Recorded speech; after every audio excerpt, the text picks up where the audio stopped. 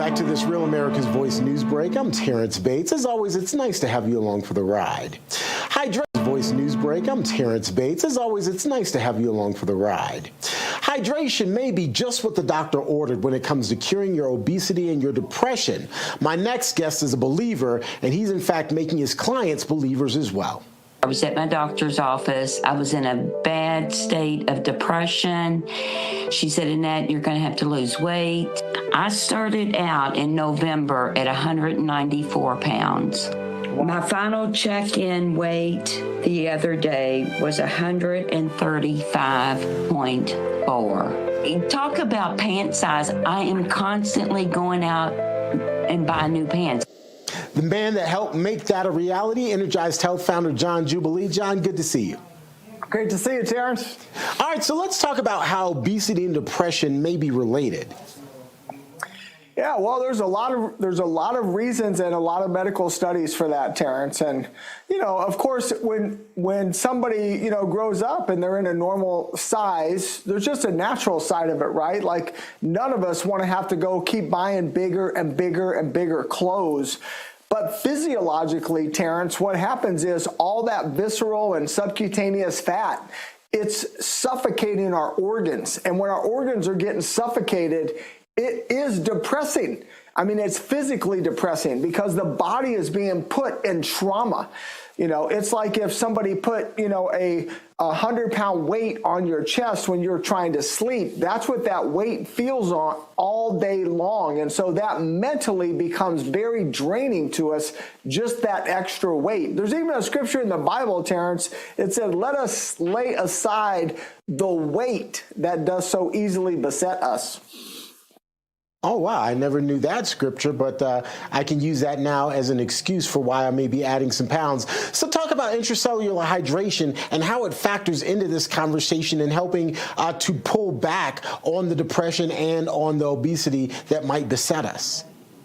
Yeah, so we have clients, Terrence, that, and by the way, 1 out of 4, Terrence, 1 out of 4 people watching us right now is taking a medication for either depression or anxiety.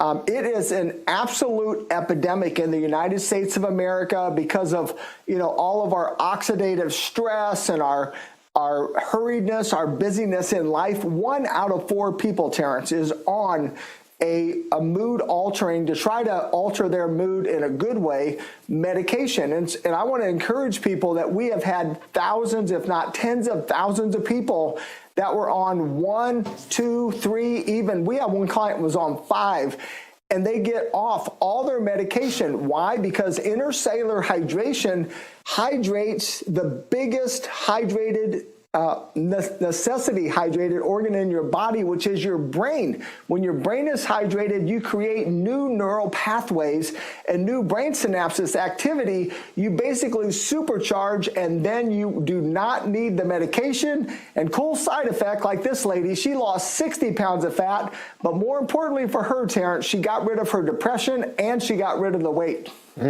So how do people start the process? Hearing about it is one thing, actually starting the protocol is another.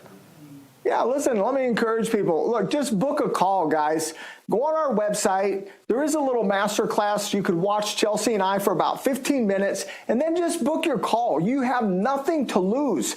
But when you have depression or anxiety, or you have a weight problem, this is the solution. So when you find a solution, all you got to do is pick up your phone.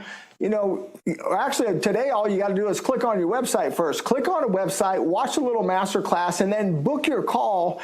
The solution is right there. It's a couple clicks and a phone call away. And all of those initial things you talked about are free. It's at no cost other than time. It is no cost. It's just, guys, just go log on energizedhealth.com. Watch a masterclass, book your call. There's no obligation, doesn't cost you a penny, totally free. All right, that's what I like to hear. If it's free, it's from me. Always good to see you, my friend. Great to see you, Terrence. Appreciate it. And once again, folks, the information is there on your screen, energizedhealth.com. Log on, go ahead and watch the masterclass, book your call, and at least take a first step towards health.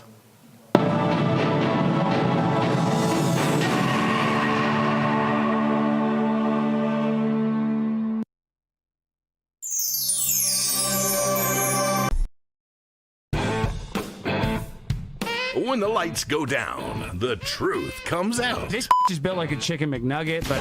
This is After Hours with Alex Stein. No filter. You're a globalist. You don't care about America. No apologies. You're a pro-abortion when you should have been aborted. The undisputed king of trolling. I was recently sexually assaulted within the metaverse. I want to vaccinate your mom. They tried to cancel us. Deplatforming works. She wants to kill babies, but she's still beautiful. Look at that booty on AOC. That's my favorite big booty Latina. Politics, culture, hypocrisy. They want them to have their penises cut off. Uncensored and uncontrolled. Cut your penis off, actually. That's what I'm saying. They admit they want to cut people's penises off. Late night just got dangerous. After Hours with Alex Stein. Coming soon to Real America's Voice.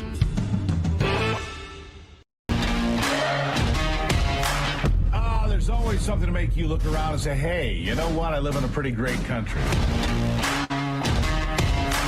President Trump is calm, on point, on his game. And unlike the last guy, he is competent and coherent. Come on, man. We're not bending the knee anymore. We're here to take a stand for God and country. This is the Steve Gruber Show. All right, and live from the heartland right here in the shadow of Detroit, kicking out of the brand new hour here on the Steve Gruber Show, fighting for you from the foxhole of freedom, which always makes me ask, who do you want in your foxhole today? Big day ahead, a lot of work to do. Let's get right to it. Here are 3 big things you need to know. Former President Clinton snubbed his nose at a congressional subpoena to appear and testify about his relationship with Jeffrey Epstein. I'm not hearing the left howling about justice for the victims. Weird. Where's Bill? Number 2, more great numbers for President Trump in the economy on Tuesday as he arrived at the Detroit Economic Club. Huge growth and low inflation. I'll have a lot more on that coming up a little bit later. And number 3, we're starting today with a history lesson because we must. A walk down memory lane where I've got the receipts, the proof that President Trump is not the radical extremist that the Democrats pretend he is, that once upon a time they applauded and argued for the very common sense policies, in fact, the very same policies he's fighting for now, the ones he's taking action on, especially when it comes to the border and taking illegals out of this country. How about their most recent display of performative outrage over President Trump's removal of Venezuelan narco dictator Nicolas Maduro from power? Democrats are out chanting for the U.S. to free this homicidal maniac. And Democrat politicians are blasting Trump as reckless, calling him a kidnapper, and anything else they can think of that's insulting. But let me remind you of what the criticism used to look like. Here's a tweet from Joe Biden during Trump's first term. He writes, Trump talks tough on Venezuela, but admires thugs and dictators like Nicolas Maduro. As president, I will stand with the people of Venezuela and democracy. And of course, Biden did absolutely nothing except pretend to be tough. Here is his press secretary, Karine Jean-Pierre, announcing a bunch of slaps on the wrist after Nicolas Maduro stole yet another election. Here it is. Maduro once again demonstrated his complete disregard for democratic norms and proceeded with his illegitimate inauguration. As President Biden emphasized during his meeting with President-elect Edmundo Gonzalez Urrutia on Monday, January 6, we believe that it is essential that the will of the Venezuelan people is respected. In coordination with our partners, we've given Maduro and his representatives every opportunity to restore democracy, but they haven't.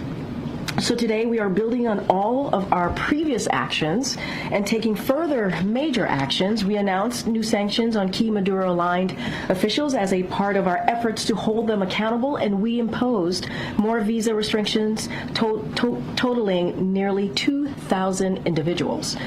We also increased the reward amount to $25 million for Nicolas Maduro and his so-called Minister of Interior. Yeah. So the Biden administration labeled Maduro as illegitimate, said that the will of the Venezuelan people needed to be honored and placed a bounty on Maduro's head, $25 million there. But they're stomping mad that Donald Trump actually did something about it. When I saw the pictures of Maduro handcuffed and blindfolded aboard the USS Iwo Jima, sure didn't seem like Trump admired him as Biden claimed. The Democrats can't pick a talking point and stick to it unless it's orange man bad. Trump is bad no matter what he does. Before Trump derangement syndrome was a thing, it was pretty commonplace to acknowledge that illegal immigration was not good. Let's go back 30 years, okay? This was President Bill Clinton's State of the Union address, one that he got a standing ovation for. Let's go back. Here it is. All Americans, not only in the states most heavily affected, but in every place in this country, are rightly disturbed by the large numbers of illegal aliens entering our country. The jobs they hold might otherwise be held by citizens or legal immigrants. The public service they use impose burdens on our taxpayers. That's why our administration has moved aggressively to secure our borders more, by hiring a record number of new border guards, by deporting twice as many criminal aliens as ever before, by cracking down on illegal hiring, by barring welfare benefits to illegal aliens.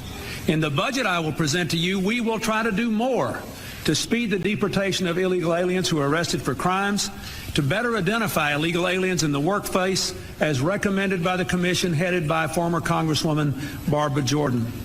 We are a nation of immigrants, but we are also a nation of laws. It is wrong and ultimately self-defeating for a nation of immigrants to permit the kind of abuse of our immigration laws we have seen in recent years, and we must do more to stop it. We must do more to stop it. Now, wait a second. Isn't that something only a fascist would say? I mean, that's what we've been told for a decade. But if I go back just 20 years, Democrats still had the common sense about illegal immigration. Here's the Democrat savior and golden child, Barack Obama, in 2007 on this very topic. Listen. I think we should have strong border security. It doesn't make sense for us to allow hundreds of thousands of people coming through our borders without us knowing who they are, oftentimes in very hazardous situations and unmonitored situations that could do us long-term damage. I think we should have a serious employer verification system where employers, when they hire somebody, find out what their work status is. Are they able to work here legally? Right now, what employers will say is, well, we check their Social Security card. That's the best we can do. So we've got to set up a tamper-proof system and then hold employers accountable. You pay a fine, you learn English, you stay out of trouble, you've got a job. You go to the back of the line so that those who came here legally, that backlog is cleared before you have opportunities for citizenship. That is a reasonable approach, and one that will ultimately address the biggest problem for American workers, and that is the depressive effect of undocumented workers. Learn English? Go to the back of the line? Throw people out for committing crimes? Another fascist right there in front of us. Keep in mind, he was campaigning for president in 2007. This was considered a winning talking point. And his opponent and fellow Democrat Hillary Clinton was spouting the exact same talking points to thunderous applause. Back to the time machine. So I think we got to have tough conditions. Tell people to come out of the shadows. If they've committed a crime, deport them. No questions asked. They're gone. If they've been working and are law-abiding, we should say, here are the conditions for you staying. You have to pay a stiff fine because you came here illegally. You have to pay back taxes. And you have to try to learn English. And you have to wait in line. Yeah, learn English. Get to the back of the line. Racist. Fascist. Who are these terrible people? All of that would be ridiculed today. And it is ridiculed today and attacked today by the very same people who supported Barack Obama, Hillary Clinton, Bill Clinton. They attacked Donald Trump for saying the exact same thing and actually doing something about it. Trump isn't a radical. It's the Democrats who have become radicalized and swung so far left they can't even repeat the same things they were saying not that long ago. It is absolutely remarkable. I'll have more evidence from the time machine about the dishonesty of Democrats. They don't care about policy. They care about one thing, power. And they'll say anything to get it and to keep it. I'll be right back.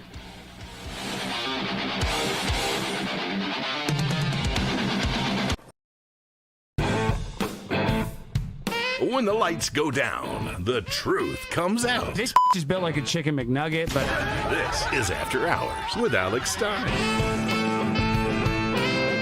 No filter. you're a globalist. You don't care about America. No apologies. You're a pro-abortion when you should have been aborted. The undisputed king of trolling. I was recently sexually assaulted within the metaverse. I want to vaccinate your mom. They tried to cancel us. Deplatforming works. She wants to kill babies, but she's still beautiful. Look at that booty on AOC. That's my favorite big booty Latina. Politics, culture, hypocrisy. They want them to have their penises cut off. Uncensored and uncontrolled. That's what I'm saying. They admit they want to cut people's penises off. Late night just got dangerous. After Hours with Alex Stein. Coming soon to Real America's Voice.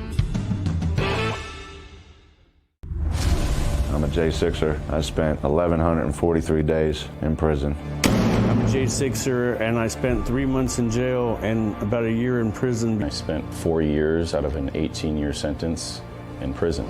J6ers have been smeared and defamed by the media, persecuted by the government, and treated like terrorists. In reality, J6ers are patriotic men and women, mothers, fathers, sisters, and brothers from all walks of life. Stand in the Gap was founded to stand in the gap for J6ers working to rebuild their lives after being incarcerated. And we need your help. For just $10 or more, you're helping these patriots get mental, physical, and spiritual help. Please scan the QR code or go to j6support.com to donate $10 or more to support these American patriots. Thank you for being a patriot. Thank you for standing in the gap. I'm Patriot Mermaid, and I'm from West Haven, Connecticut. When the mainstream media wasn't giving us the truth, I went and looked for the truth and found it on Real America's Voice. Come and join us. Come on.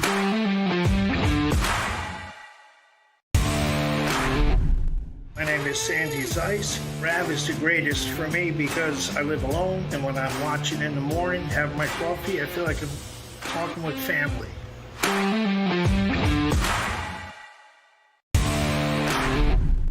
Florida Sun Goddess here. Let me tell you why I love Rav. They let my voice be heard. They give me a platform for community so I don't feel alone. Thanks so much.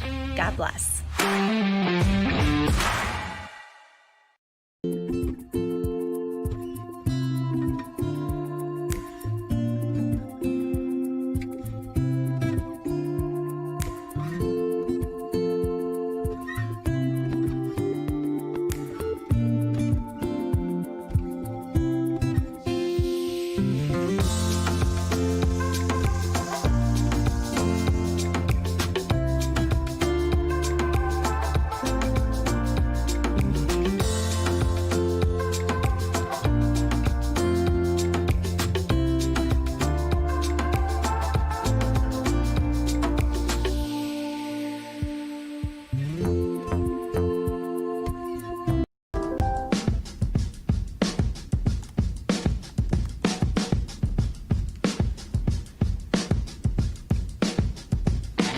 All right, let's continue right down this because this is an important understanding.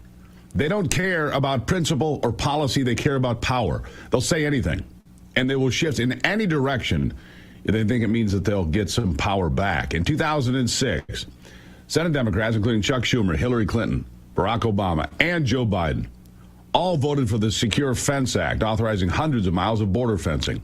During his presidency, Obama deported more people than any prior president and supported strict enforcement paired with reform. 5 million people or more were deported during Barack Obama's time in office. But now I'm supposed to believe those very same people when they tell me that Trump is a threat to democracy for actually making good on the promises that they made. They made the promises to the American people. Trump delivered on it. So how about China? Democrats have long criticized China for currency manipulation, intellectual property theft, and unfair trade practices. In the early 2000s, Chuck Schumer repeatedly called for tariffs on China. Barack Obama targeted tariffs on Chinese goods, yet when Trump did the exact same thing in his first term, they called him reckless. But here's the real kicker. When Biden took over in 2021, he quietly kept almost every single Trump tariff in place on China. China still bulldozed over Biden anyways. because they knew they were dealing with a patsy. So Trump has been forced once again to do something about it. And once again, they're raking him over the coals for it, even though this is what Democrats used to sound like on the issue of China. How far does China have to go? How much more repression? How big a trade deficit and loss of jobs for the American worker? And how much more dangerous proliferation has to exist before members of this House of Representatives will say, I will not endorse the status quo? As I mentioned, it's about jobs, proliferation, and human rights. And there are those who say we shouldn't link human rights and trade and proliferation and trade. I disagree. But if we just want to take up this issue on the basis of economics alone, indeed, China should not receive most favored nation status for several reasons. Yeah. There's Nancy Pelosi. Seems that she's conveniently forgotten all the things she said and all those reasons. That's the Democrats for you. All bark, no bite, no intentions to follow through on their moral grandstanding. And they'll find a way to criticize Trump no matter which way he goes. Because this again, Chuck Schumer more recently in 2017. President Trump has promised many times to crack down on China. And still, 10 months into his administration, his Commerce Secretary is once again needlessly delaying a preliminary step in that effort. Every time I see Secretary Ross, I've known him for 30 years, he's a New Yorker like I am. I say to him, when are we going to do something on China? Oh, we're going to do something tough. And each time there's a different excuse. This should have happened in the first 2 months of the administration. It hasn't. So, because of the Republican inaction, because of the president's unfulfilled and rapidly becoming broken promise on being tough with China, Senate Democrats will be sending a letter to President Trump and Commerce Secretary Wilbur Ross demanding that the administration keep its promise to crack down on China's unfair and predatory trade practices. Yeah. Spare me the outrage, please. In 2017, Schumer was so bold as to send a letter. A letter, how scary. But now that Trump has cracked down on China's predatory trade practices, they're mad that he's doing what needs to be done. It's exhausting keeping up with these people. They're the same way about cutting waste, fraud, and abuse. They want us to cry over how we've slashed funds to the money laundering operation that was USAID, or canceled contracts that had nothing to do with American prosperity. They've gone so far as to label Trump a murderer because he's not going to prop up gender identity programs in Latin America. But Democrats were sure proud of their fearless leaders like Clinton and Gore, who promised, well, the very same things. Here it is. How to cut waste, cut red tape, streamline the bureaucracy, change procurement rules, change the personnel rules, and create a government that works better and costs less. By paying for these plans, first with cuts in government waste and efficiency, second with cuts, not gimmicks, in government spending. We'll prove that we can spend the money we have in an appropriate way and stop wasting so much of it. But over the next several months, we will be looking at every other agency and program, asking the direct question, do we really need this agency?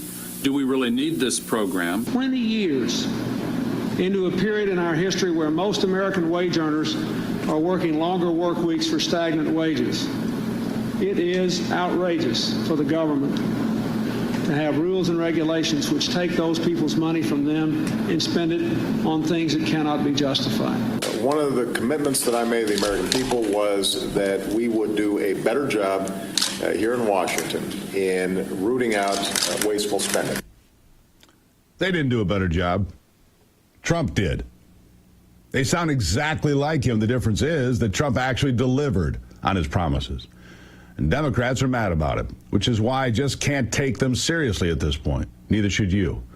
How can you take any of that seriously? More to come. Did you know that American homeowners nationwide have over $32 trillion in equity, and cyber criminals are targeting it with a growing scam the FBI calls house stealing? House alarms, doorbell cameras, deadbolts, they don't work against these thieves because they're not after your stuff. They're after the equity that you have built in your home. If your title isn't being monitored, scammers can transfer the title of your home into their name using documents they file at the county and then take out loans against it or even sell it behind your back. The scariest part is you don't even know that until the foreclosure notices start hitting your mailbox. But by then, the damage has likely been done. Could be irreversible. The best way to protect your equity: lock protection from my friends at Home Title Lock. Triple lock protection, 24/7 monitoring. Alerts of any changes, and God forbid if the worst happens, restoration services at no cost to you. You can check on your home's title today and make sure you're not a victim. Use the promo code Gruber at HometitleLock.com to make sure you're still in good standing. That's right. You'll also get a free history report on your title and a 14-day trial of the $1 Million Triple Lock Protection. That's right. Go to HometitleLock.com now. Use the promo code Gruber. HometitleLock.com. Promo code Gruber. Get set up and have peace of mind. I'll be right back.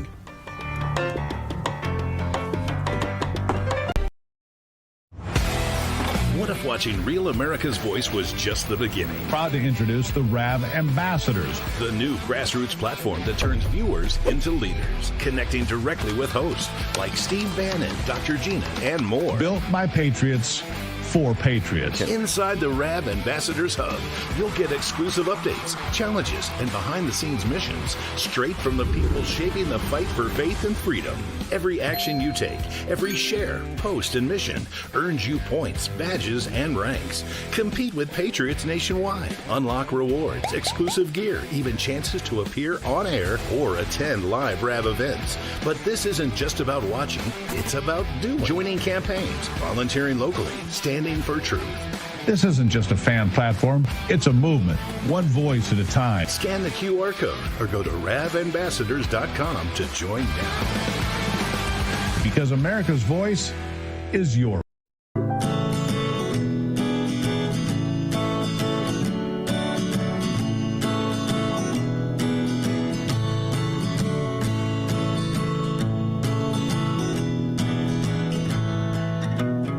All right, so I'm watching these developments out of Iran. Look, there's a lot of things happening right now. And when these protests started in the streets of Iran here more than 2 weeks ago now, I thought, well, it'll probably fizzle out after a few days. It has not. It has grown to 200 cities across Iran. The NCRI says more than 3,000 Iranian civilians have been murdered, shot down. And what's different about this is that those in the streets are undeterred. They're willing to stand there and risk getting shot rather than live another day under this repressive regime. It's opening up the door for Saudi Arabia to become the influential leader of the Middle East completely. Saudi Arabia and Iran have had a competition for 25 years now as to who would be the most dominant nation in the Middle East. Iran, I think, could topple. It would be remarkable. You know, I was telling Ivy last night, I remember clearly 52 hostages, 444 days. Not released until noon on the 20th of January, 1981, when Ronald Reagan took the oath of office. They feared him. They did not fear Jimmy Carter. Sound familiar? President Trump now saying he's watching the situation closely. When he got home from Detroit yesterday, he answered questions on the tarmac and gave every indication that the United States might get involved in some way. That doesn't mean boots on the ground, but it might mean Predator drones. It might mean real action. It might be real response to put Iran on the track to become part of the family of civilized nations again. We'll talk about that and more coming up. Carrie Sheffield is going to join me from the Independent Women's Forum. A lot going on. She can address it all. And we're going to talk about it with her, whether it's Venezuela, Iran, the economy, everything that's going on. All right. And, of course, the border, ICE agents. You know, 2026 off to a pretty quiet start, right? Yeah, nothing to talk about here. Carrie Sheffield next on The Steve Gruber Show.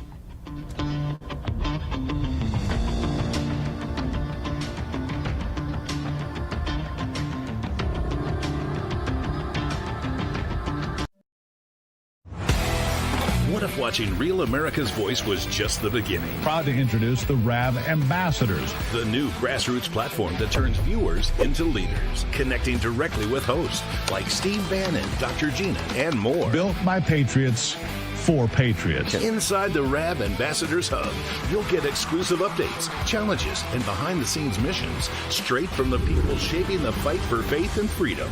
Every action you take, every share, post, and mission earns you points, badges, and ranks. Compete with patriots nationwide. Unlock rewards, exclusive gear, even chances to appear on air or attend live RAV events. But this isn't just about watching, it's about doing. Joining campaigns, volunteering locally, standing for truth. This isn't just a fan platform, it's a movement, one voice at a time. Scan the QR code or go to ravambassadors.com to join now. Because America's voice is your voice. Through every storm, every moment of uncertainty, everybody needs to pray for Charlie Kirk right now. RAV has stood strong. We're not going to tolerate this stuff anymore. Turn that anger into motivation to save this nation. When we move together, there is power. The cries of this widow will echo like a battle cry. This is more than news. It's a movement. This revolution of people taking their countries back. A turning point. A chance to be part of something greater than yourself. Scan the QR code and stand with RAV. The story isn't over, and neither is your part in it. Step in, be counted, be heard. Together, we are RAV. We will achieve American greatness. And we are just getting started. Lazar Garcianovich here from Japan. Love Real America's Voice, real news, honest views, and love seeing everyone there. God bless America.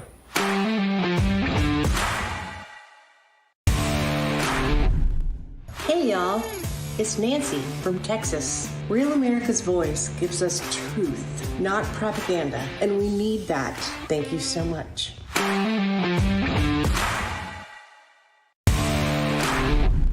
My name is TJ Ash from Carbonville, Utah. Real America's Voice lets me express my conservative views without censorship or edit.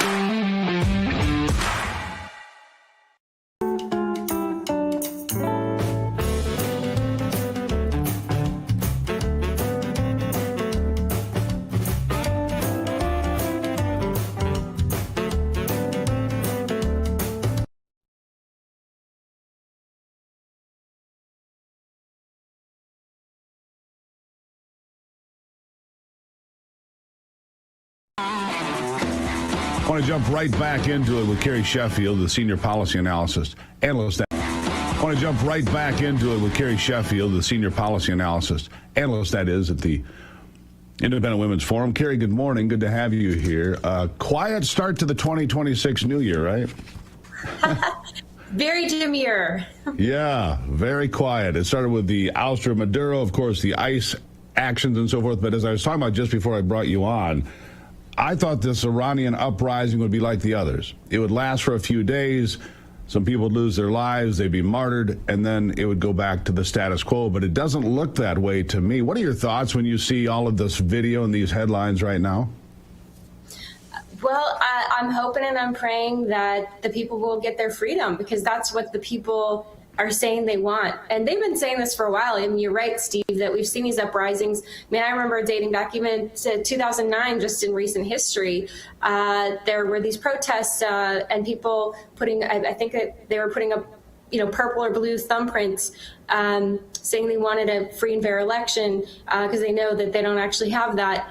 And then there have been others over the years, and then they just get crushed. And so we'll see what happens. I think it's great that President Trump is encouraging these protesters. I also want to say here at Independent Women's Forum, we put out a statement in support of these women because the last time this happened in Iran, it was around a young woman who was basically, the account is allegedly murdered for not wearing her hijab correctly. And it sparked this backlash against the so-called morality police. And so you're seeing it this time around where you have young women who are holding cigarettes and they're with the cigarette butt lighting photos of their alleged great leader. And so I think it's showing a remarkable courage for these women to do it, and they're sparking courage among all the people of Iran. Well, let me ask you about Democrat women for a moment.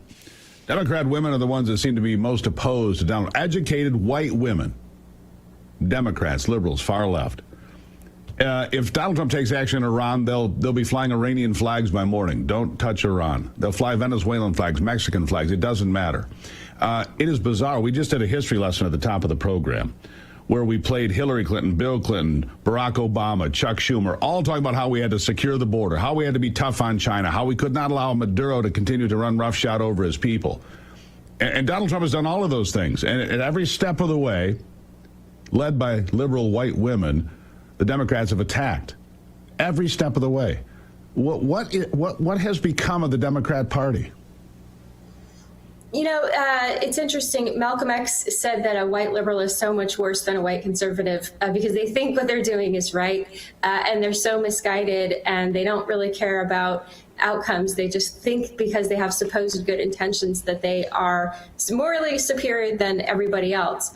When it comes to women, you know, we talk with a lot of women. We're not here to demonize anybody, but again, I think there's a lot of our education system in the United States has really sadly brainwashed and failed to teach history to America's, not only America's women, but America's young men as well. But the young men, Gen Z men, they're not having it, which is a nice thing to see. So there's a lot of education we need to do for liberal women to help them understand. You know, Bill Ackman, for example, recently tweeted out Harvard Yard completely empty, crickets in the face of thousands of Iranians being murdered. And they don't care about the people, the brown people of Iran, because, you know, they supposedly care about non-white people in Palestine, but not in Iran, people who are risking their lives for their freedom. And not in Venezuela either. Not in Venezuela, not in Iran, you know, not in any of these places. It's remarkable. You know, you look at these protests against ICE, another example. You don't see I don't see any black people there. I don't see any Hispanic people there. I see a bunch of white folks, usually 65 and older, most of them women. It's kind of a strange thing. Now, I want to shift gears a little bit here to the economy. Donald Trump was at the Detroit Economic Club yesterday. I was there with him. He had a very positive message, all the things he's doing. And you just released a column that you wrote. The Independent Women responds to inflation, wages outpacing price growth. Look, 5.4% increase in GDP, 2.7% inflation. Donald Trump says he's going to not allow institutional buying of single-family homes. He's going to cap for 1 year credit card rates at 10%. I don't know how any of these things will work out in actuality, but he's trying hard to put the American taxpayer first. What a revelation.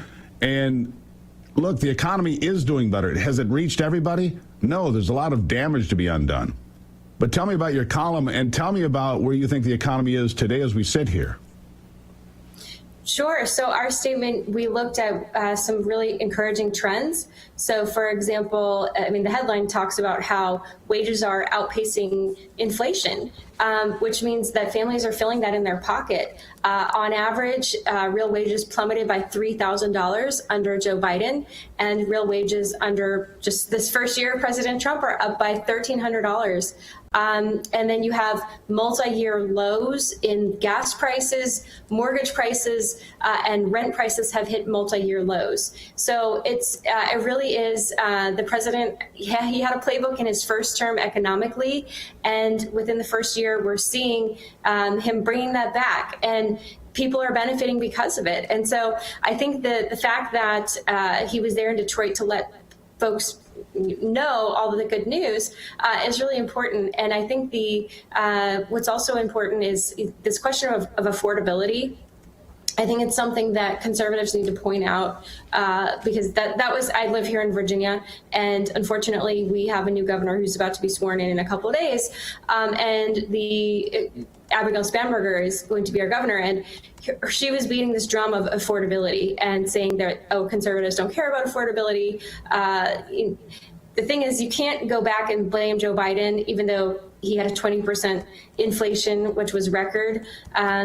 We hadn't seen that in a generation, but voters don't want to hear you blame the other guy. And I think what Trump did by going to Detroit is very forward looking, and reminding folks, hey, maybe you are feeling, not gaslighting people and saying like, no, you're not feeling an affordability crunch.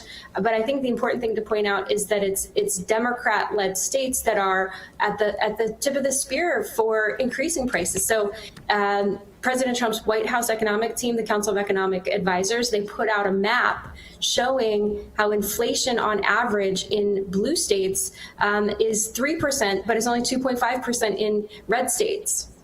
Yeah, it is remarkable.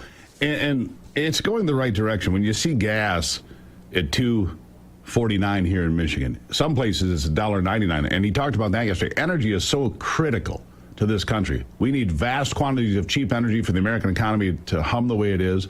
Chris Wright, the Energy Secretary, I think is doing a fine job. And Donald Trump is moving away from this pseudo-religion of Earth First nonsense and the Green New Deal to economic policies that make sense. 30 seconds for the last word to you, Carrie.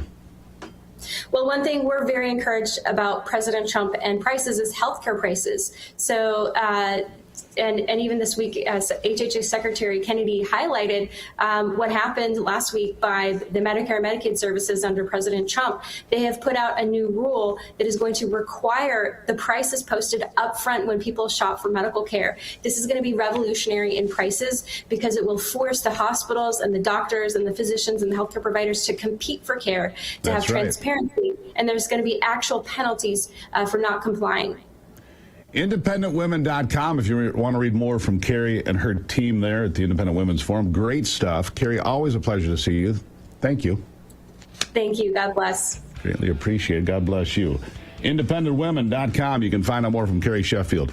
Brilliant. Brilliant she is. Used to work with her. I know her well. I'll be right back.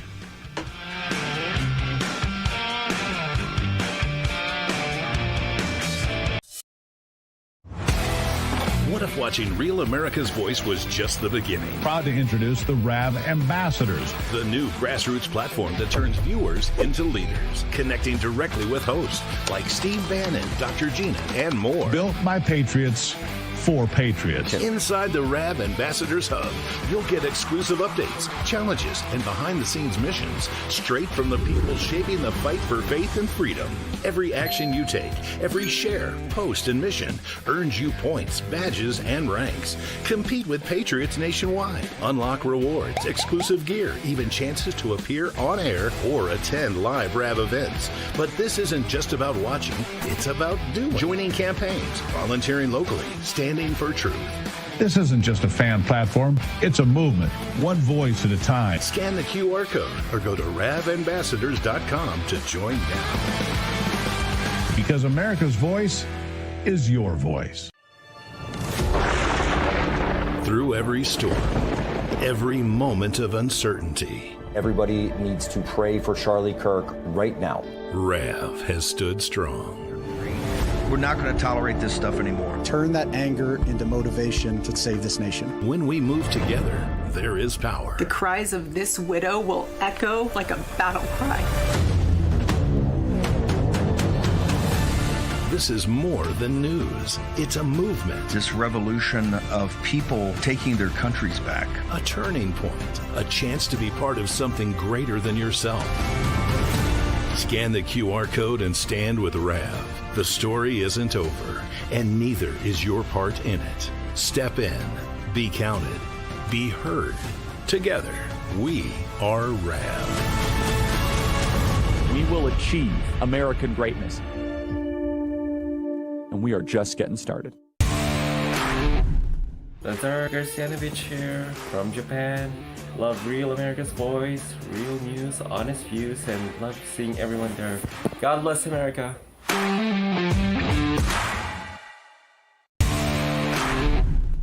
Hey y'all, It's Nancy from Texas. Real America's Voice gives us truth, not propaganda, and we need that.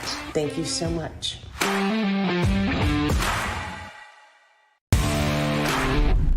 My name is TJ Ash from Carbondale, Utah. Real America's Voice lets me express my conservative views without censorship or edit.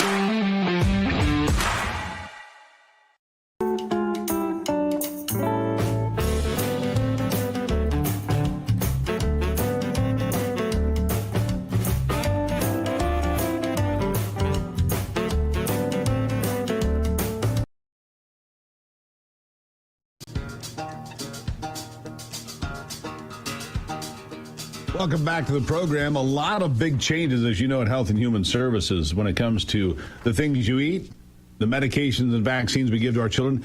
They got rid of the food pyramid. Thank God. It's been upside down my entire adult life. And when it comes to vaccines, they reduced the required vaccines, or recommended vaccines, I should say, from 79 to just 11.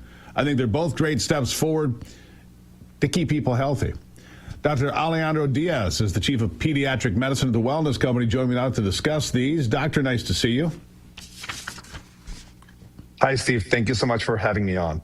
Great to have you. Look, the food pyramid has been upside down. It said things like 9 to 11 servings of pasta and rice every day. I mean, that just converts to sugar. We have a sugar problem, and I really like the fact that Robert F. Kennedy Jr. said, in no uncertain terms, we are declaring war on sugar. It's about time, isn't it?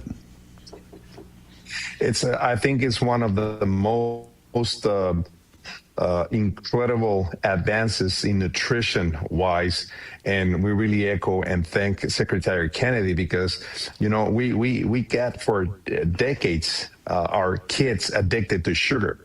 So now with this new pyramid, you know, before it was the regular pyramid and then my plate, and now the real food, which is more based in protein, animal protein based, meat, chicken, fish, healthy fats, dairy products, and also, you know, not unsaturated or polysaturated or super processed foods. So I think this is the new way to go.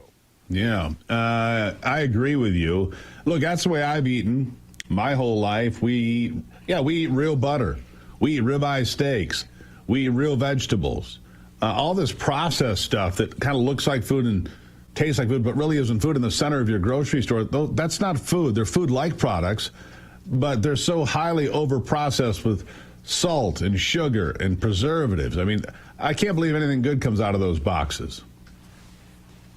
Many of the diseases that we have been encountering for the last 4 decades are food-related, Steve. So from autoimmune diseases, from allergies, asthma, even cancer are food-related diseases, among other things like microplastics and things along that line.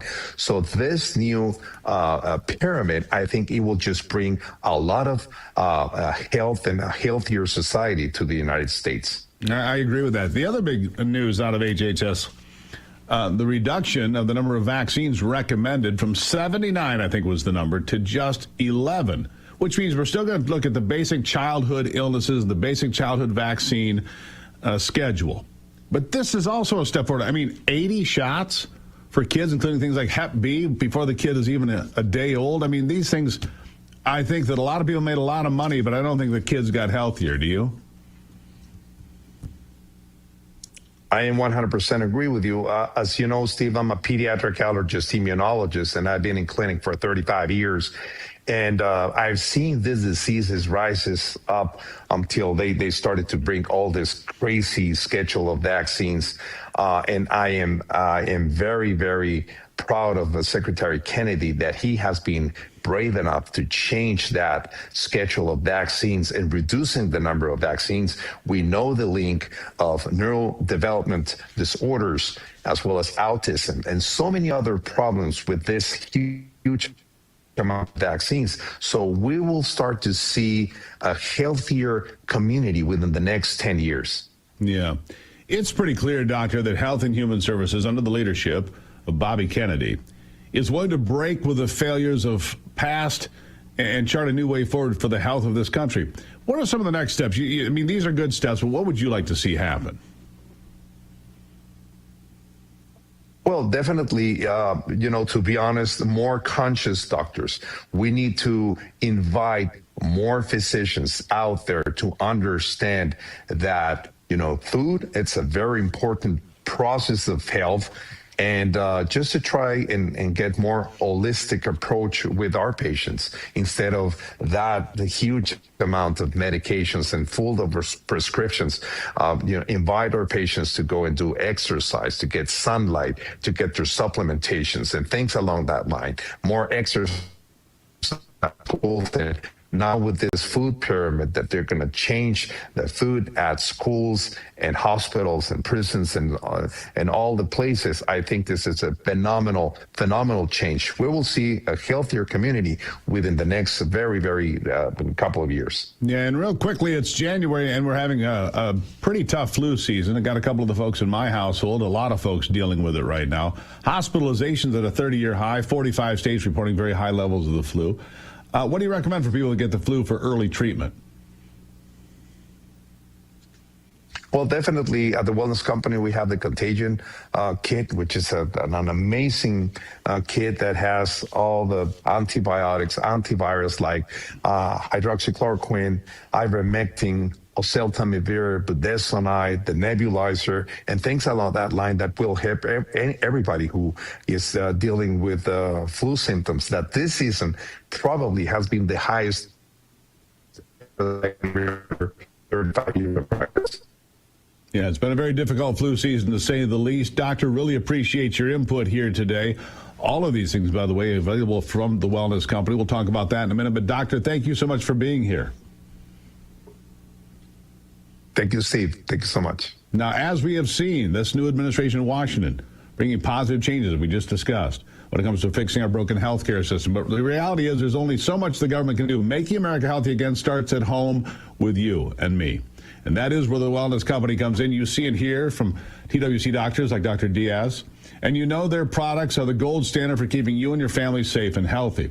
The Wellness Company helps you prepare for whatever happens with their prescription medical kits like he talked about, which include life-saving medications and easy-to-follow guidebooks for proper use.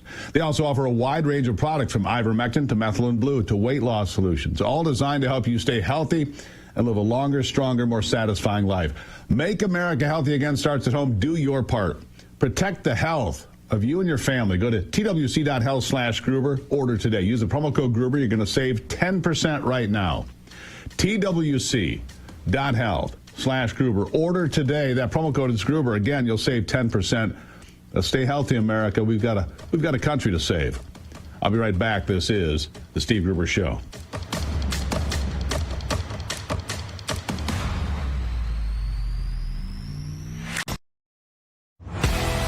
What if watching Real America's Voice was just the beginning? Proud to introduce the RAV Ambassadors, the new grassroots platform that turns viewers into leaders, connecting directly with hosts like Steve Bannon, Dr. Gina, and more. Built by Patriots for Patriots. Inside the RAV Ambassadors Hub, you'll get exclusive updates, challenges, and behind-the-scenes missions straight from the people shaping the fight for faith and freedom.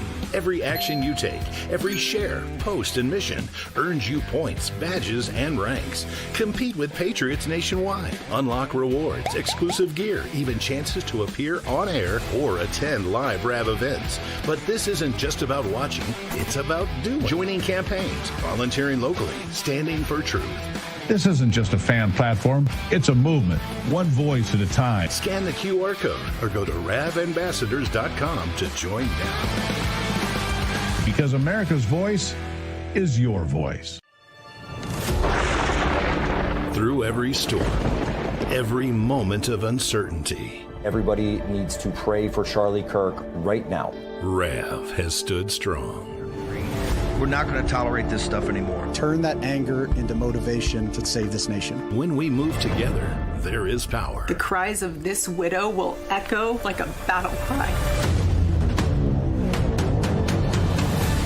This is more than news. It's a movement. This revolution of people taking their countries back. A turning point. A chance to be part of something greater than yourself. Scan the QR code and stand with RAV. The story isn't over, and neither is your part in it. Step in, be counted, be heard, Together, we are RAV. We will achieve American greatness. And we are just getting started. Lazar Garcianovich here from Japan. Love Real America's Voice, real news, honest views, and love seeing everyone there. God bless America.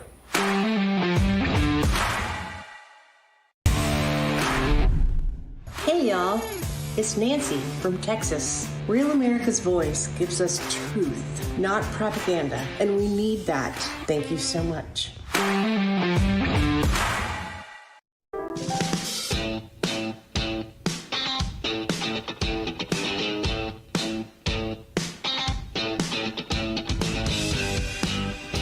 All right, back to it now. We're going to be, I'm diving into this Iranian thing. You know, if not for Elon Musk, let's just give credit where credit is due. If not for Elon Musk, we would have no idea what was going on inside of Iran. Starlink, making it possible for some information to get out. Not a lot, but some. Donald Trump has cut off all communications with the Iranian regime at this point. He said he's all done with it. And he's not going to entertain what they're doing. I just saw an estimate out of Iran. It's not 3,000 people, according to some observers. They say the streets are lined with bodies. I saw an open-air morgue, if you will. And it is heartbreaking. Maybe 20,000 is the number. Are Democrats going to stand against Donald Trump responding to that as well? That's my question to you here today. Will the Democrats stand up? As we demonstrated off the top of the program today, Democrats will say anything for power and privilege and control. One year they'll say they're for border security. Donald Trump puts in border security and they say Donald Trump's a terrible human being. They say they oppose the dictator Maduro. And when Donald Trump takes him out in the most remarkable way with not losing a single American life, they scream that he's intervening in a foreign country where he doesn't belong. When Donald Trump goes toe-to-toe with China, they scream about it, even though they have said that China has practiced unfair trade practices, currency manipulation, and everything else for decades. It doesn't matter to them. It doesn't matter. Give me the QR code for YouTube, would you please? This YouTube code here, if you ever want to see the interviews that we do here, you want to watch the program live, this is the place to do it, YouTube. Right there's your QR code. Just click on that. We're growing that community. Great conversations in there as well. Love the folks on Getter as well. Don't want to, forget about my good friends on Getter. But YouTube is the growing place to be, where we're putting up all sorts of things. And later today, we've got a very special interview on the brand new Forgotten America podcast. That'll be live today and then available on YouTube. Again, click the QR code and you can have access to all these and so much more. Real America's Voice, MTN Networks, working hard for you every day. It's the Steve Gruber Show.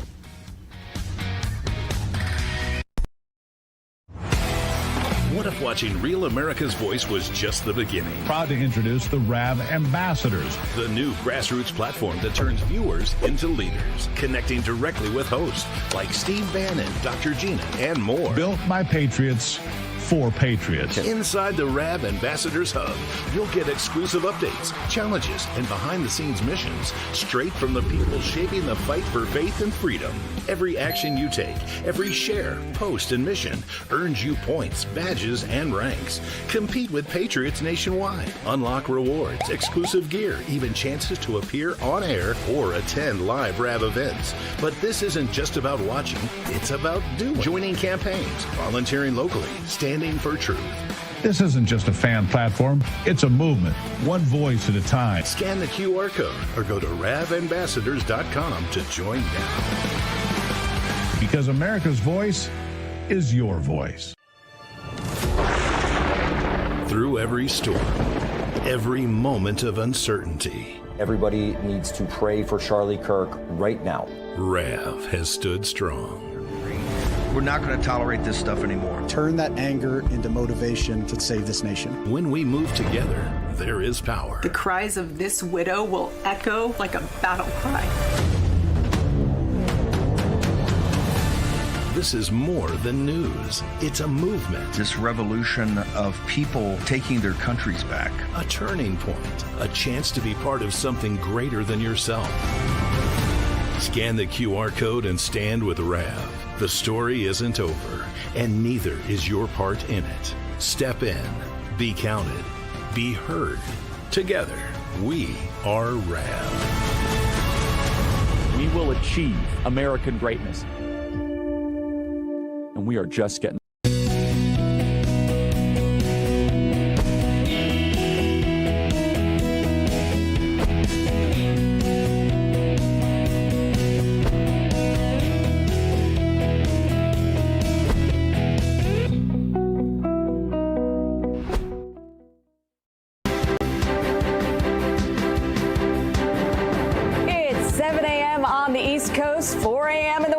Coming up on American Sunrise Early Edition, extreme deflection. Bill Clinton and most likely his wife Hillary potentially facing contempt of Congress charges after Bill fails to testify in the ongoing investigation into sex predator Jeffrey Epstein. And Hillary won't show later today. Why don't the Clintons want to speak? We'll take a look. Plus, the body count is rising in Iran as the people protest the stronghold and oppression they faced since the Islamic Revolution of 1979. They throw a thriving Mecca of Mideast back into the Middle Ages, and the people have obviously had enough. But can they overturn the rogue regime and the Ayatollahs who hide behind their Qurans? The latest ahead. And extreme diplomacy served ice cold.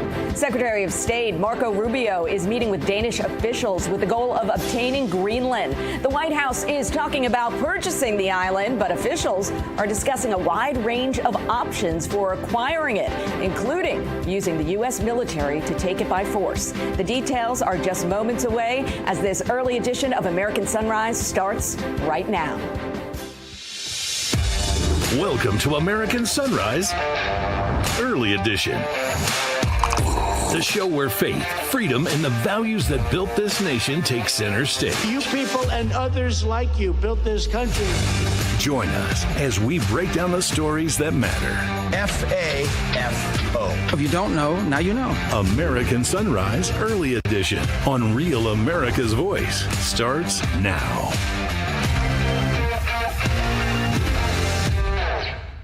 Good morning, everyone, and welcome to American Sunrise Early Edition. I'm Allison Hans, live from West Palm Beach, and it is so great to have you with us. Let's bring in my co-host, Brian Glenn. Good morning, Brian. I understand that you had a very nice night of sleep last night. You know, good morning, Allison. I don't know if it's normal to lay down in bed at 6:47 p.m. on a Tuesday night, but I did that. Okay, I think for you, I think it's normal because, I mean, what was your day like yesterday? You're at the White House all day. You did the show in the morning. Please, let the audience in on what your day looked like. Yeah, well, it does. It's a long day, and of course, it's cold here in D.C., so you've got the shiver factor in there where you're using a lot of energy to stay warm. It's just one of those days. And also, Allison, we were talking about this before the show. Doing a morning show is a big commitment. We've got people behind the cameras and back there that wake up at 2, 3 in the morning. So by the time at the end of the day, you're just ready to go to sleep. And but I'm glad to be here today. I'm rested.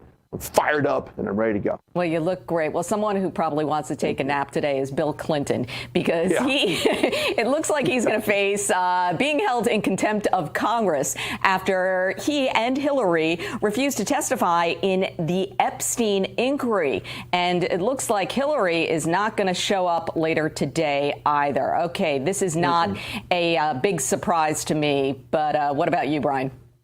No, it's not. And I would like to now see what happens to these individuals if they have a congressional contempt of court and they don't show up after being subpoenaed. I know that we've had fellow Republicans spend some time behind the bars for doing such that. So we'll see if anything happens. Well, I mean, if they're going to throw Bannon and Navarro in the clink, come on.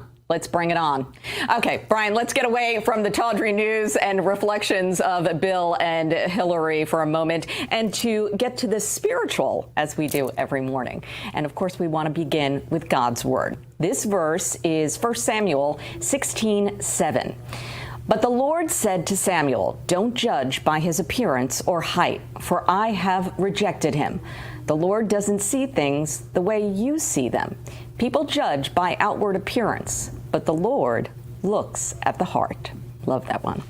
Well, turning our attention now to Minneapolis and the unrest in that city in the wake of the ICE agent shooting of a woman who taunted them, clipped one of the agents with her car, and then tried to flee the scene. Her death has sparked anti-ICE protests from coast to coast. And joining us now with boots on the ground in the city under siege is political analyst for townhall.com, Dustin Grage. Dustin, good morning to you. Thank you so much for joining us this morning.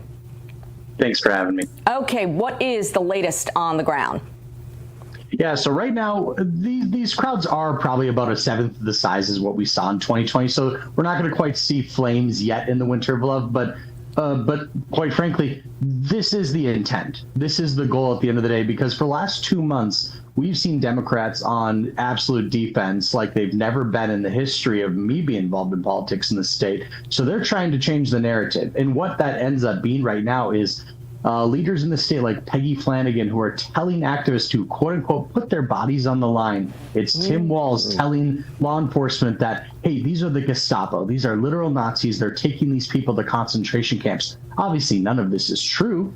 But what ends up happening is these activists get radicalized to, at a bare minimum, track these law enforcement officers around all day and impede upon federal law enforcement duties. So what ends up happening is you might get these people, even if they have total just no issues with actual law enforcement in terms of like actually wanting to harm them, they might put themselves in the wrong position at the wrong time. And in this case, this individual was put in a very bad situation, and ultimately it led to her death, unfortunately. And what's that going to, although this isn't leading to flames quite yet, they're hoping that another situation may come around this. There might be another Renee Good that ends up tindering that fire a little bit more and ultimately leading to unrest and, quite frankly, just simply put, away from the issue of fraud here in the state of Minnesota. Yeah. Brian. Yeah, I agree with you on that as well. Besides the protesting story coming out of Minnesota, there is more breaking news. President Trump has ended the temporary protective status of thousands of Somalis in the U.S. March 17th is the date to get the heck out. Of course, the Somali community in Minnesota allegedly bilked billions from federal government. Now, Dustin, what more can you tell us on the fraud aspect of everything going down in Minnesota? No, and this is kind of a thing where we're coming in and we're going, hey, the fraud is so bad, we have to end TPS. And I'm glad I called for that actually back in October. And now it's kind of come into this big issue of, kind of having a reaction to, hey, we have to do something about this. And now people are finally starting to listen. Although TPS ending, it's only going to affect maybe a little bit less than 1,000 Somalis here in the state of Minnesota. But ultimately, that's a starting point. And now we get to start going and continuing on this line. But yeah, the fraud is out of control. I mean, we're talking about billions at this point. At one point, we were talking about it might be $1 billion. Now we're talking about potentially $9 billion or greater. It's completely out of control. 14 different programs here are considered high risk. Now, get this. Nick Shirley, when he came to Minnesota, everyone's more familiar with the daycare fraud. Daycare fraud's not even included in those 14 high-risk programs here in the state of Minnesota. So it just goes to show you that there's only $9 billion plus in those 14 programs. Imagine when we include non-high-risk programs like daycare fraud, which might end up being $1 billion plus right there alone. The fraud's completely out of control, and yeah, we're expecting this to continue well into November and giving Republicans ultimately a really good wedge issue to actually win back this state and turn red. Well, TPS may affect a small group of people, but I know that the president came out yesterday and said he was cutting off funding to sanctuary cities. So tell us a little bit more about exactly what the president said and how that's going to affect Minnesota. Yeah, so every state ends up having federal dollars coming into their state. In our case, a lot of Medicaid dollars, different things like that, that are actually going to fund these secondary programs like housing stabilization services, people getting these services that now aren't going to be able to get it. And what is the reason for that? It's because of this fraud and the complete misuse of the money being spent and no oversight. And now Democrats are going to have to go to the voters and explain why checks aren't being written to the state of Minnesota anymore. And they're going to unfortunately have to say, well, it's because we value these illegal aliens over Minnesota citizens and taxpayers, which are paying into it. And if we look at the numbers here, just very bluntly, Somalis in the state of Minnesota, of those with children, 80% of those households are on some type of welfare. So quite frankly put, this community isn't contributing as much as, generational Minnesotans who have been here for generations. We're the ones paying taxes. Somalis typically aren't paying taxes. And on top of that, now these checks to the people who truly need those services aren't going to be able to get those services any longer unless they can either, one, fix the fraud, or two, explain to the voters on why they're defending this. Well, maybe at that point, some of the Minnesotans will come out onto the streets, because at this point, it looks like the Somalis, you're seeing them going out to I guess it was like a strip mall, that video. The Somalis are coming out to defend the benefits that they're receiving, but I'm not seeing any Minnesotans getting up and going into the streets. Is that like part of this whole Minnesota nice? Maybe they're not going to be so nice anymore. Well, in the past, we've called this Minnesota nice, but I like to call it suicidal empathy at this point. Oh. We now know about, standard empathy, but this is just suicidal empathy. People are openly choosing to actually go out of their way to fund their own destruction. At some point, you have to wonder, when Minnesota has seen our largest exit percentages for in-out migration going to states like Florida and Texas and Arizona and Wisconsin, and Iowa.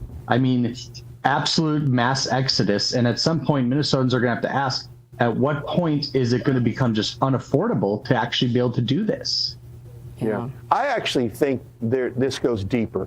In the state of Texas, I came across an investigative journalist that exposed thousands of HB1 visas being applied for in one residence. North Texas has an explosion of immigrants from not only Somalia, but India and other countries. What do you think is next? Is this going to be the main story as we go into this year of exposing the fraud around the country due to a lot of fraudulent immigration? No, absolutely. And when we were looking at Twin Shields, so this was a program that HSI ended up coming with to the state of Minnesota, they ended up going through about 1,000 different cases. And about 450 of them, they found fraudulent immigration actually occurring in that paperwork. So in the cases that we've looked at, almost half of them have actually been fraudulent. So there's a really good case here to where people are lying on their marriage paperwork, their immigration paperwork, and you're going to actually have a route for denaturalization and deportation right there alone. Now, we're also expanding this from what I've been told. Rep. Tom Emmer here in Minnesota, as well as President Trump, have openly stated that they're actually going to find a route for denaturalization and deportation for those who are actually just committing the fraud monetarily as well. Yeah, so there's Dustin, going to be routes opened up for that as well. It's about time something's done. Thank you so much for being here today. And of course, please come back. You're a wealth of knowledge. We certainly appreciate you. Thanks, Awesome. Thank you. Coming up next, Bill and Hill are in hot water and making waves after not appearing before a congressional investigation into sex trafficker Jeffrey Epstein. Now, the power couple may potentially be held in contempt of Congress. The details are next as this early edition of American Sunrise continues.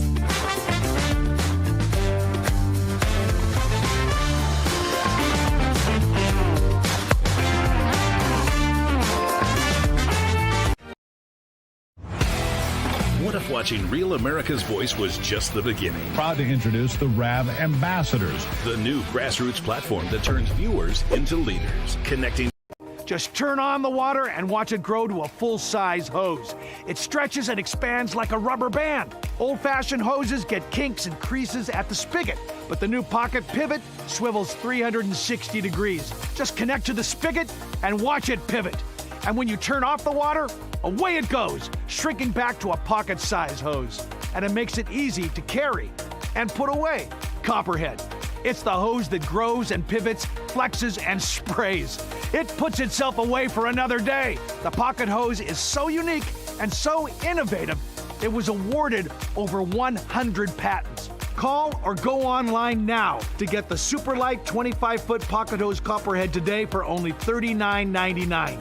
But wait, order right now and you'll receive an instant $10 discount. So it's only $29.99. And it gets better. Order right now and get our copper spray nozzle with our exclusive thumb drive free. Simply use your thumb to turn it on or off.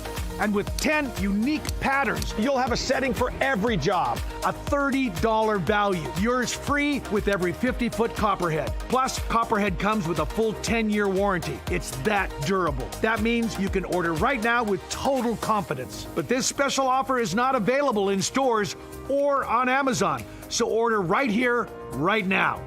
And with rising costs, this may be your last chance at this low price. There is a strict limit of 3 per order. So don't wait. Order now. To order, call 1-800-957-6191 or visit getcopperhead.com. So call 1-800-957-6191 or visit getcopperhead.com. Order now.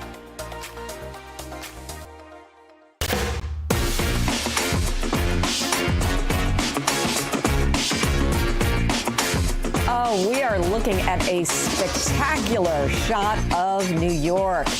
Look at the sun coming up there. Absolutely beautiful. Just absolutely gorgeous. Welcome back to American Sunrise Early Edition. I'm Allison Hans. Let's bring back in my co-anchor, Brian Glenn. Brian, I really loved that last segment because it made me think something in the break is, we were talking about Minnesota nice.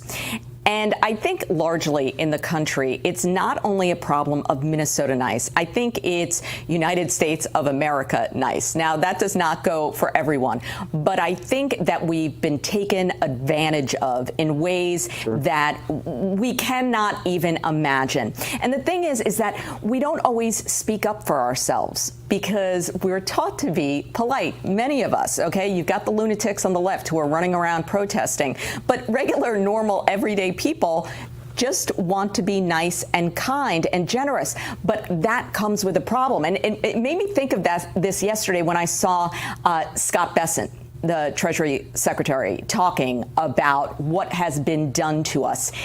He is the nicest guy you could ever imagine out there. And for him to stand up and say, look, we have been taken advantage of. You need to understand this as the public, and we are going to go after the criminals. I said to myself, if Scott Bessent can say that, I think I can say that too. Yeah, I think we've opened up the cookie jar to everyone, and not only have they taken one cookie, they've taken all the cookies, and we need to make sure that the cookies are for the right people. So I'm glad this is getting some attention. Absolutely. Well, coming up, the Pentagon has reportedly purchased a device through an undercover operation that has some investigators suspecting it is linked to Havana syndrome, which has been linked to many diplomats' health issues. We are going to have more on that incredible story straight ahead. But this is time now to dip back into the saga of Bill and Hillary, which continues. The headline, Representative Comer plans to launch contempt proceedings against Bill Clinton. The former president and Secretary of State have just escalated a major congressional showdown, refusing to testify in the House Oversight Committee's investigation into Jeffrey Epstein's network after multiple subpoenas. GOP Chairman James Comer warned they would be held in contempt if they skipped their depositions and after Bill Clinton failed to show. Meanwhile, Republicans are moving forward with the contempt proceedings. The Clintons call the subpoenas invalid, but Republicans say they've already been given every opportunity to answer questions. Now, this GOP-led committee is ready to hold elite Democrats accountable, pushing back against political favoritism and demanding answers. For more, let's welcome in Gerard Forliti, Senior Counsel for the Lawfare Project. Counselor, what say you this morning? Good morning to you. Oh, good morning. I think we're looking at accountability for the Clintons finally, because congressional subpoenas aren't optional. These are mandatory. And if ordinary Americans can be compelled to go and testify before Congress, so too should the Clintons be, especially when we know that they have involvement with Jeffrey Epstein. They have serious questions to answer, and they need to provide that insight into the nature of the relationship to help bring closure to the victims of the horrible things that Epstein did. Brian. Yeah. When you take a look at, I love what Representative Comer said. He's only been to the White House 9 times in 9 years. Jeffrey Epstein visited the Clintons 17 times when he was in office. So, what happens? I mean, what is it likely that we're going to see some handcuffs and a perk walk on Bill Clinton for not showing up? Well, sorry to disappoint a lot of Americans, but that's not likely to happen. What will happen is Congress will vote on contempt, and I think that will go forward. Look, the Clintons can show up. Bill Clinton can say that he has executive immunity from testifying. He should argue that if he wanted to show up and decline to answer. He could invoke his Fifth Amendment rights against self-incrimination. He could even say that he doesn't recall, which, that might be understandable given his condition, his age, and how long it's been. But he can't just ignore a subpoena. Saying that it's not valid is a political argument, not a legal one. So we will see a vote in Congress for contempt, and we will see a referral to the DOJ for prosecution. It's a misdemeanor. You're not likely to see the perp walk, but this is still a serious charge. Okay, so how long is this going to take?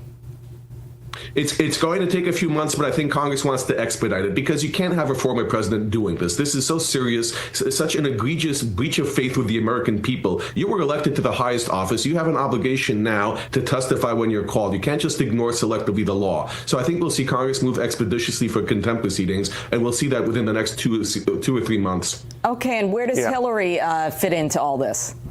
Well, if Hillary doesn't show up for her deposition and she takes the same line, she will be exactly following in her husband's footsteps. We will see contempt proceedings there as well. She does also not have the luxury of refusing to answer questions when called by a subpoena, a valid subpoena, to testify before Congress. So what happens to Bill and Hillary will be now that the process needs to work itself out.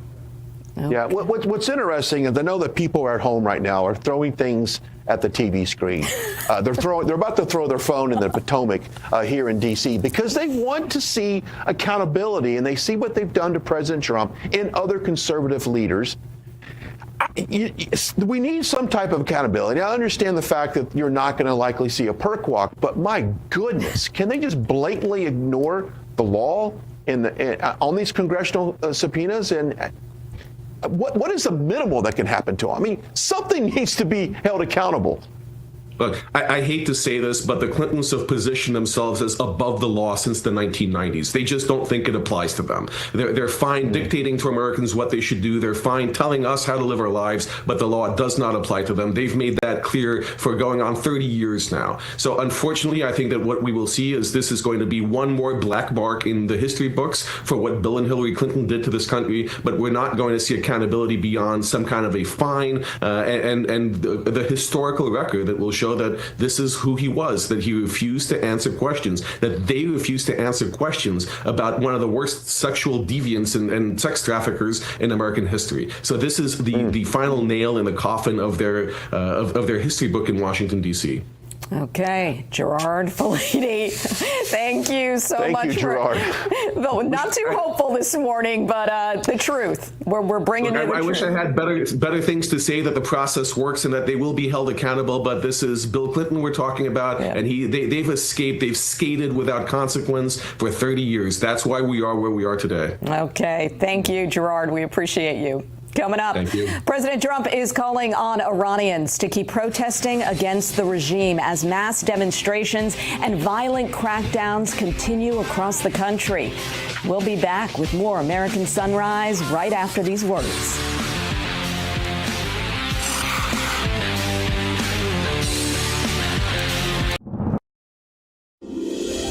This holiday season, Real America's Voice is proud to partner with our friends at Angel Studios for a special giveaway you won't want to miss. As they launch Season 2 of their hit series Homestead, we're giving you the chance to win an exclusive Homestead hat absolutely free. Everyone who becomes an Angel Guild member using our link is automatically entered to the contest. When you join, you're supporting meaningful pro-American storytelling, and you're supporting RAV at the same time. Scan the QR code on your screen right now, or text the word RAVAngel to 75802. After you scan or text, make sure you follow the steps provided. When you complete the steps and join the Angel Guild, you'll be automatically entered to win that exclusive Homestead hat, a perfect holiday gift for yourself or someone you love. Be one of the first 50 people to sign up and win a hat automatically. Hurry while there's still time. So scan that QR code or text RAVAngel to 75802. Happy holidays from all of us at RAV.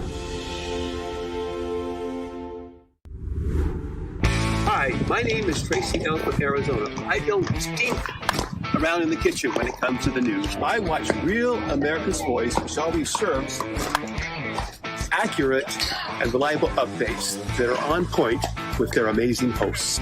So don't find yourself in a pickle by tuning into the fake news. Stick with Real America's Voice.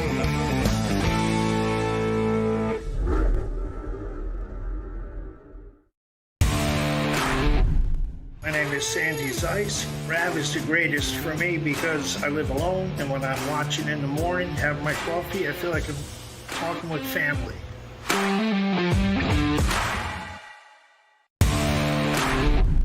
Hi, this is Becky from the Florida Panhandle, and I love watching Real America's Voice for the programming, the hosts, and my RAV Chat family.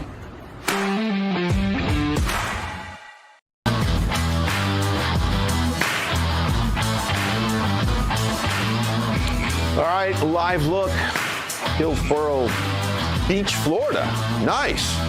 Sun coming up there. We're glad you're joining us on this hump day this week. Welcome back. But before we dive into our next segment, let's dive into some tea. Artillery Tea Company. That is the only America First veteran-owned tea brand that exists. Their mission is simple: maximize flavor with whole leaf blends and chemical-free tea bags. No junk, just real tea. But here's a tactical advantage. Each bag is brewed twice. Just go to the website, artillerytco.com, and use the code RAV for 10% off your first order. That is artillerytco.com. Premium tea, mission-driven, brewed for the brave. Just like Hillary and Bill Clinton. They are the brave people that did not show up yesterday, but I will bring in my co-host, Allison Hans, who happily showed up today in the studio, unlike Hillary and Bill Clinton. Which, by the way, if we ever invited Hillary and Bill Clinton to be on the show, I would expect they would cancel. They would deny. Yeah, not brave. Cowards. Absolute cowards. Okay. Cowards. Brian, we're keeping a close eye on Iran this morning. President Donald Trump is calling on Iranians to keep protesting against the regime as mass demonstrations and violent crackdowns continue across the country. Trump promises that, quote, help is on the way, and signals strong support for the Iranian people in their fight for freedom. He's cutting off engagement with Iranian officials until the regime halts the bloodshed and respects basic rights. Let's welcome to the show Dr. Rebecca Grant, president of Iris Independent Research. Welcome, Dr. Grant. Thank you so much for being with us this morning. Glad to talk with you. Oh, thank you so much. What is the latest that you're hearing out of Iran? Well, we are just keeping an eye on learning about the extent of these protests with the internet turned off and communications constricted. But every report now is saying that we're looking at hundreds of thousands of people that have been in these protests and very high casualties. That said, we're waiting to see whether these protests start to take down the institutions of the regime, the Iranian Revolutionary Guard Corps, their internal Basij force. Are these protesters, in addition to sustaining their message, are they starting to push back against those the guards and the others that the Ayatollah uses to control that country? Yeah. Well, President Donald Trump is weighing a range of potential military options against Iran after warning the regime is in, quote, big trouble over the deadly crackdown on these protesters. Now, top national security advisors are meeting to discuss everything from targeted strikes to sanctions, as President Trump signals he's ready to use force if Iran crosses this red line and continues violence against civilians. Now, I was talking to an Iranian White House correspondent yesterday, and he was showing me some horrific images of thousands of people being slaughtered. I woke up this morning seeing some videos on Instagram of people in Iran. What are we looking time-wise here? Do you think this interaction is going to take place sooner and later? Are we talking hours, days, weeks? What do you think? I think the next couple of days we will see if the protests continue. They've already sustained longer than we saw in 2022, longer than we've seen on other occasions. And so Trump's decision is sort of what can he do that will hurt Iran's leadership, take down more of their military capability if they're trying to get it back, and still aid what the protesters are trying to do. It's a very delicate balance. Now, just on the military side, we know Netanyahu and Mar-a-Lago probably shared information on Iran reconstituting their missile programs, which is spread all across the country. They've got space launch facilities. So to me, the target list is to hit military targets that matter to the regime, to weaken that regime anymore. Don't know if Trump will decide to do it. He's certainly got the forces in place, and we always have plenty of targeting options for Iran. Well, Dr. Grant, the Pentagon secretly acquires and tests a mysterious device that could be linked to the bizarre and debilitating cases of Havana syndrome. This is another issue. What the device does, this is something that is raising alarm. Your thoughts on this? This was so interesting. First, I got to tell you, we often buy foreign things. We've bought big jets, we've bought air defenses, so we can take them apart and figure out how they work. This would probably be an electronic warfare pulse type of device that we want to get in there and see if it works. Now, what's so confusing is in 2022, the CIA told us, oh, no, there's no foreign power behind this Havana syndrome. You know, maybe it's caused by, wait for it, West Indian crickets. Okay, So I'm glad the Pentagon is going to try to see what this device may be and whether it could be used somewhere else.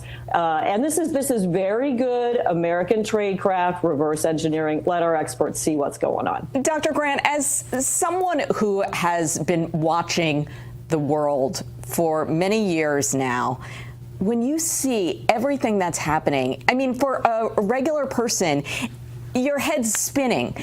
Mm-hmm. How can you, I don't know, help people understand what the president is trying to do around the world? I get it. It's Greenland, Venezuela, Iran. But this is what he's trying to do. The 100% restoration of American leadership that went down so far under the Biden team, and then a big focus on the Western Hemisphere. And that's why really Greenland, Venezuela, it's all linked to setting us up for the next 10 years. And Trump wants peace in the Middle East. That means keeping Iran down and going ahead with that Abraham Accord process. He is trying to do a lot of international housekeeping around the world that America needs to thrive in the future, leading in AI, pushing back on China, shipbuilding, all of that. He's a busy man, and that's just what we have to do to restore American leadership. It's so much, but we have to take that 40,000-foot view. I really do think that. Dr. Rebecca Grant, thank you so much for being here this morning. Thank you.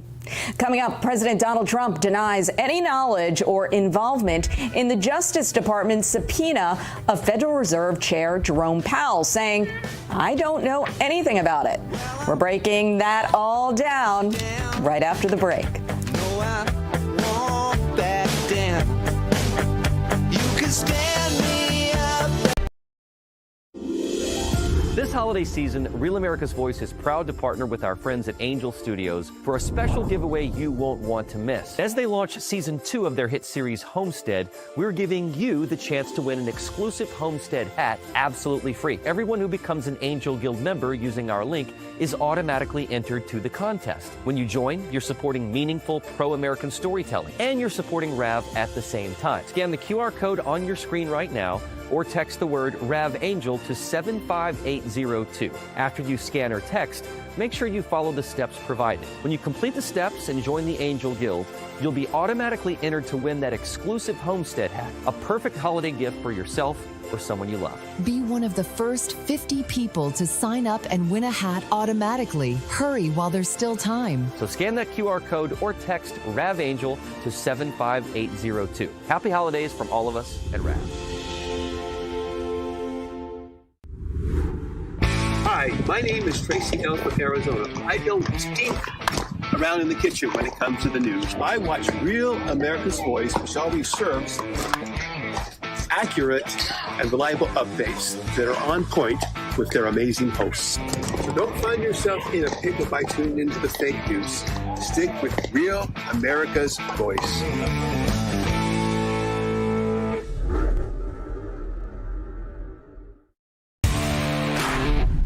My name is Sandy Zeiss. Rav is the greatest for me because I live alone, and when I'm watching in the morning, have my coffee, I feel like I'm talking with family.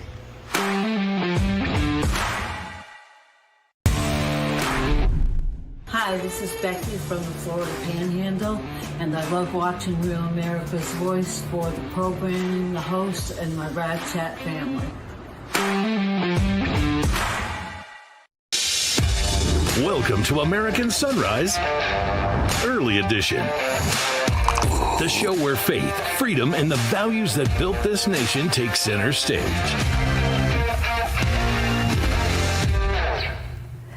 Welcome back to American Sunrise Early Edition. I'm Allison Hans. Let's bring back my co-host, Brian Glenn. Hey there, Brian. How you doing? Well, all right. Well, let me tell you what's going on with the president today. Okay, thank you. Thank you. Get on top of it.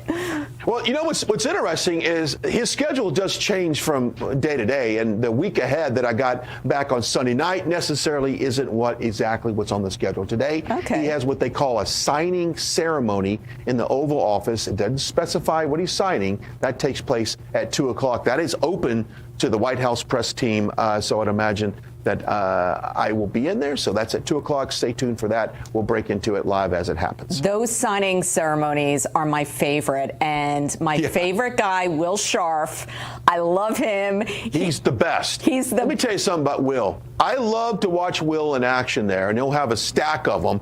And he'll do his little intros and lay them down there. And then Trump will say, this is a good one. I really love this one. So to your point, Will is the best. He's so funny. Love him. Okay. In the meantime, President Trump is denying any role in the Justice Department subpoena of Federal Reserve Chair Jerome Powell, saying he knows nothing about it. He's pushing back against suggestions of political interference as questions swirl in Washington. The DOJ action puts a spotlight on the Fed and reignites the debate over its independence. However, the president is maintaining his distance from the move as the controversy continues to build. For discussion, let's welcome American Sunrise contributor Emily Finn to the show. Okay, Emily, good morning to you. Good morning to you, Allison. This is two older guys with a feud. This has been going on for a very long time. Since 2018, Trump has been saying that he wants Powell to be out. So kind of distancing himself from this investigation that is going to be ongoing moving forward. What Powell said in a video statement that was on Sunday night, it got quite a bit of attention. I'll read you the quote here. He said, quote, "The threat of criminal charges is a consequence of the Federal Reserve setting interest rates based on our assessment of what will serve the public rather than following the preferences of the president." So all about interest rates here, Allison. I don't know. This relationship between the two men, I know you said older gentlemen, but I just see Trump as the complete alpha male in this relationship. And Jerome Powell is just kind of walking around, hum-da-dum-da-dum, following along. This is not a relationship of equals, shall we say. Brian?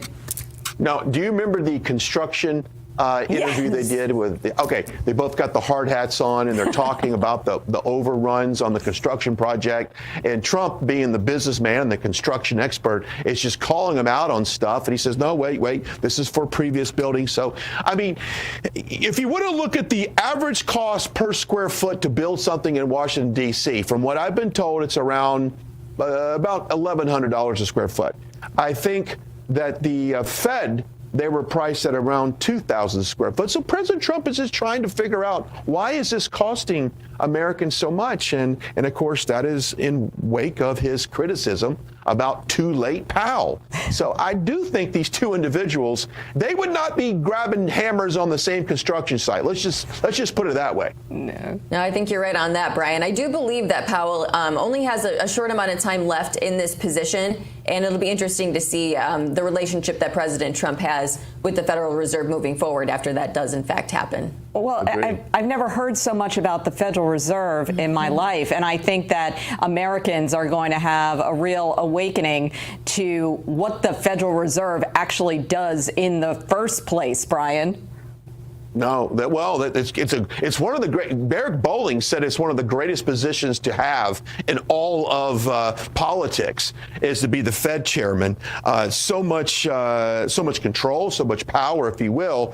But we'll see how this shakes out. But obviously, I think this is going to stay in the news cycle. I know that every time that we have a press gaggle, there's someone in the press that's asking the president about Jerome Powell. Yep. Well, Emily, thank you so much for being here. We appreciate you. All right. Thank you for having me. Of course. Let me send this over to Brian. Yes, sir. Thank you, Allison. Well, let me go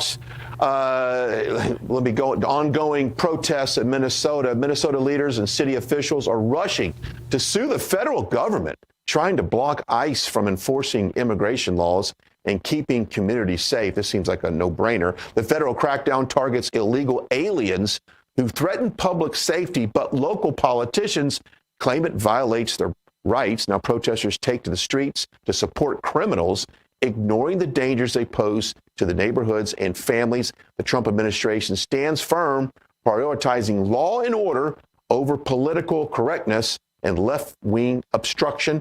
For analysis, let's bring in Thomas Corbett Dillon, a political commentator and a former advisor to Prime Minister Boris Johnson. Welcome to great to have you in the studio. Glad to be here. Yeah, this is fun. This is great. Now, it's interesting, these protests, would you ever think the Democrats would spend so much time defending criminals? Mm-hmm. Well, it seems to be their favorite pastime, you know. But I always think, okay, let's put this into perspective, right, what's really happening here.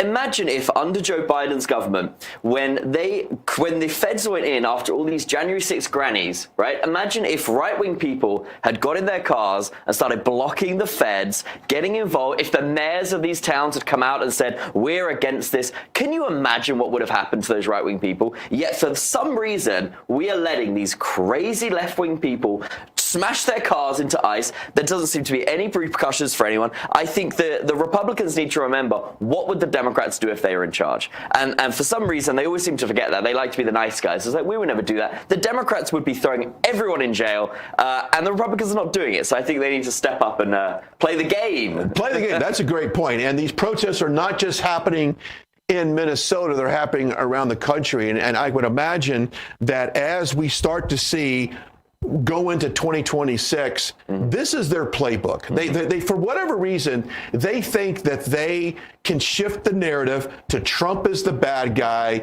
We're just these victims back here. It's not, but it doesn't resonate with the American people. They know that what is happening is not right. Right. It doesn't resonate with the real people, you know, the people on this show. But unfortunately, it does seem to resonate with, as we saw Hollywood. You saw them at the Golden Globes. They're all out there. I know, right? But they're all saying, oh, we're in a dictatorship. You know, the world is evil. We've got to defend from this. So it does work with these out-of-touch people, and that seems to be who the Democrats are going after. But I think, yeah, the real people of America can see what's happening. And for some reason, Minneapolis seems to be the center of America. Like, all the big scandals are happening there. I don't know what's going on over there. Yeah, why did Minnesota become ground zero for all things politics? Now, how would you say the Trump administration has been reacting to all of this unrest? Do you think they've done a fair assessment of it?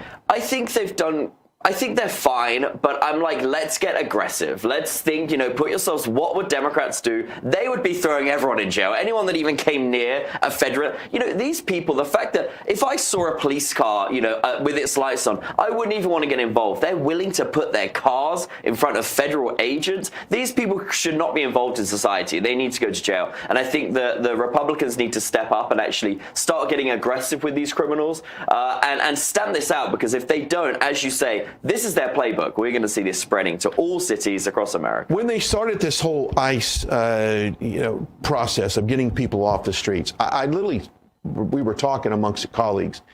They were waiting for this moment. They knew this was their opportunity to push back on stuff. And I think as we go into spring and summer, especially this summer, the summer of love will be 2.0 going into the midterms.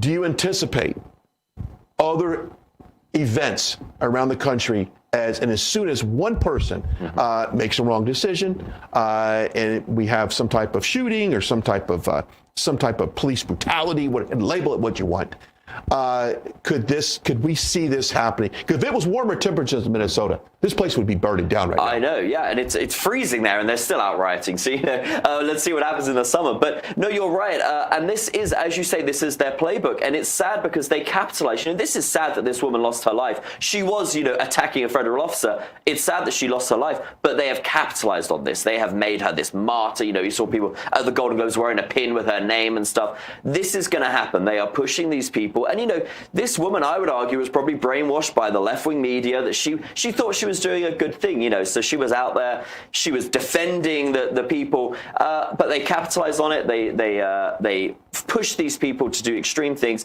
and as you say, when it heats up in there, it's going to be a lively city, that's for sure. So what Democrat arises to the top to be the voice of reason in all this moving forward? I mean, a lot of people have said Gavin Newsom could be the leader of the Democratic Party. Voice of reason and Democrat is not usually things that go together. They don't go together. But Gavin Newsom is definitely playing the game. He's out there. He's trying to be the sort of sensible guy. You see him tweeting these sort of things, trying to be like Trumpian with it. It's doing well. He's probably going to be the candidate, but everyone is vying for it. We'll see. I like to encourage Jasmine Crockett. I think every time I'm on TV, I like to say she is the candidate. She should run for president. She's great. We love her. If she runs, we'll be very happy with that. So we always like to encourage her. We managed to encourage her to run for Senate now. So hopefully she'll take the big jump and go for president too. Yeah. And as we wrap it up, if we go into the midterms, how do you think this ultimately helps Republicans in the public court of, the public? Well, I think the midterms are looking pretty bad for Republicans now. And the sad thing is that they should have done a lot of work while they had the power. We're probably going to lose the House coming up. And that's the way it's looking, which, usually happens with the presidency. So it's not too bad of what's going on. It's pretty standard. But we'll see what happens. I wish they'd done more and been more aggressive. But we've got time. We've got time. Yeah. By the sound of your accent, I can tell you're not from Alabama. That's right. Yeah. I'm from England, but I do live in D.C. Real quick, 30 seconds. What was it like working for Boris Johnson? He was great until COVID happened, and then some mistakes were made. So not too great anymore. But he was good for a little while. He could have been the British Trump. Yeah. We had high hopes. I thought he was going to be the British Trump. We all thought it, but it fell apart. Too globalist, unfortunately. But that's okay. Thomas Corbett Dillon, thank you so much for joining us here in the studio. All right, turning now to some advice. The new year means some new financial goals, like making sure your savings and secure is diversified. This will be the year you finally listen to me and talk to someone from the Birch Gold Group. Now, honestly, they're great people. I've worked with them for years. I appreciate their educational approach to all of this, their understanding of macroeconomics. And they are the forces pushing the dollar lower and gold higher, which is why we believe every American should own physical gold. So now until January 30th, if you are a first-time gold buyer, Birch Gold is offering a rebate of $10,000 on qualifying purchases. To claim eligibility and start the process, just text America to 989898. Birch Gold can help you roll an existing ROA or 401k into a gold-backed one, and you're still eligible to get that rebate of $10,000. Make right now your first time to buy gold and take advantage of the rebate up to $10,000. The information is on your screen. You got to do it before January 30th. Just text America to 989898 to claim your eligibility. Once again, this is a very easy number. I don't care how early it is in the morning. You can remember 989898. That is the Birch Gold Group. All right, still ahead. How's this for breakfast? Did Trump really say make Iran great again? Oh, yes, he did. That's coming in hot right now, along with a serving of American Sunrise with David Brody. Get yourself another cup of coffee. This guy's fired up. We'll be right back after the break. Take a look at this.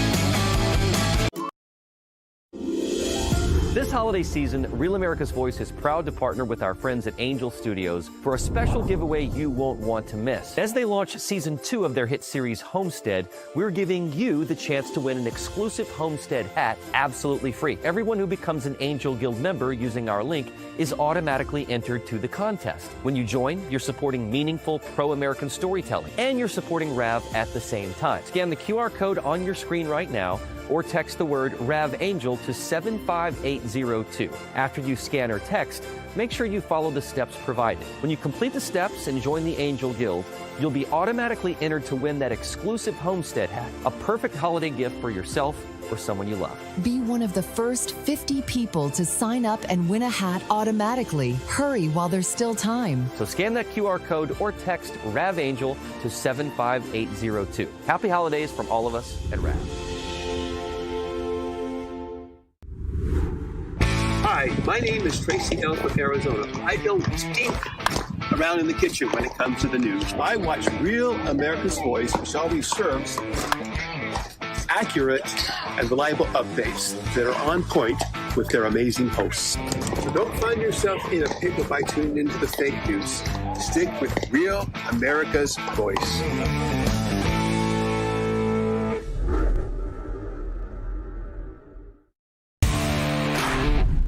My name is Sandy Zeiss. Rav is the greatest for me because I live alone, and when I'm watching in the morning, have my coffee, I feel like I'm talking with family.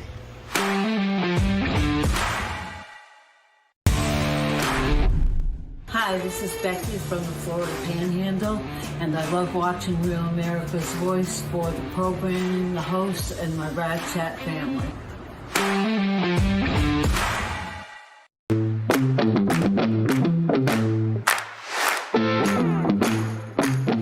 Welcome back to American Sunrise. We're looking at New London, Connecticut this morning. Thank you so much for waking up with us here on the American Sunrise Early Edition. I'm Allison Hans. Let's bring my co-host back, Brian Glenn. And of course, joining us now, American Sunrise host, David Brody. Hello, gentlemen. Hello, Allison. Okay. Hello. I know and Brian. And Brian. I know we have a lot coming up for the next 2 hours on American Sunrise, but I know something that's really got you hot under the collar this morning is the Make Iran Great Again statement from President Trump. Okay, David Brody, your thoughts? Well, I mean, we obviously heard that all throughout the campaign, make Iran great again. Oh, I'm sorry, my bad. No, we didn't. No, we didn't. I'm being facetious. Guys, sorry, but can we, I mean, one of the things we do here very well is transparency. So can we just, like, go there? Yes, really? Let's do it. Okay, your thoughts. Make Iran great again? Okay, so there's that.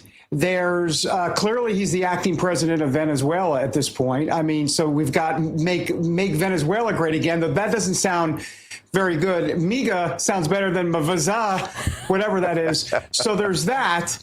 And then what is he going to be, the Chancellor of Greenland next? And oh, by the way, he is also, true story, as we all know, the chairman of the Gaza Board of Peace. So we know that is happening.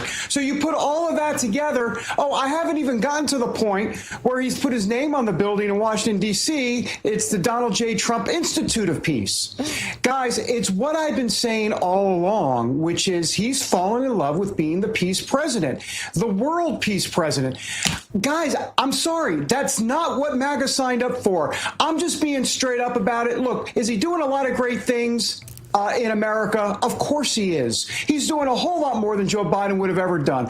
But two things can be true at the same time. And this is also true, guys. It is also true. But I'm going to push back on you, Brody, here, because go for it. I think that, yes, this may not, if you look at the surface, be MAGA.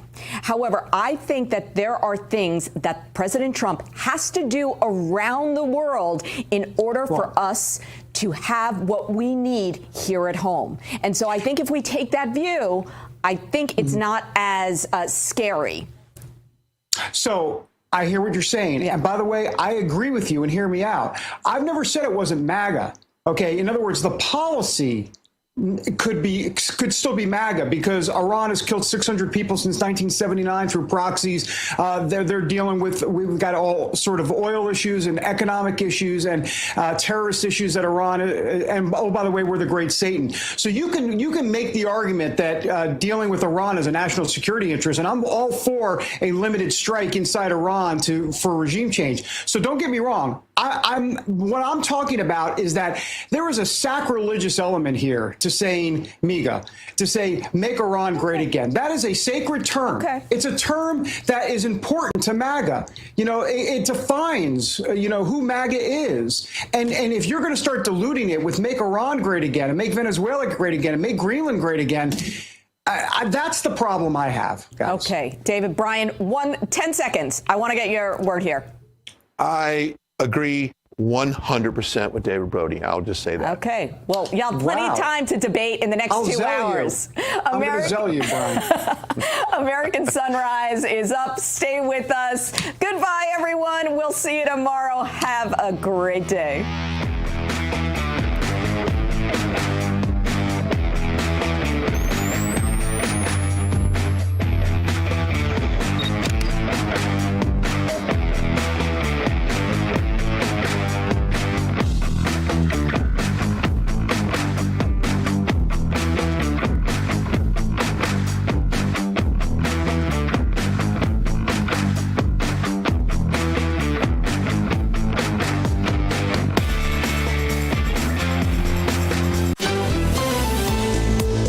American Sunrise is a great way to start your morning. Join us Monday through Friday from 8 to 10 a.m. Eastern Time. We've got the news of the day and some compelling interviews that you don't want to miss. Here's what you missed from yesterday. Guys, look, I want to start off with this new Gallup poll that finds that a majority of young voters are identifying as unaffiliated and independent voters, and that includes 54% of millennials and 56% of Gen Zers. We've heard a lot since Charlie Kirk's assassination that more people were coming not just to faith, but also to politics. So are you buying this poll, and is this an opportunity, if it is in fact true, for MAGA to really attract and reach out to young people to hopefully bring them into the tent? Yes, I do. I would say this doesn't surprise me at all. The reason it doesn't surprise me is because I've never identified with a political party. I have always considered myself a conservative Christian first, and whatever party decides to court my values is the party that I will espouse. I'm not surprised about this at all. I think we're in the free thinker generation right now. I really do. And with free thinking comes unaffiliation, comes independence. Trump posted on Truth Social, effective immediately, any country doing business with the Islamic Republic of Iran will pay a tariff of 25%. The move comes as Iran faces mass protests against the government, and Trump reiterates that all options, including military action, remain on the table. I mean, bottom line, he's again doing what he always does, and that is trying to find a surgical way to leverage the power of the United States and the economic pressure that needs to be there on what's happening in Iran right now. So I think that things are happening. We need to be praying. I've told people more than once over the last few days, we need to be bathing in prayer. Congressman, how do you see strikes in Iran? Like, what would be part of your calculus here as to whether or not to strike Iran? J.D. Vance is pushing, according to reports this morning, he's pushing diplomacy and talking with Iran. I don't know about that. Talking with Iran. President Trump, it does seem, is leaning towards striking certain security targets inside Iran. Your take? Well, I do understand that Iran is reaching out to the United States, and what you're hearing from them publicly and all of their condemnation of the United States is quite different from their outreach to our diplomats and to others. So I think that that's a good sign, and probably the reason the vice president is indicating we maybe need to enter in some talks and do whatever we can. I do think that, again, when you realize that Iranians are perhaps saying one thing behind the scenes and trying to seek a path out versus what they're trying to say publicly and looking all tough, I think that's something to note.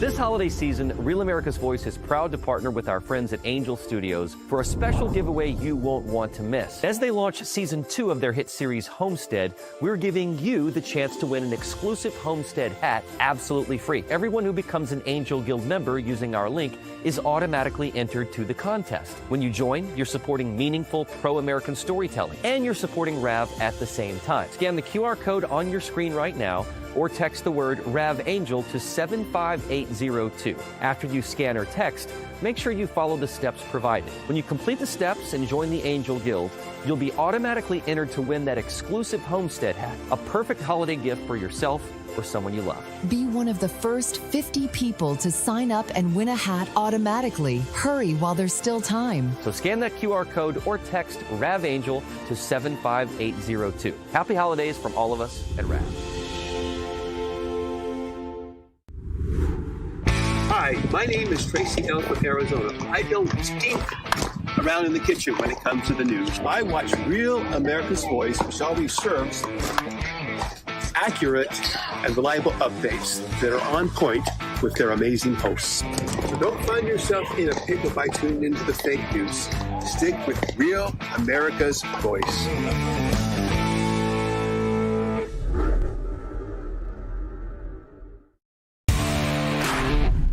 My name is Sandy Zeiss. RAV is the greatest for me because I live alone, and when I'm watching in the morning, have my coffee, I feel like I'm talking with family.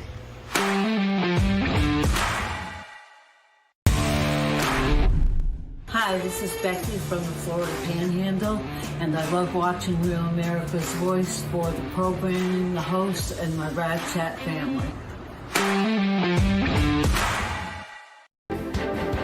Just ahead on American Sunrise, Clinton's in contempt. Former President Bill Clinton defied a congressional subpoena to appear as part of the Jeffrey Epstein probe, and Hillary Clinton is also not expected to show up today. What will come next? We'll have the latest developments for you. Plus, President Trump touts the economy during his Michigan speech and had a special message for sanctuary cities. We'll have his comments. Also later, President Trump says help is on the way for the Iranian people and wants to make the Islamic Republic great again. We have those stories. More as American Sunrise starts this Wednesday. Good morning, America. Welcome to American Sunrise. Whether it's culture, we have breaking news to share with you. Politics. President Trump is joining us live now from Florida. We've got you covered. This is what it looks like to be a patriot. We have to protect the American family. The American dream is still alive. I'm David Brody. I'm Terrence. And I'm Dr. Gina.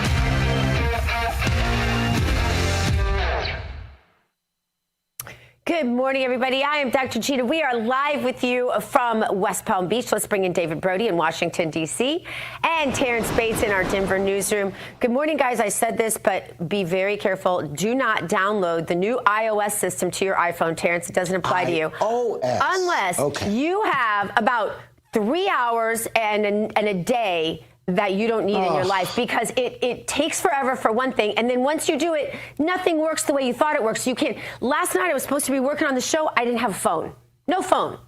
Yeah, for hours. So yeah, that really happened. So be very careful. I would download it in the middle of the night if that's what you're going to do when you know you won't need your phone. Anyway, carrying on. Good to know. Good morning, by the way. Good morning. I'm still a little hot about this, if you can't tell, Terrence. I'm glad you clarified, because you mentioned it just a little while ago, and I heard IRS, and I was like, okay. Definitely I haven't even got my tax return yet, Dr. G, but okay. Even though I probably would be hesitant to download that as well. Since you're in Florida, Dr. G, I want to bring your attention to this headline from Fox 13 down there. It reads, Governor DeSantis, Representative Anna Paula Luna push to set term limits and insider trading among Congress. I want to focus on the term limits part of that, because you've talked in detail about term limits in your stance. So when you see this sort of headline, what immediately comes to your mind, Dr. Gina? Well, I know that Congresswoman Anna Paulina Luna is well-intentioned here. I can absolutely know that, because I campaigned for her, helped raise money for her, and she's an outstanding and very qualified congressperson. But, here's the thing. People don't realize until you've seen term limits work that it's a little bit like, do you remember when you were in social studies and your commie teacher in like 8th grade or whatever was teaching you how great communism is? And you're like, wow, that sounds so good. So like everybody just earns a little and you all put it toward the greater good. And then everybody gets back a little bit and there's no rich people, there's no poor people. How great does that sound? A little like term limits, it just doesn't work that way. You're voting away your own vote. And as I always try to say, power doesn't go away. It goes to the lobbyists and the staffers who have institutional knowledge they weaponize against the person that you elected, David Brody. I think you make an articulate argument. You know, I'm against what you're saying in terms of like a debate. But having said that, I think you make a very articulate argument, for term limits, if you will. Now, having said that, just real quick, I'll be brief, but the way this is going to change, let's be honest, Congress is not going to do this. Okay, so the way it's going to have to work is a convention of states, and that's in Article 5 of the Constitution, which means 2/3 of state legislatures need to pass this idea of having a convention of states. And once you go there, then you can get term limits potentially as a constitutional amendment. Right now, 28 of 34 states have actually agreed to a constitutional convention under Article 5 of the Constitution. They only need 6 more. And then we can talk about potentially ratifying a term limits constitutional amendment, which Gina will not like, T. Bates. Well, Dr. Gina and David, you both made articulate arguments. You lost me at articulate arguments, though. I didn't really listen much more beyond that. So thanks to both of you. I think I threw you off this morning when you thought I said IRS. You're like, wait, I'm not being audited. Oh, yeah. I started getting a little The Android guy was lost at iOS. The Android guy was. Nicely played, David. Nicely played. All right, Dr. Gina, would you give us our Bible verse for the day, please? I would love to. Samuel 16, verse 7. But the Lord said to Samuel, do not look at his appearance or at his physical stature, because I have refused him. For the Lord does not see as man sees. For man looks at the outward appearance, but the Lord looks at the heart.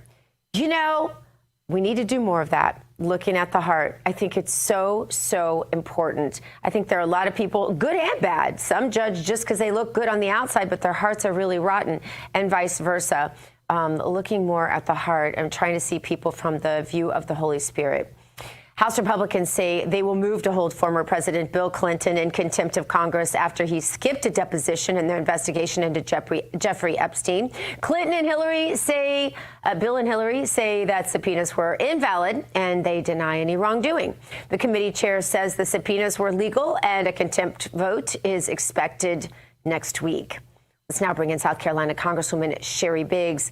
Congresswoman, I'll serve this first question straight up, no chaser. Will you vote to hold Bill Clinton in contempt of Congress? Well, good morning, and I certainly will vote. I think no one should be above the law, and especially the Clintons. No question about it, how I'll vote. Yeah.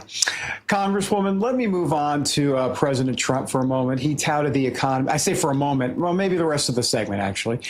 President Trump touted the economy during his speech in Michigan yesterday, and then he had the special message for sanctuary city officials. Take a look.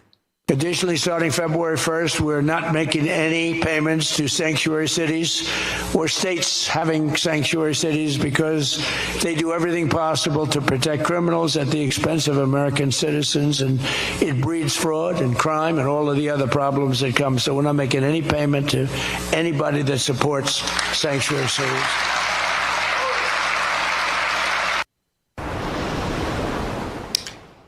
Well, I'm curious to get your reaction because Trump ain't playing. I think President Trump has done everything that he promised throughout his campaign and before. And I'm excited that he has this vision. And I think the people in the 3rd District of South Carolina that I represent, this is what they expect. They want the tax dollars used for the American people, and they want us to be cautious and conservative. They don't want us to be wasteful and definitely using it for fraud and individuals that aren't even American citizens. That's a no-brainer. Congresswoman, President Trump posted a Truth Social yesterday in which he wrote MIGA, M-I-G-A, which many, of course, interpret as Make Iran Great Again. Before we can make Iran great again, how do we at least fund our current government? Those appropriation bills that are working their way through Congress only have about 2 weeks, if you will, to get passed before there's the possibility of another government shutdown. Before we focus on Iran, I'd like to get your perspective, or if you'll update us on what's happening with those appropriation bills and whether we'll be facing another government shutdown in a couple of weeks, or if this will all ultimately work out. Well, I know I do not want another government shutdown, and I don't think the Republican Party does. You know, that shutdown belongs to the Democrats, and no one won at the end. So we are talking, we are having those conversations, and the plan in the Republican Party is to continue to make conservative cuts to make sure that we take care of the most crucial needs and move forward from that. But we have to stop this wasteful spending. We can't continue on this track. So, Congresswoman, what's the actual plan? Conversations are one thing, action is completely different. And we're down to the wire now. 2 weeks really isn't a lot of time to act.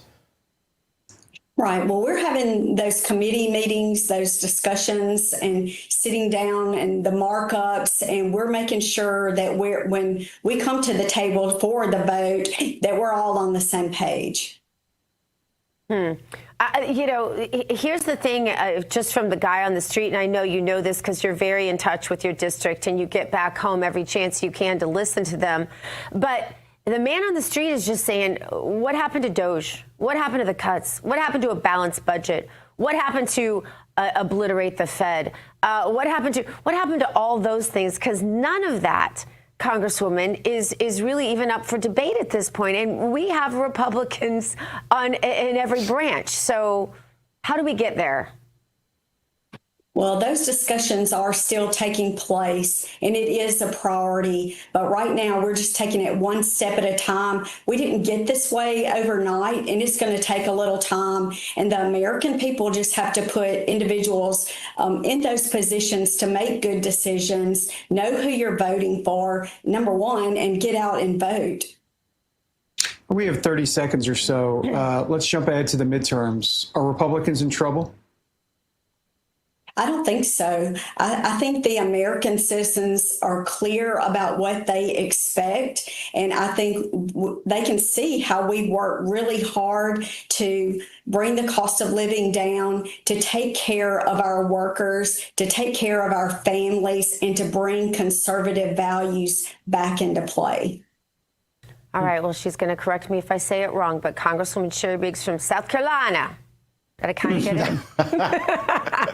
Go Tigers. Nice. Go Tigers. I like it.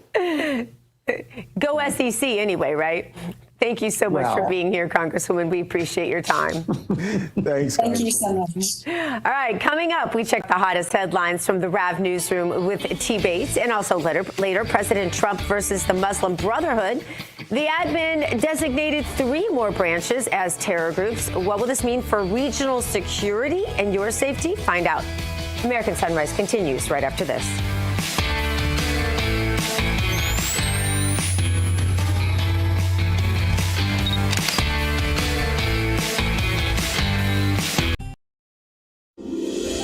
This holiday season, Real America's Voice is proud to partner with our friends at Angel Studios for a special giveaway you won't want to miss. As they launch season 2 of their hit series Homestead, we're giving you the chance to win an exclusive Homestead hat absolutely free. Everyone who becomes an Angel Guild member using our link is automatically entered to the contest. When you join, you're supporting meaningful pro-American storytelling, and you're supporting RAV at the same time. Scan the QR code on your screen right now, or text the word RAV Angel to 75802. After you scan or text, make sure you follow the steps provided. When you complete the steps and join the Angel Guild, you'll be automatically entered to win that exclusive Homestead hat, a perfect holiday gift for yourself or someone you love. Be one of the first 50 people to sign up and win a hat automatically. Hurry while there's still time. So scan that QR code or text RAV Angel to 75802. Happy holidays from all of us at RAV. Hi, my name is Tracy L. from Arizona. I build steam around in the kitchen when it comes to the news. I watch Real America's Voice, which always serves accurate and reliable updates that are on point with their amazing hosts. So don't find yourself in a pickle by tuning into the fake news. Stick with Real America's Voice.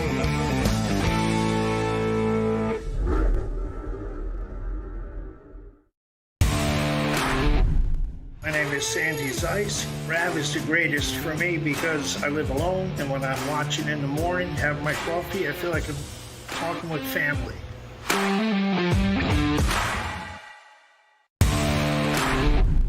Hi, this is Becky from the Florida Panhandle, and I love watching Real America's Voice for the programming, the hosts, and my Rad Chat family.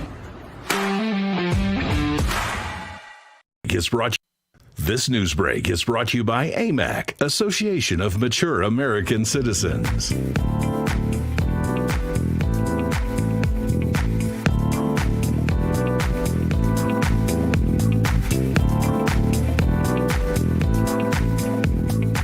I love Tampa.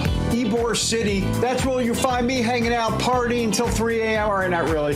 I just want a good dinner there at like that Colombian restaurant, the Cuban restaurant. Well, there's a lot of different restaurants, but there's the one from Colombia. Anyhow, welcome back to American Sunrise. All right, I'm David Brody. Coming up, Denmark and Greenland. They're going to the White House. That's correct. We're going to discuss it in a moment. First, though, T. Bates standing by with the latest headlines from the Real America's Voice newsroom, not there in Greenland, but it's in Denver, and it's sponsored by AMAC. The Association of Mature American Citizens is the conservative voice for Americans 50 and older. AMAC is fighting for the values that you hold dear. Join today. Together, we can write the course of America. The death toll in Iran has now surpassed 2,500 people following weeks of protests. In the meantime, governments across the Middle East are discouraging the Trump administration from getting into a war with Iran, fearing, quote, unprecedented consequences. Turkey, Egypt, Saudi Arabia, and Pakistan have been in what's being described as constant contact with the Trump administration over the potential of U.S. strikes in Iran. They believe such attacks could spark a full-blown war. President Trump, what say ye? They've got to show humanity. They've got a big problem, and I hope they're not going to be killing people. And I'm going to have a report very soon. It would seem to me that they have been badly misbehaving. And for now, the U.S. is slapping any country that does business with Iran with tariffs. On the ground in the Islamic Republic, Iranian courts are signaling fast trials and executions of detained protesters. Some of the detainees are set to be hanged potentially as soon as today. Back here in the United States, former President Bill Clinton and his wife Hillary are facing the prospect of being held in contempt of Congress. That's the word from the GOP-led House Oversight Committee after the former first couple failed to appear for a deposition related to the committee's Jeffrey Epstein investigation. The former president was scheduled to appear and testify Tuesday. The former Secretary of State scheduled to be deposed today. Committee Chair James Comer says the Clintons sent a letter saying they will not be appearing because they believe Comer's subpoenas are, quote, legally invalid. The Clintons even appear to be daring Comer and his committee to hold them in contempt, writing, and this is a quote, "We expect you will direct your committee to seek to hold us in contempt. You will say, it is not our decision to make, but we have made it. You have to make yours." A vote on contempt charges against the Clintons is expected to happen next week. And a fairly quiet public schedule is on tap at the White House today as the president is set to participate in a signing ceremony this afternoon. Tuesday, the commander-in-chief spent the day in Detroit, though, touring a Ford plant and later addressing the Detroit Economic Club. His remarks spanned the gamut from business to current political challenges, including the administration's continued crackdown on illegal immigrants in cities and states that seek to protect them. Starting February 1st, we're not making any payments to sanctuary cities or states having sanctuary cities because they do everything possible to protect criminals at the expense of American citizens, and it breeds fraud and crime and all of the other problems that come. So we're not making any payment to anybody that supports sanctuary cities. We'll have more from the president's trip to Detroit throughout the show. First, though, let's get a quick check of your forecast with Weather Nation meteorologist Brittany Lockley. Also, we're going to put up a QR code here at the bottom of your screen that will let you know exactly how you can join our friends over at Weather Nation and how you can have constant contact with Brittany as well. Brittany, good morning to you. I'm glad I'm not on the East Coast. Way too cold for my blood. Way too cold, and we're talking about cold temperatures dipping down into Florida. Terrence, can you believe it? We're going to be waking up into the 30s, even the 40s as you head into tomorrow morning. And how about we're still staying warm over the western half of the country? We're talking about temperatures in the 60s and the 50s. We have a big cold front that's sweeping through the nation today, bringing us some winter weather up towards the north, but also some heavy rainfall down towards the south and also the mid-south as well. Nashville, Charleston, as you're waking up early this morning. Now we're going to see the snowfall totals really pile up across the area. We're talking about 1 to 3 inches of snowfall, but when we get into that lake effect snow headed in over the weekend, we'll start to see those totals get up to a foot. Now here's a look at the chilly temperatures of what you're watching out for today. Minneapolis 20 degrees, Chicago 32. How about Atlanta sitting at 53, 79 in Miami and Denver. What is this? Winter, 56 degrees. We have record-breaking temperatures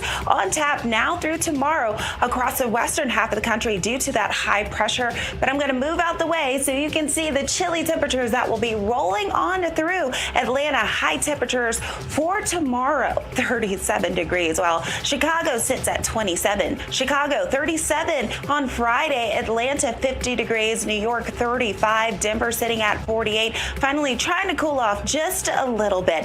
We'll have your hometown forecast coming up next. All right, Brittany, we'll check in with you next hour for that hometown forecast. And once again, there at the bottom of your screen, folks, you see the QR code. Go ahead and scan it and join our friends over at Weather Nation. Up next, President Trump says he has canceled all talks with Iranian officials that protests in that country continue and potential hangings of demonstrators are set to begin as soon as today. It could drive the body count in that country even higher. So what kind of action could the president be contemplating? We'll talk about it. First, though, a quick look at this day in history.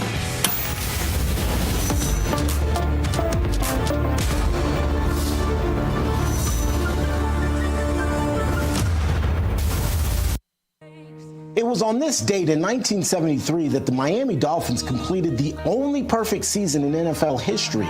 They won Super Bowl VII 14-7 over the Washington Redskins. The Dolphins went on to a 17-0 record, becoming the first and still only team to finish a championship season undefeated and untied. With backup quarterback Earl Morrall stepping in after Bob Greasy's injury, Miami survived tight games all season long, and stars like Larry Zonka and Mercury Morris led a dominant offense. This unmatched feat remains one of the greatest achievements in pro football history. More American Sunrise coming your way in 2 minutes.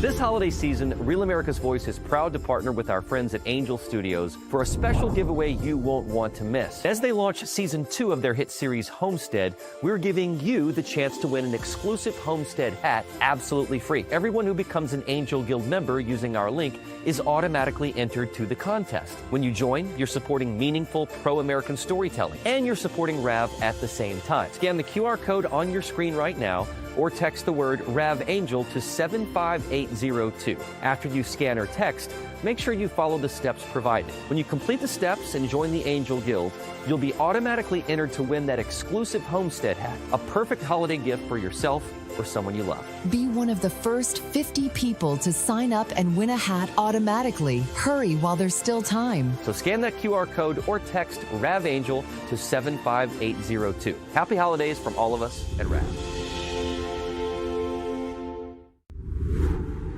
Hi, my name is Tracy L. from Arizona. I don't stink around in the kitchen when it comes to the news. I watch Real America's Voice, which always serves accurate and reliable updates that are on point with their amazing hosts. So don't find yourself in a pickle by tuning into the fake news. Stick with Real America's Voice.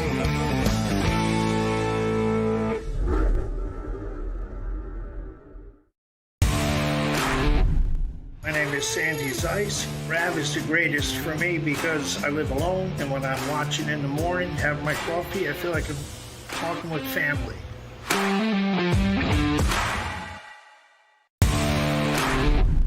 Hi, this is Becky from the Florida Panhandle, and I love watching Real America's Voice for the programming, the hosts, and my Rad Chat family.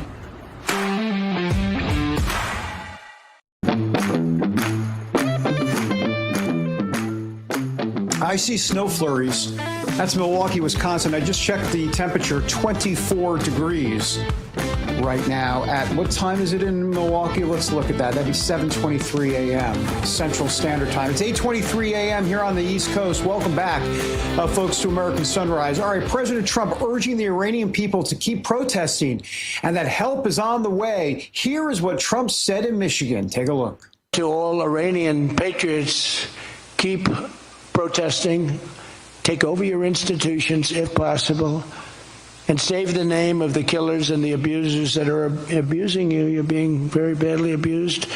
If the numbers are right now, I hear 5 different sets of numbers. I hear numbers. Look, 1 death is too much.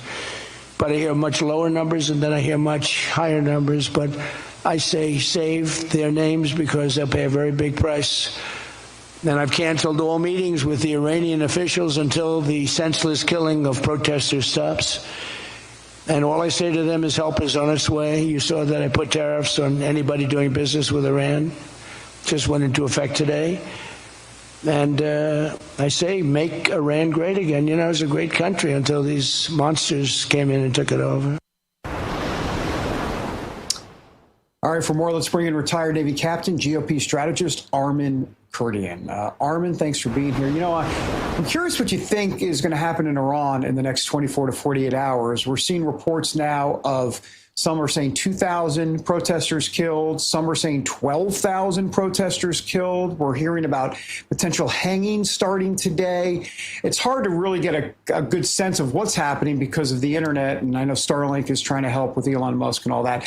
So also, I want you to please respond to the president saying, make Iran great again. I literally keeled over and took extra strength Tums when I heard that. I mean, MAGA cannot be happy, Armen, with that. Let's just keep it real here. Good morning, David, Terrence, and Dr. Gina.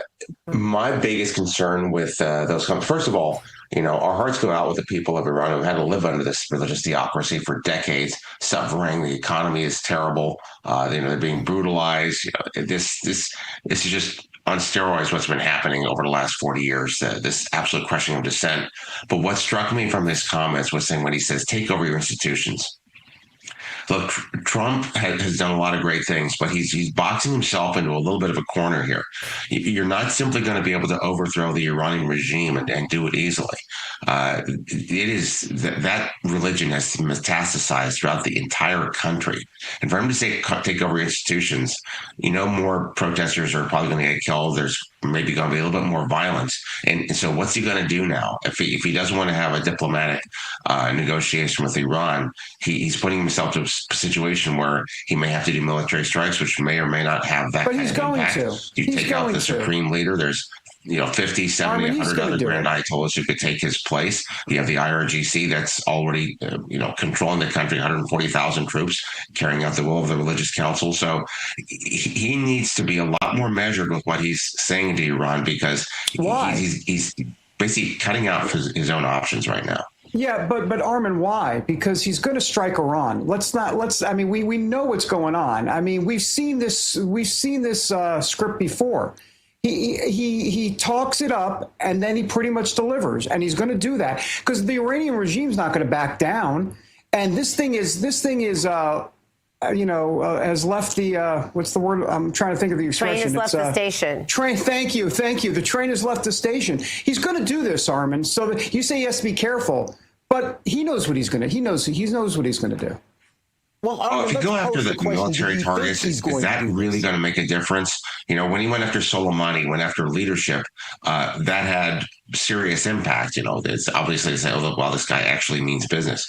But doing some military strikes, remember, if you start striking a lot of the military targets, you're going to be killing a lot of Iranian soldiers. And is that going to, turn people against them? I know it seems like, you're saying one thing and I'm saying another, but the fact of the matter is I don't know that military strikes in that conventional sense are going to make any difference or any change. And if he does that, is he going to reignite the war, have Iran start striking Israel again? So it's a much more complex issue at this point. I would love to see the Iranian government toppled. I would love to see, a free Iranian government. I would love to see more democracy, to see more economic freedom in that country. But got it. If you're going to go down this road and you start attacking Iran militarily and you don't do it the right way, it could actually backfire and actually make things worse. That's my biggest concern at this point. I want to ask you about the Muslim Brotherhood. The Trump administration is now designated 3 branches of the Muslim Brotherhood as terrorist organizations, targeting groups in Lebanon, Georgia, and Egypt. The State Department labeled the, what did I say? Georgia, that's okay. Oh, Jordan, sorry. I know you meant Jordan. Can't read today. The State Department labeled the Lebanese branch a foreign terrorist organization, while the Treasury Department sanctioned the Jordanian and Egyptian chapters as global terrorists for alleged support of Hamas. Now, this, Armin, comes after Trump signed an executive order last November directing the State and Treasury Departments to start this designation process. What does this mean for the region, and how does it impact the little bit precarious situation around the world for President Trump?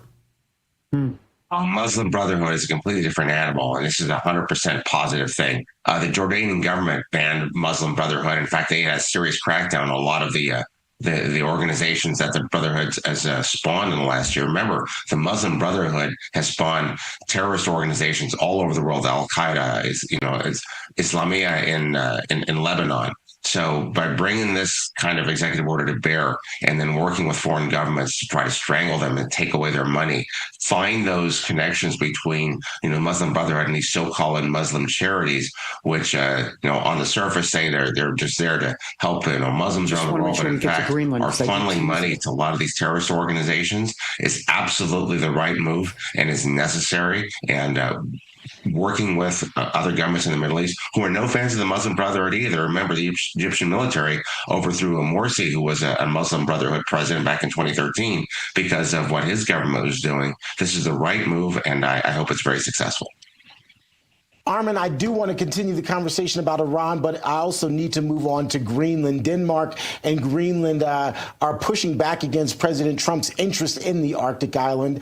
Their foreign ministers are actually going to be meeting with Secretary of State Marco Rubio and Vice President J.D. Vance. Those talks coming after President Trump renewed calls to acquire Greenland, pretty much saying at all costs. He cited security and strategic needs.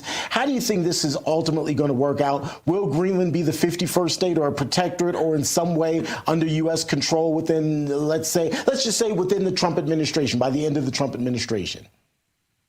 I desire to see a stronger strategic partnership with Denmark and Greenland, with NATO, and a stronger U.S. military presence, with development and investment in that, in that protectorate. Greenland is a little bit of an interesting location because, it's a lot of the northern area is frozen big part of the year. It's kind of hard to find really good deep water ports, but at the same time, additional U.S. investment, additional U.S. military presence in cooperation with Danish military presence. I served alongside Danish military when I was at CENTCOM 20 years ago. Great officers, very, very proud. They're very good to work with. So I'm hopeful that we'll be able to do this, perhaps even some economic investment. As you know, Greenland is very rich in rare earth minerals and other things which the United States really needs and the rest of the Western economies need. So I want to see some positive movement here. We don't need to take over Greenland militarily. It doesn't need to be 51st state. It's like you don't have to own everything, but you control and be a part of everything. And that's what really matters. Yeah. All right. Armin Kearting, great to have you on the show. Thanks so much. Thanks, Armin. Thanks, David. Have a great day, everyone. You too. All right, you too. Coming up, from salsa to pizza sauce, they have one common ingredient: tomatoes. How can tomatoes protect you from gum disease? Well, that's a line that you won't hear anywhere else. You'll hear it here, and we'll have information in a moment.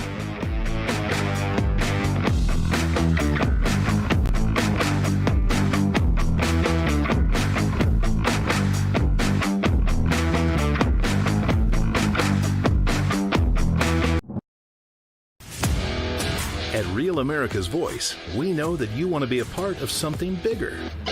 That's why we've teamed up with AMAC, the Association of Mature American Citizens, to build a real community of folks who care about faith and our country's future. There is no force on earth that can stop us from saving our country. Want to be a part of this movement? It's easy. Just scan the QR code on your screen right now. That's right. Grab your phone and scan the QR code to join the AMAC and Real America's Voice family today. By scanning the QR code, you'll unlock exclusive content, connect with like-minded Americans, and be first in line for events that celebrate our shared values. So don't wait. Scan the QR code. Join us today and become part of a community that stands for faith, family, and freedom. Real rights, they come from God. With AMAC and Real America's Voice. Go ahead. Scan the QR code now.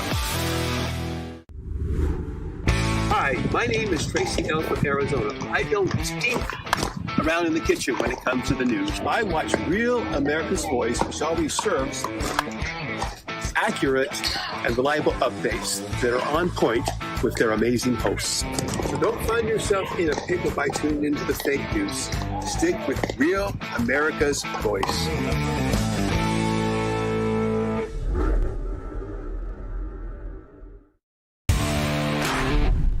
When the bacon wants real facts and figures, he goes to RAV.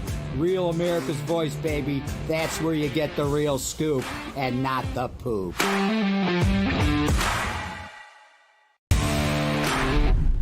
Lazar Garcianovich here from Japan. Love Real America's Voice, real news, honest views, and love seeing everyone there. God bless America.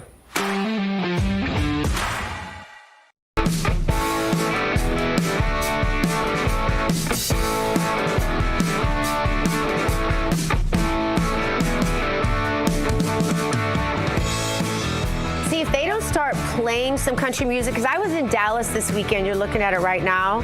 The country music stations and bars there are phenomenal. Can't get enough. Even kava shops with no alcohol in Texas play country music, and we can't even get a little country music on this show.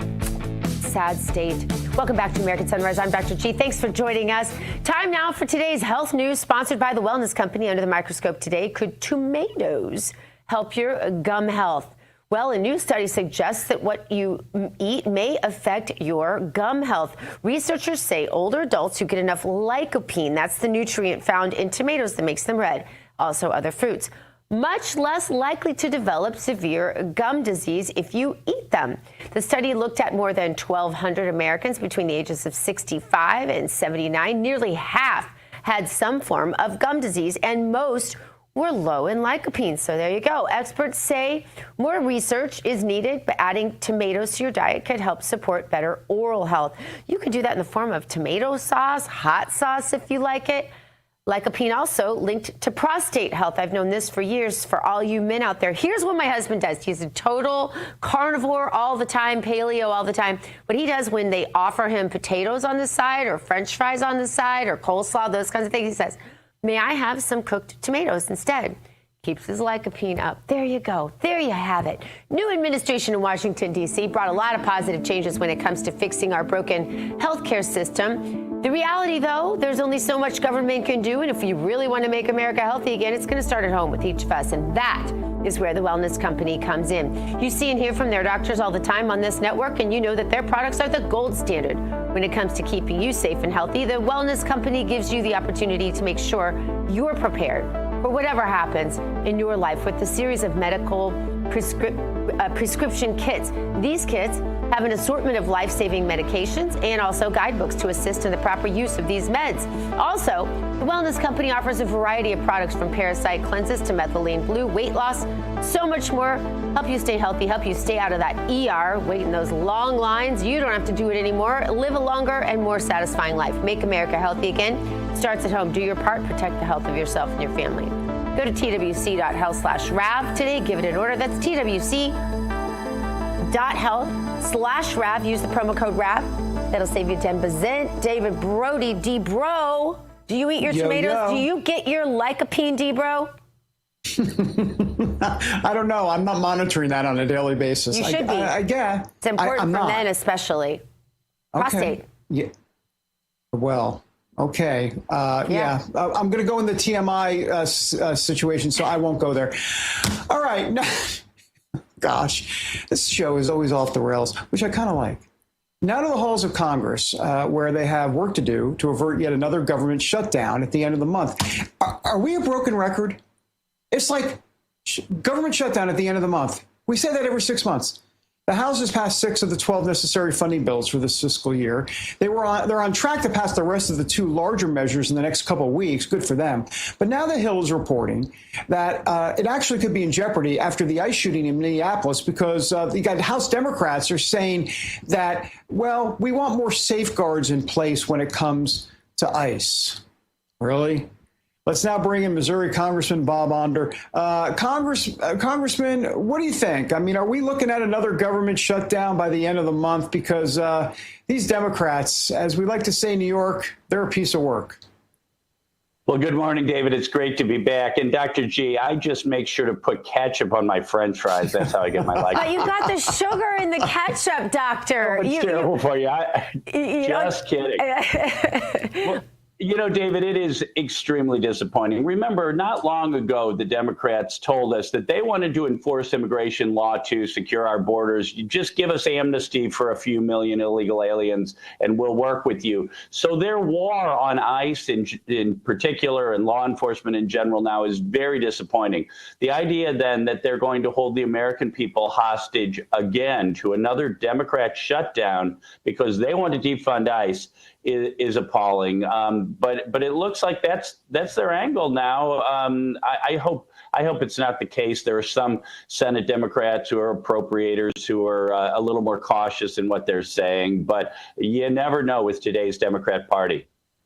You know, David Brody brought up off the rails, as this show often is. So I'm gonna go there. Trains left the station again this morning, David Brody. Oh, great. Because Dr. Onder, who is congressman now, is a congressman from Missouri, served with my husband. He was actually on the other side when my husband freed the midwives, as I talk a lot about on this show. He was there and he witnessed. He's a doctor, so he was on the side of the AMA back in the day. I'm sure he's evolutionized and revolutionized and all those things since then, because he's a proper conservative in his heart. And I always knew it. Congressman. But let me say this. As you've watched Maha sort of get her bearings, if you will, how can we properly codify? Where do you stand now with the AMA? What they did to my husband was horrendous. It made them my public enemy number one. From that day, I fought for Maha and MAGA because of what we went through then. But I'd love to hear your story about what you've learned and how you've come into your own medically, especially since you are a medical doctor. Hey, Gina. Well, first of all, I've never been a member of the AMA. The AMA is awful. They've been woke ever since I was in med school many years ago. But yes, I am really enthused about Maha. And what I've always said about Maha and RFK Jr., even before we talked about Maha, is he's asking questions. Do we really need to vaccinate babies to dozens of things? You know, I was vaccinated to hepatitis B in my first week in med school when I was in my 20s, because that's when I was going to be exposed to blood products and I might be susceptible to Hep B. COVID vaccine doesn't seem to be of any use to anyone. But starting joking about tomatoes, look, much of our health has to do with our own personal health habits. Eating right, getting adequate exercise, getting enough sleep, and the pharmacy industrial complex doesn't make us healthy. It's our own health habits that make us healthy. But at the end of the day, government needs to get out of the way and let us make our own healthcare decisions. How scary is it that we actually have to codify government getting out of our way so that we can make our own healthcare decisions? Congressman, we're going to count on you to take lead to codify a lot of this Maha stuff so that it doesn't get reversed in the next administration. Amen. God forbid. Yeah. Thanks for being here. Thanks, Congressman. All right. The Powell prosecution, the Justice Department served the Federal Reserve and its chairman over claims of cost for renovations. How is Powell responding? We have his comments right here next on American Sunrise.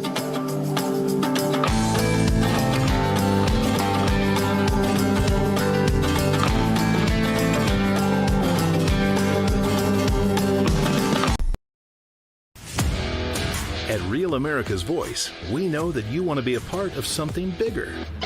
That's why we've teamed up with AMAC, the Association of Mature American Citizens, to build a real community of folks who care about faith and our country's future. There is no force on earth that can stop us from saving our country. Want to be a part of this movement? It's easy. Just scan the QR code on your screen right now. That's right. Grab your phone and scan the QR code to join the AMAC and Real America's Voice family today. By scanning the QR code, you'll unlock exclusive content, connect with like-minded Americans, and be first in line for events that celebrate our shared values. So don't wait. Scan the QR code. Join us today and become part of a community that stands for faith, family, and freedom. Real rights, they come from God. With AMAC and Real America's Voice. Go ahead. Scan the QR code now. Hi, my name is Tracy L. from Arizona. I don't stink around in the kitchen when it comes to the news. I watch Real America's Voice, which always serves accurate and reliable updates that are on point with their amazing hosts. So don't find yourself in a pickle by tuning into the fake news. Stick with Real America's Voice.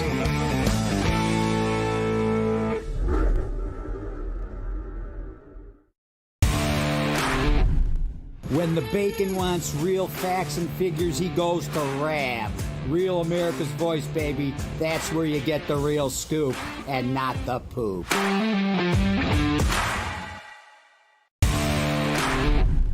Lazar Garcianovich here from Japan. Love Real America's Voice, real news, honest views, and love seeing everyone there. God bless America.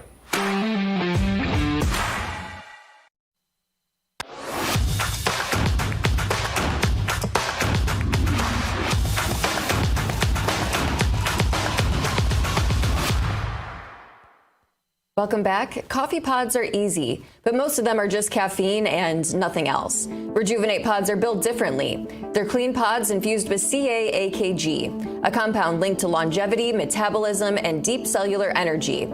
It's the easiest way to get better focus, smoother energy, and long-term benefits without changing your routine.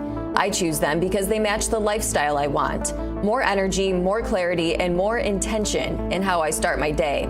If you're going to drink coffee anyway, make it one that actually supports the life you're building. Head to 1775coffee.com/Rav and try Rejuvenate Pods today. Don't just drink coffee, rejuvenate. All right, now that we are caffeinated, it's time to stay awake, not woke. And who is woke today? New York Congressman Dan Goldman. Goldman is claiming President Trump is abusing his power to investigate Federal Reserve Chairman Jerome Powell for not cutting interest rates. Goldman posted on X saying, quote, Donald Trump continues to abuse his office by using our criminal justice system as a political cudgel. This time in an effort to extort Fed Chair Powell to cut interest rates for his political benefit. Will any House Republicans join Senator Thom Tillis in standing up for the rule of law? The Justice Department served the Federal Reserve with subpoenas regarding Chairman Powell's testimony over the Fed's building renovations. Powell also responded. Take a look. The threat of criminal charges is a consequence of the Federal Reserve setting interest rates based on our best assessment of what will serve the public, rather than following the preferences of the president. This is about whether the Fed will be able to continue to set interest rates based on evidence and economic conditions, or whether instead monetary policy will be directed by political pressure or intimidation. I have served at the Federal Reserve under 4 administrations, Republicans and Democrats alike. In every case, I have carried out my duties without political fear or favor, focused solely on our mandate of price stability and maximum employment. Public service sometimes requires standing firm in the face of threats. I will continue to do the job the Senate confirmed me to do. Let's bring in Terrence, Dr. Gina, and David. Terrence, want to go to you first on this one. The president is kind of distancing himself, saying that he had nothing to do with these subpoenas, but it looks like Powell had a pretty stern response there. Yeah, and of course Powell is going to say, oh, yeah, this is all on President Trump.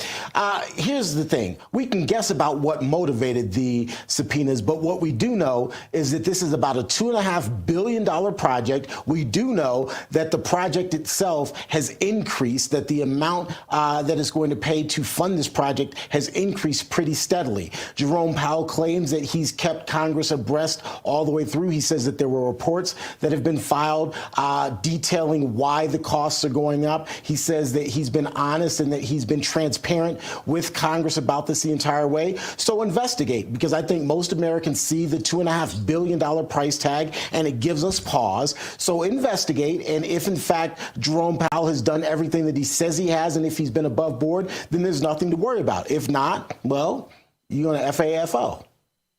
No, whoa, hello. Yes, I hear you. Okay, sorry. That jarred me, but I'm smiling. Okay, so a couple things. He's not indicted. He hasn't been indicted. Right. These are subpoenas. So everybody kind of slow their roll, as they said in 1996 or whenever they said that. So that's number one.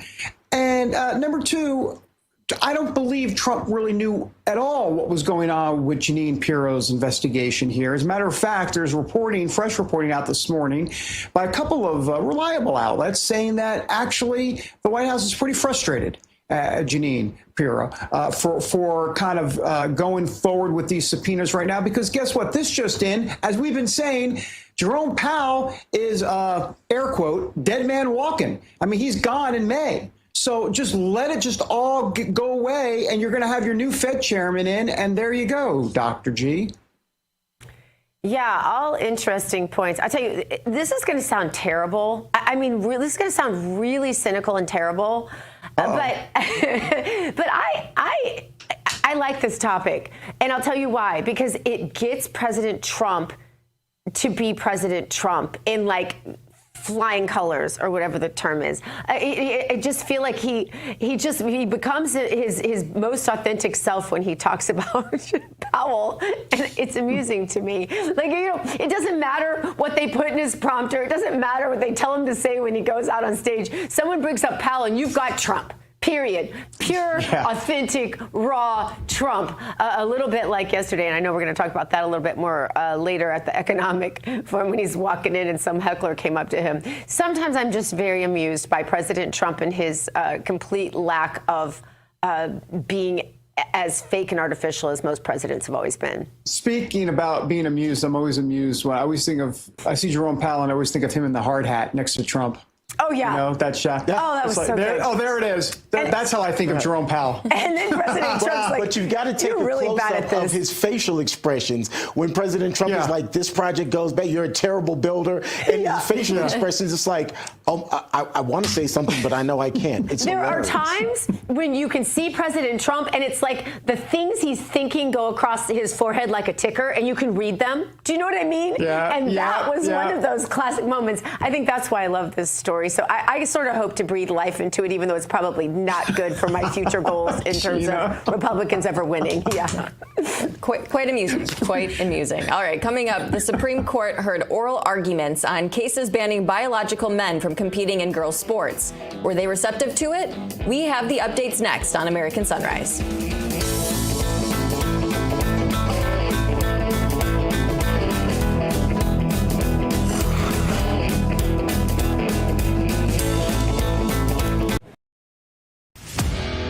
At Real America's Voice, we know that you want to be a part of something bigger. That's why we've teamed up with AMAC, the Association of Mature American Citizens, to build a real community of folks who care about faith and our country's future. There is no force on earth that can stop us from saving our country. Want to be a part of this movement? It's easy. Just scan the QR code on your screen right now. That's right. Grab your phone and scan the QR code to join the AMAC and Real America's Voice family today. By scanning the QR code, you'll unlock exclusive content, connect with like-minded Americans, and be first in line for events that celebrate our shared values. So don't wait. Scan the QR code. Join us today and become part of a community that stands for faith, family, and freedom. Real rights, they come from God. With AMAC and Real America's Voice. Go ahead. Scan the QR code now. My name is Tracy L. from Arizona. I don't stink around in the kitchen when it comes to the news. I watch Real America's Voice, which always serves accurate and reliable updates that are on point with their amazing hosts. So don't find yourself in a pickle by tuning into the fake news. Stick with Real America's Voice.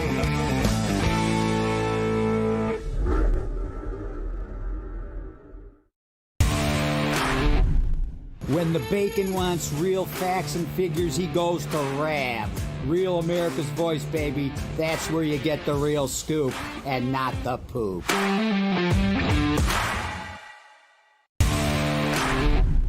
Lazar Garcianovich here from Japan. Love Real America's Voice, real news, honest views, and love seeing everyone there. God bless America.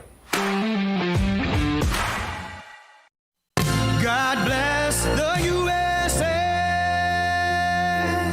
In the beginning, God created the heaven and the earth.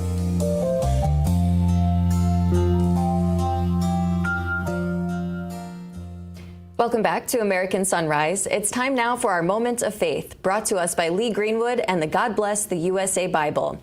In focus today, the Supreme Court. The High Court heard oral arguments in 2 cases challenging state laws that ban transgender girls and women from playing on school sports teams.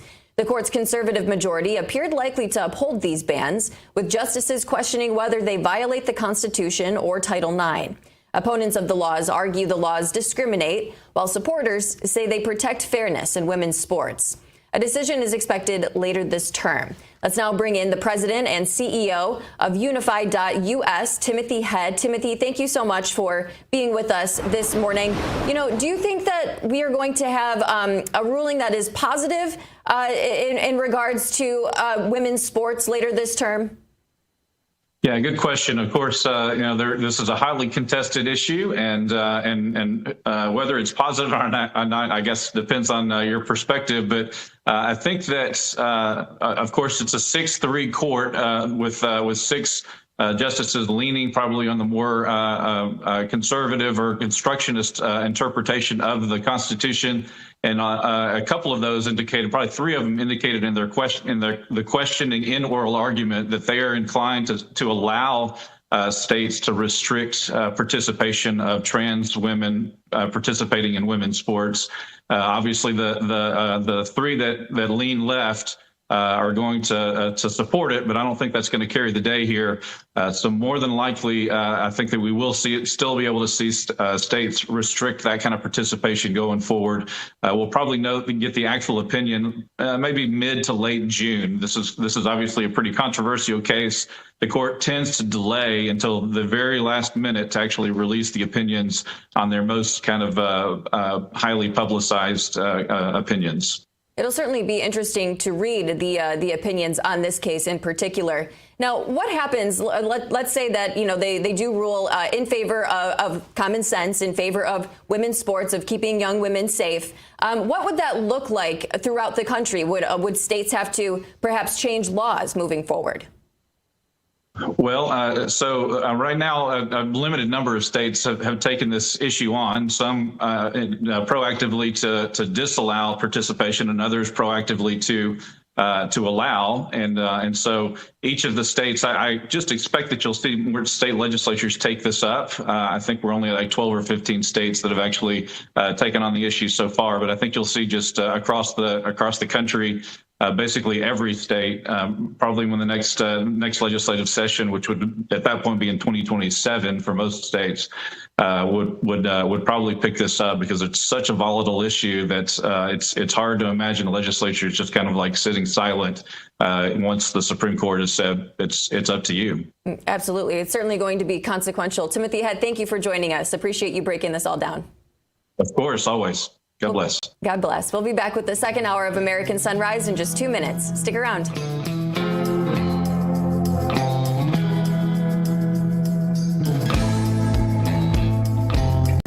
Introducing the limited edition God Bless the USA Bible, inspired by Lee Greenwood's hit song and the most recognized patriotic anthem in America, God Bless the USA. The God Bless the USA large print leather-bound King James Bible also contains America's founding documents, the U.S. Constitution, the Bill of Rights, the Declaration of Independence, and the Pledge of Allegiance, along with a handwritten chorus to Lee Greenwood's song, God Bless the USA. With its large print and slim design, this Bible invites you to explore God's Word anywhere, anytime. The God Bless the USA Bible makes the perfect gift and cherished family heirloom keepsake to pass on to future generations. Designed for an easy reading experience in the trusted King James Version translation, this large print Bible is perfect to take to church, Bible study, work, and for traveling. Order yours today at GodBlessTheUSABible.com.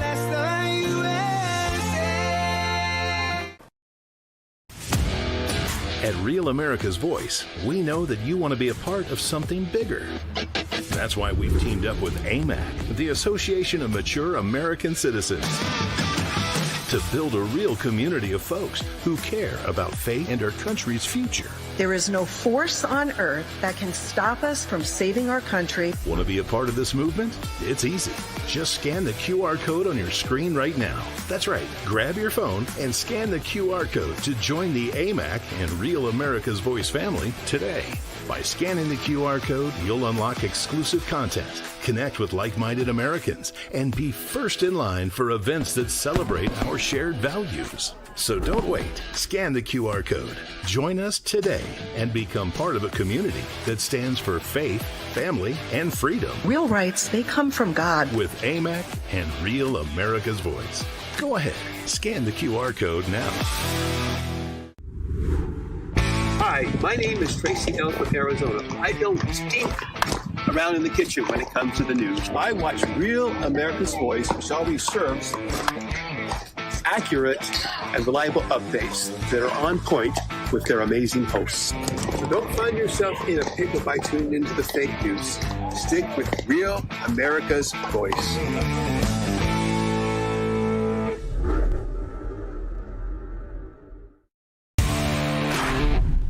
When the bacon wants real facts and figures, he goes to Rab. Real America's Voice, baby. That's where you get the real scoop and not the poop.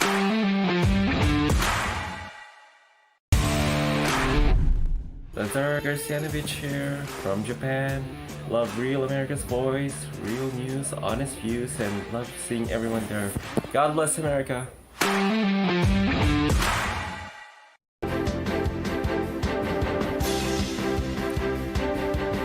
Coming up on the second hour of American Sunrise, Vice President J.D. Vance and Secretary of State Marco Rubio set to meet with foreign ministers from Greenland and Denmark today. This meeting comes as President Trump continues to push for the United States to acquire Greenland. We'll have the details in just a moment. Plus, President Trump says anti-Semites have no place in the Republican Party or even the wider MAGA movement. These comments come from a recent interview with the New York Times. We're going to talk about what he said and what it means for MAGA and the America First movement. Also later, state officials in Minnesota are suing the Trump administration over the White House's immigration crackdown in the Twin Cities. The move comes as unrest remains following the shooting of a woman by an ICE officer. These stories, so much more as the second hour of American Sunrise starts. But a bump right now.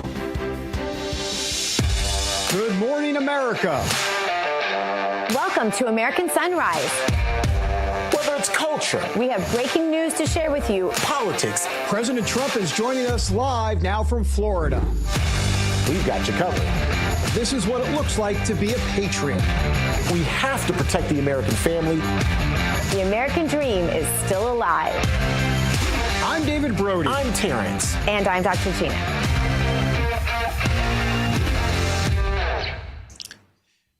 And welcome back, everybody, to the second hour of American Sunrise. I am David Brody, coming to you from D.C. Let's bring in Dr. G in West Palm and T. Bates in our Denver newsroom.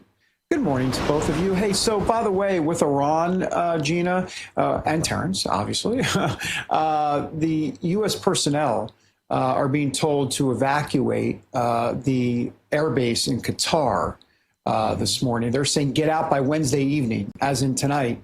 So, Gina, I'm not a rocket scientist, but I'm not stupid enough to realize that something may be coming very soon. Yeah, well, they don't say get out for no reason, and you're right. It's an ominous announcement. Terrence, as somebody who has lived on military bases, what's your thought? Yeah, yeah, it's frightening, and obviously it's I think it's also a prelude to what's likely to come, and that would be some sort of military intervention as it relates to the protests in Iran. It's something that we're going to continue to watch. In fact, Iran reportedly set to hang a 26-year-old detained protester as soon as today. It would mark what many watchdog groups are calling the country's first protest-related execution. The death toll from weeks of protests in the Islamic Republic has now surpassed some 2,500 people and counting. And while President Trump is continuing to weigh whether to intercede militarily, as we just talked, he did offer this brief message to Iran on Tuesday. Additionally, starting February 1st, they've got to show humanity. They've got a big problem, and I hope they're not going to be killing people. And I'm going to have a report very soon. It would seem to me that they have been badly misbehaving.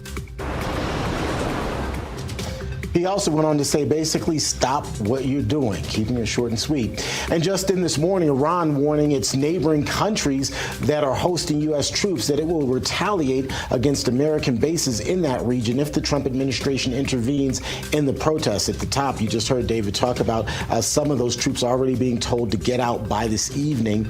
Turkey, Egypt, Saudi Arabia, and Pakistan have been in what's being described as constant contact with the Trump administration over the potential of U.S. strikes there in Iran. They believe that such attacks could spark a full-blown war. Former President Bill Clinton and his wife Hillary are facing the prospect of being held in contempt of Congress. This after the former first couple is refusing to appear for a deposition related to the House Oversight Committee's Jeffrey Epstein investigation. The former president was scheduled to testify on Tuesday. The former Secretary of State scheduled to testify and be deposed today. Committee Chair James Comer says the Clintons sent a letter saying that they will not be appearing because they believe his subpoenas are, quote, legally invalid. That's a quick check of your headlines. Now let's get a quick check of your forecast. Brittany Lockley, Weather Nation meteorologist, joining us right now with more on what you can expect. She also has your hometown forecast. Brittany, so good to see you on this Wednesday morning. It's so good to see you too, Terrence. I hope you're having a lovely day, and I hope your viewers are having a lovely day as well. We're going to get into that hometown forecast, especially for areas like Milwaukee. Shout out to Sam Vett. He was reaching out to us early this morning from Getter, and here is a look at that 7-day forecast for you. Now, we do have that lake effect snow that will be moving through much of the Midwest, so you're going to be impacted in Milwaukee. 80% chance of seeing that snowfall for today. 25 degrees for today, and look at those temperatures as they steadily decline. You're going to be waking up to single digits as we get into your Saturday morning. Las Vegas, different story for you, 73 degrees, and another one of your viewers from Los Angeles looking really, Las Vegas looking really good across this region. Dallas, Texas, we take you out to your 7-day forecast, 60 degrees, pretty nice across the area. We are going to cool down just slightly as we get into your Saturday and your Sunday, but plenty of sunshine. And if you want to see your name across the screen, make sure that you are sending us your hometown forecast. Terrence, I'm going to send it back to you. All right, Brittany, appreciate it. We'll talk to you later on. And again, there at the bottom of your screen, folks, you see that QR code. Go ahead and scan it and join our friends over at Weather Nation. You can have the forecast at your fingertips, quite literally at the touch of a button on your phone. All right, let's get you back over to David. David, I hope you scanned that QR code so that you can join our friends over at Weather Nation as well. I need to do that. Actually, I have not done that. I'll be honest with you. So let me go do that now. So can you give me a moment? No, we got to go. Okay, but I'll do it. I promise. The foreign ministers of Denmark and Greenland will meet with Vice President J.D. Vance and the Secretary of State Marco Rubio at the White House today as President Trump renews his push for U.S. control of that strategic Arctic island. Denmark and Greenland say the goal is dialogue, moving a rapidly escalating dispute into the diplomatic area. Greenland's prime minister said on Tuesday he would rather his country remain part of the Kingdom of Denmark rather than become part of the United States. All right, joining us now with a reaction to that and a whole lot more is South Carolina Congressman William Timmons. Congressman, good morning to you. So President Trump has said the United States will acquire Greenland one way or another. Okay. Do you support it? Do you want Greenland to become a U.S. territory? Where are you on this? Absolutely. It's in our national security interest, and it's an incredible opportunity. Greenland's 3 times the size of Texas, has trillions of dollars in natural resources, and there's only 50,000 people that inhabit the entire island. So we're in a position to extract those natural resources. This is a historic opportunity. It's the art of the deal. We're watching it in real time, and I'm optimistic it's going to work out. All right, Congressman. We now have a bipartisan group of lawmakers out there who are pushing a bill that would actually restrict what they call unauthorized military action by the president. Proponents say that this bill comes in response to the president's comments about acquiring Greenland specifically. We've got this here up on our screen. So where do you stand on this? Should Congress have that much oversight over the president? Should they be that involved in terms of what he does initially with the military? It's ridiculous. The president's not going to use the military to take Greenland. He's engaging in the art of the deal. And these members that are trying to restrict his ability to negotiate, it's just unreasonable. So no, Congress should not do this. It's not our place. The president is the commander in chief, and he's going to do everything possible to expand our national security. And that's exactly what Greenland becoming a territory will do. We currently have a space base, Bidufik, formerly Thule. It's at the northernmost point of Greenland. And it is an incredibly important part of our national security apparatus, and we need to expand our ability to secure our homeland, and that involves Greenland. Congressman, do a lot of people confuse you with Steve that's running for governor in California? Do a lot of people confuse you for him? Because I've got to say, you look just like him. Turning now, I wanted to go to an actual topic, not talking about that, but you really, really look like that guy. This is the ongoing health care debate in Congress. Earlier this week, President Trump said he may veto an extension of Obamacare subsidies. The House has passed legislation that would restore those expired subsidies, but faces an uncertain future in the Senate. Do you see a possibility for compromise here? Do you see any good coming of this for taxpayers? Because I think this should have been doged. Listen, we're discussing extending COVID-era subsidies for a failing healthcare system. It's absolutely ridiculous. You cannot throw trillions of dollars after a failed healthcare system. Obamacare does not work. So we need to address affordability of healthcare, and that involves starting from the ground up. We need to stop treating sickness and delaying death and start facilitating health and wellness. The American people have to be responsible for their health. And look, I want to help anybody that gets hit by a car or has some genetic defect. But when you earn your sickness, when you eat yourself and refuse to exercise for decades and decades, and then you get sick, that is entirely avoidable. And we got to get the American people healthy, and they got to be a part of that solution, not throwing taxpayer dollars after it. What is the solution? Because the House has passed this. You had Republican defections. Was it 7 or was it 14? I can't remember. It might have been 14 defections. What are you going to do here? Because now it's in the Senate's hands, and I don't know where Trump's going to come down on this, because this is the art of the deal. And now he's talking about you got to be flexible in the Hyde Amendment, which is, I mean, you can't be flexible in the Hyde Amendment. I think the thing to do here is to say, all right, we're going to give Congress 6 months to act, and we can extend some of these subsidies for a few months, not a few years, and then actually address affordability, because the solution is not throwing taxpayer dollars down a black hole. We have $37 trillion in debt. We run a $2 trillion annual deficit. We are running out of money to give away. And people need to take responsibility for their own health care. They need to take a walk. They need to eat a salad, and they need to stop eating Snickers and drinking soda. Like, it's as simple as that. The president and RFK are moving in that direction by getting people to take care of themselves more. But we got to push in that direction, not subsidize poor decisions.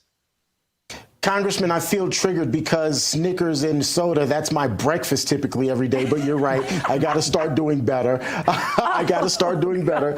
So I agree with you. All right, let's get to some actual news. Look, we started the conversation talking about Greenland and it's, President Trump's push to kind of take it over. Obviously, the situation in Iran is making global headlines, and there potentially would be U.S. involvement there. You think of Venezuela, that's also an issue the president is addressing. And then there, of course, is the ongoing thorn in our side, which is Russia, Ukraine. There's so much happening abroad. Where do you stand on U.S. involvement in all of those powder kegs that literally are just one crisis away from blowing up right now?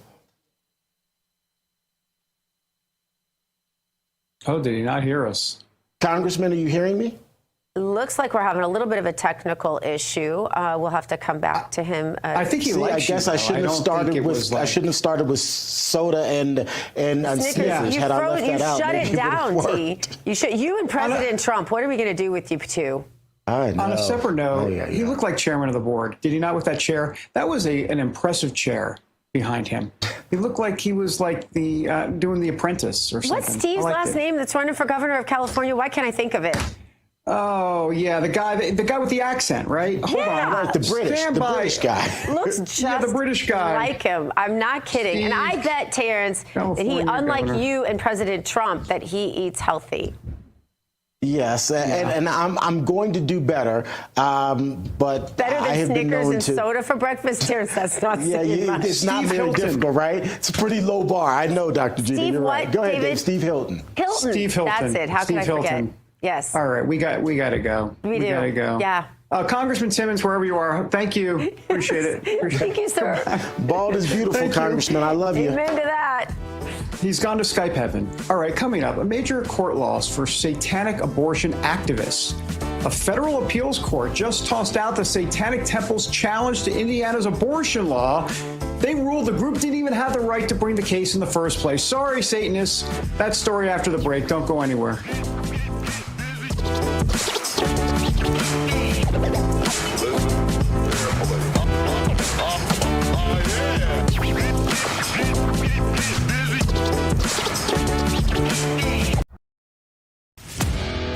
At Real America's Voice, we know that you want to be a part of something bigger. That's why we've teamed up with AMAC, the Association of Mature American Citizens, to build a real community of folks who care about faith and our country's future. There is no force on earth that can stop us from saving our country. Want to be a part of this movement? It's easy.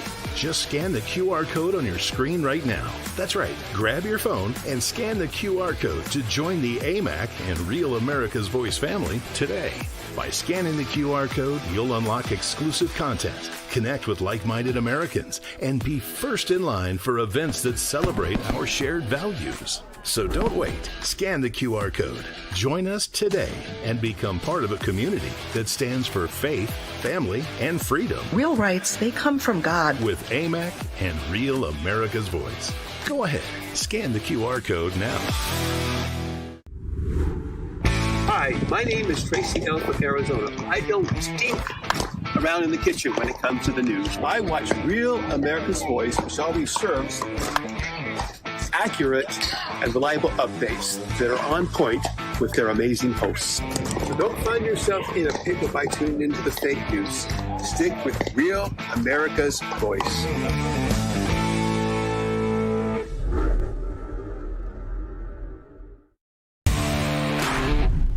When the bacon wants real facts and figures, he goes to Rab. Real America's Voice, baby. That's where you get the real scoop and not the poop.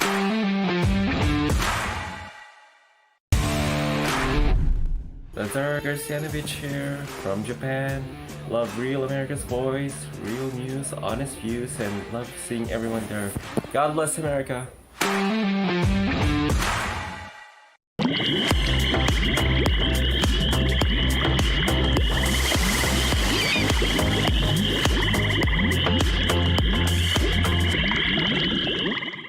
Welcome back to American Sunrise. I'm Emily Finn. It's great to have you with us this morning. Time now to drain the swamp, and this morning we are flushing out satanic abortion activists. Literally. A federal appeals court has unanimously thrown out a lawsuit from the Satanic Temple challenging Indiana's abortion law, ruling the group doesn't even have the legal right to be in court in the first place. The 7th Circuit Court of Appeals upheld a lower court decision saying the Satanic Temple lacks standing, meaning their claim never got off the ground, despite the group's argument that abortion is part of a so-called satanic abortion ritual. The group noted that the group does not operate an abortion clinic in Indiana, and that plans, ideas, or telehealth hopes are not enough to overturn state law. In other words, the judges weren't buying what the Satanic Temple was selling. For more, let's bring in David, Terrence, and Gina. Gina, I had a difficult time even trying to read this story. I mean, abortion ritual? What kind of disgusting nonsense is this? I mean, abortion is a satanic ritual, and That's right. and this is absolutely well known. This is the way they get us to. It's so funny. I was having a conversation. Oh, I know who it was. It was with a former producer friend of mine, and he was saying how he cannot believe that the evil big pharma medical industrial complex that RFK Jr. fights every day to save this country from is now killing our dogs, because they give us such pleasure. So they've taken it upon themselves to over-vaccinate them, put chemicals in all of their stuff, use the mRNA, all the rest of it. We're supposed to be doing to them what we've been doing to our children for years. And I said back to him, you know, they're not satisfied. The appetite of evil is voracious and endless and merciless. And they weren't satisfied with the fact that we were killing our babies. Now they want us killing our dogs as well. It's truly evil. And this is never going to stop. I spoke with a group of young people just last night, and they were asking me, what can they do to stop this hideous abortion industry? And I said, you know, evil is always going to persist. You have to keep your faith where it belongs. Keep your nose in the Bible, keep your heart in prayer, and realize that this is not our home. I don't know what else to say. I'm not saying give up the fight, but I'm saying don't be discouraged or cynical. Don't be made cynical by it, David. Get in the Word. Get into the Bible. Yeah. Literally read the Bible. That's where truth resides. And everybody's searching for truth nowadays. And you're not going to find it out there. You just won't. Because everybody is a free thinker. Great. Don't get me wrong. Free thinking, great. But you know what? That's an opinion. Okay? And your opinion may be right. Your opinion may be wrong. But God's doesn't have an opinion. It's actual fact. It's in the Bible. People have been trying to prove the Bible wrong since, the beginning of time, and they haven't been able to do so. You know, to me, this satanic stuff is low-hanging fruit, right? You know, if you go around saying I'm a Satanist, okay, you're crazy. That's weird. But it's the people that don't go around saying they're a Satanist, but they do evil things, and more importantly, doesn't even look evil. It actually looks righteous. And don't forget, looks good. Satan knows every word of Scripture. 100%. He went to what's it called? Seminary. He went to seminary. There's no doubt about it. He knows every single word of the Bible. And look, you're either following God or you're following Satan, and that's the hard truth this morning. Terrence, any Emily, any thoughts? I'll just quickly say I rebuke Satan, I rebuke Satanists, I rebuke what's evil, and I stand with God. In the name of Jesus. All right, that's right. Amen. Coming up, we are headed down to Wall Street for the opening bell and insight into how to hold on to your hard-earned dollars with some common sense. We'll be back with more American Sunrise in just 2 minutes. Stick around.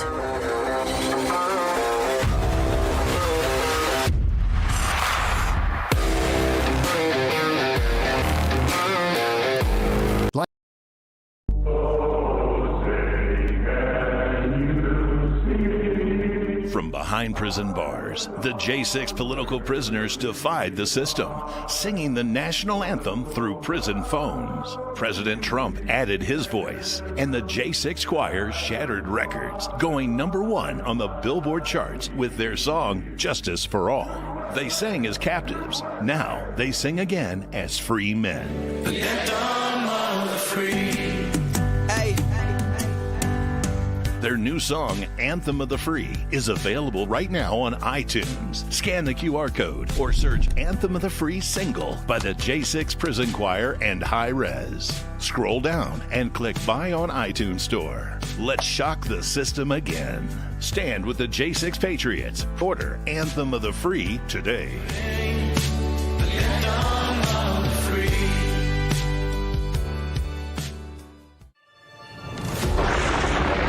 Through every storm, every moment of uncertainty, everybody needs to pray for Charlie Kirk right now. Rav has stood strong.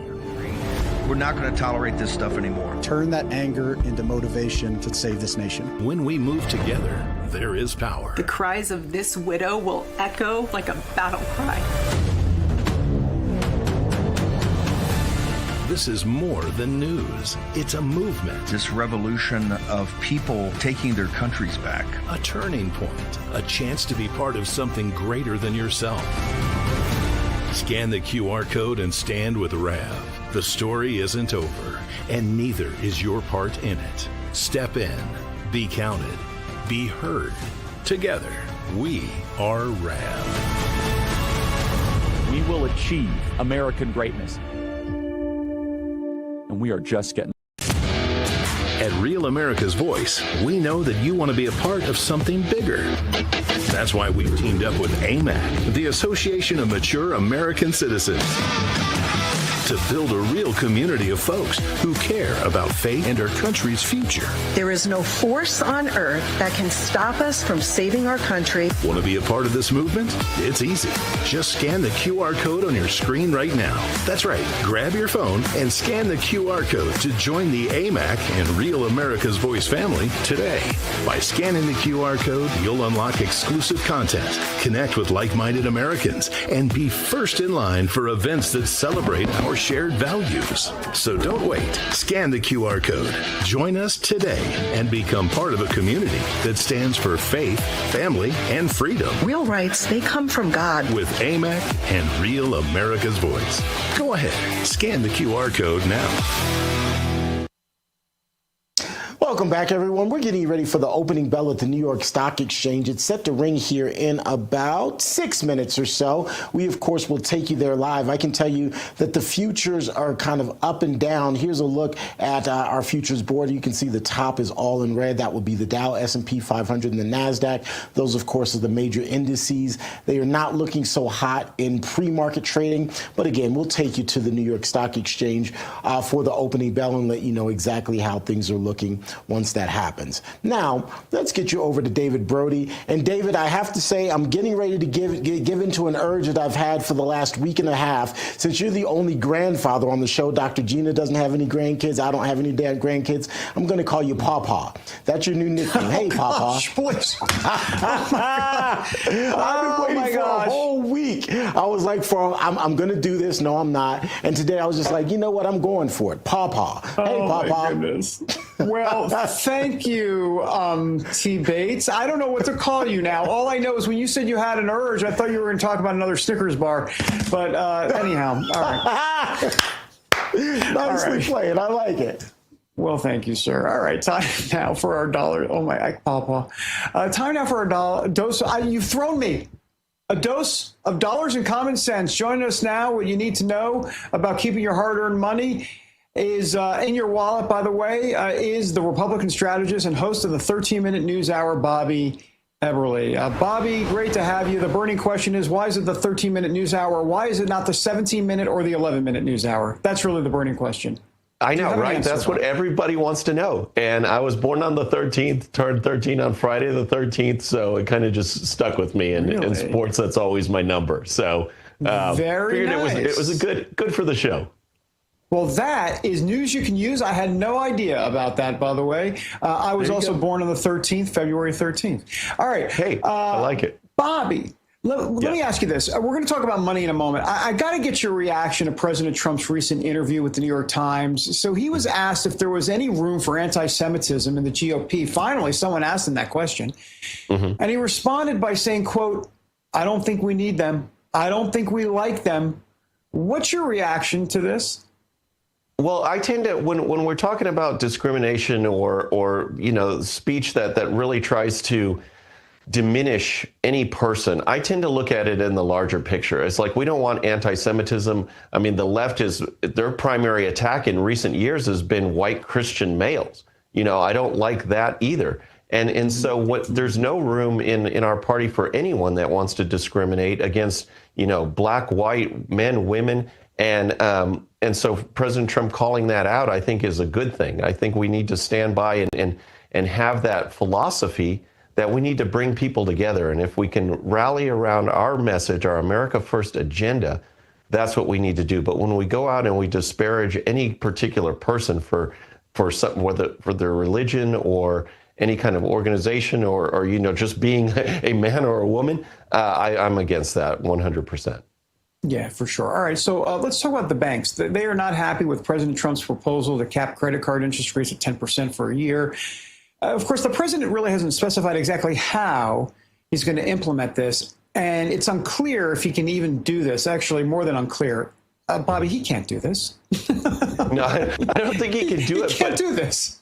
But what's going on, what's so interesting now is that the credit card companies and the electronic processing have gotten so ahead of this as far as their data and their reasons, why the sky would be falling and they can't do it. I mean, according to them, some of these reports, 90% of all credit card users would have their accounts closed because they deem those as non-profitable if you went to a 10% interest rate, and they're not going to do a losing venture. So they are out in force as far as their studies and their talking points and their messaging. And so, that's going to be a big hill to climb if 90% of all users would be cut, and then those that still would remain with a credit card would have some of their perks, their travel bonuses, cash back, and everything cut. So the credit card companies are out in force. I don't think the president can do this, but there's not the messaging on the other side on how it can be done either. I got 15, 20 seconds, real quick. The Fed chair, Jerome Powell, these subpoenas. What do you make of what's going on here? You got 18 and a half seconds, Bobby. All right, two different issues. You've got the subpoenas for failure to respond to Congress, and then you've got the overall inability to lower those interest rates as the president wants. He needs to go. I don't think it'll be until May when his term is up, but good riddance to him. Bobby, really great to have you. Thank you. The consummate TV professional, keeping it to 18 and a half seconds. Thank you, sir. Appreciate it. Thanks a lot. All right, let's go to Terrence in Denver, the opening bell, sponsored by AMAC. The Association of Mature American Citizens is the conservative voice for Americans 50 and older. AMAC is fighting for the values that you hold dear. Join today. Together, we can write the course of America. All right, we're getting ready for the opening bell at the New York Stock Exchange. It's set to ring here in less than a minute, and then we'll get an idea of how the markets are going to shape up on this Wednesday of trading. There's the applause. You hear it, which means the bell is going to follow here in short order. Looks like Black Space. That's what it says there. Black Spade, Black Spade. I'm getting glasses soon, so I will be able to see this small TV screen in front of you. Black Spade is at the podium. And again, the bell is going to ring here in short order. In fact, it just rang, which means the markets are now open and trading is underway. That guy in the front, I think he seems pretty happy. He was a little boisterous there to hear. Look at him. He's still going. Yeah, pump your fist, buddy. All right, here's a quick look at the markets. The Dow, S&P 500, and the NASDAQ all in the red. The rest, though, the bottom half of our screen is in the green, which means that there are some indices and some trade values that are looking up right now. We, of course, will continue to monitor it for you throughout the day. In the meantime, a new year means new financial goals, like making sure that your savings are secure and diversified. Will this be the year that you finally listen to us here on RAV and talk to someone over at the Birch Gold Group? They really are good people, and we appreciate their educational approach and their understanding of macroeconomics. There are forces out there pushing the dollar lower and gold higher, and that's why the Birch Gold Group believes that every American should own physical gold. Until January 30th, if you're a first-time gold buyer, the Birch Gold Group is offering a rebate of up to $10,000 on qualifying purchases. If you'd like to claim eligibility and start the process, simply text the word America to the number 989898. The Birch Gold Group can help you roll an existing IRA or a 401k into an IRA in gold, and you're still eligible for a rebate of up to $10,000. Make right now your first time to buy gold and take advantage of a rebate of up to $10,000 when you buy by January 30th. Text the word America to the number 989898 and claim your eligibility today. Again, it's all as simple as texting the word America to the number 989898. All right, let's take a quick break. When we come back here on American Sunrise, Minnesota and the Twin Cities are suing the Trump administration, calling a massive ICE operation there a federal invasion and demanding that it stop. We'll break it on down and the looming legal fight after this break. Dr. Gina and Pawpaw, they'll be back as well. Stick around.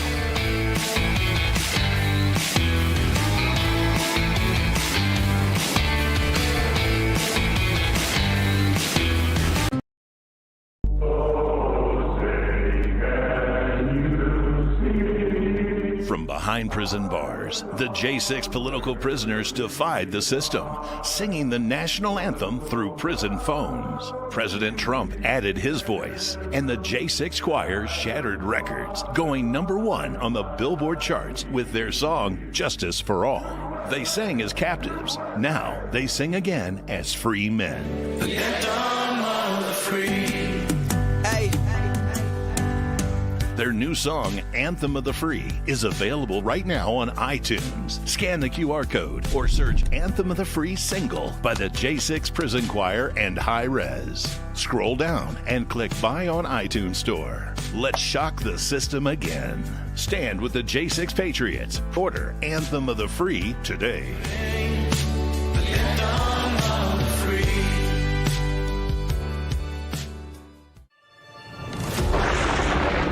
Through every storm, every moment of uncertainty, everybody needs to pray for Charlie Kirk right now. Rev has stood strong. We're not going to tolerate this stuff anymore. Turn that anger into motivation to save this nation. When we move together, there is power. The cries of this widow will echo like a battle cry. This is more than news. It's a movement. This revolution of people taking their countries back. A turning point. A chance to be part of something greater than yourself. Scan the QR code and stand with Rev.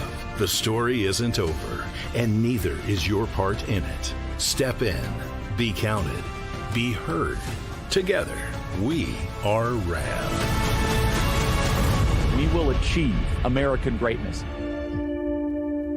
And we are just getting.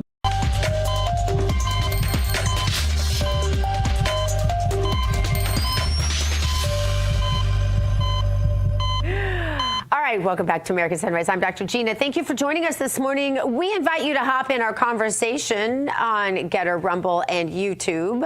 I feel like I should mention Rav ambassadors there, but I guess we have commercials for that. Anyway, it is time now to take the political pulse of America. The Beat today, Minnesota and the Twin Cities are taking the Trump administration to court, suing to halt what they call an unprecedented and unconstitutional federal immigration crackdown in that state. The lawsuit filed Monday argues that Operation Metro Surge, which has flooded the Twin Cities with thousands of federal agents, amounts to a federal invasion that violates the 10th Amendment and targets Democrat-led sanctuary jurisdictions. Minnesota Attorney General Keith Ellison says the operation is not legitimate law enforcement, but political retaliation, pointing to President Trump's criticism of state and local leaders and the timing of the development. Here was Minneapolis Mayor Jacob Frey speaking on this just yesterday. Take a look. If the goal were simply to look for people that are undocumented, Minneapolis and St. Paul would not be the place where you would go. There are countless more people that are undocumented in Florida and Texas and Utah.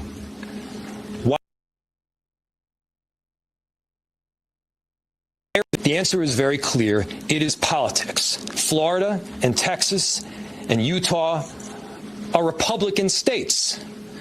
The reason that Minnesota and Minneapolis are being targeted is because you've got a Democratic governor, a Democratic attorney general, and you got Democratic mayors. Okay, look, the name is spelled F-R-E-Y. That's like Frey. Frey is what is ancillary and doesn't matter. So free, fry, fro, from, I'm just going to say Frey. The Trump administration is firing back on the things he said, with DHS accusing state and city leaders of failing to do their jobs and defending the operation as necessary to root out fraud and crime. David, Terrence, Frey, yes, or Fry? That's the question. It is Fry. It's Fry. No, but it's spelled and I only know like this Frey. because, you know, I eat enough Frey. Right. It's spelled like Frey, agreed, but it's pronounced Fry. And I only know this because I'm the fat guy on the show, and I like French fries and Snickers and Coke in the morning. So that's the only reason I know it's Fry, That's David. right. Call me Mom Donnie and Frey, and I'll say it however I want. David Brody. Well, so nanny boo boo, call me. Yeah, I agree. Call me Mom Donnie. I like that one for sure. All right, so can we just have like a real discussion? The cameras aren't rolling, right? It's just the three of us. It's just us. It's just us. It's like a therapy session. Lay down on the couch. Oh, good. Oh, well, if it's a therapy session, I do love Broadway musicals, but I told you that yesterday. So here's the thing. My view on this is like the Trump administration. Now, hear me out. And don't beat me up in the chat. Oh, they're going to beat me up in the chat. They're going to beat you up. So they're going to beat me up. I already know it. But here's the thing. The Trump administration said they're going after the criminals. They always said they were going after the criminals. That was clear. Now, they obviously said anybody here that overstayed their visa and is here illegally and shouldn't have even been in the country. Yes, we heard that too. But Gina, Terrence, tell me if I'm wrong. Did we hear from this administration that pretty much they were going after the criminals first? Did we hear that? I think we heard that. Yeah. I don't know. Anyhow, so therefore, if you look at who's been arrested, 73% of folks that have been arrested are non-criminals. So they are criminals in the sense that they came here illegally. I'm not saying that. Okay, David Brody. Let's go here, because I'll tell you something. This reminds me of Gaza. To get the point. I get it. I think I get it. At least I think I do. But then again, I don't know how to pronounce Fry. So this reminds me of Gaza. And here's why. Because everyone's like, oh, they're killing all these civilians. It's because the non-criminals there are harboring the criminals. And the politicians are telling them to do it. Well, and then time out. Wait, what? No. If they're harboring, if the non-criminals are harboring the criminals, yeah, they should be rounded up, of course. Yeah. But that's my question, and it's really more a question. It's not. I'm not coming down on the side of the liberal mumbo jumbo stuff. I'm asking. You kind of are. No, I'm not, though, because here's the question. Yeah, because here's the actual precedent, David. The actual preface of this entire conversation is the fact that if you came here illegally ever, you're committed a criminal act. Okay, so are you saying that, Terrence, help me out, are you saying that someone's been here 25, 30 years because Congress didn't do their job? You're saying if they're at a 7-Eleven, not 7-Eleven, that's probably a bad example. If they're at Walmart, and they just not overstayed their visa. They just came here illegally 30 years ago. You just want them gone no matter what. Well, is that what you're saying? Let me ask you this, David. If someone if someone broke into your house 25 years ago and they find them now, would you like them to be prosecuted? Yes or no? Yes, I would. Case in point. Yeah. Okay, but I don't know if that necessarily solves that doesn't answer my question. I asked you a question whether or not we got to bring the guests in, don't we? Terrence, I got to hear you. I got to hear you on this. I'm simply going to say there's the rule of law, and I get your point from a humanitarian standpoint, but there's still the rule of law. And if so wait a minute, hold on for a second, real quick. So if you're saying the rule of law, wait, T. Bates, but if you're saying the rule of law, then you're agreeing with Gina here. You are saying that anybody that is in this country illegally I'm talking about people that have been here 25, 30, 35 years. I'm talking about those people. I'm not talking about people that come in during the Biden administration. I'm talking about people that have been here forever and had kids here and the whole thing. You're saying that all those people need to be kicked out of the country. That's what you're saying. I think if you get swept up, first of all, if you're here illegally, no matter, just let me make my point. If you're here illegally, no matter the circumstances, if you get caught in any sort of sweep and you've had 25, 30, to your point, years to get your situation straight or to straighten out your situation, and you haven't, well, you put yourself in a situation to be deported. It's unfortunate in some cases, but there is the rule of law. Why? And that would be my only point. But guys, we do need to get to our guests. I don't disagree because we can have this conversation for okay, cool. I think we have a fan topic point. because our producers are going to put us. They're going to come for us. They're going to send ICE if we don't get to our guests. But I agree with that. I just want to say I agree with that. I do agree with that. If you're caught up in the sweep, you got to go. Yeah, you got to go anyway. I agree with Terrence. All right, for more, we want to bring in Daily Signal columnist, Jared. author of the book The War on History, Jared Stepman. I'm apparently just not pronouncing names right today and forgetting them altogether. So you get to weigh in now. You go. Are you with Terrence? Actually, Jared, forget what you got to say. Another thing. I got another. No, I'm sorry, Jared. Go ahead. Where do you stand? No, I think it's a very interesting. It's a good conversation. I do think that there's a reason why, in cases like in Minnesota, why there are a lot of people who, let's say, were not necessarily criminals on top of the fact of the original act being swept up in these raids. It's in part because the governments in these states are not cooperating with authorities. Yeah. I mean, I think there's a reason they're doing these raids. They don't know who they're going to get in many cases. And so that ends up a lot of people who haven't done other criminal acts. So I can see why the numbers are skewed in this case. I think this is the problem with the general sanctuary policies. You don't have local governments cooperating with the federal government. So now you have to send in agents. You have the scenes like what we've seen in Minneapolis and other places. And I think it's sort of intentional. I mean, in the cases of Minnesota, they want to create a scene because they don't believe in any of the enforcement. So they're trying to make it seem as if the administration is acting improperly and out of control. And so I think this has very much been orchestrated by politicians in Minnesota, California, you name it, blue states. They want this because they don't like the policies. They don't like any of the deportations. They would like to go back to how things were under President Joe Biden. I think that's just a reality, and they will bring those policies back if they take back power at the federal government. So I think this has in many ways been orchestrated. You could say that in many cases, some of these scenes look very bad, but I think they've been orchestrated to be that way by the people in charge in a lot of these states. Yeah. I mean, listen, I listen, I just want to be very clear. Papa. If you've been here... Did you just have a papa moment? I did. I'm about to have a pal moment here in a second in terms of all the stuff I'm going to get on the chat. But look, if you've been here 25, 30 years and you're hanging around some of these nefarious characters, gone, goodbye, that 100%. So I'm agreeing with you on that. I'm not disagreeing with you. I'm talking about... Is the Trump, and Jared, maybe you can answer this. I mean, do you believe the Trump administration is going and looking beyond the criminal aspect of this and just going willy-nilly into neighborhoods to just try to find people that have been either overstayed their visas or came here illegally? Like that, in other words, administrative warrants, not judicial warrants, is my point. It's an important distinction. I think they have generally, at least in the past, at least initially, they were targeting people who had committed other crimes, were connected to gangs, who had done other things besides, again, the initial illegal act, which is crossing the border.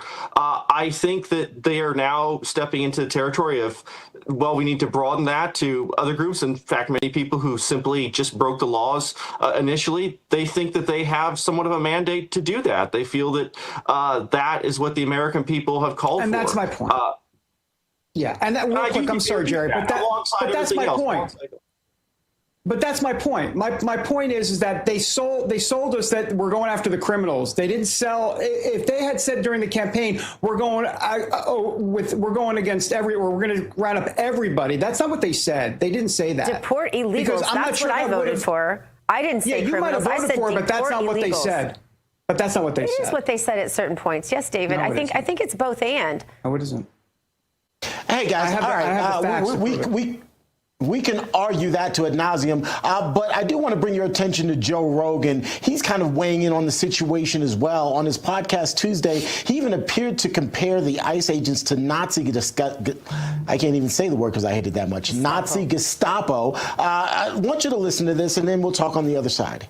You don't want militarized people in the streets just roaming around, snatching people up, many of which turn out to actually be U.S. citizens that just don't have their papers on them. Are we really going to be the Gestapo? Where's your papers? Is that what we've come to? They're not Jared, citizens. your response. They're not citizens. I don't understand even. I don't even understand the argument. Yes, please go. I hear you, Dr. Gina. Jared, you are our guest. Would you give us your reaction? I'm sure Rogan is echoing a sentiment that many people have. Again, I think this situation has been created by many of the politicians in the states that they're in. They've created a situation where how else are they going to go after people? I mean, there was another incident that took place in Portland very shortly after the one that took place in Minnesota, where a Border Patrol agent actually ended up shooting two individuals who were in a vehicle who tried to hit him, who tried to run him over. A lot of these agents are in very difficult situations with some people who are actually very much hardened criminals who are targeting enforcement officials. So, and many have been put in very difficult situations where they have a literal mob that's trying to impede their operations. So that many of this looks bad, it looks wild, it looks out of control. I think it to a certain extent has been orchestrated. And unfortunately, a lot of these agents have been put in harm's way. I don't think this was even the case a few years ago. I think there was a more or less broad support for some of the things that ICE has done, but now the country is in a very different place. There are a lot of people who want to resist the federal government. They want to resist immigration enforcement, and that's, I think, creating the scenes that we see across the country. Well, Jarrett Stepman, you're doing yeoman's work, stepping into this family fight and not explaining to David Brody in any uncertain terms, Papa Brody, why exactly it is if someone broke into your house 25 years ago, you would still want them prosecuted. Thank you so much for being with us today. Thank you very much. That was the most boisterous segment we've had in a while.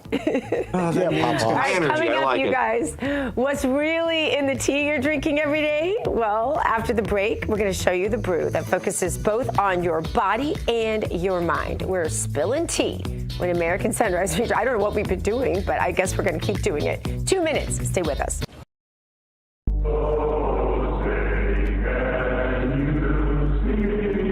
From behind prison bars, the J6 political prisoners defied the system, singing the national anthem through prison phones. President Trump added his voice, and the J6 choir shattered records, going #1 on the Billboard charts with their song, Justice for All. They sang as captives. Now they sing again as free men. The anthem of the free. Their new song, Anthem of the Free, is available right now on iTunes. Scan the QR code or search Anthem of the Free single by the J6 Prison Choir and High Res. Scroll down and click Buy on iTunes Store. Let's shock the system again. Stand with the J6 Patriots. Order Anthem of the Free today.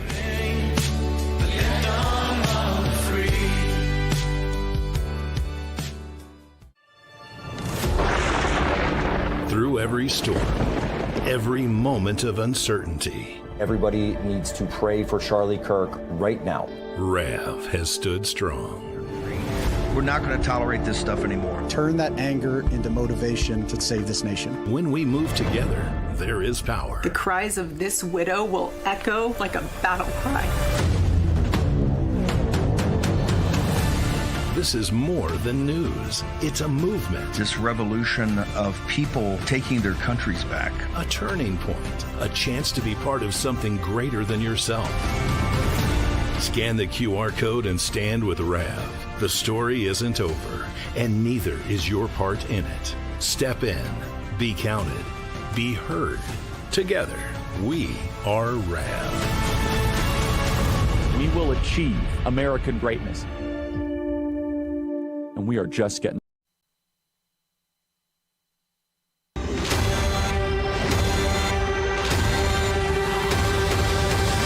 Let's spill some tea.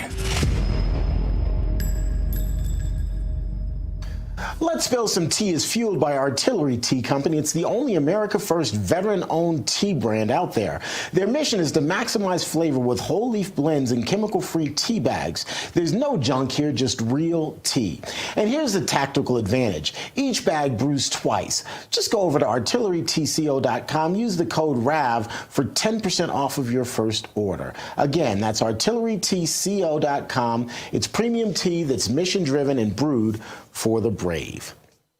All right, folks, let's get right into what's in the cup today, and that would be Artillery Tea Company co-founder Mike Britton. I don't know how he found his way into the cup, but he is there, and he's joining us for the conversation. Mike, always good to see you, brother. How are you? Good, Terrence. Thanks for having me again. Absolutely. So, look, I want to talk about the subscription service momentarily, but in that intro, I read, and we talk about this all the time, and I think it's important to point out. We say that it's real tea. It's not that fake stuff, but it's real tea. What specifically does that mean? And compare kind of your product with the real tea to what one might normally get, say, in the grocery store. Yeah, Terrence, normally tea comes in the form of something called tea dust or tea phenols. It's literally the byproduct of what happens when they produce our tea, which is whole leaf. And so you're getting like a tea that has lost its nutritional value, that is substantially more bitter than what natural tea tastes like. It doesn't taste like natural tea at all. If you've ever had whole leaf tea, you can tell the taste difference quite easily. Another reason why our bags can be brewed twice: when you go to the grocery store and you buy their tea bags that are filled with bleach and chemicals, ECH that's used in insect fumigation, all kinds of stuff that they use to hold that bag together. That can only be brewed once because it's tea dust. So you're getting the nasty chemicals, you're getting the lowest grade tea that you can get. With ours, our tea bags are made out of plant-based materials that are biodegradable, and our tea leaves themselves are the highest grade that you can get versus the lowest grade. It'll be a full leaf, it'll expand in the bag and give you that natural flavor nutritional profile. So it's high quality, high grade tea that you'd be getting. And people now have an opportunity to subscribe and get a subscription so they can try all of your products. How does this work? Yeah, Terrence, we're wanting to announce the creation of a new subscription program today. A lot of infrastructure went behind this. This took frankly forever for me to put together. A lot of headaches with like the IT and the back end setup and all this kind of thing. But today we're finally ready to announce the creation of the Patriots Brew Club. It's only been around for about a month or so. This is a brand new subscription program offering from us. All right, so how does it work? Obviously, people can go to the website, I would imagine, and sign up. But how does this brew club work? Yeah, it's different from our previous program. Our previous program was just a simple, subscribe and save 10%. This program now offers free shipping on all orders, which is new. And it also offers tiered discounts. And so if you have 2 items in your cart, it's 10% off. 3 items on your subscription, 15% off. 4 items, 20%, plus. And also we offer this in every month delivery, every 2-month delivery, or every 3-month delivery. So a lot of variety there to fit everybody's, budget and tea consumption rates and all this kind of thing. So we wanted to make it maximally flexible. You can also switch out flavors at any time. You can cancel at any time. There's no commitments. And all of this is accessible on your website, artillerytco.com, correct? Yeah, that's right. We had one extra feature that we put in there too, Terrence, and that's something called milestone rewards. And so this is new too from the previous program. I think your second shipment, your 4th shipment, your 6th, and your 12th, you'll get a free milestone reward along the way that you unlock as you stay subscribed. Oh, that is awesome. All right, Mike, always good to talk to you, my friend. You see the website there at the bottom of your screen, folks, ArtilleryTCO or ArtilleryTco.com, whichever way you want to pronounce it. Log on and go ahead and get your subscription. Well, coming up, our very own Dr. Gina standing by with the stories that she's keeping her eye on. The one to watch is next here on American Sunrise.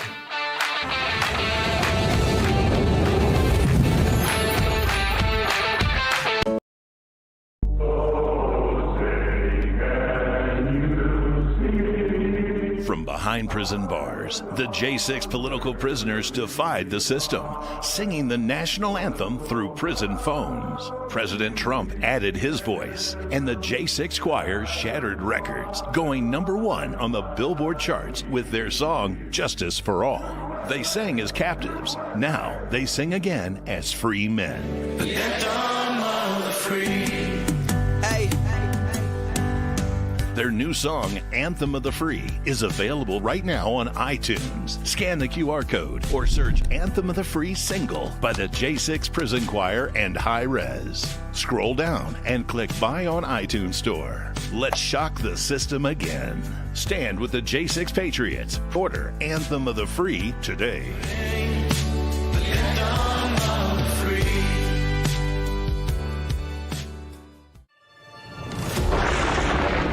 Through every storm, every moment of uncertainty, everybody needs to pray for Charlie Kirk right now. Rav has stood strong. We're not going to tolerate this stuff anymore. Turn that anger into motivation to save this nation. When we move together, there is power. The cries of this widow will echo like a battle cry. This is more than news. It's a movement. This revolution of people taking their countries back. A turning point. A chance to be part of something greater than yourself. Scan the QR code and stand with Rav. The story isn't over, and neither is your part in it. Step in, be counted, be heard. Together, we are Rav. We will achieve American greatness. And we are just getting. All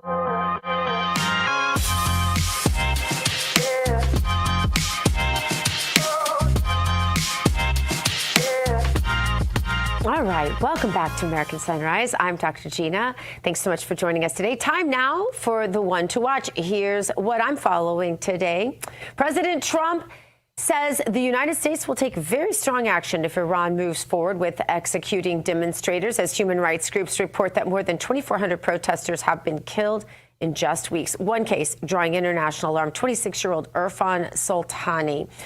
Detention, a death sentence, and an execution date, all planned, all moving at breakneck speed, according to the human rights monitors. The Trump administration says it is reviewing the death toll and weighing next steps as Iran defends its actions and blames what it calls terrorists. Now the president is showing support for Iran with a new slogan. Take a look. Then I've canceled all meetings with the Iranian officials until the senseless killing of protesters stops. And all I say to them is help is on its way. You saw that I put tariffs on anybody doing business with Iran. Just went into effect today. And I say make Iran great again. You know, it's a great country until these monsters came in and took it over. David Brody, I know you have a lot to say about this, so I'm just going to shut up and let you talk. I'll be 20 seconds. Make Iran great again. Not what we signed up for, number one. He's the acting president in Venezuela. He is going to be the chancellor of Greenland soon, I'm assuming. And beyond all of that, he is the chairman, literally, of the Gaza Board of Peace. That's what it's called, the Gaza Board of Peace. He also put his name on the Institute of Peace building in D.C. It's called the Donald J. Trump Institute of Peace. He loves being the peace president, T. Bates. Well, to your point, he is kind of heading up this Gaza Institute of Peace, and in doing so, he's enlisted the support of regional neighbors, of other neighbors throughout the Middle East. I'd like to see something similar happen when it comes to Iran. I know we don't necessarily see eye to eye on the reality of that, but I'd like to see the president exact some sort of leverage on the Egypts, the Saudi Arabia, some of those other Arab countries to do something to step in Iran. That's what I'd like to see. Well, Kristi Noem said voluntarily self-deport or take a free trip home, face arrest. That is the last word that I want to say regarding deportation. I don't care if it was 25 years ago or when. Deport them all. You guys, War Room is up next. Yeah, I bet take the that, great Papa. Take that, Papa. I bet the great Steve Bannon agrees with me, but you can find out right now. Hug your children, love God, go boldly now. Live the truth. We'll see you tomorrow.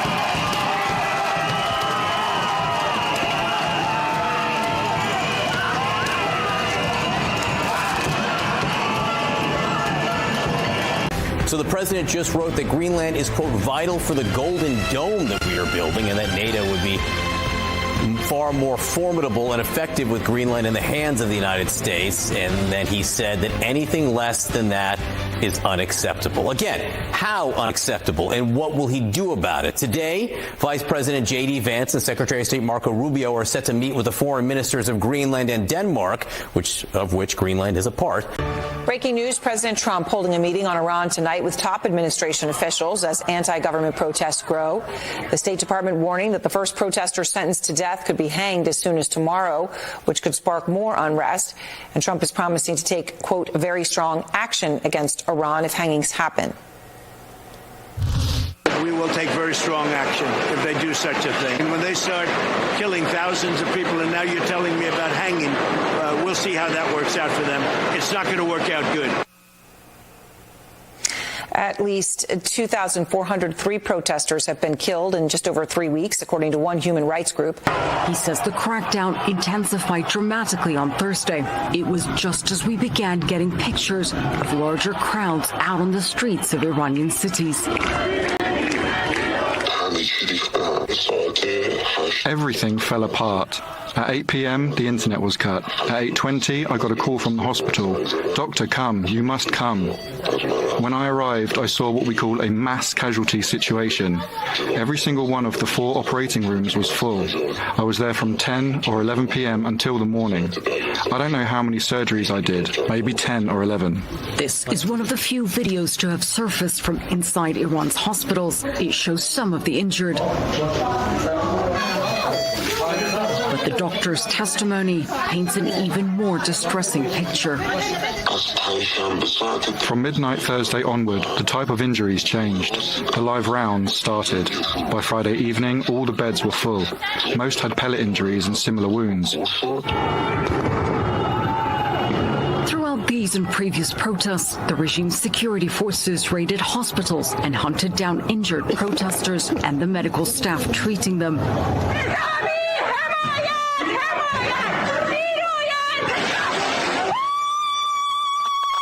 Turning places of healing into scenes of horror. There was so much fear.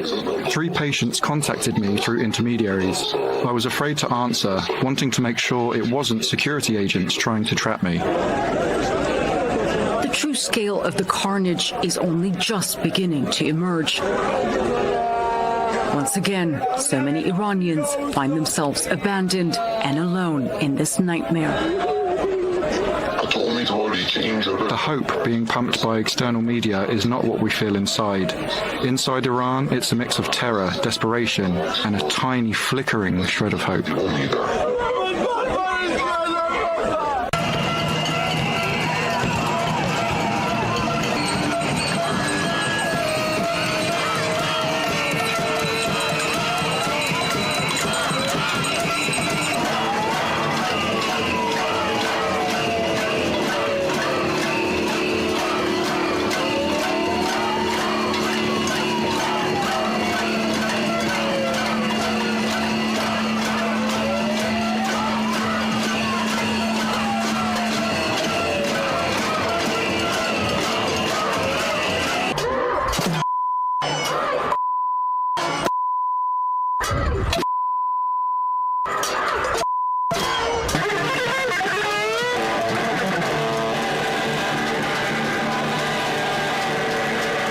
These people being dragged in the street. I see masked people coming up, demanding papers. I see a guy sitting in a gas station parking lot, and ICE officers breaking the window and then dragging him out and putting their knee on his back.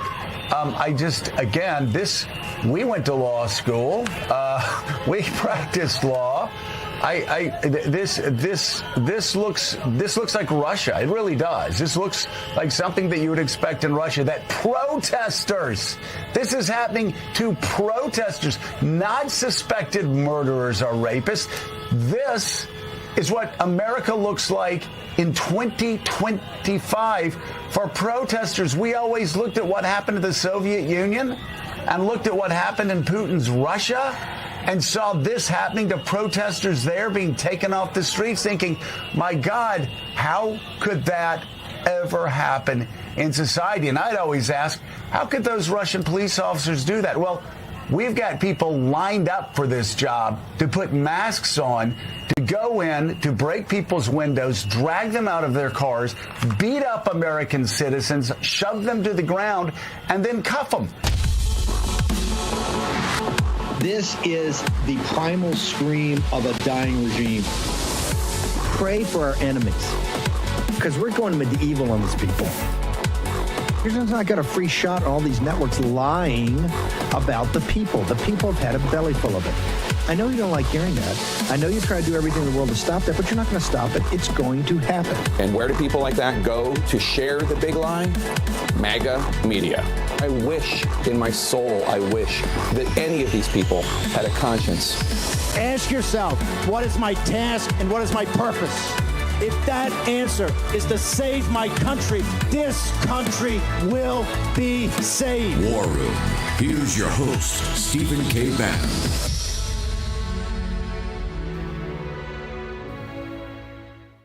It's Wednesday, 14 January, year of our Lord 2026, a world on fire. And the most important fire that's got to be put out here is Americans who have taken the side of the invaders and are trying to stop the normal process of repelling the invasion. We won an election on this. In all 15, 20, 25 million, you pick up, they all have to go. And you see what's happening with these white progressives in Minneapolis. And of course, the media continues to feed it, push it, etc. We've got an invasion also going in Texas, North Carolina, Oklahoma, Islamic invasion going in. I don't know, the feds are either not focused on it and or helping it with these immigration policies. It's got to be stopped. This is why we've launched War Room Texas. We've got to stop this. We have to stop it in its tracks and then reverse it, or we're not going to have a country. And I understand that, Iran and all these other situations. Look, the situation in Iran is terrible, but they had the Shah's son on Bret Baier last night, and Bret Baier failed to ask him one basic question. He's talking about all the casualties in the street and killing people and shooting. Didn't that happen? Didn't his father do the exact same thing when the students were starting to overthrow the Shah? And of course, they had all type of agents in there, Russian agents, other agents trying to overthrow him because he's a big ally of the United States and the Islamic Republic and all the underground of the Islamic Revolution. The people now, 47 years later, have had a belly full of it. It's destroyed the country. But remember, they brought it on.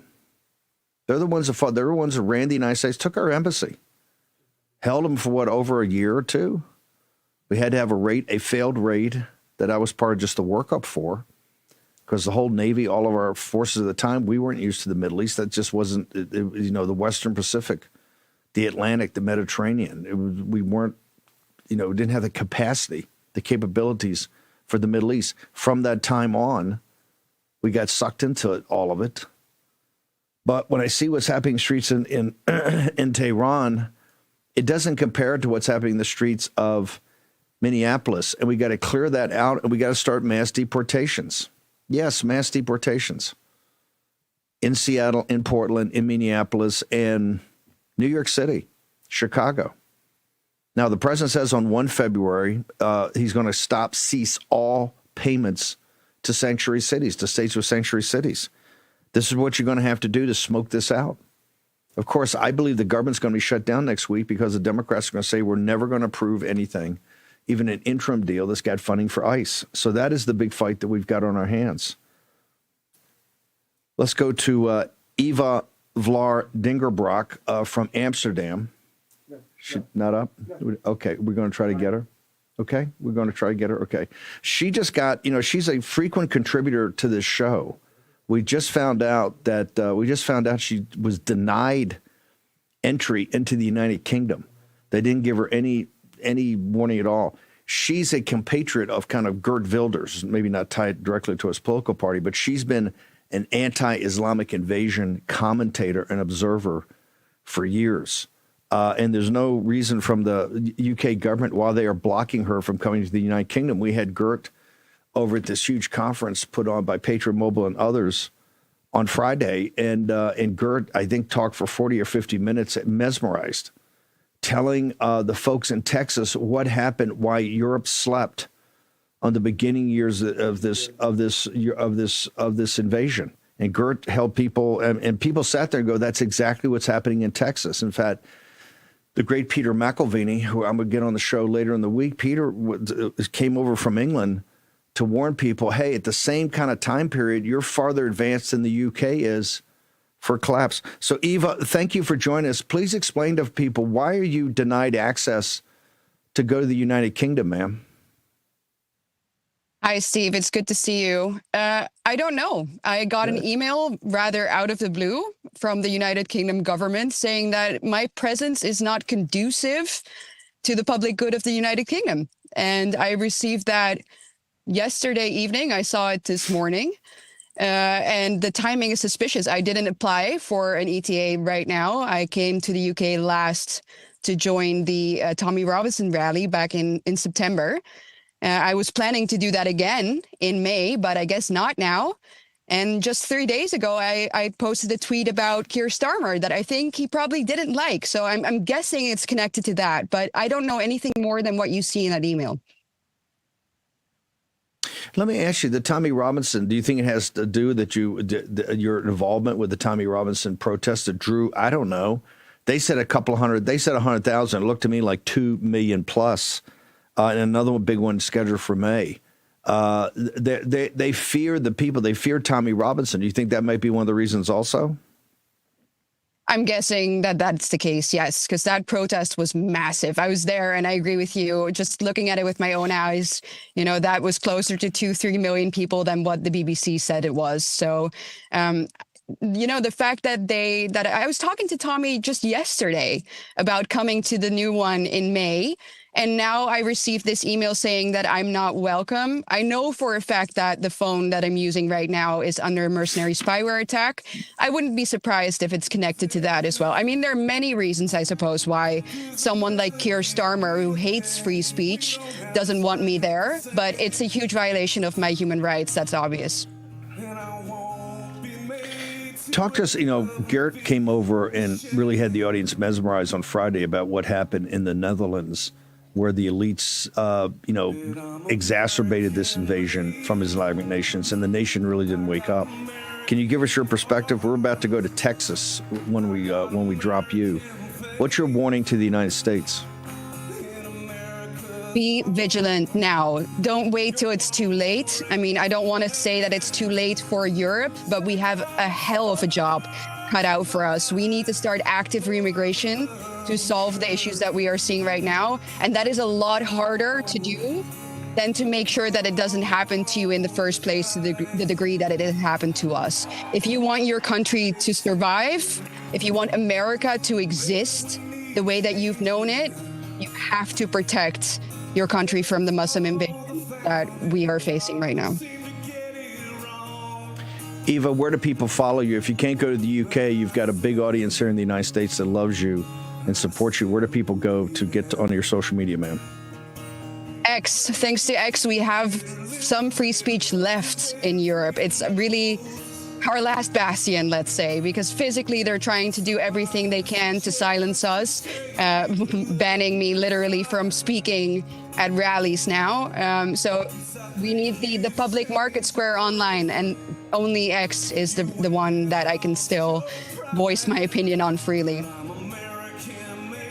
Eva, thank you so much. We'll look into this and get back to you. Something's rotten in the United Kingdom to keep a freedom fighter from entering the United Kingdom. Eva, thank you so much. Short commercial break.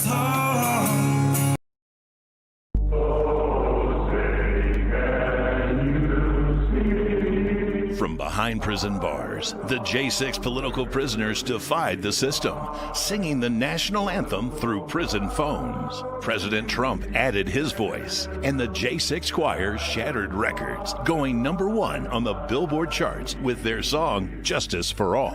They sang as captives. Now they sing again as free men. The anthem of the free. Their new song, Anthem of the Free, is available right now on iTunes. Scan the QR code or search Anthem of the Free single by the J6 Prison Choir and High Res. Scroll down and click Buy on iTunes Store. Let's shock the system again. Stand with the J6 Patriots. Order Anthem of the Free today.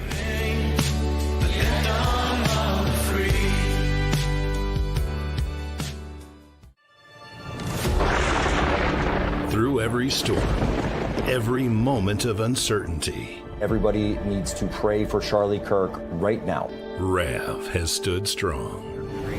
We're not going to tolerate this stuff anymore. Turn that anger into motivation to save this nation. When we move together, there is power. The cries of this widow will echo like a battle cry. This is more than news. It's a movement. This revolution of people taking their countries back. A turning point. A chance to be part of something greater than yourself. Scan the QR code and stand with Rav. The story isn't over, and neither is your part in it. Step in, be counted, be heard. Together, we are Rav. We will achieve American greatness. And we are just getting started. I'm Terry from New Jersey, and I just want to say that I love Real America's Voice. I love you guys. Keep up the good work.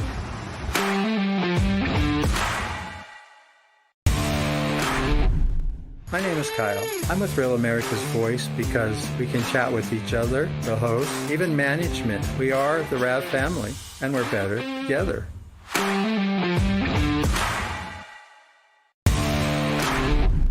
Hi, this is Becky from the Florida Panhandle, and I love watching Real America's Voice for the programming, the hosts, and my Rad Chat family.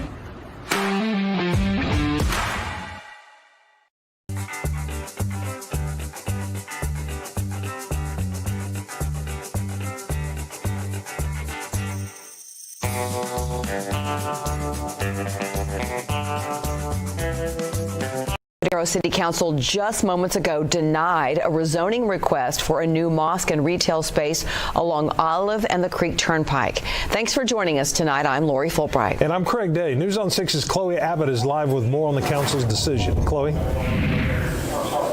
Craig and Lori, the City Council says the proposal did not meet the standards for the land use it's asking to rezone. The meeting turned contentious towards the end, and one city councilor called for public comment to end. Some people started yelling and had to be removed from the room, and many left on their own. After a nearly 4-hour meeting, the City Council voted 4-1 to deny the rezoning request. One councilor said this isn't about freedom of religion, but about the facts. That councilor said the project isn't acceptable for the current land use at Olive and the Creek Turnpike. Earlier in the meeting, the architect behind the proposal assured the council their plan followed all of the proper requirements and regulations. The Islamic Society of Tulsa said it needed a second location other than the mosque in Midtown Tulsa because of overcrowding issues, and half of its members already live in BA. An estimated 1,300 people showed up to this meeting tonight. 440 people signed up to speak, but City Council said they were allowed to stop the meeting when they felt like they had enough information to make a decision, and Council again voted to deny this request 4-1, and we will be hearing from the Islamic Society of Tulsa on what their next move is.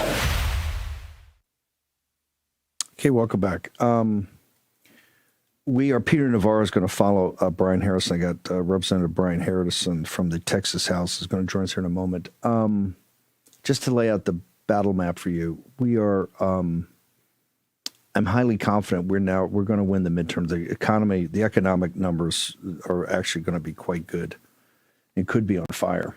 And then the Democrats are going to get more desperate. You're going to see more Minneapolises. Because this is their last stand. They're going to get more violent. They're going to get more crazed. They're going to get more anti-American. Remember, when you cut Minneapolis down to its core, what it is, they don't want illegal aliens removed from the country. Why? The business model. You see in the Somalian and all the graft and corruption, but that's how the business model finances itself, off of your money. Soros and those guys put in kind of starter, prime the pump cash. But the real money comes from you. That can't be broken up. And that's what Morning Joe and CNN just nonstop, this is what they're defending. They will not let federal authorities actually remove the 15 to 20 million illegal alien invaders. So we have to have a conversation, then a commitment that has to be the number one priority. It has to be the sovereignty of our nation. And what you're seeing down in Texas, here's the reason I am, one, why are we doing War Room Texas? Why are you putting such a maniacal focus on this between now and March? This has to be done. You see what's going on. Last night, the federal government, President Trump, designated 3 parts of the Muslim Brotherhood as terrorist organizations in Egypt, in Jordan, and in Lebanon. Now, interestingly, missing from that was Qatar and Turkey. Well, Qatar and Turkey happen to be, and this is where Tel Aviv Levin and all the Israel First guys, this is what you brought on them. They're all in Gaza, financing the Gaza rebuild and going to be the security force in Gaza with a foothold in Israel proper. They need to be, if anybody needs to be designated as a center and hotbed of the Muslim Brotherhood as a terrorist organization, is Qatar, which is the railhead of the financing in Erdogan's entire move to reestablish the caliphate is all the plan of the Muslim Brotherhood. But what you're seeing here is so powerful. What happened in Broken Arrow, Oklahoma, is the people in this United States, citizens, saying it's not going to happen here. It's not going to happen.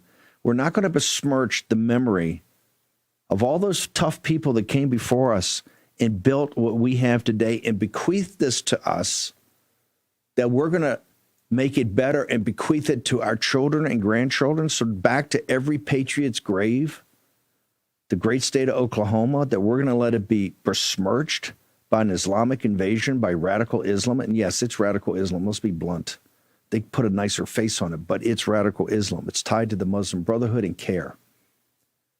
And the folks in Broken Arrow, Oklahoma, I think with 1,300 showed up for the planning committee, 500 signed up to speak, to get in front of that microphone and give it to me. I'm going to show you my agency.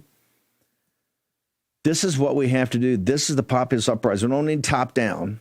You need bottom up. And man, you give me bottom up with the MAGA and War Room Posse, there's nothing that can beat you. This is my point about the 7 national elections that we've had, 8 national elections since Trump came on the scene from 2015.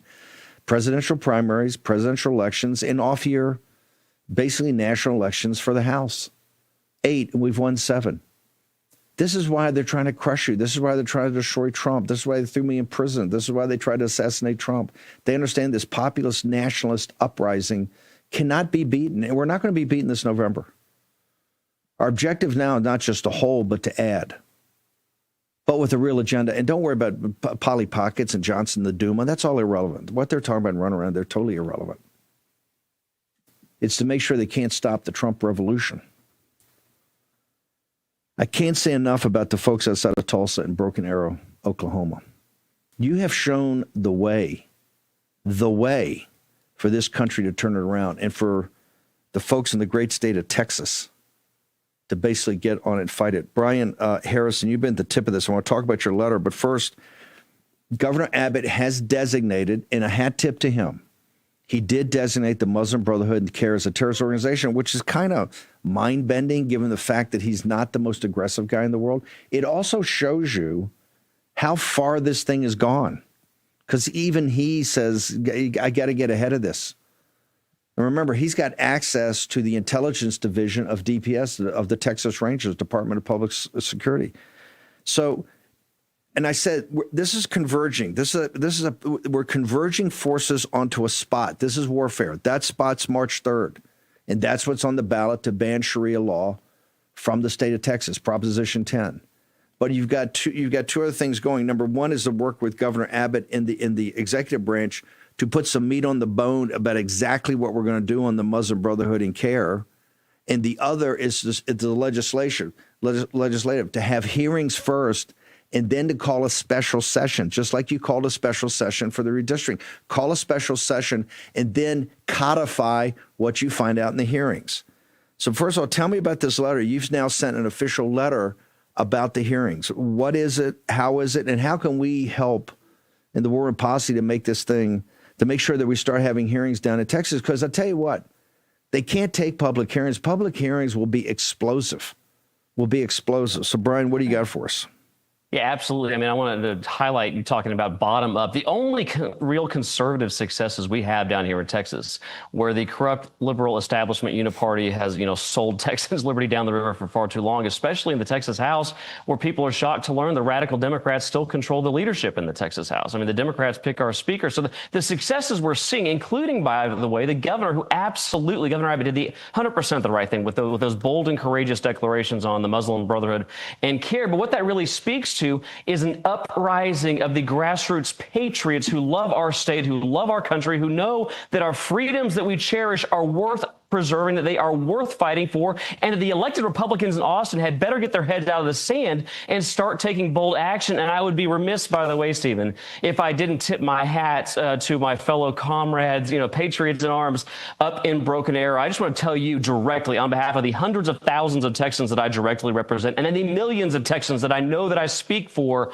we in Texas are with you as you rise up and stand up against the spread of these violent Islamist and jihadist and Sharia communities. We are with you. As to the letter, Stephen, this is super important. So I wrote a formal request because the Texas legislature is not planning to meet at all this year, do nothing official this year. That means the first time, unless we change something, that the Texas government could stand up and do anything bold, it would be next year, 2027, before we even debate ways to tackle this problem. And then most likely it couldn't even be until the end of 27 into 28 or 29 before action. And I'm sorry, Texans voted for bold Republican leadership. They deserve bold Republican leadership. Further delay is unacceptable. And I go further. I think further delay from the Texas government is tantamount to acquiescence to the left. So here's what we need to do right now. We need to call emergency interim legislative oversight hearings, do our constitutional oversight. Let's look into the basics here. Is the Texas government funding groups that have nexus to radical, violent terror organizations that advocate the violent overthrow of the Texas government and the United States government? There's a lot of evidence that points to absolutely we are. We've got to do better oversight because, our governor and other elected officials have said that Texas is ban Sharia law. The problem is we haven't. All we did was tweak one or two things in the family code. Well, if that's what we're saying is a ban on Sharia law, it's not. But if it is, why is it only in the family code? Let's hold hearings and put those prohibitions on the way these judicial courts that are making decisions based on foreign law, why is that happening in Texas? We should apply that prohibition to all of the Texas code. And then here's a lot of your viewers are aware of this Epic City, this big Sharia compound that's being built here in North Texas. We did pass a law to ban Epic City. Are you ready for the problem with the law to ban Epic City that everyone down here in Austin talks about? We exempted Epic City from the law that's supposed to ban Sharia compounds like Epic City. So we've got a lot more work to do because the people of Texas, they don't want rhetoric. They're sick of rhetoric. They're sick of gaslighting. They want results. And then as to these terrorist designations, let's have a special session. Bring us back right now. Let's pass the bills that I'm talking about. Let's pass the new legislation based on the oversight hearings that we have to have. And then bring us back for a special session in 2026. Let's not wait till 2027. Let's not wait till 2028. We're adding 2 new mosques at least every month here in the state of Texas. We have 2 functioning Sharia tribunals right in my backyard, one in Irving, one in Dallas. Let's not wait. Let's confront this problem head on. And you talked about the generations that came before us that paid the ultimate price so that we can talk here on television, so that our children can enjoy the blessings of freedom and of prosperity. If the generations that came before us were willing to pay the ultimate price, then the least that elected Republicans in Texas can do is stand up, speak the truth. Even if the truth makes you unpopular, tell the people the truth, and then let's act on it. We've got a nation to save. We've got a country to save, and Texas is on the front lines. Hang on one second, Brian. I'm holding you through the break. Brian Harrison and Peter Navarro next.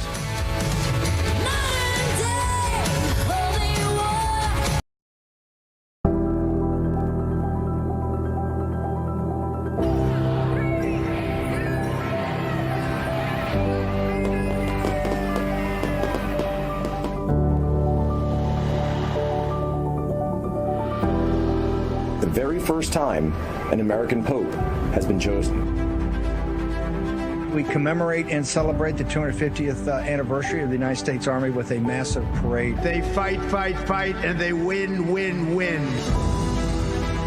Floods in central Texas, devastating. The death toll could reach 100. It's not a good morning. I think our hearts are hurting. God is listening.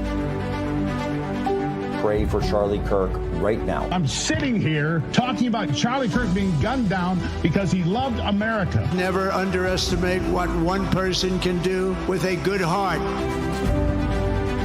We have peace in the Middle East, and we can thank President Trump. Looked like an ambush situation. 2 of our brave members of the National Guard were brazenly attacked in a horrendous act of violence. Hanukkah celebration shot up by migrants. Appeasement equals death.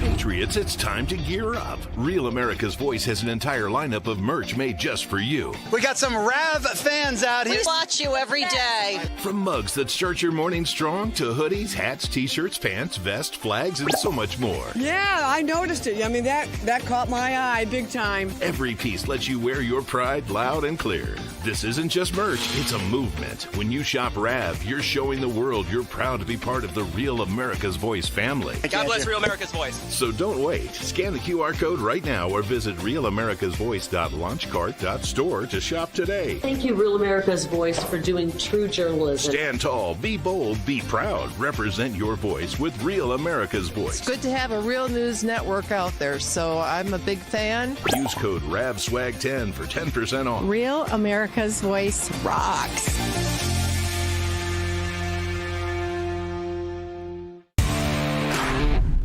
Flash a source in the chat.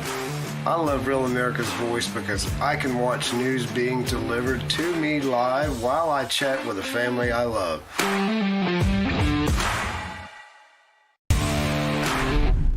Hi, this is Chris from Colorful Colorado. I'm drawbridge in the Getter chat. I trust no one for my news except Real America's Voice. So if anyone asks, I was never here.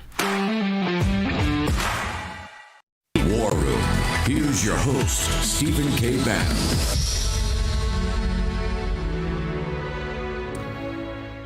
Brian Harrison, call to action. So I know you got to bounce. Call to action today because I have never seen a more overwhelming response than the conference we put on Friday, or Patriot Mobile put on, in various 22 grassroots groups that they put on in 2 weeks' time over Christmas holidays. Then you see what happened in Broken Arrow. People are fired up on this because they see in their own cities and counties, their own neighborhoods, this invasion taking place, and they're not going to have it. I'm telling you, they're not going to have it. You're about to see how tough as boot leather Texans are and how much they love their state, which as a Virginian, I'm the first to say they're the jewel in the crown of the Union. As goes Texas, so goes the nation. As goes the nation, so goes the world. Call to action, sir, before you punch. Yeah, absolutely. People are seeing the videos and the photos coming out of Europe and the result of unchecked mass migration. Their eyes of Texans are opening like I've never before seen it. We used to talk, don't California my Texas, but people are actually shifting, seeing what's going on here in this new. I'm hearing more people say, don't Sharia my Texas, and I fully support that. The Texas government's got to act. So if you're a patriot right now, anywhere in the country, what happens in Texas, I promise you, it affects you no matter what state you live in. Join our call to action. Demand that the Speaker of the Texas House, the Texas government, we do not wait another 1 year, 2 year, or 3 year for action. So there's two things. Number one, if you're in Texas, you show up and you vote in the March 3rd Republican primary. We are going to have Sharia law language on the ballot. Make sure you show up and vote to tell the elected officials in Texas that you oppose Sharia law within our borders, and the Texas government's got to do more to do that. Number two, call the number that I think you guys are going to put on the screen. Call the speakers of the Texas House. Let the elected officials in Texas know that they have it within their power right now to expose this threat, to craft solutions, and to pass laws by holding interim hearings. And that the governor can and should call us back this year, 2026. Let's pass these bold laws, and then back full circle. Make sure you show up and vote starting February 17th, not just for the Sharia proposition, but the Austin Uniparty swamp is doing everything they can to silence the bold voices for liberty liberty. Like myself, they've got two rhinos who hate President Trump, who want to tear down the border wall and do all the things that the radical leftists want to do. So please, show up and vote, support conservatives like myself, vote for the Sharia language on the Republican Party ballot, and then demand that we have interim hearings and special sessions and take bold action this year, 2026. The number is 512-463-1000, Speaker of the Texas House. Make sure you call today and say you want the hearings ASAP. Brian Harrison, we're going to, Grace and Mo, we're going to push out to the Force Multipliers your letter. So thank you very much for joining us, sir. Appreciate it. Always great to be with you, Steve. God bless y'all. President Trump designated the State Department Egypt, Jordan, and Lebanon the chapters of the Muslim Brotherhood, just waiting on Turkey and Qatar. Governor Abbott did it all. Designated the Muslim Brotherhood and CARES terrorist organization. Got to put some meat on that bone. Investigations, prosecutions, all of it. Full spectrum. I want to give a hat tip once again. Hopefully I'm going to get some of the Broken Arrow people on the War Room Texas show on Thursday at 6. By the way, the overwhelming support and the force multiplier pushing the show, it's been overwhelming. So let's keep it. It's top of the first inning. Let's just keep grinding this. Proposition 10 on the ballot in Texas on 3 March. Early voting on the 17th. Dr. Peter Navarro, one of the senior advisors to the President of the United States and has been for over a decade now, joins us.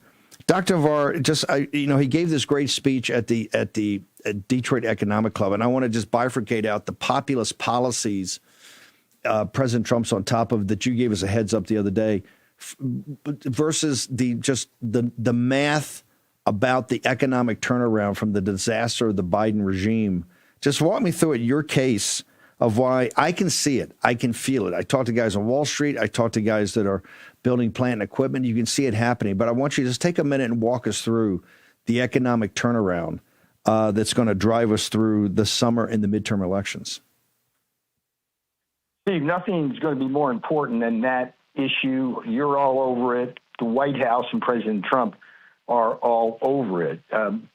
Remember, the ethos of the Trump administration, going back to the first term, is to make sure that real wages for our MAGA folks, blue-collar folks, are rising. Because whenever wages go up faster than inflation, people are better off. They can afford more things. So that's what we have in our sights. So that's number one. Number two, Biden caused inflation, Trump cures inflation. That's our second mantra. And if you look at virtually any of the components of the CPI, you can trace that directly to Biden policies. And so what President Trump is systematically at the micro level undoing all of these macro effects. So whether it's housing or energy prices, latest credit card debt, he's going at it. Now, let me just give you a couple of things. For example, mortgage-backed securities. He ordered Fannie Mae and Freddie Mac to buy $200 billion of those. What's that mean? It's 1/4 to 1/2 point on the mortgage rate, a couple of $100 a month on a lot of mortgages. He's banning large institutional investors, the hedge funds. These guys come in, they buy our single-family homes. They do it in a day. They don't. It's like they drive prices down in that market and then drive prices up in the rents. It's an astonishing effect. The boss is all over that. And then the third thing is, and I love this statistic for the War Room. It's like 1 million illegal aliens, 1% increase in rents, 20 million illegal aliens under Joe Biden's open border policy, 20% rise in rates right on him. And that's just the national average when you know that it's concentrated primarily in the blue and sanctuary states. You understand why rents are off the charts there. It's Biden's policy. And then the irony, Steve, it's like Mamdani and Newsom and Pritzker, they all try to blame Trump for higher housing costs, which is just crazy. Plus, we're also handling it by undoing the regulatory problems at the local and state level. Gas, Steve, look, gasoline and energy prices, drill, baby, drill, certainly. But there's a very interesting twist on the Venezuelan heavy oil that we're going to be buying per an agreement that the president just signed. Why does that matter? It turns out that these bespoke refineries, these customized refineries along primarily our Gulf Coast, were built originally for heavier crude. And when the fracking generation came along, that's light crude, and it really made those refineries less efficient. So even if we get a few 100,000 barrels of oil from Venezuela, then that allows us to kind of leaven the loaf there at the refineries. Gas prices, diesel prices come down. The credit cards, I mean, look, the mafia is envious of MasterCard and Visa for the amount of interest rates they can charge on debt. And it's a debt trap, Steve. It's like the Chinese Communist Party equivalent at the credit card level, where they hand out credit cards like candy to anybody. They don't do their due diligence. And now they're whining somehow that if you cap interest rates at 10% on debt, somehow that's going to hurt the little guy. No, it hurts their business model, Steve. So these are the things that President Trump is doing across all of the problems we're having with Biden's legacy inflation. We're getting it done, sir. In all this, you know, you had the big, beautiful bill for the supply side tax cut for the factories and the capital equipment. You've been his chief advisor as he architects the redoing of all the commercial relationships. We're kind of on tenterhooks, waiting for the Supreme Court to come back on that. But the report is that in all of that, and you guys particularly being very focused on what private equity and the hedge funds and Wall Street have done in coordination with the Chinese Communist Party to ship all manufacturing over there, which you're trying to reverse a historical trend. The reported number for the trade deficit, we have a trade deficit that's shrinking, right? Because you've got exports up, imports down. The Chinese Communist Party just announced 2025 number, a $1 trillion trade surplus.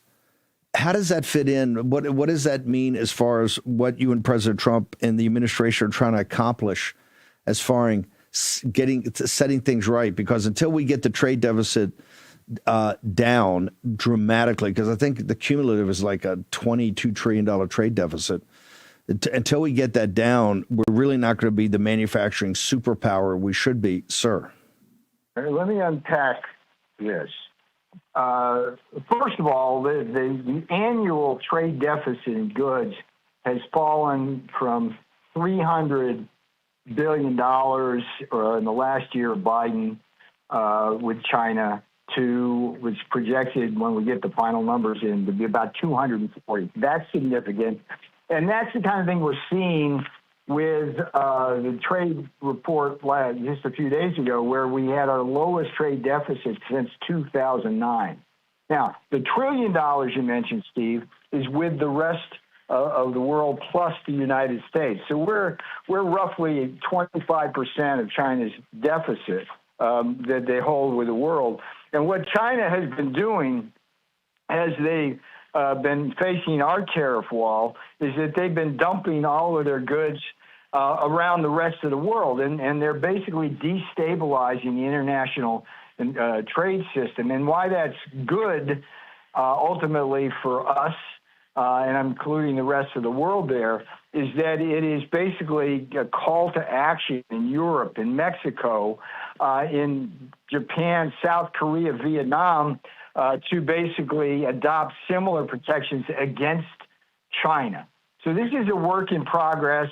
The one thing China should do but won't do is boost their consumption by reducing their savings rate, by giving the Lao Beijing health care and pension plans that will give them some kind of assurance. Steve, it's remarkable that a communist country has some of the worst pension and health care benefits around the world. Okay, it's like crazy stuff. So you get like savings rates in excess of 50% for Chinese citizens. The Lao Beijing, they don't buy any of our stuff or any stuff around the world.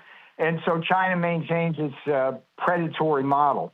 So these are the kinds of statistics which we're well aware of, and ultimately what President Trump is trying to do is defend our manufacturing base, our supply chains, our defense industrial base against the predation, not just of China, but of much of the rest of the world, which cheats us. By rule, Steve, by absolute WTO, World Trade Organization rule, the rest of the world can charge us higher tariffs and higher non-tariff barriers and screw us in 6 different other ways. And President Trump says, no mas, no more, reciprocal tariffs in, and that's kind of where all this aircraft carrier is going. 2 April 2025 was Liberation Day. Dr. Navarro, social media, where are you putting up these clips? You're writing op-eds all over the place. These daily clips are amazing. We got about 30 seconds. Where do people go to get all your content, sir? Central, PeterNavarro.com, PeterNavarro.com. That'll get you to my X, Getter, Truth Social, Substack, and Instagram. And the videos are really, I think, important messaging documents there. I break this stuff down in 60 seconds. Everything time President Trump does something to basically increase wages or reduce the inflation rate growth, it's up there. So have at it. Keep doing what you're doing, Steve. November looms, and we got to win that. We can't let them beat us on a crisis they created. Thank you, sir.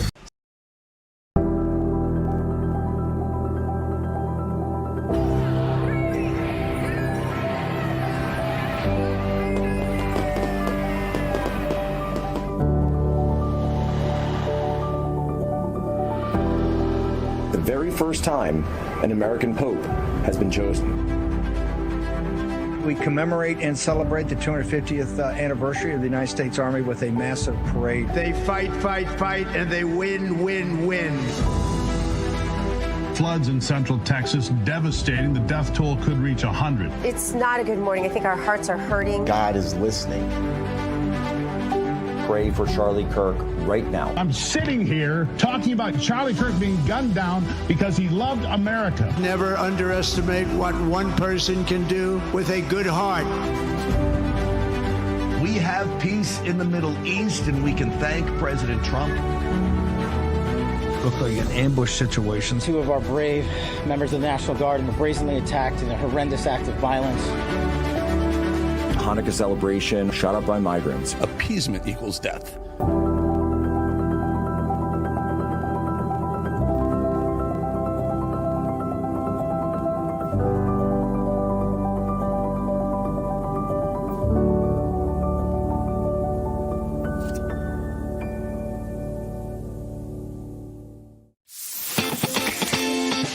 Patriots, it's time to gear up. Real America's Voice has an entire lineup of merch made just for you. We got some Rav fans out here. We watch you every day. From mugs that start your morning strong to hoodies, hats, t-shirts, pants, vests, flags, and so much more. Yeah, I noticed it. I mean, that caught my eye big time. Every piece lets you wear your pride loud and clear. This isn't just merch, it's a movement. When you shop Rav, you're showing the world you're proud to be part of the Real America's Voice family. God bless Real America's Voice. So don't wait. Scan the QR code right now or visit realamericasvoice.launchcart.store to shop today. Thank you, Real America's Voice, for doing true journalism. Stand tall, be bold, be proud. Represent your voice with Real America's Voice. It's good to have a real news network out there, so I'm a big fan. Use code RAVSWAG10 for 10% off. Real America's Voice rocks.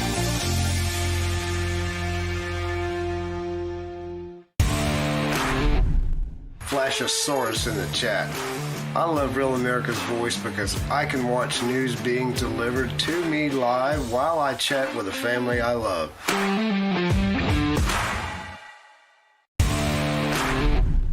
Hi, this is Chris from Colorful Colorado. I'm Drawbridge in the Getter Chat. I trust no one for my news except Real America's Voice. So if anyone asks, I was never here.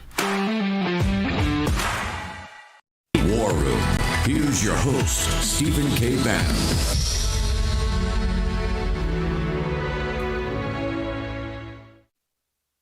So Punch Bowls put out the daily schedule. The president's going to have a signing ceremony at 2 p.m. I imagine he's going to have a press avail too.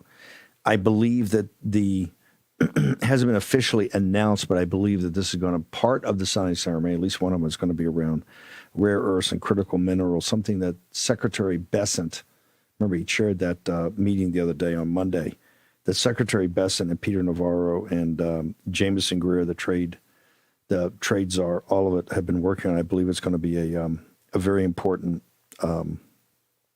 document in rare earths. So you've got several things going on, obviously, simultaneously. One is to re-kickstart the American economy away from what Biden did, which is this massive federal spending that got the debt so out of control. My concern right now in gold is that silver hit $90 last night. Gold is going to be an all-time high. It looks like gold's going to blow through $5,000. Think about that, gold, $5,000 an ounce. You've been with this show a while. Several years ago, we started Birch Gold. I think it was $1,000 or $1,100 an ounce. Also, the market's up, bond market's in shape. This could have massive implications for the U.S. dollar. We try to teach you about this, and this is why End of the Dollar Empire. Go to birchgold.com, promo code Bannon, End of the Dollar Empire. You now, with a qualifying investment or purchase of physical gold, you can get a signed copy. I'm signing these things every day to make sure that the War Posse gets it. You're going to really love the hard copy of the book. It's or what we've done in putting the online courses that we put up or installments we put up so that you can understand what's going on. It's not the price, though the price has skyrocketed both for gold and silver in the last couple of years. We keep telling you it's not the price, it's the process. Understand the pattern recognition. And I think it's very, very important that you guys understand that fully. You can see in the economy, the Trump plan is working. This is why they're getting crazier and crazier. Why am I enthusiastic about the midterm elections and everybody else is kind of doom and gloom? Is that, number one, we are going to have a re-energizing on the redistrictings in Florida. I think Florida's going to give us another 3 seats. I think there's a couple of others out there we can pick up. And I see that there's a policy set that could play very well for us, particularly the fact that the left is getting crazier and crazier. Now that they can't point to affordability, they can't point to anything on the economy. Because remember, I told people, don't fall into the affordability trap. President Trump says it's a made-up term, but don't fall into the affordability trap. Clearly, inflation is an issue, but that issue was brought on by Biden. President Trump stopping the rate of growth, getting inflation under control. But it's going to be economic growth, it's going to be jobs, and it's going to be wages. And you've got a plan to deal with that. And you can start to see the green sprouts of that right now. And as the Democrats lose that as a talking point, right, as a political talking point, they're going to get crazier and crazier. You see what is in Minnesota. They're defending the stealing of your money. We're going to try to get, I think, David Hoke on either tonight or tomorrow to drill down even in the expanded investigation into Minnesota. And Minnesota is just a kind of a proxy, or it's a example of how the whole system works. This is why President Trump just said, hey, on 1 February, if you're a sanctuary city, you're not getting any more cash from the federal government, something I've argued for a long time. And that's specifically to target California and New York and Chicago and Illinois. You guys are big talkers. Let's see what we do when you cut off the federal money. This is one of the reasons of the hard work folks are going to Texas. They showed at the briefings on Friday, Thursday and Friday, I might add, we were down Thursday and Friday, the briefings were shocking in the fact of what they talked about of the state and federal government. There's a number, now we haven't totally been able to get our arms on, but $4 billion in state and federal money have gone into expanding these Islamic centers and these schools under the school choice that are Islamic schools. We're also going to get to the bottom of this whole school choice initiative in Texas. Why was it the most important thing under Abbott? Why was it just absolutely so important? It was the highest priority. In fact, he would talk to the president and said, hey, if you can help me get school choice across, I can deliver redistricting, I can do all this other stuff. Why was that? Because this school choice, which at one time was kind of the salvation of the school system, is a way that the Islamists get into the system and get their schools financed. They have to understand, and they should take me at our word. You're getting stopped, and it's getting rolled back, and you're going to get out. The people in Texas are not going to have to worry. Do I have to walk on eggs? Do I have to not? Is this not going to be Texas because all of a sudden we have a massive importation of Islamism? No. That's not going to happen. You saw in Broken Arrow. Those people are patriots and heroes. 1,100, 1,300 show up at a planning session for a board of supervisors. And 500, this is right, 500 sign up to talk. Give me that microphone. They'll give you the, what for? They had to cut it off because they had the votes. That is an example of how we win. You engage the American people in this fight, we're going to win. We're going to win because we have to win. You don't have an alternative. And this is going to be one of the driving motive forces with a couple of other issues that we're going to get to. One at a time that we're going to get to that are going to drive the 26 midterms. I can see the 26 midterms clearer than the 24 presidential election or 22. You guys have been along for the ride. You know what we did here. You know what you did here, how we helped to kind of lay the framework. I can see it. And I can see that we're going to go into a very dangerous time in American political life, American social life. Just look at what's happening. Look at the videos. See what you see. See what they're doing in Minneapolis. See what they're doing to law enforcement officers and see what they're doing to ICE agents whose simple job is to remove the illegal alien invaders. And we have, 15 million more to go. These are the people that not just allowed, that wanted to have those invaders because that's their model. They need illegal aliens voting. This is why they don't clean up the voter rolls. They need it, so then they get on the welfare, which is not checked by anybody in Congress. Nobody does the due diligence. So Mike Johnson, instead of run around, it's why your committees. Tom Emmer is now talking this, talking that. Why didn't he do it at the time?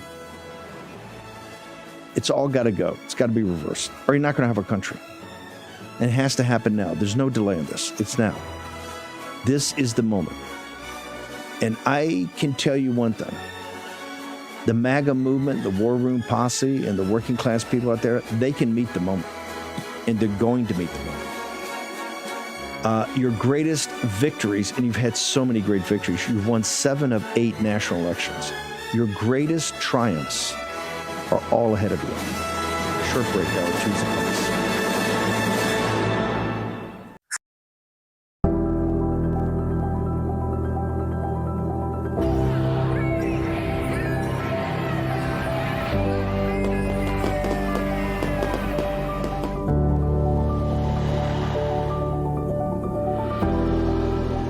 First time an American pope has been chosen. We commemorate and celebrate the 250th anniversary of the United States Army with a massive parade. They fight, and they win.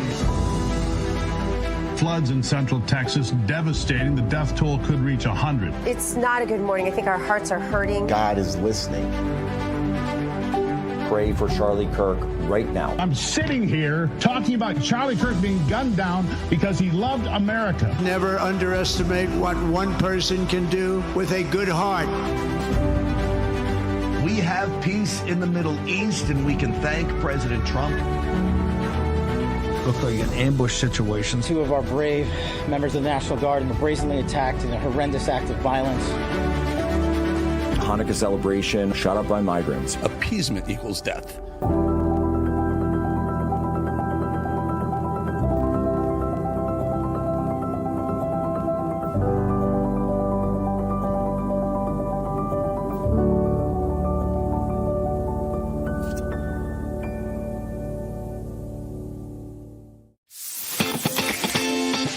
Patriots, it's time to gear up. Real America's Voice has an entire lineup of merch made just for you. We got some Rav fans out here. We watch you every day. From mugs that start your morning strong to hoodies, hats, t-shirts, pants, vests, flags, and so much more. Yeah, I noticed it. I mean, that caught my eye big time. Every piece lets you wear your pride loud and clear. This isn't just merch, it's a movement. When you shop Rav, you're showing the world you're proud to be part of the. This is the primal scream of a dying regime. Pray for our enemies. because we're going medieval on these people. You're just not got a free shot on all these networks lying about the people. The people have had a belly full of it. I know you don't like hearing that. I know you try to do everything in the world to stop that, but you're not going to stop it. It's going to happen. And where do people like that go to share the big lie? MAGA media. I wish in my soul, I wish that any of these people had a conscience. Ask yourself, what is my task and what is my purpose? If that answer is to save my country, this country will be saved. War Room. Here's your host, Stephen K. Bannon. It's Wednesday, 14 January, year of Lord 2026. Welcome back for hour 2 of the morning show. I want to thank the team over at Patriot Mobile for putting on the conference last week, all the support they've given for War Room Texas and everything they're doing down there and helping organize. It's a company that's got your back. 972-PATRIOT. As they say, call 972-PATRIOT and talk to a redneck with a East Texas accent. That is a United States citizen, that is customer service, can walk you through everything that they've got to offer. Remember, this company has your values and has your back. Glenn Story and the guys just been absolutely extraordinary. Can't say how amazing Jenny and Glenn Story have been. 972-PATRIOT. Check it out today. Let's make the switch to the best phone service in the world, not just America, in the world. John Solomon joins us. John, so you got, tell me, you've got all these insights into what's going on behind the scenes and with whistleblowers and everything. But I just want you to tell people should know that there's a ton of activity going behind the scenes and that this is now segueing quite rapidly from a civil problem where we spend too much money and you got to get these guys out to the country to a criminal issue where people knowingly look the other way or knowingly exacerbated this. John, can you walk us through what you got? I could. And there's also activity going back to Russia collusion. Keep an eye on Fort Pierce, Florida. The grand jury is finally meeting, a brand new grand jury now, taking in everything and looking at that grand conspiracy that goes back to the IRS in 2014 all the way through 2024. So finally, there's some activity on the weaponization front that could result in criminal charges as opposed to just letters and complaints and grievances. You've got some subpoenas coming out of the Senate in the next hour. Keep an eye on that, to some banks that were giving up people's records without subpoenas, apparently. That's a weaponization and abuse of the Fourth Amendment. And now we're beginning to look at this systemic welfare fraud problem that was centered in the Somali immigrant community of Minnesota, but extends out to other Somali satellite communities, such as in Columbus, Ohio, and Seattle and Atlanta. So the big news that we got in the last 24 hours is that Tom Emmer, the number 3 member of the House, Republican leadership, he has confirmed on the record that congressional investigators are now have Minnesota state employees. We've known that there were these whistleblowers, these state legislators were talking to them. They've now become federal and congressional whistleblowers, and they're signing affidavits. And what Tom Emmer says is in the affidavits is people saying, I personally talked to the governor and his staff, Governor Tim Walz and his staff, and I told them about this fraud, told them it needed to be stopped, and they did nothing. They looked the other way. That is very significant. Now, Tom Emmer said, I think that's enough to bring criminal charges and to put the man in cuffs. Now, that is a very significant moment because Congress will take that testimony. It will make a criminal referral. And there is a U.S. attorney out in Minnesota, no glitz, no glamour, but they are rolling up indictments and they mean business. And it is very likely that Tim Walz will not only be hauled before Congress, but this evidence, if referred from Congress to the U.S. Attorney and the Justice Department, could result in Tim Walz becoming a subject or a target of the investigation. That's certainly what Tom Emmer thinks. Meanwhile, we're seeing the flow of money. It wasn't just Minnesota. So last week we talked about this, Steve. $700 million in suitcases flies out of Minnesota, often headed to either Amsterdam or Amsterdam to Dubai. It was a foreign ATM machine moving money out of the United States from the Somali community. We now know that this money was being staged in multiple locations. This morning, the Transportation Security Administration confirming they tracked $136 million from Columbus, Ohio. Columbus, Ohio has the second largest Somali population after Minneapolis. The money is in suitcases in Columbus. It flies to Minnesota. It goes to Minneapolis, then the couriers in Minneapolis pick up that money, combine it with the money in Minnesota, and take it overseas. Now, why are we have banks, we have remittance centers.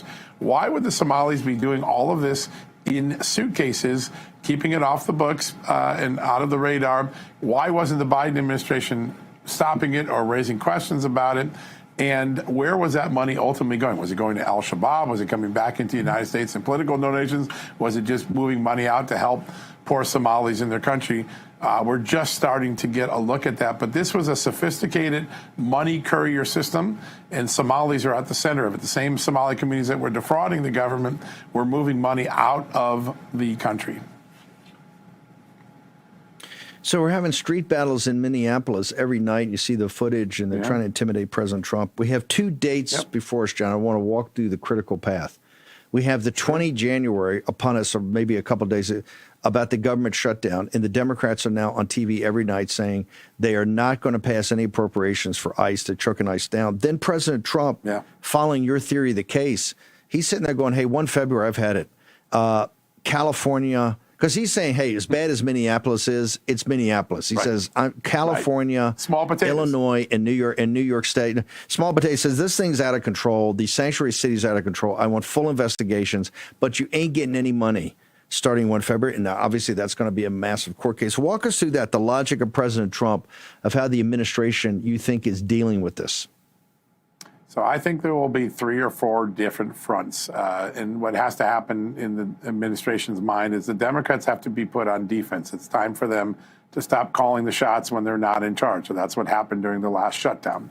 What's happened when 17 Republicans walked off the plank and went with Democrats and reapproved that corporate welfare that was going to big insurers that fund Democratic campaigns. The offensive strategy for conservatives looks something like this. 1, I believe the FBI and the Justice Department are pretty close to finding the liberal funders of these protests. And as Kash Patel said to me on Friday, in the story that we broke on Friday, the FBI will arrest and prosecute any funder or organizer of these Minnesota protests that resulted in the obstruction of law enforcement proceedings. So if you're sitting on the street waving a flag or waving a banner, they don't care. You move your car, you throw something, a snowball or an object at an ICE officer during a proceeding, not only are you, the person doing it, going to get arrested, the people who funded you and coordinated the logistics. That will put the left on the defensive for the first time. They will have to answer for money that was tax exempt, most likely, but being used for non-taxpayer worthy events. It will begin prosecuting money, choking off financial supplies, leading to the revocation of some tax exempt status. The second offensive measure that the administration is planning is to denaturalize some of the early Minnesota Somali citizens who came to the country and created fraud and were involved in fraud, or perhaps lied to get into the country so they could commit fraud. That denaturalization will send a shockwave through the immigrant communities in America that, hey, we want you here unless you're going to be a bad actor. That is something that puts the left on the defensive. Do they really want to support a naturalization continuation for someone who fleeced the American taxpayers by hundreds of millions of dollars or billions? That's the second part of it. The third part of it is beginning to look at the other states and find out how systemic this fraud was, and was the goal of the fraud to be part of the sanctuary city lure, which is, all right, open up the borders. Joe Biden does that. Then lure them to the battleground states, Michigan and Wisconsin and other places, and then to keep those people there so that your apportionment changes, so your representation in Congress changes, so that your federal fund flows changes.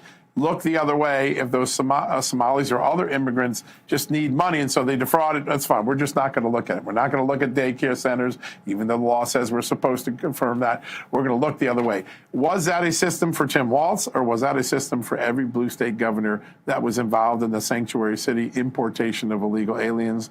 And then I think the final piece of the offensive measures here is next week we're going to get some stunning information. It's going to be very hard for Americans to process this, but it is very important. We're going to learn what Mexico was doing under the color of its own security and political agencies to bring foreigners into the United States during the open Biden border years, and to create anchor baby strategies here as sort of a effort to conquer and harm the United States. That's going to come out next week. When people see that Mexico has been involved in a national security operation against the United States, and that anchor babies and birthright citizenship is at the core of their strategy, I believe the Supreme Court will get new briefs. There'll be new information in that birthright case. Those are the 5 offensive measures that the Trump administration is working on right now. Wow, that's a bombshell. John, while I've got you, you've got another piece up that's fascinating. The great game of the 19th century where the Russians and the British Empire, 2 empires, about India, the jewel of the crown of the British Empire, warm water port, they basically fought intelligence, proxy wars, all of it. The great game of the 21st century is the Arctic.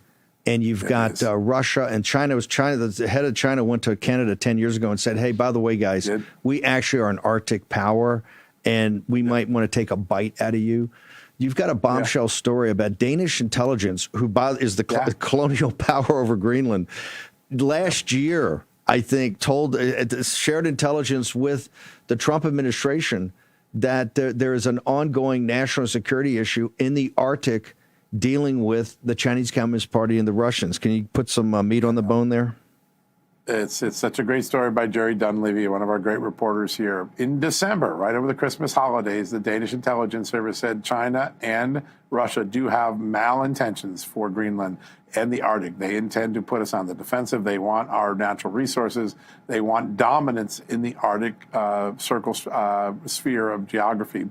That is very different than the language you hear every day, which is you hear the Danish prime minister saying, we don't have any problem. Nothing's right. Russia and China aren't trying to, their own intelligence agencies said the opposite. Now, in the next couple of days, you're going to see the second phase. NATO has been making the same warnings internally, even though NATO right now says Trump's strategy to create a better security situation for Greenland could break up NATO. They're using all of this incredible language, like this will sow the end of NATO. No, it's not. It's going to make NATO stronger, because if Greenland is protected in a way that China and Russia are deterred, NATO's interests in the area are much better served. And so these intelligence agencies are saying one thing, their woke political leaders are saying something different. This Danish story is phase 1. You're going to see what NATO is saying internally in a couple days. The Europeans can't tell the truth. That's one of the problems of the Trump era. The Europeans can't tell the truth. By the way, I keep saying, as important as Greenland is for the Gaia Gap and the Russian submarines coming down, Canada under Carney is going to be the new Ukraine, because the Chinese Communist Party and the Russians are looking at the great white north of Canada, that Arctic Circle, and saying Canada can't defend it. Is America going to do it? I think Carney and the Canadians are in real trouble. John Solomon. Yeah, he's a very weak report. leader. Where do people? Very weak leader. I think President Trump's, sent enough signals that, guys, you got a defense problem. You're not putting in enough, and you're not focused on what's where you should be focused, which is your northern Arctic border. John, where do people go to get all your content, sir? Yeah, justthenews.com, and Jay Solomon reports on all social media. Thanks for having me on, Steve. Thank you, sir. Appreciate you coming on, breaking up your day and doing that. Have you noticed we have a $2 trillion deficit? Remember, this thing is only financeable because where we got interest rates now. If interest rates were to explode, I'm not so sure we can finance the U.S. debt without crushing the dollar. What does this mean? It means Scott Bessent, his collateral duty as head of IRS, he's going to get every penny that the IRS thinks you owe him. That's why you got to get Tax Network USA, TNUSA.com. Go there today and visit. Tell them Bannon sent you. You're part of the War Room Posse.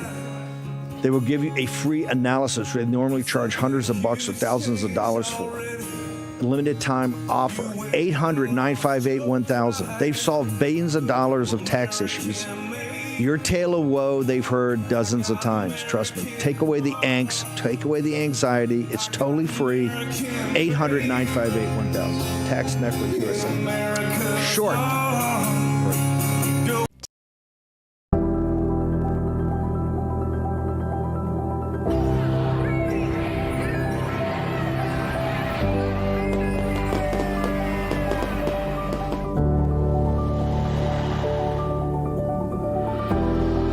The very first time an American Pope has been chosen. We commemorate and celebrate the 250th anniversary of the United States Army with a massive parade. They fight, and they win. Floods in central Texas, devastating. The death toll could reach 100. It's not a good morning. I think our hearts are hurting. God is listening. Pray for Charlie Kirk right now. I'm sitting here talking about Charlie Kirk being gunned down because he loved America. Never underestimate what one person can do with a good heart. We have peace in the Middle East, and we can thank President Trump. Looked like an ambush situation. Two of our brave members of the National Guard were brazenly attacked in a horrendous act of violence. Hanukkah celebration shot up by migrants. Appeasement equals death.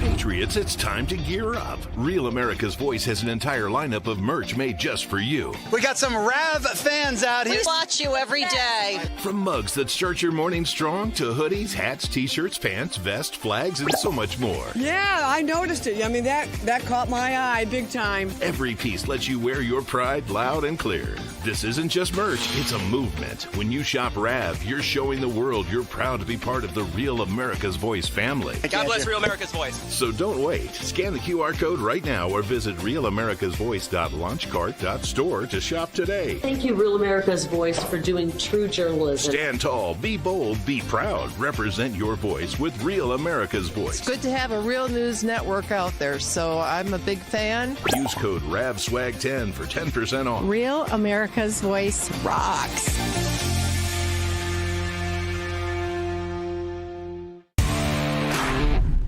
Flash a source in the chat. I love Real America's Voice because I can watch news being delivered to me live while I chat with the family I love.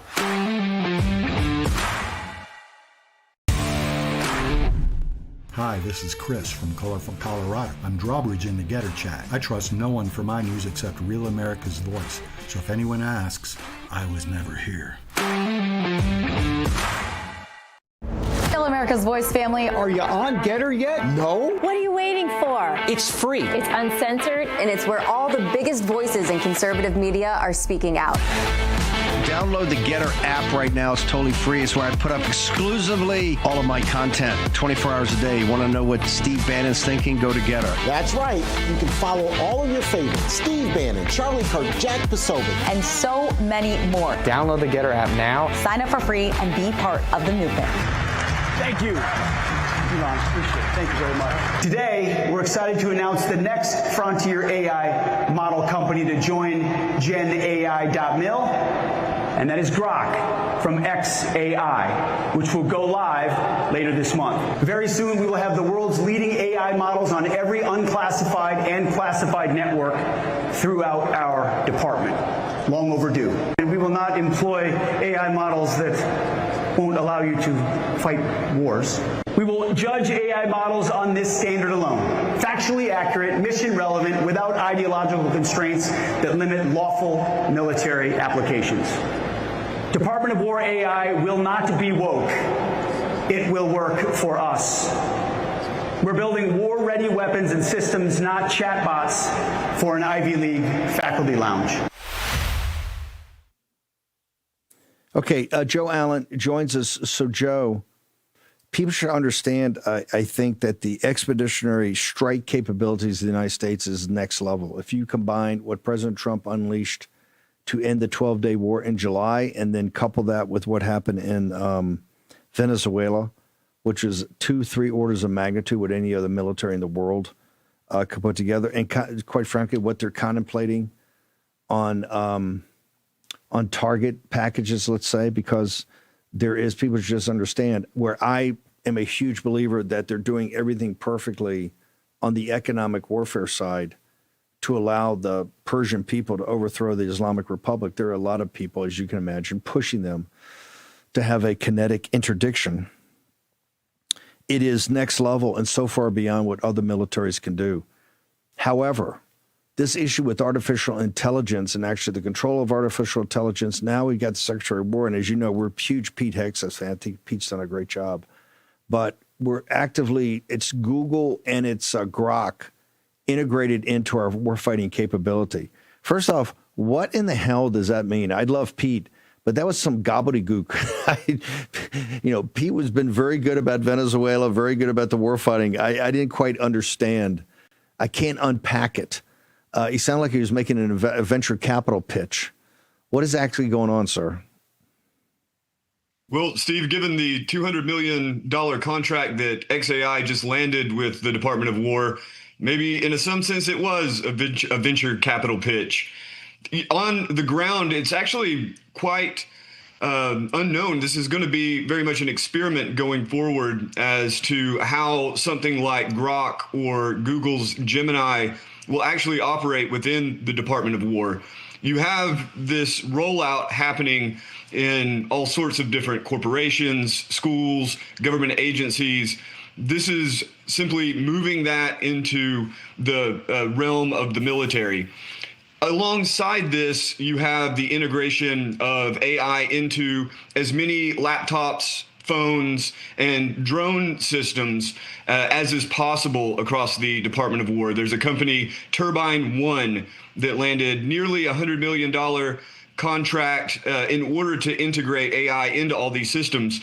One of the uses, the proposed use cases, would be to have these bots given access to unclassified and classified data, basically function as intelligence analysts do now.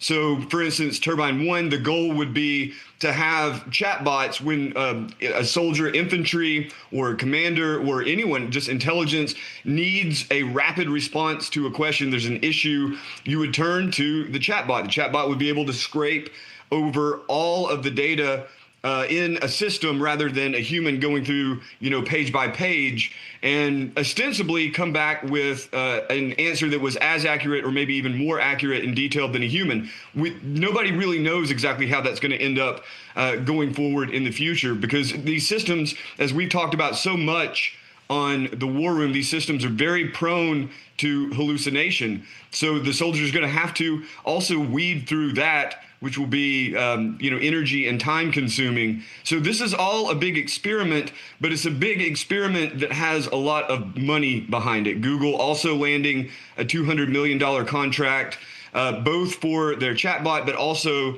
to give access to their cloud computing system so that the Department of War will have a secure data environment for these bots to operate in.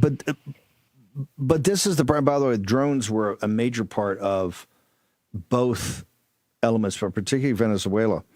This is when you get into the argument, are we losing the Sputnik? Are we had a Sputnik moment? Are we losing the space race? Are we losing the nuclear war capability of the Cold War? The Eisenhower-Kennedy era. This is what they throw back to. This is where actually the cutting edge of Chinese, of PLA military and Russian military with this. So is this the reason they're so aggressive in putting it in, because the other combatants are doing the same or trying to do the same? And this is why I continue to argue. I don't know why, given what we just heard in the last segment about the Arctic, given what we know they're doing in technology, I don't know why we're allowing any company or university to be trading with the enemy. The Chinese Communist Party, and if you didn't see where their $1 trillion trade surplus, and Peter Navarro nailed it, the trade surplus with us is getting less horrific, particularly on the manufacturing side, and they're doing a strategy called beggar thy neighbor. They're throughout the world. They had a $1 trillion trade deficit.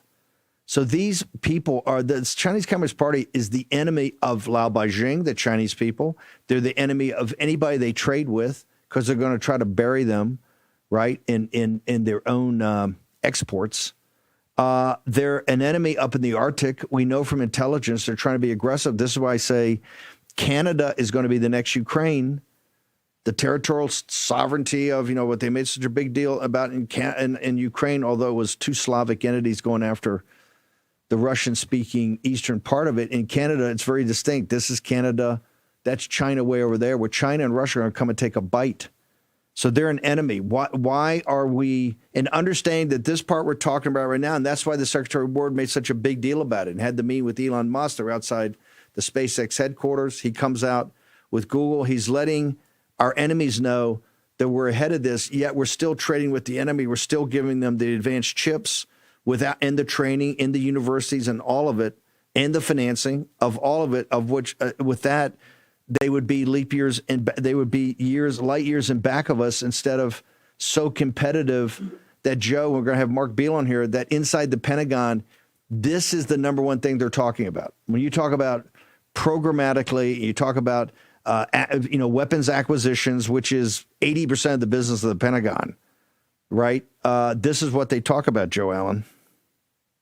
Yeah, there's two kind of angles or arguments on this. One is that artificial intelligence is inarguably the frontier of warfare, the frontier of geopolitical power. That's unproven at the moment, so we don't know. So the other argument is that perhaps this is all placing a massive bet on something that simply won't deliver. What we need is better soldiers. What we need are smarter infantrymen all the way up to the top brass. We need better people. I hear this both from analysts and from national security operatives and military people, that a lot of times, for instance, the autonomous systems simply don't deliver as they're supposed to. I'm sure many in the audience remember the mule, the kind of robotic pack mule that was supposed to follow soldiers everywhere. And it just ended up being a huge hindrance to actual operations. With autonomous weapons, again, you have the same. Artificial intelligence is extremely important for lethal autonomous weapon systems. So imagine killer drones that are programmed to simply go out and find the enemy and kill without a human overseeing the operation. On one hand, you have the argument that if you don't have fully autonomous drone systems, then your enemy will, China, Russia, whoever, and they'll completely overwhelm you with them. The other argument, though, is that these systems, because the artificial intelligence is at present very flawed, these systems won't necessarily give you the advantage you really are going for, and you'll end up with a whole lot of collateral damage, meaning that innocent people are killed for no good reason because you turned loose a swarm of robotic killer drones. So there's the two different arguments. The one, as you just said, this is really hot right now. So everyone is saying without AI, the U.S. falls behind, China wins, we all speak Mandarin. On the other side is the argument that if we put too much reliance on the machine rather than cultivating better humans, you actually end up impeding military operations by relying overmuch on these machines. Elon's pitch that robots, and he says this to forums of his people. He sits there and says robots are going to take over everything in, 5 or 10 years. You're going to have a world of abundance. You're not going to have to do anything. So there's no in the AI community, let's be frank, blunt, there's no focus on making better humans. There is making better humans as far as a Homo sapien, get your skill set up, your focus up. There's a big focus on transhuman of going past Homo sapien to Homo sapien 2.0, some enhanced version, whether it's a chip in your head and or you're enhanced through through biotechnology and/or other means. Anyway, hang on. We've got a special guest that's going to join us. Joe Allen's going to stick around. All things transhumanism. Allfamilypharmacy.com. These guys are fantastic because they're breaking the strangleholds that the pharmacies have on you. Allfamilypharmacy.com. Promo code Bannon30. Why? 30% off. But go there right now and find out how the system works. How you get the prescriptions. How do you talk to the doctors that actually can prescribe your medicines for you. Do it today. Allfamilypharmacy.com. Promo code Bannon30 for 30% off.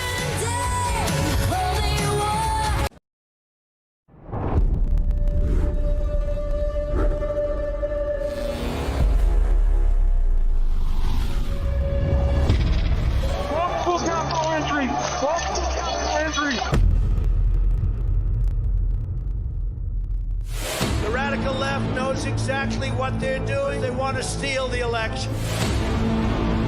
We're going to walk down Pennsylvania Avenue, and we're going to the Capitol. They need to take back our country. Events in Washington have taken a violent and tumultuous turn.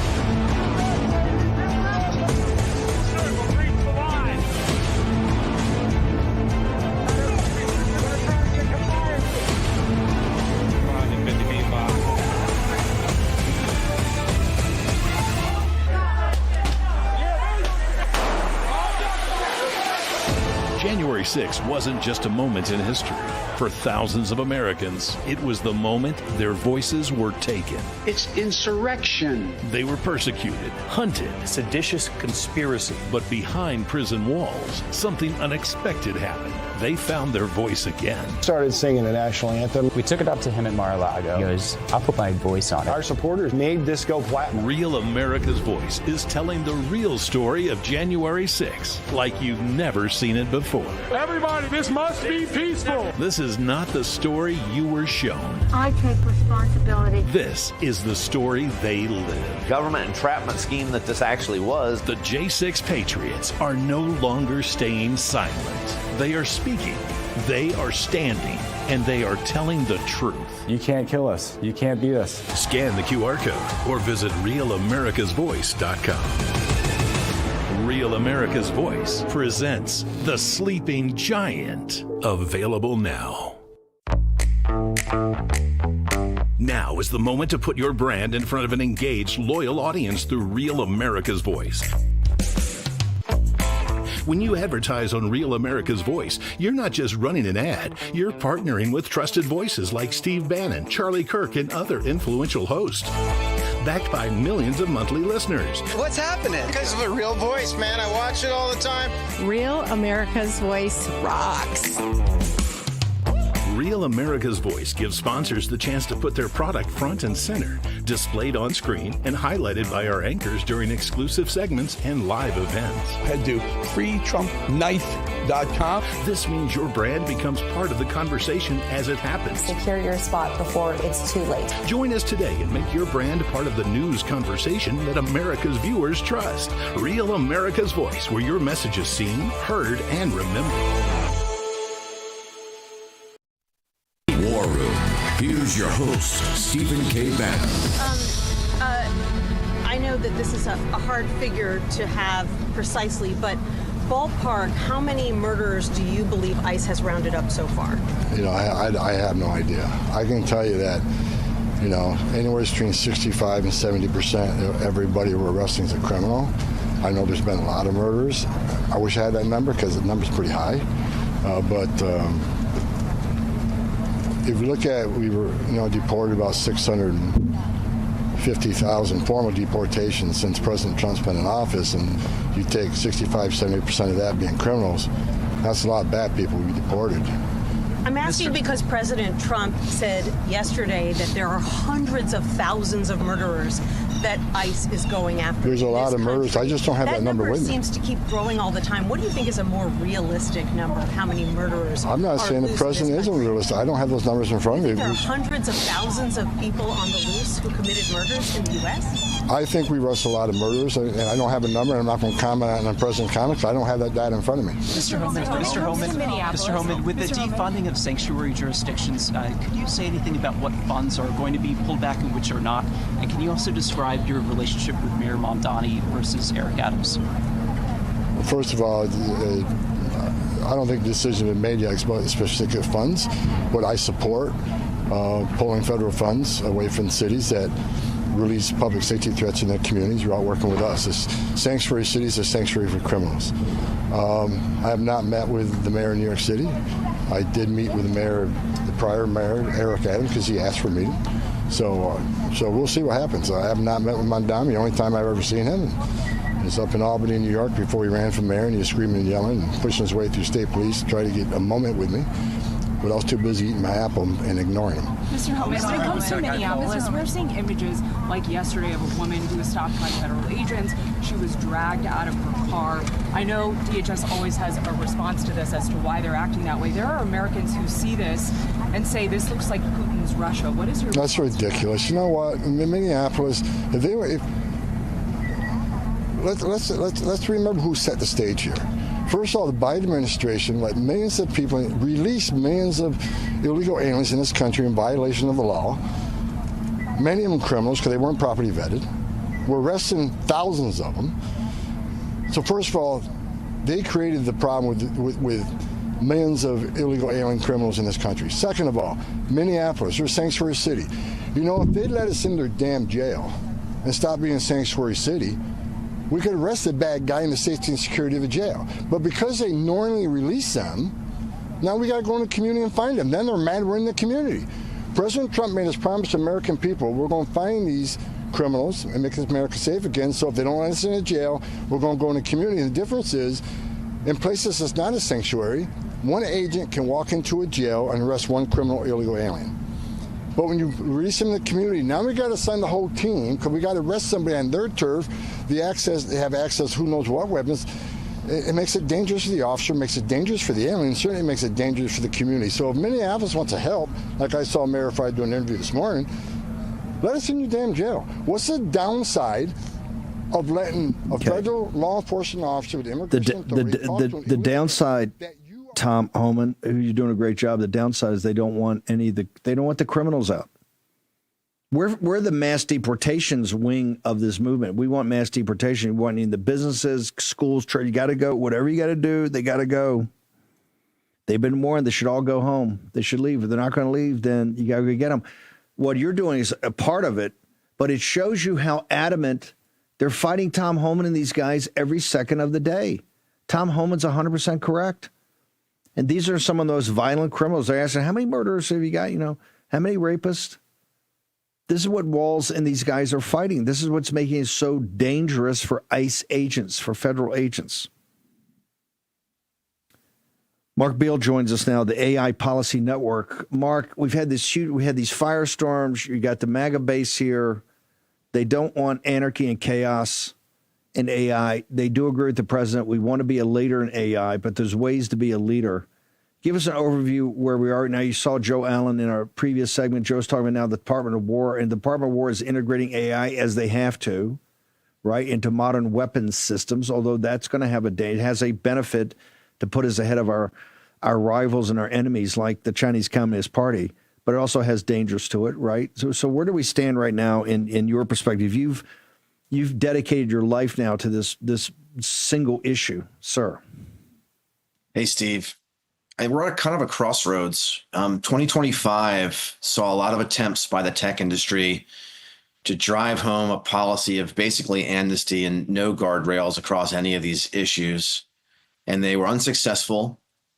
And now the president has directed his team to put together a legislative proposal and to try to work with Congress to figure out what the right policy for the United States should be. And to be clear, the stakes for this policy could not be higher.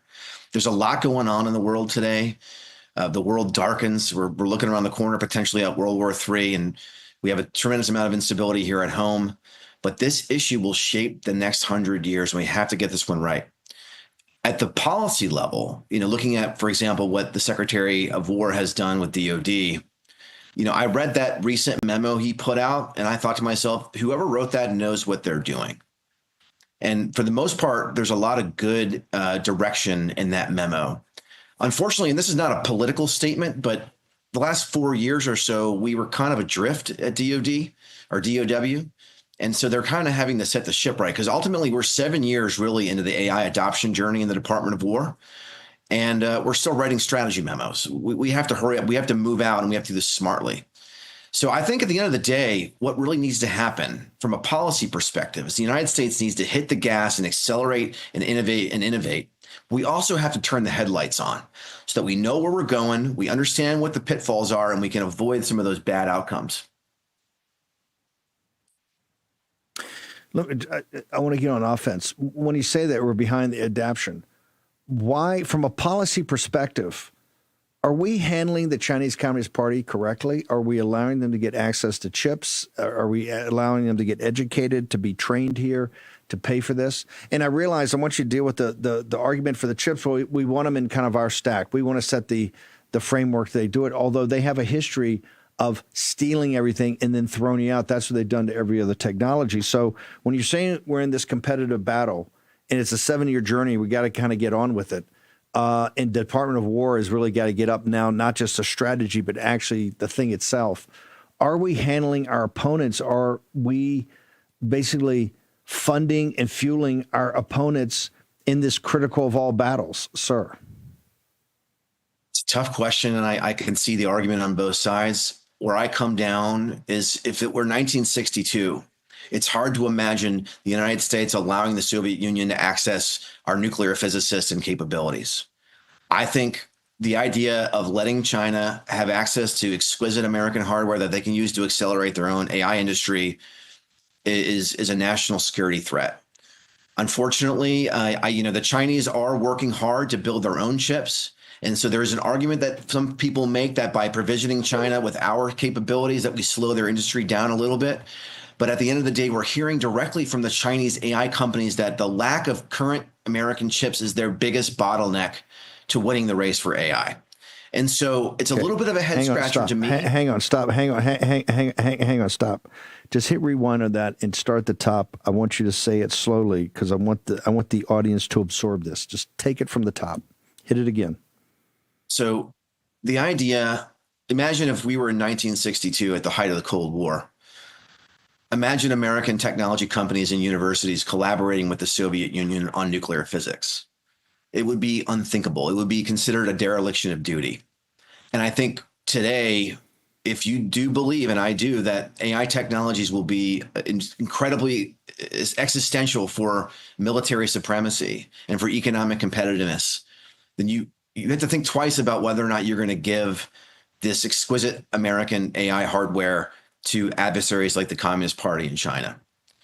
And these are, in fact, more like weapon systems, or like uranium for a nuclear weapon, than they are a commercial technology, in my view.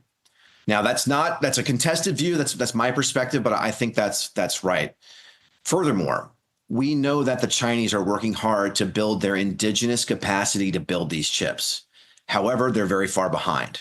And so what these Chinese AI lab CEOs are all telling their leadership in China is that their biggest bottleneck to accelerating their own innovation is access to American hardware.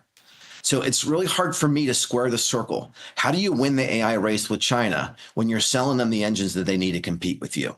And I think we need to have a hard look at that policy direction and where things are headed if we're going to be serious about ensuring American dominance in the 21st century. Just take you don't bury the lead here. You said it's a contested view. Just how do people on quote unquote on our side of the football, supposedly, how do they contest that view as you just laid out? What is the contested view? Why is what you just said contested at all when it sounds incredibly straightforward and correct, sir? The argument goes something like this, Steve, that China has been struggling to build their indigenous capacity. And by allowing American chips into the Chinese market, we will deter the capital expenditures required for them to actually scale that capacity. So we'll slow their chip making down by letting Chinese companies have access to our technology.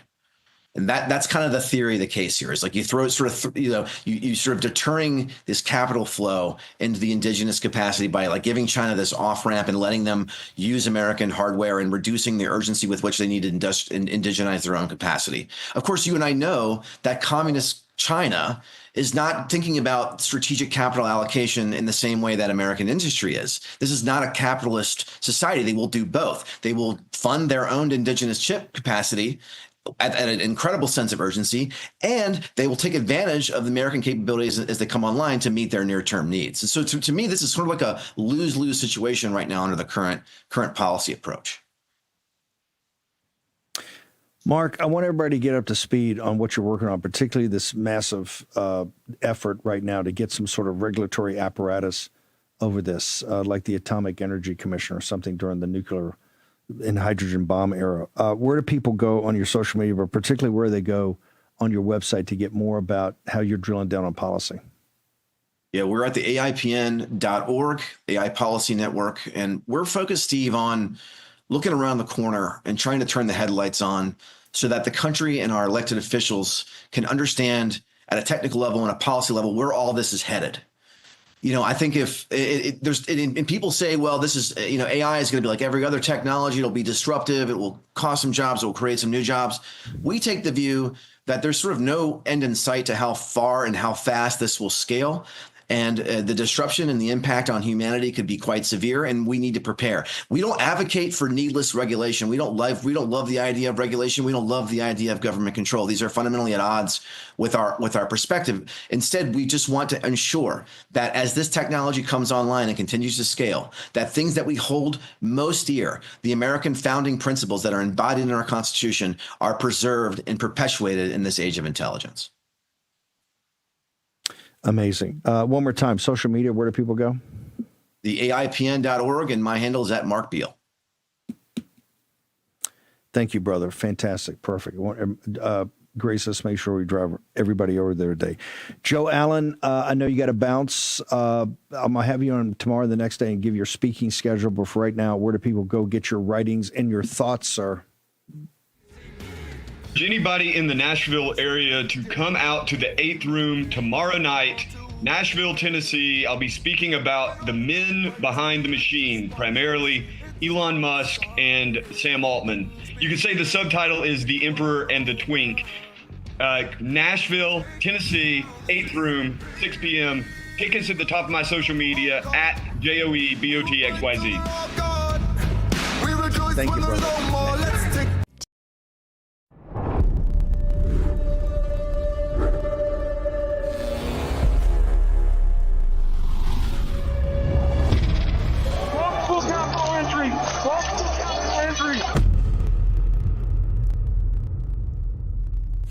The radical left knows exactly what they're doing. They want to steal the election. We're going to walk down Pennsylvania Avenue, and we're going to the Capitol. They need to take back our country. Events in Washington have taken a violent and tumultuous turn.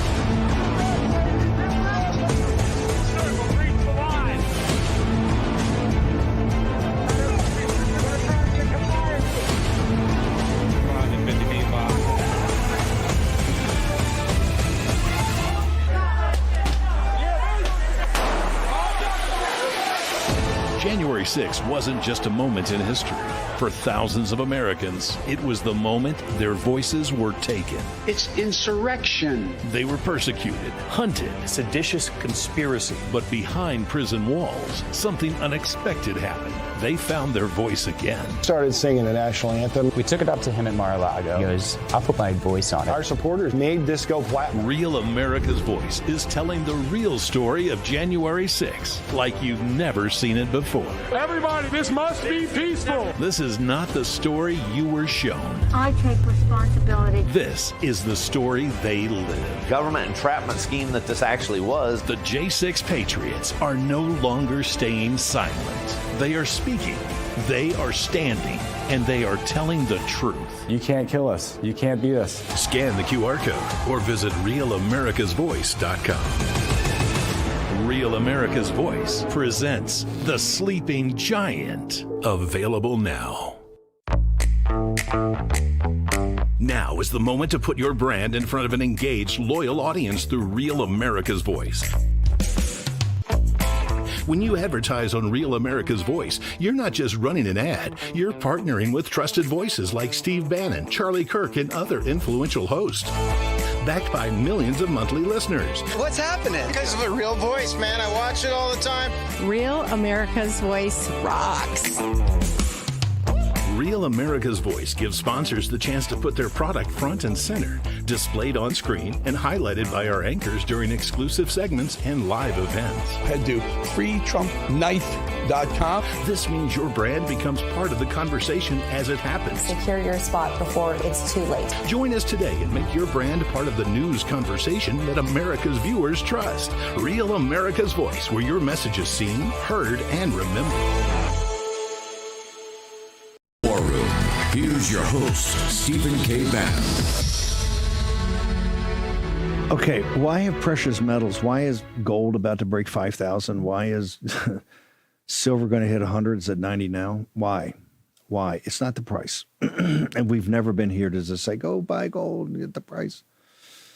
We were in early because we knew something was happening because of the leverage up in the world, this massive leveraging, destroying the currency. The dollar has dropped in value 28% since Joe Biden raised his hand, and we called that on the first day.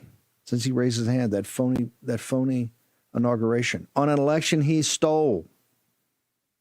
So not only did he allow 15 to 20 million minimum, think about that number as a scale, 15 to 20 million illegal aliens into the country. And this is why you have fighting on the street in Minneapolis and New York, all because they understand their model is about stealing elections and having people who are not citizens of this country, and you, the taxpayer, paying for it.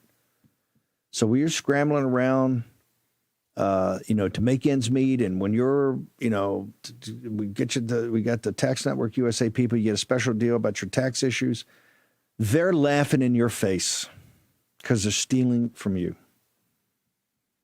One of the reasons how they stole from you is how they destroyed the dollar during their reign. And you have to understand why the dollar as the prime reserve currency is so central to your financial well-being. Birchgold.com, promo code Bannon, the end of the dollar empire. It's now taught in universities because it's accessible to people to kind of understand the concepts, understand the constructs. Go get it. But most importantly, talk to Philip Patrick and the team. It's pattern recognition, folks.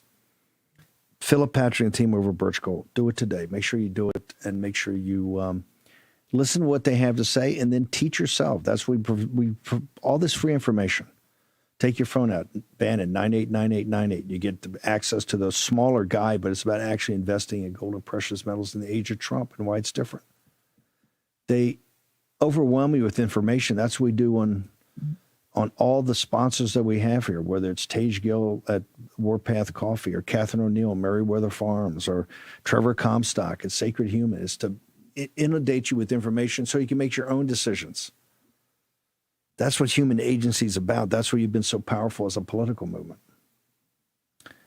Mike Lindell, I got to tell you, Mike, it is one of the great tragedies I've seen in my lifetime of what's happened to the state of Minnesota. And people have to be held. I don't want to get into the politics of it. I know, but I'm telling you, as an American citizen, and how great that state is, and how the people up there are great, and the natural beauty of Minnesota, it's touched by the hand of God. What people have done in this situation with the Somalians and others, it's much deeper than that, is a crime against the people of Minnesota and the people of this nation. And accountability has to come. I'll leave that on that. I know you're out and about on that, and we're going to have some special things about clips playing to you in later shows. But right now, with all that, people say, "Hey, Steve, that's fine and good. I want Lindell to give me a best deal he's got on his pillows, sir." Well, everybody, we're doing our mattress and mattress topper sale. The biggest sale we've ever had. Our Made in the USA bedding products there. You see, this is our mattress topper. It's got I helped develop this, over 10,000 individual comfort supports. And what that does is all your pressure points. Sleep is about temperature and pressure points. And this relieves them all. You can turn any bed into the best bed ever. We have them as low as $99.98. Queen size, normally $249.98. With promo code WARROOM, $149.97. You turn any bed into the best bed ever, and it's a game changer. You need a different input to get a different output. We also have our mattresses. Made in the USA, our mattresses. When I developed these, I went in there, our proprietary patented MyPillow foam in a solid piece. We started and said, what's going to help your sleep? And that's what we did. And so you go to mypillow.com/war room, and there's the mattress toppers, the mattress pads, the mattresses, everything you need right there for the best sleep ever. These guys, I've added a 6-month money-back guarantee. You guys, you try it. You're going to love it. It comes right to your front door. Free shipping.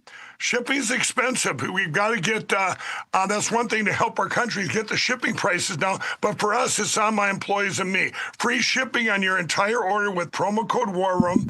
And it comes right to your front door. All these mattress topper, bed frame, whatever you need, we have. And use promo code WARROOM, 800-873-1062.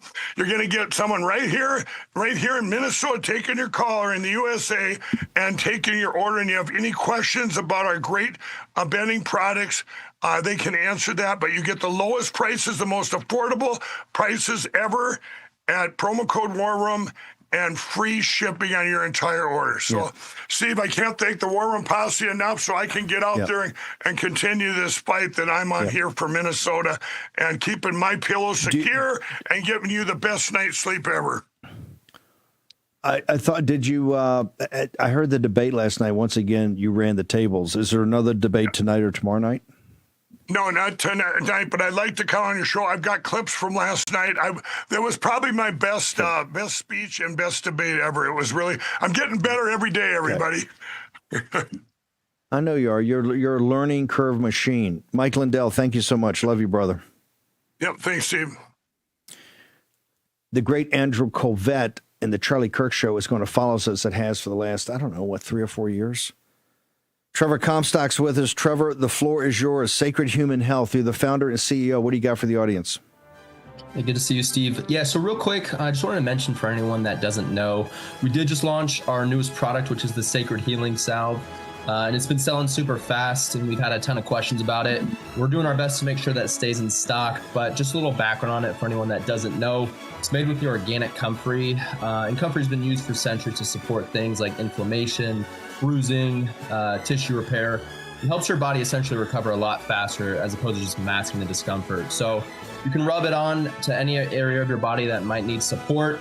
A little bit goes a long ways, but as I mentioned, if you have like joint stiffness, arthritis, itching, or if you want to bring down bruises, that works great in that scenario. So definitely encourage people to check it out. It's a pretty versatile product. The feedback we've gotten already has been amazing. So I encourage people to check it out and just let us know if you have any questions. Where do people go? Everybody asks me, where do they go right now to get more in-depth information, and particularly to contact you? People want to talk to you, so where do they go? Yeah, you can go to sacredhumanhealth.com, and then you can always use code WARROOM for 10% off any one-time order. If you do subscribe, you're locked into a 10% discount for every order until you cancel. And then you can just hit the contact us button if you have any questions. We'll get back to you as soon as we can. But yeah, sacredhumanhealth.com. Thank you, brother. Andrew Colvett and the Charlie Kirk Show is next. The president's going to sign executive orders at 2, and we're back at 5.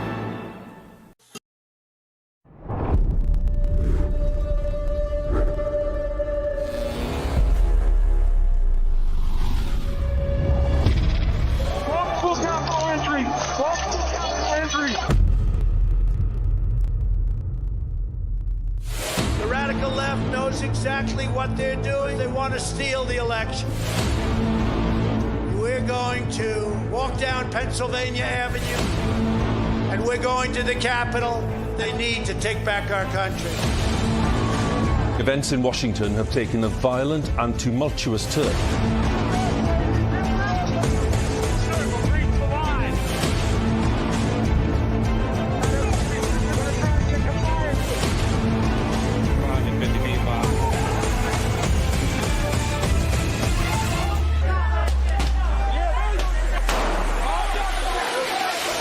January 6th wasn't just a moment in history. For thousands of Americans, it was the moment their voices were taken. It's insurrection. They were persecuted, hunted. Seditious conspiracy. But behind prison walls, something unexpected happened. They found their voice again. Started singing the national anthem. We took it up to him at Mar-a-Lago. He goes, I'll put my voice on it. Our supporters made this go platinum. Real America's Voice is telling the real story of January 6th like you've never seen it before. Everybody, this must be peaceful. This is not the story you were shown. I take responsibility. This is the story they live. Government entrapment scheme that this actually was. The J6 Patriots are no longer staying silent. They are speaking, they are standing, and they are telling the truth. You can't kill us. You can't beat us. Scan the QR code or visit RealAmericasVoice.com. Real America's Voice presents The Sleeping Giant. Available now.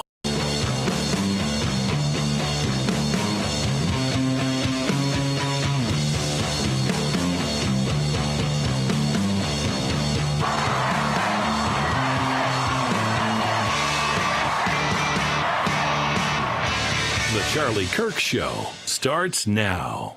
Starting February 1st, we're not making any payments to sanctuary cities or states having sanctuary cities because they do everything possible to protect criminals at the expense of American citizens, and it breeds fraud and crime and all of the other problems that come. So we're not making any payment to anybody that supports sanctuary cities. We have also suspended nearly 8,000 SBA loans, Small Business Association loans, to suspected scammers in Minnesota, of which there are many. It's a great state. It was a great state. Now it's getting destroyed by that stupid governor. What a stupid guy he is. But he's a crook. I mean, he's an incompetent guy, but he's a crook. He allowed this to go. You can't have corruption on a scale that nobody's ever seen before, and you're sitting as a governor and you don't know what's going on. It's impossible. Even though he's a stupid guy, the $200 billion buy-in on bonds and mortgages.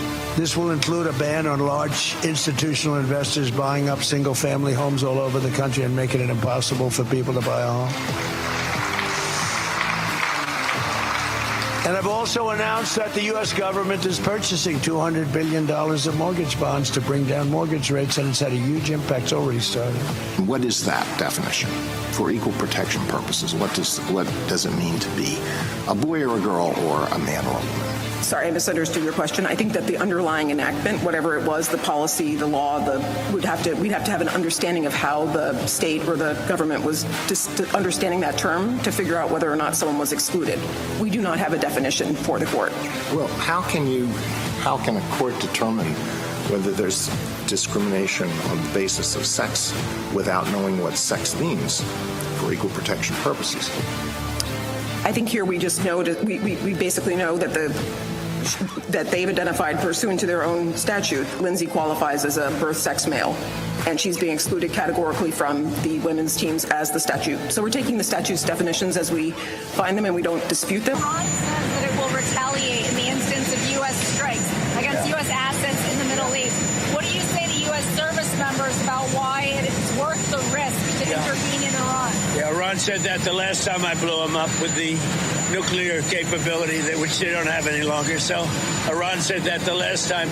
They better behave. This is what we used to see and why we used to feel superior to Russia and to China and to the old Soviet Union, because we would see people picked up on the street like this in those countries for merely protesting. Now that is happening to American citizens in American neighborhoods, in the suburbs, in America. And anybody who believes that there's anything American about that Well, they must have just immigrated here from Beijing. This looks like Russia. It really does. This looks like something that you would expect in Russia, that protesters. This is happening to protesters, not suspected murderers or rapists. This is what America looks like in 2025 for protesters. We always looked at what happened to the Soviet Union and looked at what happened in Putin's Russia. This woman was part of a group of people who they trained to try to be ICE interrupters. And what they try to do is observe what ICE is doing, film them, and try to use their white privilege, to be honest. They're mainly white people. Which is what we asked. Which is what we asked them to do, right? Because black people, like, we can't put our bodies on the line because cops will shoot us. And so the presumption had been, particularly a white woman, because remember, part of the rationale for doing this with ICE is to save white women, pristine white women, from being ravaged by, criminal brown men. So white women, have been taking the lead. All we're learning from this is that you should hit the gas. If you should run them over. You should run them over with your car, and you should do it quickly before they can shoot you. I have to go to my mechanic. I have to get my car fixed so that I can drive faster, just in case. This is insane. You should hit them. You should hit them. They will say you hit them anyway.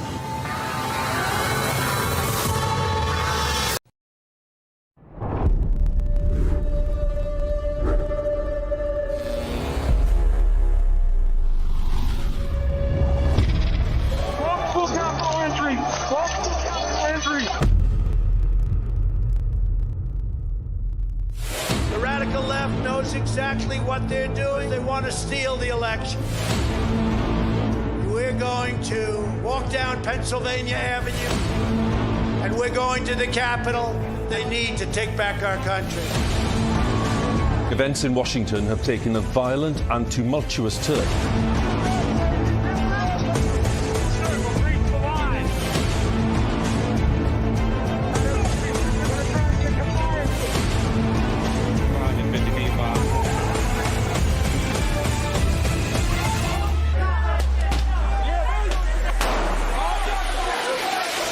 January 6th wasn't just a moment in history. For thousands of Americans, it was the moment their voices were taken. It's insurrection. They were persecuted, hunted. Seditious conspiracy. But behind prison walls, something unexpected happened. They found their voice again. Started singing the national anthem. We took it up to him at Mar-a-Lago. He goes, I'll put my voice on it. Our supporters made this go platinum. Real America's Voice is telling the real story of January 6th like you've never seen it before. Everybody, this must be peaceful. Every day, there's a battle for your mind raging. Information coming from every angle with the will to deceive. Fear not. You found the place for truth. The voice of a generation that still has the will to believe in the greatest country in the history of the world. This is the Charlie Kirk Show. Buckle up. Here we go. All right, welcome to the Charlie Kirk Show. It's January 14th, 2026. It's a new year, but the same old tactics are being deployed in the streets of American cities to battle deportations, mass deportations, something Charlie cared a lot about, something we at the show continue to care a lot about. I believe that deportations and immigration is the single most important issue. There's lots of important issues, but I believe it is the most important issue to fixing the country. It is the switch, when flipped, that could fix a number, if not all, the ills that we are currently facing. So, what is happening right now in the streets of Minneapolis? We have a scourge of tyrannical, often white, affluent ladies, leftist ladies, who are now being used as cannon fodder on the front lines of communist front groups attempting to attack and delegitimize ICE operations in Minneapolis, Los Angeles, Portland, beyond, Chicago, New York. And so we have to analyze what is actually happening. How are they going about recruiting this whole crop of women? Often, it's men too, be fair, but it is often women, often childless women, often white women that are putting their bodies on the line to impede, obstruct, harass, harangue, and attack law enforcement personnel in the streets of America's cities. So, Blake, the question then is, what is an awful? I want to start with our base operating language here so that everybody's on the same page. So an awful this is a slang term. It's probably about a decade old at this point. Yes. And it's short for affluent white female liberal, AWFL, but you pronounce it awful for, well, pretty clear reasons. Yeah. And it's a type we see over and over again. We're seeing it in these ICE protests, but you saw it a ton during BLM. Most people probably know an awful or two. And it's contained within that. So affluent white female liberal, it's generally, they don't need to be ultra rich, but generally at least middle class, reasonably secure. They're very much the stereotypical intense, put up in this house we believe signs. Yes. But they do it usually within a pretty strong cocoon of security. So, we'll put like immigrants welcome in their neighborhood that has pretty low immigrant population. It's mostly white. That's very secluded from America's. Yeah, they still live in a neighborhood that looks like it's 1958. They will really hate on police and then live in a suburb that's very far away from anywhere that the police are really needed that much. Correct. Very militant about, probably spend too much time on social media, so they get very whipped up on every cause. They change their profile pic for every new thing, every new scandal, every to do, and they tend to have enough free time to get very involved in activism. So they go to marches. So 10 years ago they would be, or 15 years ago they would be marching for gay rights. 10 years ago they'd be getting whipped up for BLM, anti-Trump. And today now they're going around saying that ICE is the Gestapo. Yeah, Nazis. They're referring to themselves as the French Resistance. Vive la Resistance! Which the French Resistance obviously was fighting the Nazis. So this is an MSNBC, now MS Now reporter referring to them as this. But they are organized. They are being trained. They are being dispatched in a coordinated effort to harass, harangue, attack ICE officers. They are convinced that they are freedom fighters, that this is the modern day noble, virtuous cause that they have become wrapped up in for righteous reasons. And it's incredible the number of people that they can convince that this is in fact true. And what's wild is you have black women like Joy Reid encouraging white women to put their bodies on the line, their white bodies on the line. Play cut 316. This woman was part of a group of people who they trained to try to be ICE interrupters. Mm-hmm. And what they try to do is observe what ICE is doing, film them, and try to use their white privilege, to be honest. They're mainly white people. Which is what we ask. Which is what we ask them to do, right? Because black people, we can't put our bodies on the line because cops will shoot us. And so the presumption had been, particularly a white woman, because remember, part of the rationale for doing this with ICE is to save white women, pristine white women, from being ravaged by, criminal brown men. So white women, have been taking the lead. Gosh, the race lady, Joy Reid, she continues to haunt us from beyond cable news and the nightly broadcast. But why this is important, Blake, is because they are actually encouraging real crazy people to, and I believe this is the entire game, is they're going to say all these crazy things. You've got Jacob Frey saying, get out, you're not welcome here. You're going to have everybody comparing them to the Gestapo and Nazis and all of this. And then you're going to have actual crazy people. You shake the tree long enough, some are going to fall out and do crazy stuff, that actually are advocating for killing, shooting, ramming, running over ICE agents. 327. Shame on them, because we're going to run right over them, aren't we? We are right, and we're going to stand up, and we're going to fight like hell every single day. Are you ready to fight? Yeah! Are you ready to fight? Completely deranged, off their rocker, off their meds. There's more examples. We got so the many chantings besides the point. It's there was a reporter from the Free Press who has been in Minneapolis and talking to people, and he spoke with ICE agents who say that they're having put up 347 there. He says that these protesters are loosening lug nuts on their cars, like when they're in parking lots. They're tracking federal vehicles using air tags. They use whistles to kind of stalk them and just blow them constantly to be like, ICE is here. It's like a constant attempt at harassment of law enforcement, hindrance of law enforcement. And of course, we see them blocking roads, ramming attacks on cars. And the most extreme outcomes, which I don't think awfuls are going to do this, but this is going to be, though, Tyler Robinson types. There's going to be someone who's whipped up about this. They've read too many posts on Blue Sky, seen too many TikToks, and they're mentally unwell, and they're going to take a rifle and shoot these guys. Yeah. And I don't think you can, frankly, when you can go on Blue Sky and find people saying, shoot ICE on sight. They are literal Gestapo agents. That's from someone calling herself Lady Rain. She, her, has an anime avatar. That might be a biological male. And we have this 338 through 341. Just roll through some of these. Literally just organize and shoot ICE on sight. They are literal Gestapo agents. Go to the next one. I'm sorry, Alliance Against Gun Violence. But with the recent ICE murder and shootings, I think police organizations across the country should have every officer shoot ICE agents on sight. I've seen way too many vids of ICE Nazis brutalizing us, murdering us. It would not surprise me to see Americans randomly shoot ICE Nazis on sight in an effort of self-protection, survival. Yeah, I mean, and here we go. There's another example, 328. This is a TikTok leftist saying the big lesson from Minneapolis is that you got to get your car worked on so you can drive faster over an ICE agent. 328. All we're learning from this is that you should hit the gas. If you should run them over. You should run them over with your car, and you should do it quickly before they can shoot you. I have to go to my mechanic. I have to get my car fixed so that I can drive faster, just in case. This is insane. You should hit them. You should hit them. They will say you hit them anyway. You should hit them with your car.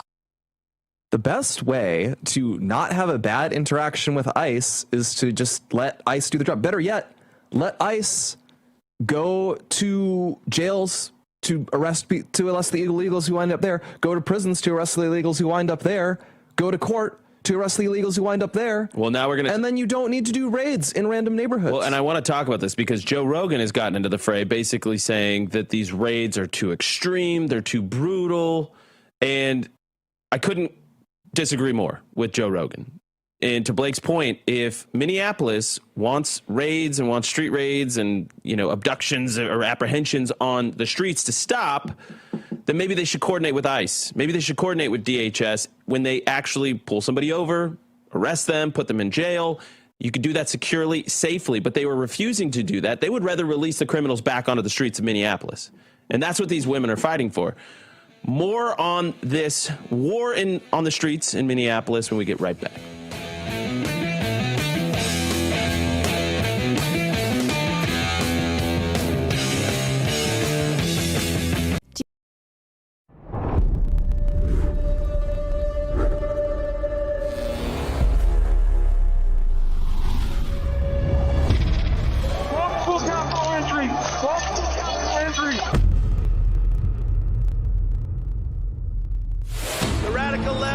Exactly what they're doing. They want to steal the election.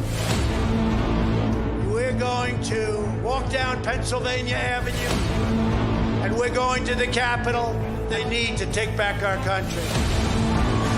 Events in Washington have taken a violent and tumultuous turn.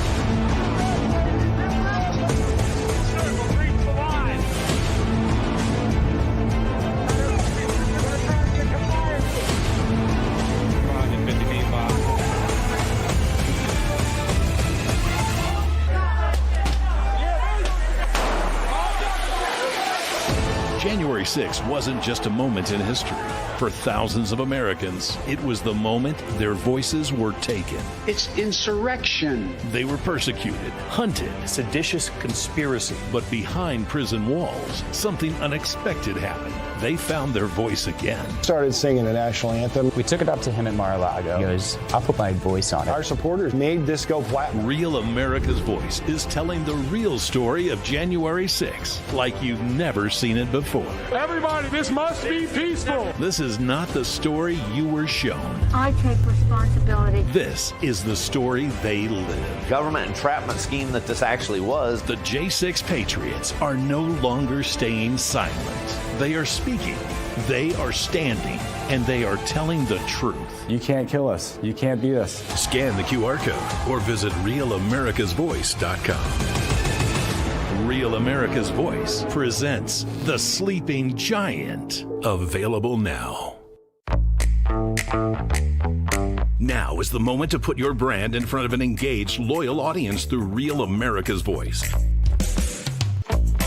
When you advertise on Real America's Voice, you're not just running an ad, you're partnering with trusted voices like Steve Bannon, Charlie Kirk, and other influential hosts. Backed by millions of monthly listeners. What's happening? Because of a Real Voice, man. I watch it all the time. Real America's Voice rocks.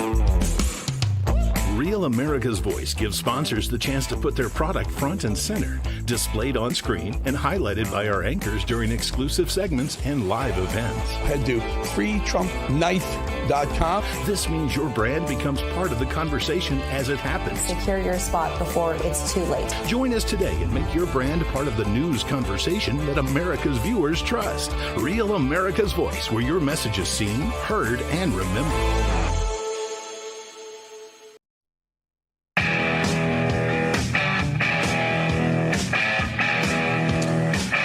Private student loan debt in the United States totals about $300 billion. I was waiting for you to chime in there. I've done it a few times, but yeah. I just wanted to see if you actually had the number down, Pat. $45 billion of that is labeled as distressed. Why Refi refinances distressed or defaulted private student loans that others will not touch.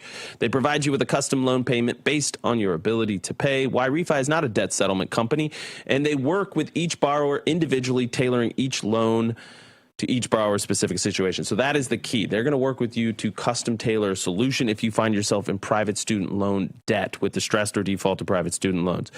They will work with you even if your credit is not great, if it's bad, and they will do a 3-minute rate check that has no credit impact, so you're going to want to check that out. They'll even let you skip a payment every 6 months up to 12 times without penalty. You don't have to ignore that mountain of student loan statements on your kitchen table anymore. Just call 888-YREFI34, 888-YREFI34, or log on to YREFI.com, YREFY.com. May not be available in all 50 states, but you owe it to yourself to check it out. We tell you about YREFI almost daily, so you're going to want to check it out because it's that good. They support the work that we do here. They support Turning Point. Great patriots, great people. All right, so Blake, you had a clip that you wanted to throw to. And yes, yeah. So we were showing all of the escalating insane rhetoric, but this one is really, really deranged, and it's a good example of social media just makes people feel people can run their mouths in ways that I don't think they did before. Let's play clip 344. I don't really care about the consequences anymore. I don't care. We need to kill these people. We've had 3 people die in 72 hours, and we've had over almost 30 die in the last year to a group of quote-unquote law enforcement that is basically just buffed up mall cops, right? Who are gun-triggering happy Proud Boys. Let's call them what they are. It's the Proud Boys. Why do you think we didn't hear about them? They're Nazis. Peyton said it best. They're Nazis. And the only way to stop this, let's be honest, is going to be to get violent. We got to get violent, people. And I'm tired of denying it, and I'm tired of y'all being about it. Grow up. We're not going to get through this holding hands. Peaceful protest only works if your enemy has a moral obligation to listen to it. They have none. You guys are sitting there holding up signs and saying, oh, I'm mad at you. You're pathetic. Burn something. Burn something, shoot something, and it's just clear what they want. There's also this article that happened yesterday in the Daily Beast that had me really angry from a guy, Tom Latcham, in case someone can, I don't know, go harass that guy. It's personal details of thousands of Border Patrol and ICE goons allegedly leaked in huge data breach. That's the headline, ICE goons. And it's all about, there's some foreign website, I believe it's operated out of the Netherlands, and it's called ICE List. And it's literally just like a wiki-style database of every single person who works at DHS that they can get information on. And they get their names, they're getting their phone numbers, they're using that to cross-reference and get their addresses. The goal is to get as much information as possible about every single person who works with ICE and with the Border Patrol so that someone can watch that video, get all worked up, find the person at ICE who lives closest to them, go there and shoot them in the face. Yeah, and this is really why you're getting at the core of why this is important. I mean, we saw this with Charlie, right? That the left used dehumanizing language about Charlie's a Nazi, Charlie's a racist, Charlie's a bigot, Charlie's a hater. You know, even Tyler Robbins said there's just some hate you can't negotiate out or something like that, right? That was his statement. And that's what they're doing here, is they're intentionally dehumanizing conservatives. They're intentionally dehumanizing ICE agents, law enforcement personnel, federal personnel, in order to justify their murder, in order to justify doxing them, harassing their family, attacking their family. Who knows what these psychos are capable of? And again, I go back to this fact that if these jurisdictions do not want raids, at least at this scale, then they would cooperate with ICE. They are actually letting out onto the streets murderers, child abusers, child rapists. They are letting them back out on the streets, and instead of deporting them, they have them all over the country. Now, we're up to about 650,000 deportations, actually above that now. Those are forceful removals from the country. 650,000 of them. According to Tom Homan, Borders Are Tom Homan, about 65 to 70% of those are actual criminals that have committed crimes once breaking the law to get in here in the first place, right? So they're all criminals because they got here without us welcoming them or doing it the right way. But then 65 to 70% of the 650,000 that have been deported are actual criminals on the streets.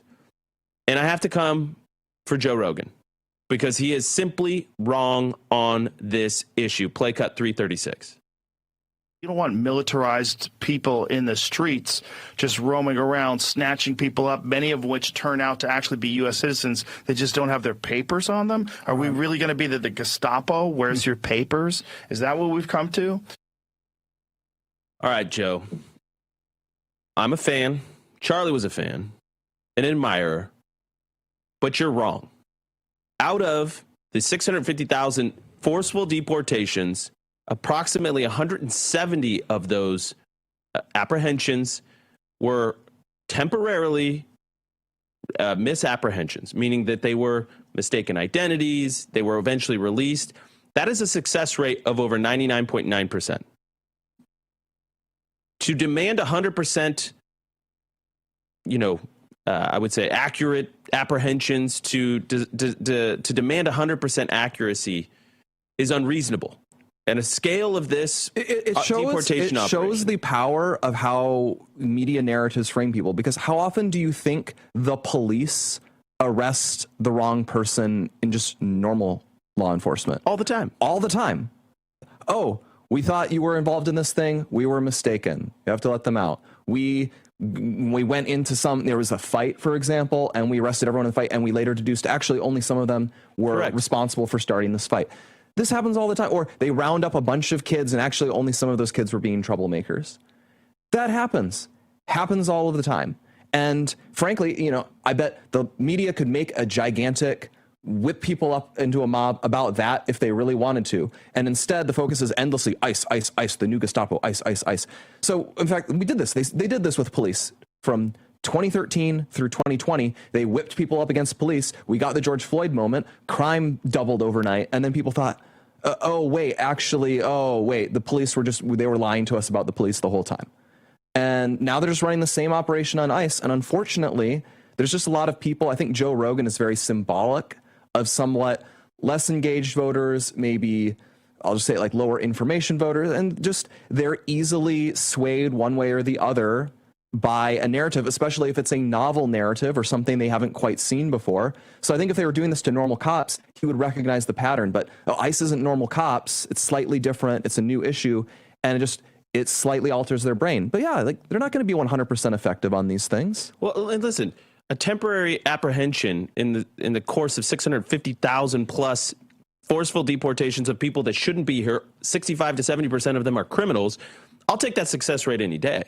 And if you want to know why we're doing this, it's because Joe Biden let in millions of illegals. They started the problem. We're fixing it. Get out of the way. We're going to analyze the psychology of it next. Welcome to Real America's Voice, Real Minute. Your quick look at the powerful stories of faith and freedom, inspiring audiences across the nation. Angel Studios presents. I'm Bo Davidson with your Real America's Voice, Real Minute. Did you ever wonder what truly happened in the COVID-19 pandemic and whether Anthony Fauci would ever be held accountable? I think we all have. Filmmaker Jenner Furst has an upcoming documentary that searches for truth, transparency, and accountability called Thank You, Dr. Fauci. Governments lie. Anthony Fauci put everyone on the planet at risk without their consent. It's beyond suspicious. Research caused a pandemic, killed 20 million, and cost $25 trillion. Fauci would prefer a lie. Public trust, national health, and global security are at stake as this documentary digs through thousands of pages of documents and interviews with former officials and whistleblowers in the most controversial narrative of our time that may also be one of the largest cover-ups in modern public health history. There was a cover-up. Why would he trade the Chinese the most advanced biotechnology in the world? He's a spy. It's insane. I don't think this is going to be foolproof. Things are going to slip through. Fauci knew and lied repeatedly. Rather than being a partisan hit piece, Thank You, Dr. Fauci is an honest look at the origins of COVID-19 and a potential bioarms race with China. It streams exclusively on Angel Studios app and site starting on October 23rd. And all you need to do is go to angel.com/Rav to stream it. So be ready to watch, question, and share as the quest for truth and accountability continues.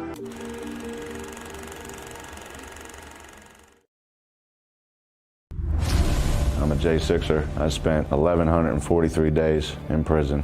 I'm a J6er, and I spent 3 months in jail and about a year in prison. I spent 4 years out of an 18-year sentence in prison. J6ers have been smeared and defamed by the media, persecuted by the government, and treated like terrorists.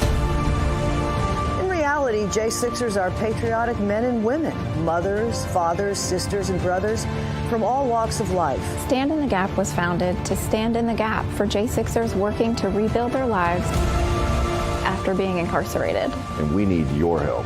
For just $10 or more, you're helping these patriots get mental, physical, and spiritual help. Please scan the QR code or go to j6support.com to donate $10 or more to support these American patriots.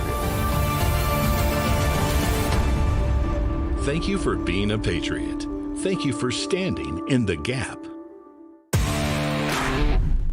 I'm Andy M., and I love Real America's Voice, where my voice counts and your voice.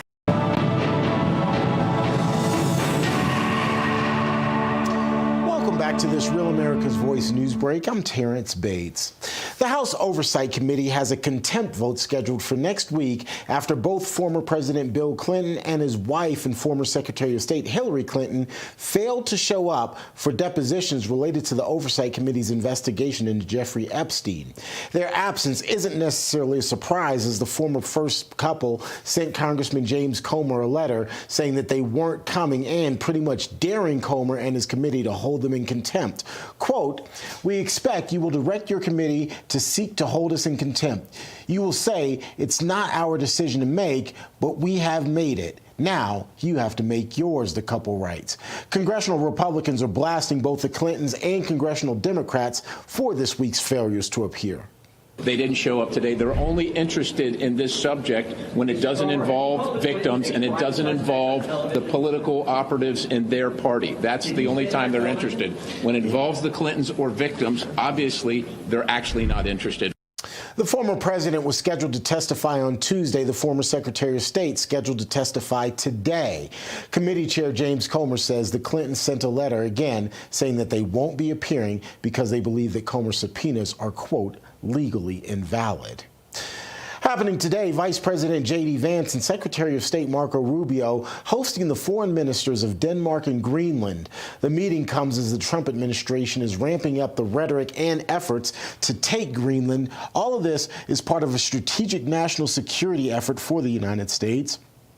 Buying Greenland could reportedly cost up to $700 billion, but officials from both Greenland and Denmark say the Arctic island isn't for sale. Greenland, by the way, is in autonomous Danish territory. Denmark just announced that it is increasing its military presence in and around Greenland in response to President Trump's threat of taking the island by any means necessary. The Danish Defense Ministry also says there will be more military exercises in Greenland alongside European and Arctic partners. No American involvement was mentioned, though. That's a quick check of your headlines. We appreciate you being here with us. Now, let's get you back to the Charlie Kirk Show.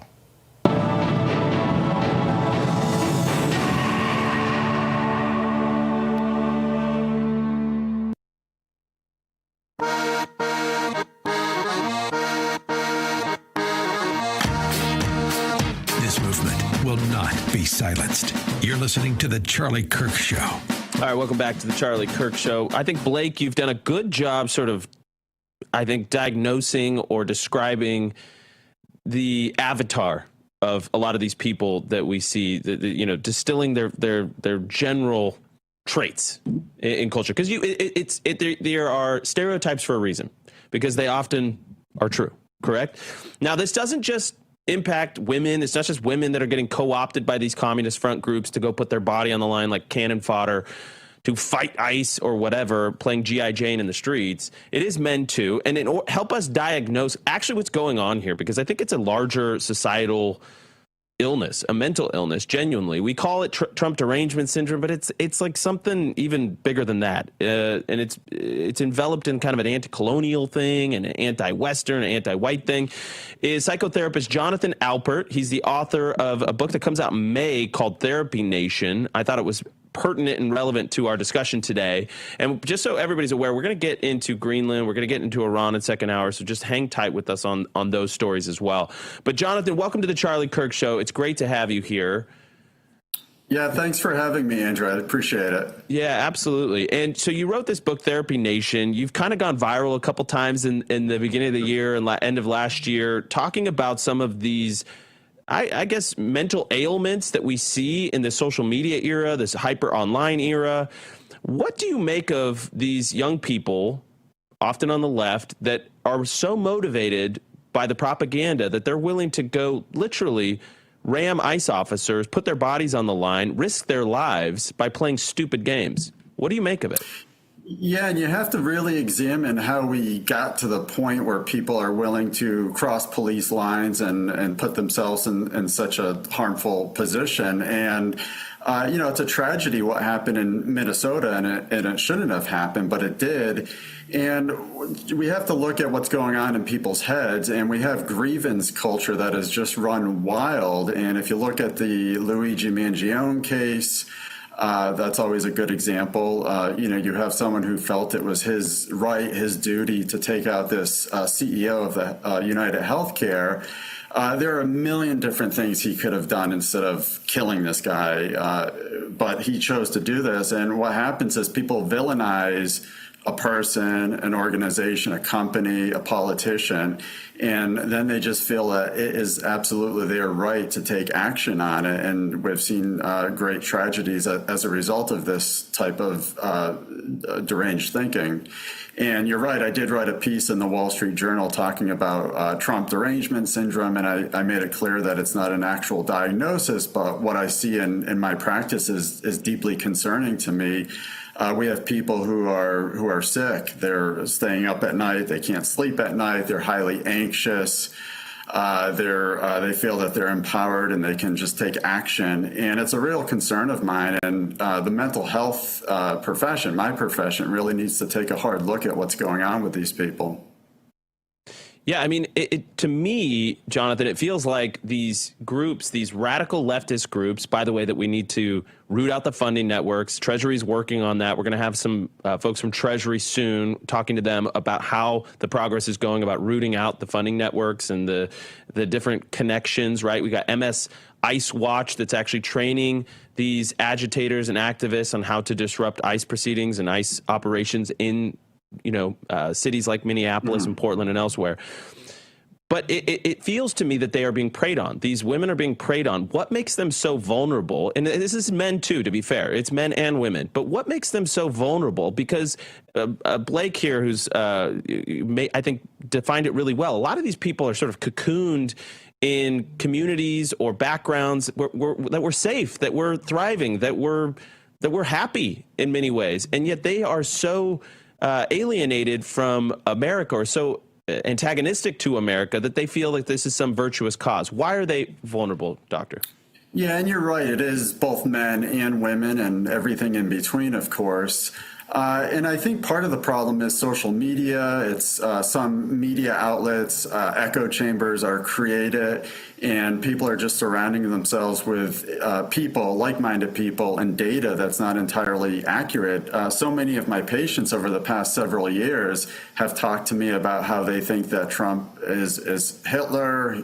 They think he's a Nazi. He's going to round up certain segments of the population, send them off to a faraway island. And we all know this isn't true, but some people actually believe this. And when all you do is surround yourself with like-minded people, you actually do start to believe that, and it becomes easier to villainize Trump or ICE officers or police officers. And I think that's partially what we have playing out on the streets across America and specifically in Minnesota. Jonathan, is there like any end stage for this? It feels so, it feels like this does end in some sort of like catastrophic mental meltdown. I mean, we've seen some of these people who they just seem super genuinely mentally unwell. Is this a phase that passes and they get over it? Does it get worse and worse? I guess it just doesn't seem super stable to me. Is there healing? Well, it's definitely not stable. And I've appeared on Fox TV a number of times, and I've discussed how political division is wreaking havoc on our society. And we just came out of the holiday season, and I had patients who refused to attend holiday dinner with their Trump voting uncle or their progressive cousin. And this really needs to end. One of the things that I urge my patients to think about is that family and friends should be more important than any political figure or political party. Unfortunately, we're not seeing that, and it's reached a bit of a fever pitch over the past few years.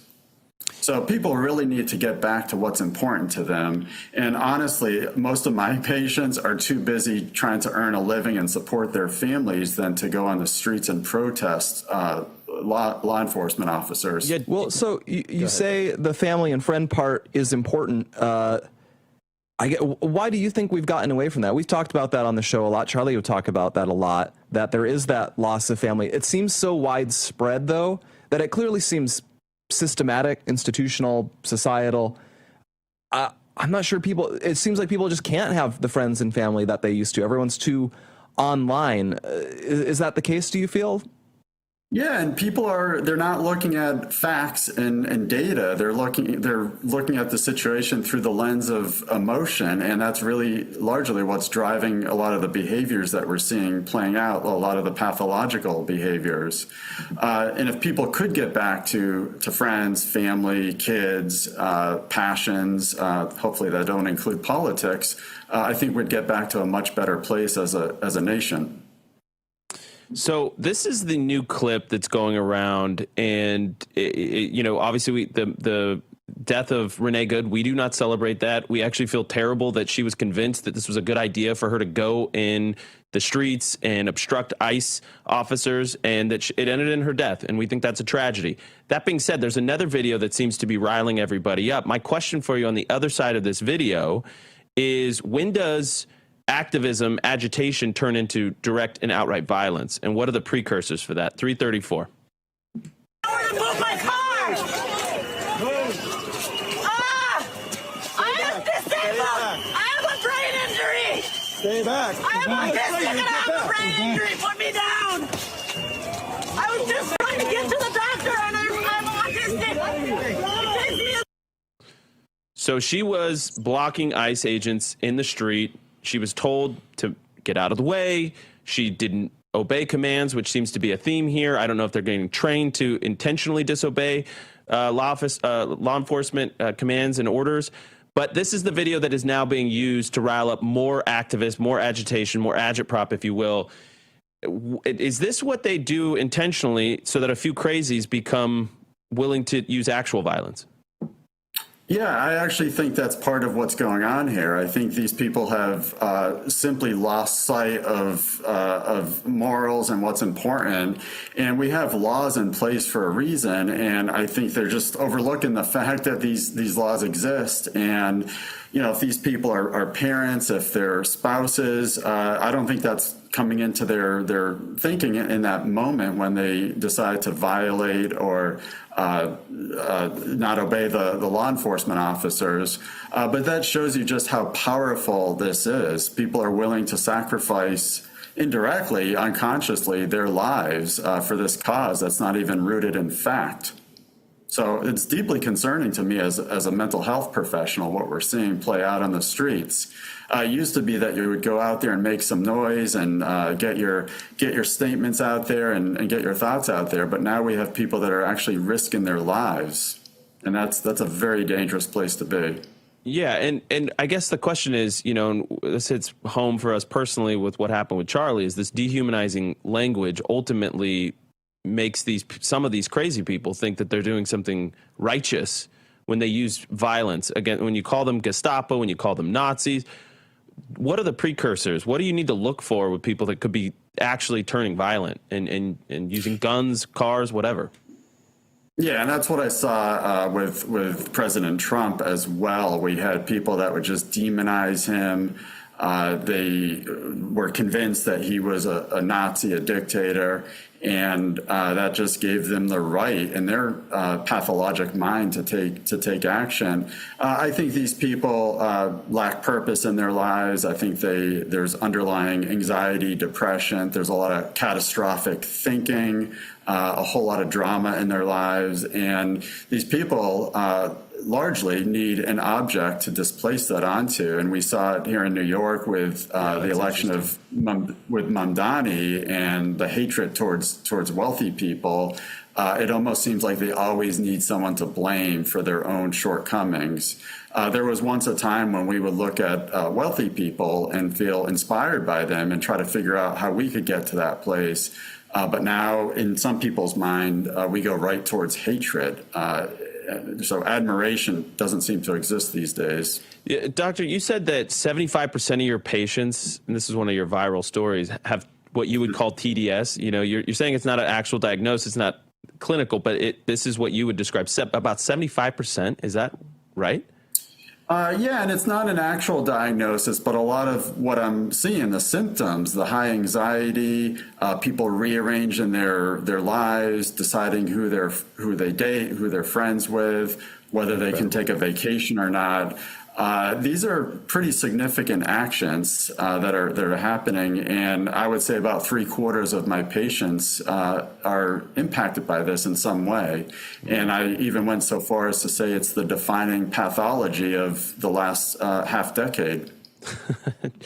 Well, hopefully we can get through this, Doctor. Thank you for your time. We appreciate your insight. All right, God bless you, and we'll talk to you soon. Thank you, Andrew. Take care, guys. Bye-bye. We'll be right back.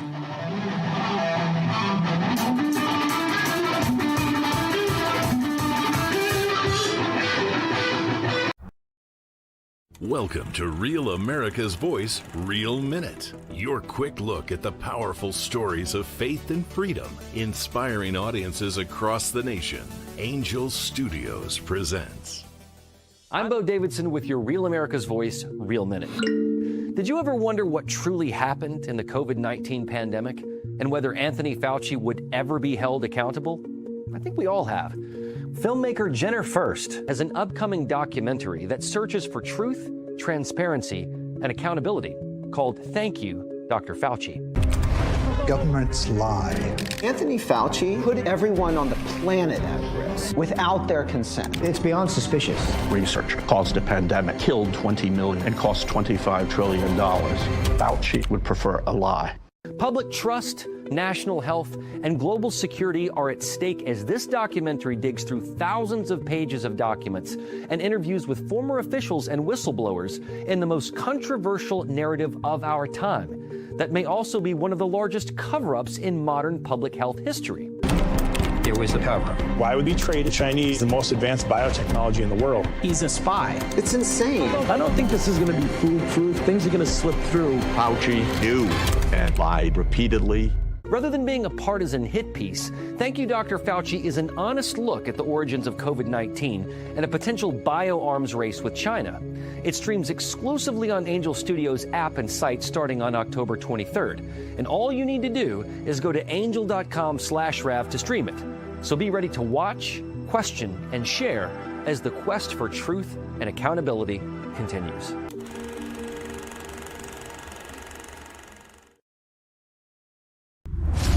I'm a J6er. I spent 1,143 days in prison. I'm a J6er, and I spent 3 months in jail.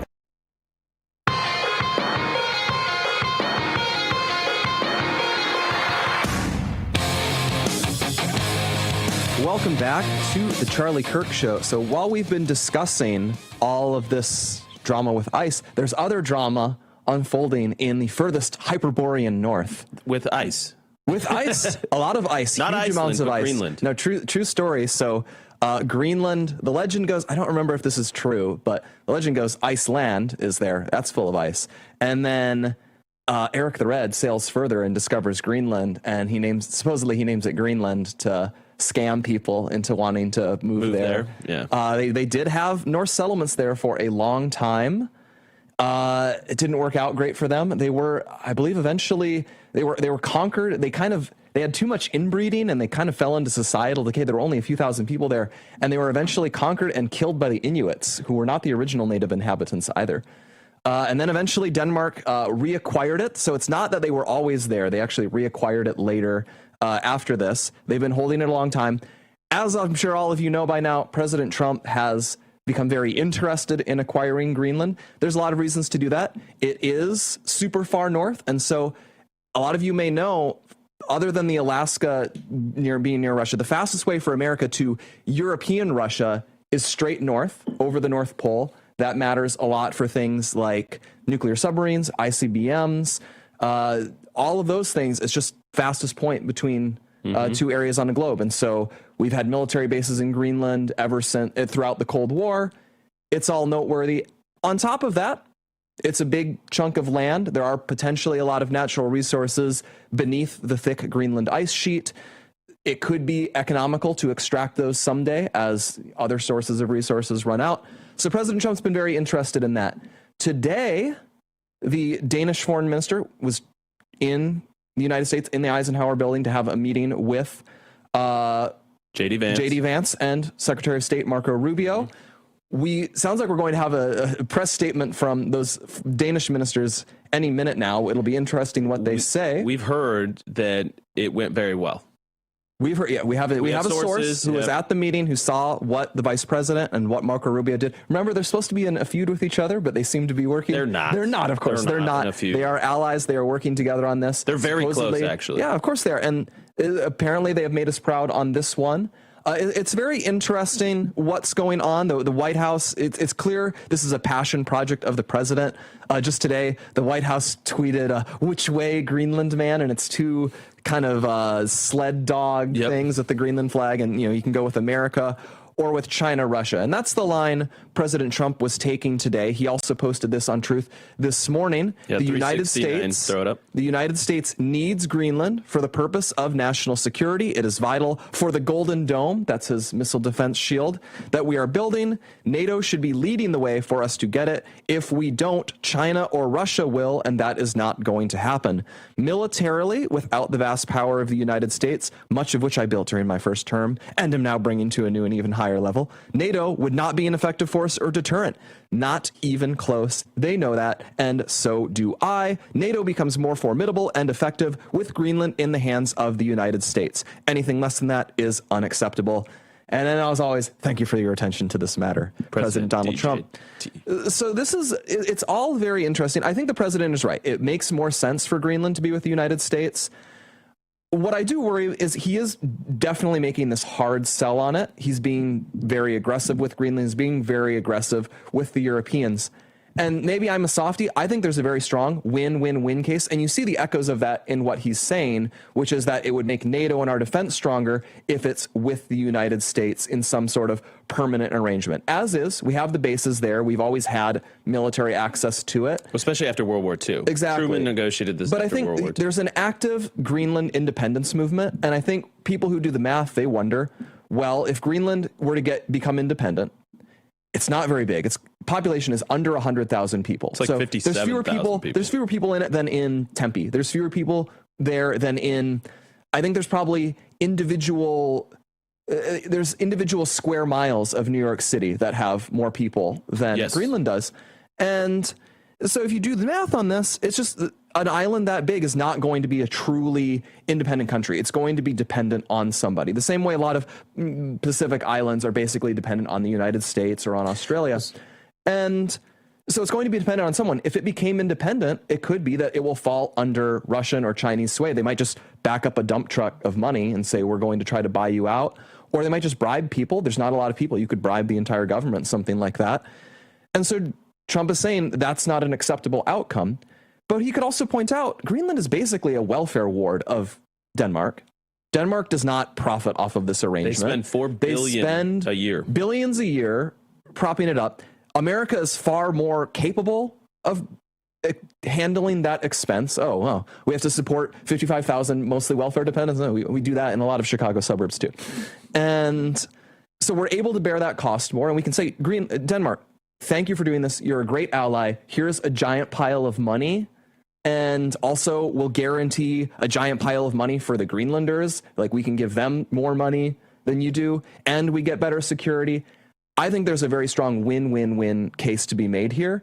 And what I think would be the worst outcome is just if this turns into some stupid fight. And that's what we don't want is, as an example, let's say we make it so anti-US nationalism in Europe is now associated with being on the left and against America. And this allows the left to win just enough elections for them to great replace their entire populations. A Pyrrhic victory. Very much a Pyrrhic victory if you're a European nationalist. Yeah, well, and so I think the question that a lot of people have is right now we have access to the bases. Mm-hmm. So we do have some sort of military foothold there. We could build more potentially. I'm sure Denmark would be willing to negotiate it. Why push for full ownership? I think it's that independence question that there's that lack of permanency to it. Anything that is not a truly permanent relationship can be changed. And there is that independence movement in Greenland. And once they're an independent actor, anything can happen. If you want an example of how very long-term arrangements can change, Britain, when they had Hong Kong in the south of China, they made a 99-year lease. And the story goes that they made it 99 years because permanent felt weird. And the guy thought, well, 99 years is basically permanent, right? 99 years was not permanent. It expired and they gave up Hong Kong to the People's Republic of China. And a long-term military base in Greenland, that can change after one election in Denmark or after one independence referendum in Greenland. Well said. And that is why President Trump knows the value of permanency. It is a real interest here. And we just have to hope that Marco Rubio and the vice president are able to make that strong pitch to the Danish government. Well, so far indications are that it was a very positive meeting. So we're going to wait and see what those press statements indicate. Hopefully that they are positive. And listen, at some point you have to give this to the Greenlanders themselves. There's 57,000 of them. They probably are incentivized by a payday coming up if they link arms with the United States in a permanent fashion. So we're going to watch that, and we will update you in the second hour if we get news. We're going to turn our attention to Iran next. Don't go anywhere.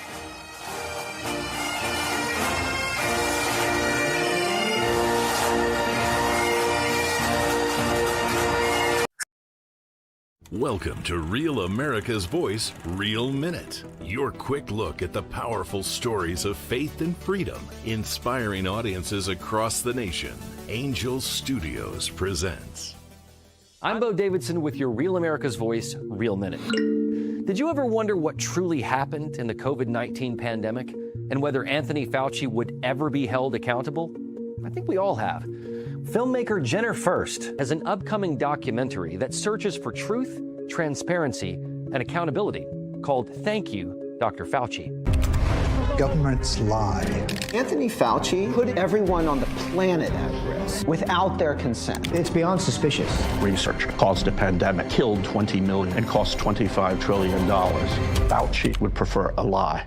Public trust, national health, and global security are at stake as this documentary digs through thousands of pages of documents and interviews with former officials and whistleblowers in the most controversial narrative of our time that may also be one of the largest cover-ups in modern public health history. It was a cover-up. Why would we trade the Chinese the most advanced biotechnology in the world? He's a spy. It's insane. I don't think this is going to be foolproof. Things are going to slip through. Fauci knew and lied repeatedly. Rather than being a partisan hit piece, Thank You, Dr. Fauci is an honest look at the origins of COVID-19 and a potential bioarms race with China. It streams exclusively on Angel Studios app and site starting on October 23rd. And all you need to do is go to angel.com/Rav to stream it. So be ready to watch, question, and share as the quest for truth and accountability continues.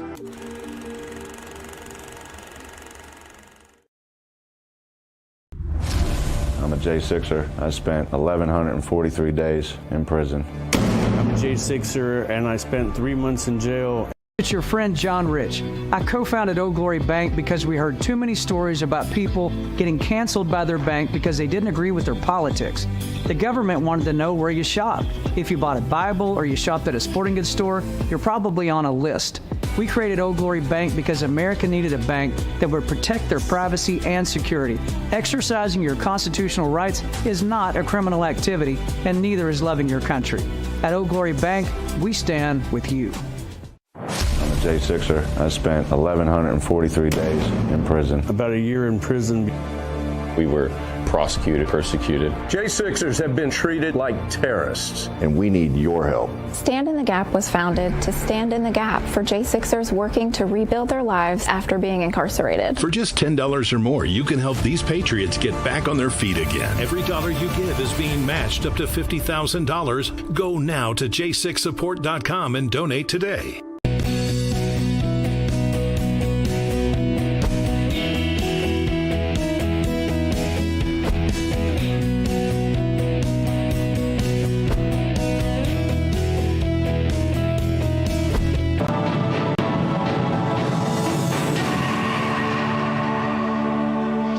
Bates here with your Real America's Voice news break. Thanks so much for being here with us. Happening right now, Vice President J.D. Vance and Secretary of State Marco Rubio are said to be meeting with the foreign ministers of Denmark and Greenland in order to discuss President Trump's intention of taking control of Greenland. The administration says the small island is a key strategic site for U.S. national security in the Arctic. Buying Greenland could cost up to $700 billion with a B dollars, but officials from both Greenland and Denmark say the island isn't for sale. President Trump has said he wants the island one way or another. In response, Denmark just announced this morning that it is increasing its military presence in and around Greenland. The Danish Defense Ministry also saying there will be more military exercises in Greenland alongside European and Arctic partners. No American involvement has been mentioned.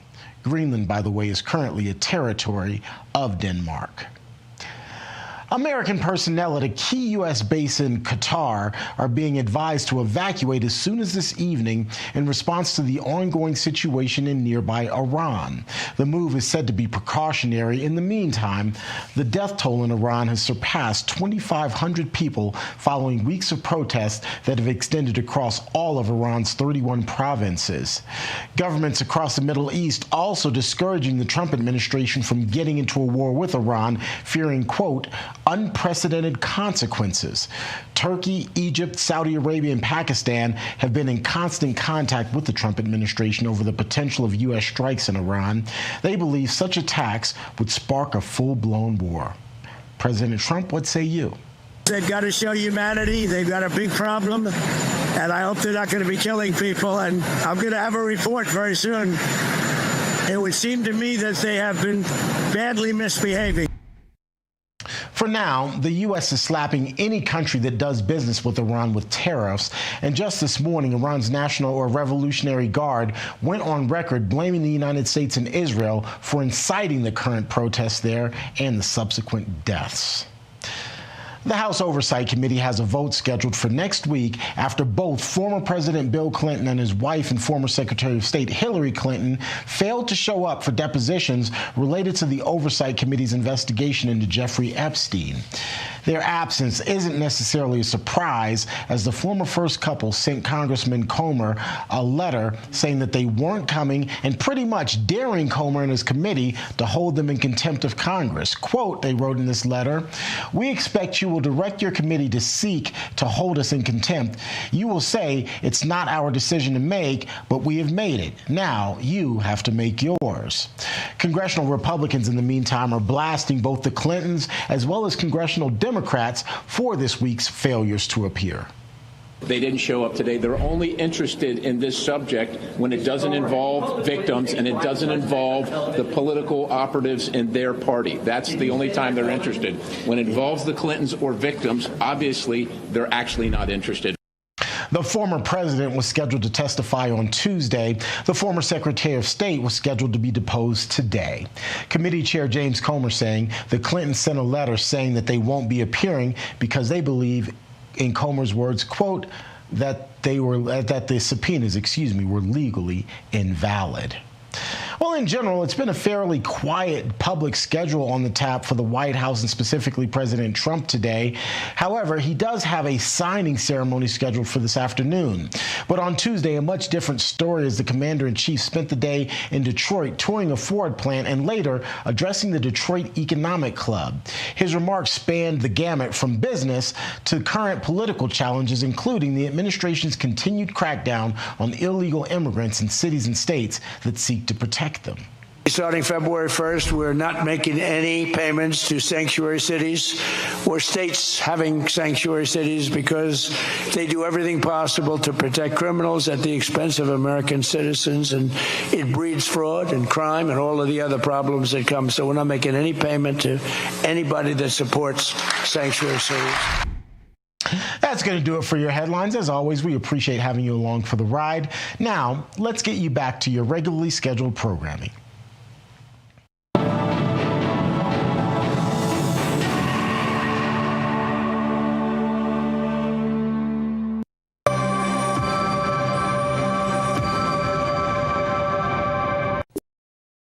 Welcome to Real America's Voice, Real Minute. Your quick look at the powerful stories of faith and freedom, inspiring audiences across the nation.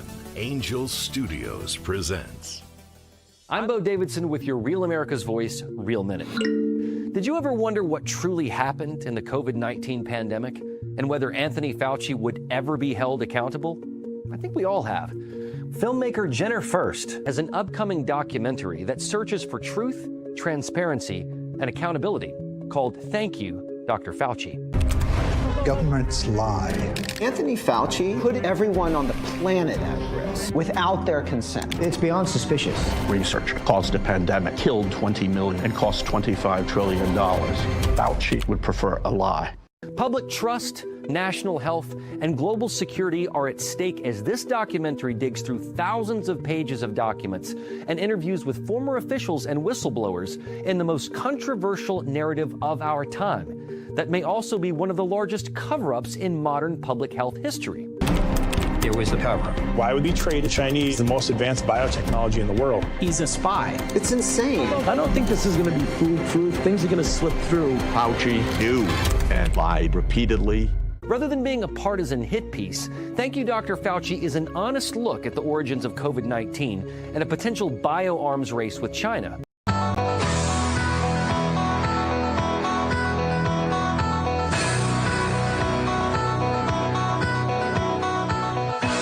All right, welcome. Hour 2 of the Charlie Kirk Show is underway, and we are turning our sights on Iran. There has been, I would say, divergent. Will he or won't he? Will he or won't he is, and we're talking obviously about whether or not Trump is going to take kinetic military action, fully support economic, moral support of the Iranian people, all that stuff. There's a huge question about military action. Help us unpack this is Maya Tousi. I hope I got that approximately correct. Founder of Tousi TV, based out of London. He's Iranian. Welcome to the show. Thank you for having me, guys. Thank you. Yeah, absolutely. So there's multiple questions swirling right now about the Iranian question if you're an American, right? Will President Trump take action militarily to support the independence movement that is obviously pouring over into the streets? But there's also a question about how brutal has the regime crackdown on protesters really become? I've seen some reports quote a number of 2,500 dead, which is already extraordinary, by the way. I've seen other reports that it's 12,000. Do you have any insight on what the accurate figure is? Yeah, so you can't really take any of these because in the past, we've had a lot of uprisings and crackdowns. I've had hundreds and hundreds, sometimes over 1,000 when it comes to the massacre. But obviously, the official figures that the mainstream media keep going with is 1,000, sometimes 600. On the ground, all the information that we have from the hospitals and the whistleblowers obviously goes to the idea that it's thousands. there was a leak from the inner circle of Ali Khamenei, the supreme leader, a few days ago, and the documents signed by him, the direct order, and they believe, they themselves, that it was about 12,000. Now, there are also unofficial figures that's just come out that is closer to 20,000, but as President Trump said, even one is enough. And that is the main argument. Right now, the mainstream media want to get into the debate of, well, if it's 2,000 instead of 4,000, then is it really our business? That's the problem. Right. There is sort of it's a weird math you have to contemplate if you're going to consider military action. Is there a threshold? Is there a, I mean, it's an awkward question to ask, but certainly when you're dealing with Iran that has a history of squashing uprisings, often violently with lethal force, this is not necessarily something new, but this is new because of the scale and the scope and just how widespread these protests have become in Iran. Why don't you take us into that psychology about what is driving these protests? Why is this unique? Why is this new? And why does this maybe portend an actual change in leadership in Iran? Yeah, so firstly, when it comes to any potential action by the US and President Trump, it's not really just about the scale of the uprising, which I'll get into. It's also about how dangerous the Islamic Republic has become to the world, including to President Trump directly, because they tried to assassinate him a couple of times over the last couple of years. The reality of the situation is that this uprising was obviously building up for a very long time. They have had attempts of uprisings, and of course there's been massive crackdowns because the regime, or as the Iranians will call them, the Islamic occupation regime, don't really care. They will just kill everybody. But this time round, the regime is extremely weak. The trigger point was when the currency in Iran collapsed. And that was over 2 weeks ago, almost 3 weeks ago. And of course, there's the lack of water, lack of electricity, lack of money, lack of jobs, and lack of recognition on the international stage. And people said enough is enough. This time round, it wasn't just anger. They are very, very motivated, and they know they got nothing else to lose. Usually in the past, when you kill a few hundred people, people would go home, they get scared. But after thousands who've been massacred, people continue to stay out because they also finally have a unifying leader in the Crown Prince Reza Pahlavi, and President Trump until now has had their backs, which has really helped the people on the ground. But they definitely need support as soon as possible. So is there an ideological platform that unites these people other than wanting to overthrow the current government? Like, do we have, let's just be frank, are there Islamists who also oppose the government? Are there steps the government could take to try to mollify this short of regime change, short of total collapse? Like, I guess apparently I learned recently there actually is a council of clerics that could, for lack of a better term, fire the Ayatollah, and here's a new one. Could something like that happen? No. So people keep comparing it to Gorbachev and Soviet Union. It's very, very different because this is a cult of personality behind one figurehead. And the reality is they basically pretended to do what you just said, like reforming from within, things like that over the last few uprisings. People know that this is an occupation since 1979. There was a paramilitary coup occupation that basically resulted, thanks to Jimmy Carter, U.S. Democrats, MI6, the Fifth Republic in France, that basically decided, let's get behind the Ayatollahs because they were scared that the Soviet Union in the middle of Cold War are going to take over Iran in the 70s. So they thought, let's back these guys. They seem to be stupid enough that they can be controlled as puppets. That backfired because the next day the Islamists went on and chanted death to America. Right now, your question about what, in terms of power vacuum or who is involved, well, Iran is very different to countries like Libya or Iraq or Syria.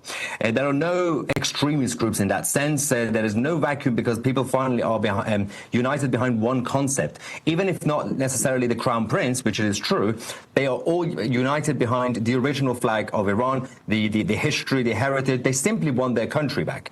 It's more similar to the situation in Poland after the National Socialists in Germany got kicked out, and then again after the communists from Soviet Union got kicked out. Poland said, we just got our country back. That's basically their fight. It's not necessarily like Iraq or Syria. There are no really extremist groups. There is a tiny group called Mujahideen, MEK, and there are about 13 of them. They're smaller than the Green Party. Nobody cares about them. But that's the main goal, that people don't really care about those guys. They are basically a Marxist Islamic group. They used to be with the IRGC in the 70s against the king, but then they split. They basically had a fight, and now they also want to bring down the regime because they want to have a different version of communist Islamic republic. That is the biggest problem. Well, what about another concern I know we've seen is America's repeatedly had some involvement in the Middle East where you topple a government and then our own government is surprised to learn, oh, wait, there's a lot of ethnic grievances in this society. This happened in Iraq. Notoriously, President Bush apparently didn't quite get the Sunni-Shia split before we actually intervened. We've seen it, of course, in Syria. Lebanon is basically defined by those splits. I know in Iran, there's Azeris as well as historical Iranians. There's other smaller groups. Is there any risk of a crack up along those lines if there's a power vacuum? So this was a worry a couple of decades ago. In fact, under the Islamic Republic, these different ethnic groups and regional groups were essentially being divided. But over the last few years, the movement against the Islamic Republic has actually united them. You now have, you got the Persian Iranians, so that's my ethnicity, but you got the Kurdish Iranians, Azeris, and all the others. Even the Kurds in Iran, compared to the Kurds in Turkey or other places, they are actually calling for a united Iran, and they're calling for the Crown Prince to return. So all these other ethnic groups and other religious groups are getting together. So ironically, the IRGC have united them. But again, as I mentioned, it's very different to the situation in Iraq, but it's the liberal mainstream media that are not helping the situation. They continue to spread this propaganda. For example, CNN and many others have been calling it economic protests when it's an actual uprising. They're literally calling for the overthrow of the regime. But at least they're calling it something compared to certain other people, the self-appointed queens of expertise like Candace Owens, who are saying that there are no protests. There is no uprising. It's just a stir by the Jews. She literally said that yesterday. And that is embarrassing.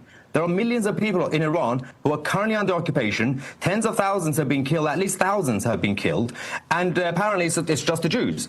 But right now, people in Iran have called for the support of both the Crown Prince as their leader and the President of the United States.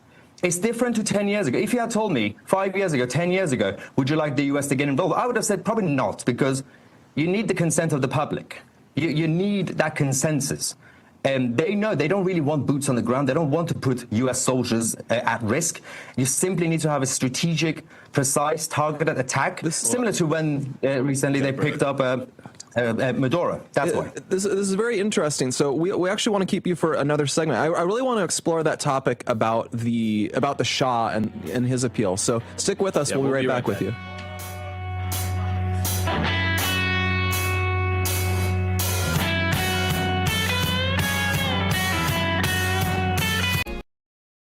Welcome to Real America's Voice, Real Minute. Your quick look at the powerful stories of faith and freedom, inspiring audiences across the nation. Angel Studios presents. I'm Bo Davidson with your Real America's Voice, Real Minute. Did you ever wonder what truly happened in the COVID-19 pandemic and whether Anthony Fauci would ever be held accountable? I think we all have. Filmmaker Jenner Furst has an upcoming documentary that searches for truth, transparency, and accountability called Thank You, Dr. Fauci. Governments lie. Anthony Fauci put everyone on the planet at risk without their consent. It's beyond suspicious. Research caused a pandemic, killed 20 million, and cost $25 trillion. Fauci would prefer a lie. Public trust, national health, and global security are at stake as this documentary digs through thousands of pages of documents and interviews with former officials and whistleblowers in the most controversial narrative of our time that may also be one of the largest cover-ups in modern public health history. It was a cover. Why would he trade the Chinese the most advanced biotechnology in the world? He's a spy. It's insane. I don't think this is going to be foolproof. Things are going to slip through. Fauci knew and lied repeatedly. Rather than being a partisan hit piece, Thank You, Dr. Fauci is an honest look at the origins of COVID-19 and a potential bioarms race with China. It streams exclusively on Angel Studios app and site starting on October 23rd. And all you need to do is go to angel.com/Rav to stream it. So be ready to watch, question, and share as the quest for truth and accountability continues.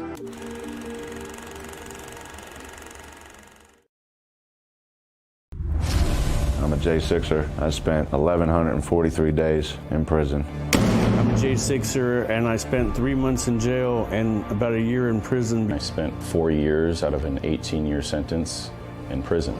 J6ers have been smeared and defamed by the media, persecuted by the government, and treated like terrorists.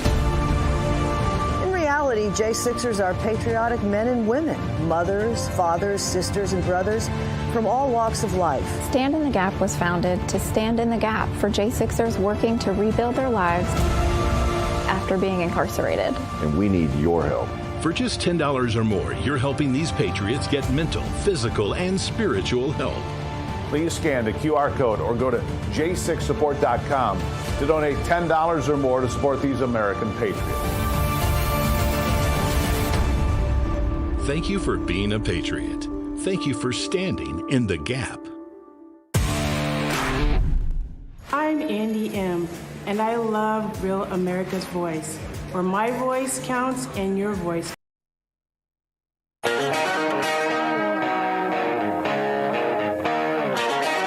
All right, we're going to get right back in Iran just 1 second. But first, I got to tell you about YRefi. Our friends over at YRefi.com.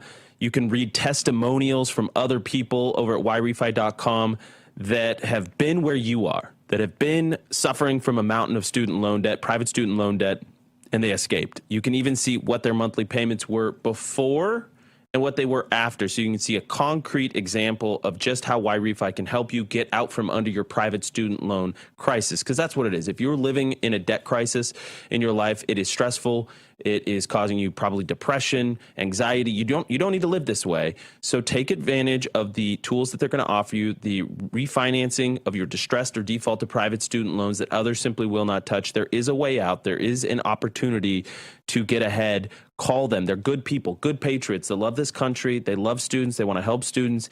888-YRefi34 or log on to YRefi.com. That's YREFY.com.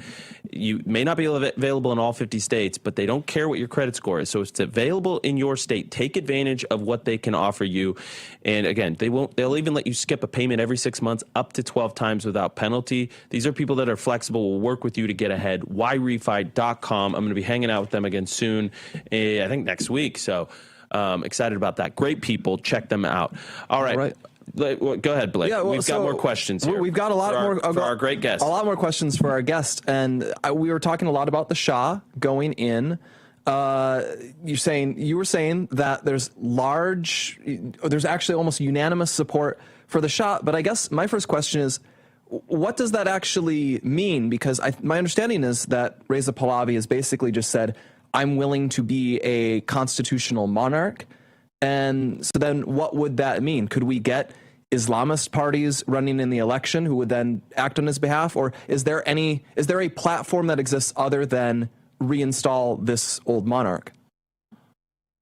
Well, that's a very good question, actually, because their propaganda has been for decades, and especially recently, that, you can't bring back the king because that's absolute monarchy, that's dictatorship. Not really. This is the 21st century. It works in Britain.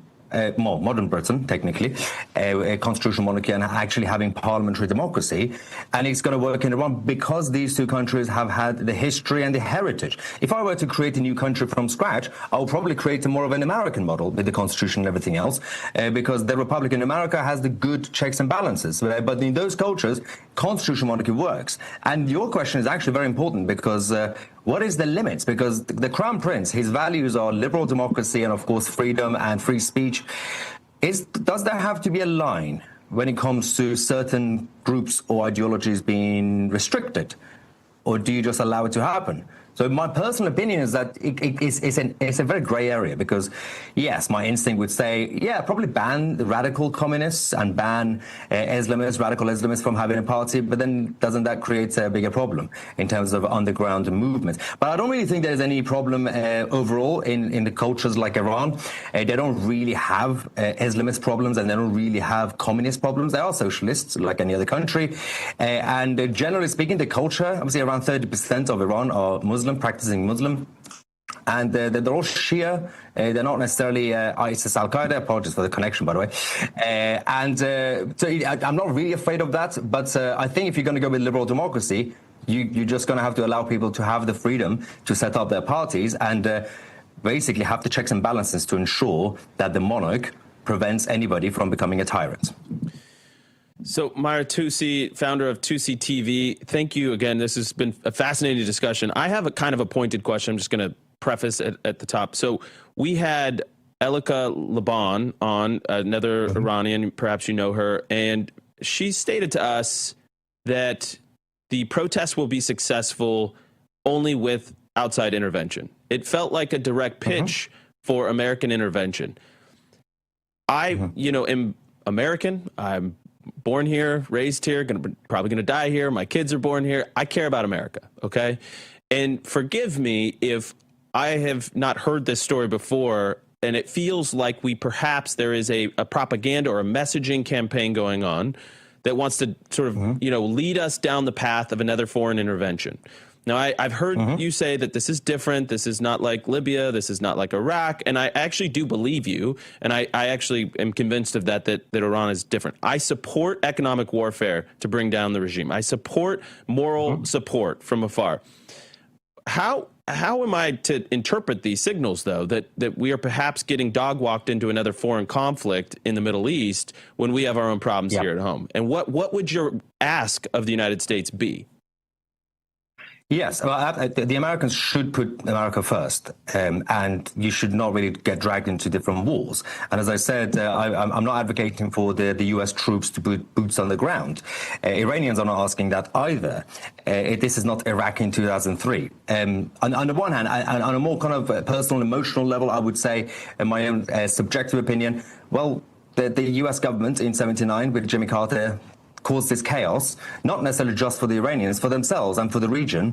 You create instability and an enemy. It will be nice if you could fix it for yourself at least, but you don't have to directly do regime change because the people are ready to finish the job. Right now, the priority is just stop the killings and paralyze the regime.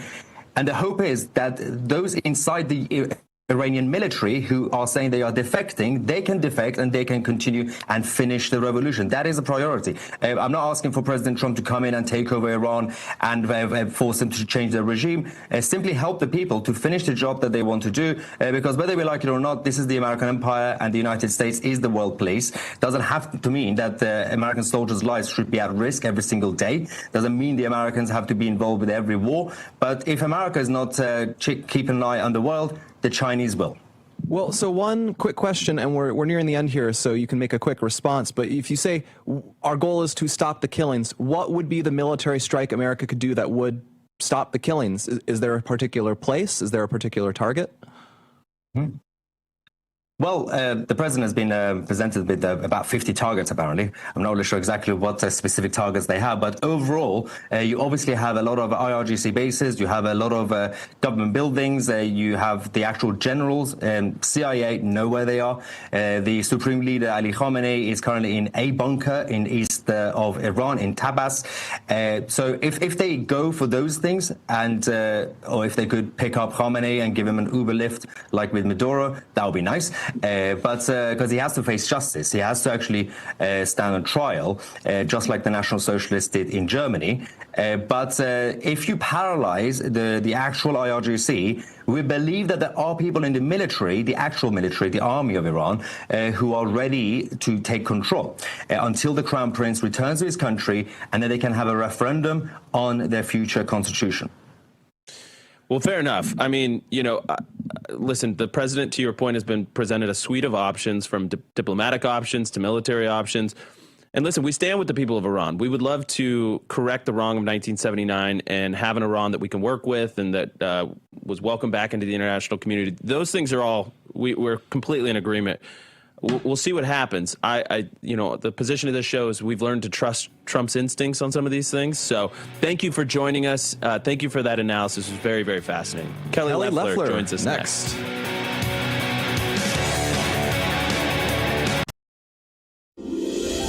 This holiday season, Real America's Voice is proud to partner with our friends at Angel Studios for a special giveaway you won't want to miss. As they launch season 2 of their hit series Homestead, we're giving you the chance to win an exclusive Homestead hat absolutely free. Everyone who becomes an Angel Guild member using our link is automatically entered to the contest. When you join, you're supporting meaningful pro-American storytelling, and you're supporting RAV at the same time. Scan the QR code on your screen right now, or text the word RAVAngel to 75802. After you scan or text, make sure you follow the steps provided. When you complete the steps and join the Angel Guild, you'll be automatically entered to win that exclusive Homestead hat, a perfect holiday gift for yourself or someone you love. Be one of the first 50 people to sign up and win a hat automatically. Hurry while there's still time. So scan that QR code or text RAVAngel to 75802. Happy holidays from all of us at RAV.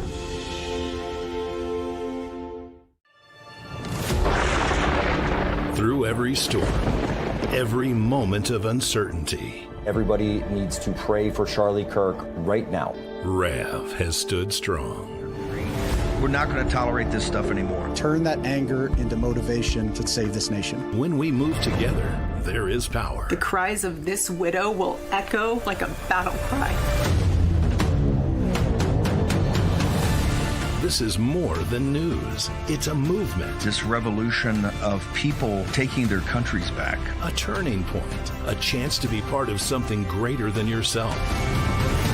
Scan the QR code and stand with RAV. The story isn't over, and neither is your part in it. Step in, be counted, be heard. Together, we are RAV. We will achieve American greatness. And we are just getting started. Hey, y'all. It's Nancy from Texas. Real America's Voice gives us truth, not propaganda, and we need that. Thank you so much.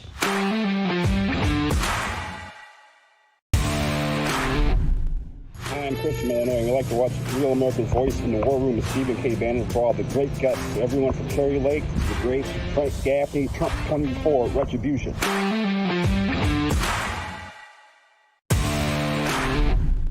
This is Rashad from Boston, Massachusetts, and I love Real America's Voice.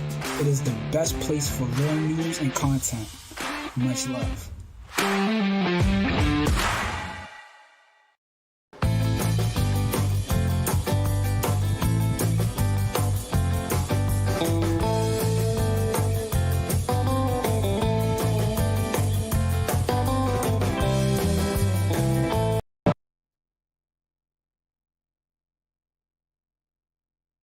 Welcome back to this Real America's Voice news break. I'm Terrence Bates. We appreciate you being here with us. Vice President J.D. Vance and Secretary of State Marco Rubio are meeting with the foreign ministers of Denmark and Greenland right now to discuss President Trump's intention of taking control of that island, the island of Greenland specifically. You're looking live at a podium that's set up following this meeting. We're expecting at any moment that the leaders will come out and address how the talks have been going. The administration says that Greenland is a key strategic site for U.S. national security in the Arctic. Buying Greenland could cost up to $700 billion, but officials from both Greenland and Denmark say the island is not for sale. President Trump has said that he wants the island one way or another, and in response, Denmark just announced that it is increasing its military presence in and around Greenland. The Danish Defense Ministry also saying that there will be more military exercises in that region alongside European and Arctic partners. At this point, no American involvement was mentioned. Greenland, by the way, is currently a territory of Denmark, and as you just saw, we are waiting officials to come out and address their meeting with the Vice President and Secretary of State. The moment that happens, we'll try to take you there live here on Real America's Voice, and we definitely will have updates throughout the day. In the meantime, American personnel at a key U.S. base in Qatar are being advised to evacuate as soon as this evening in response to the ongoing situation in nearby Iran. The move is said to be precautionary, but the death toll in Iran has now surpassed 2,500 people following weeks of protests that have extended across all of Iran's 31 provinces. Governments across the Middle East also discouraging the Trump administration from getting into a war with Iran, fearing, quote, unprecedented consequences. Turkey, Egypt, Saudi Arabia, and Pakistan have been in constant contact with the Trump administration over the potential of U.S. airstrikes or strikes in general in Iran. They believe such attacks would spark a full-blown war. For now, the U.S. is slapping any country that does business with Iran with tariffs. That's a quick check of your headlines. As always, we appreciate your time. We appreciate you being here with us. Now, let's get you back to the Charlie Kirk Show.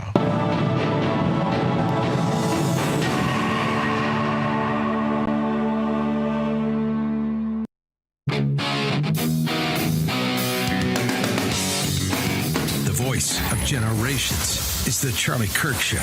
All right, welcome back to the Charlie Kirk Show. We are honored by an in-studio guest, and that is Kelly Loeffler, 28th administrator. I love that I put that number of the Small Business Administration, so SBA. And we were joking because it's like we need to change the titles. Yeah, do we call you Administrator Loeffler? Well, you can call me Kelly. That's my Twitter handle, SBA Kelly. I'm so honored to serve in the Trump administration. I don't care what my title is, as long as I'm a part of it. Yeah, but, I was call me Kelly. I was struggling, Kelly. I was struggling with about this with Lee Zeldin yesterday, who's the administrator of the EPA, and I was like, Lee, I just kind of, we defaulted to, calling him Lee. Anyways. Yeah, they might as well call us bureaucrats. I know, Thanks right? for joining us. Yes. Yeah. So Kelly Loeffler, former senator, you have a rich history in the state of Georgia. You are now in the Trump administration. But, we were joking. I think the best place to start for our audience is for you to just describe what the Small Business Administration does. Well, you're right, Andrew. As we were talking, a lot of people don't know the Small Business Administration is essentially a public-private partnership. We're not giving grants out to small businesses. We're providing a government guarantee on commercial loans for your local community banker to have the incentive to make that loan to a startup business to help that community have flourishing small businesses, have an ecosystem of startups and expansion. And that goes into even manufacturing. Most manufacturers in America meet the small business threshold. What is the threshold? Well, it depends on your industry, but for manufacturing, you can have up to 1,500 employees as long as you're not over the net worth level. And that's why 98% of America's manufacturers qualify as small businesses. I just came from a great small business manufacturing startup in Tempe, just down the road. And this is the heartbeat of America. And you've got everything bringing to bear there, from the capital that SBA provided for this facility to the skilled workforce. I met some of the contractors there in hard hats. And this is what it's all about in the Trump administration. His economic agenda is going to create more and more of that. That's why we set a record in 2025 of putting out 85,000 small business loans totaling $45 billion. The economic multiplier effect of getting $85 billion out, is huge in the economy. Then there's also a trade deficit. This is a lot of news this morning. So the U.S. trade deficit is at one of its lowest points in at least recent memory, last couple decades. You put up a tweet here, 370. The trade deficit has reached its lowest level in nearly 2 decades, while our exports hit a record high of $302 billion. So President Trump's fair trade policy is restoring America's industrial dominance and strength. So obviously we have much further to go, but and then we've got this tariff question that is looming. The Supreme Court's going to rule on that. I do believe we had John Carney on, Breitbart economics editor there, saying that even if the Supreme Court rules against this, there's other levers the Trump administration could pull to still enact tariffs because they are powerful. How have you seen those play out with small businesses? Because, some small businesses are probably going to see a negative impact, but a lot are going to see a positive impact. Absolutely. I mean, I've crossed this country from Alaska to Maine, walking factory floors, talking to builders, entrepreneurs. Look, when you hear the word tariff, think fair trade. And that's what this country has not had. And I am just grateful for President Trump for his courage and his vision to believe in American industry, to help us reindustrialize. And you look at every part of the Trump economic agenda, from tax cuts to deregulation, to generating a skilled workforce and those incentives to get back in the workforce. And you see the building of this boom on top of the $18 trillion coming in. So look, tariffs are just one piece of it, but they're an important piece that we haven't had. And everyone forgets that Biden had a Rose Garden ceremony adding tariffs to China during his term that the Democrats never protested. It felt like this crazy scenario where America was just willing to get fleeced in countless ways because we had like almost like this guilt about being the richest, most powerful nation. So we didn't feel that we had the moral standing to exert our force to benefit our own people. So we just let everybody else have, trade barriers to us. We let everybody else bilk off the American military. And President Trump is rebalancing those relationships. I've been completely in favor of President Trump's tariff agenda from the start. I think, Blake, you've had some questions. This is typically the yin and yang that we play here on the show. Blake's the contrarian. I'm sort of like more on board with a lot of the MAGA agenda. You're the narrative acceptor. I am. Okay, well, listen. Okay, all right. Now we're going to get into a debate here in front of Kelly, and I don't want to do that to her. But here's the thing, though. I do agree with that. But then, so SBA is this engine sort of behind the scenes, providing capital, taking some of the risk out of these capital arrangements with riskier small business startups.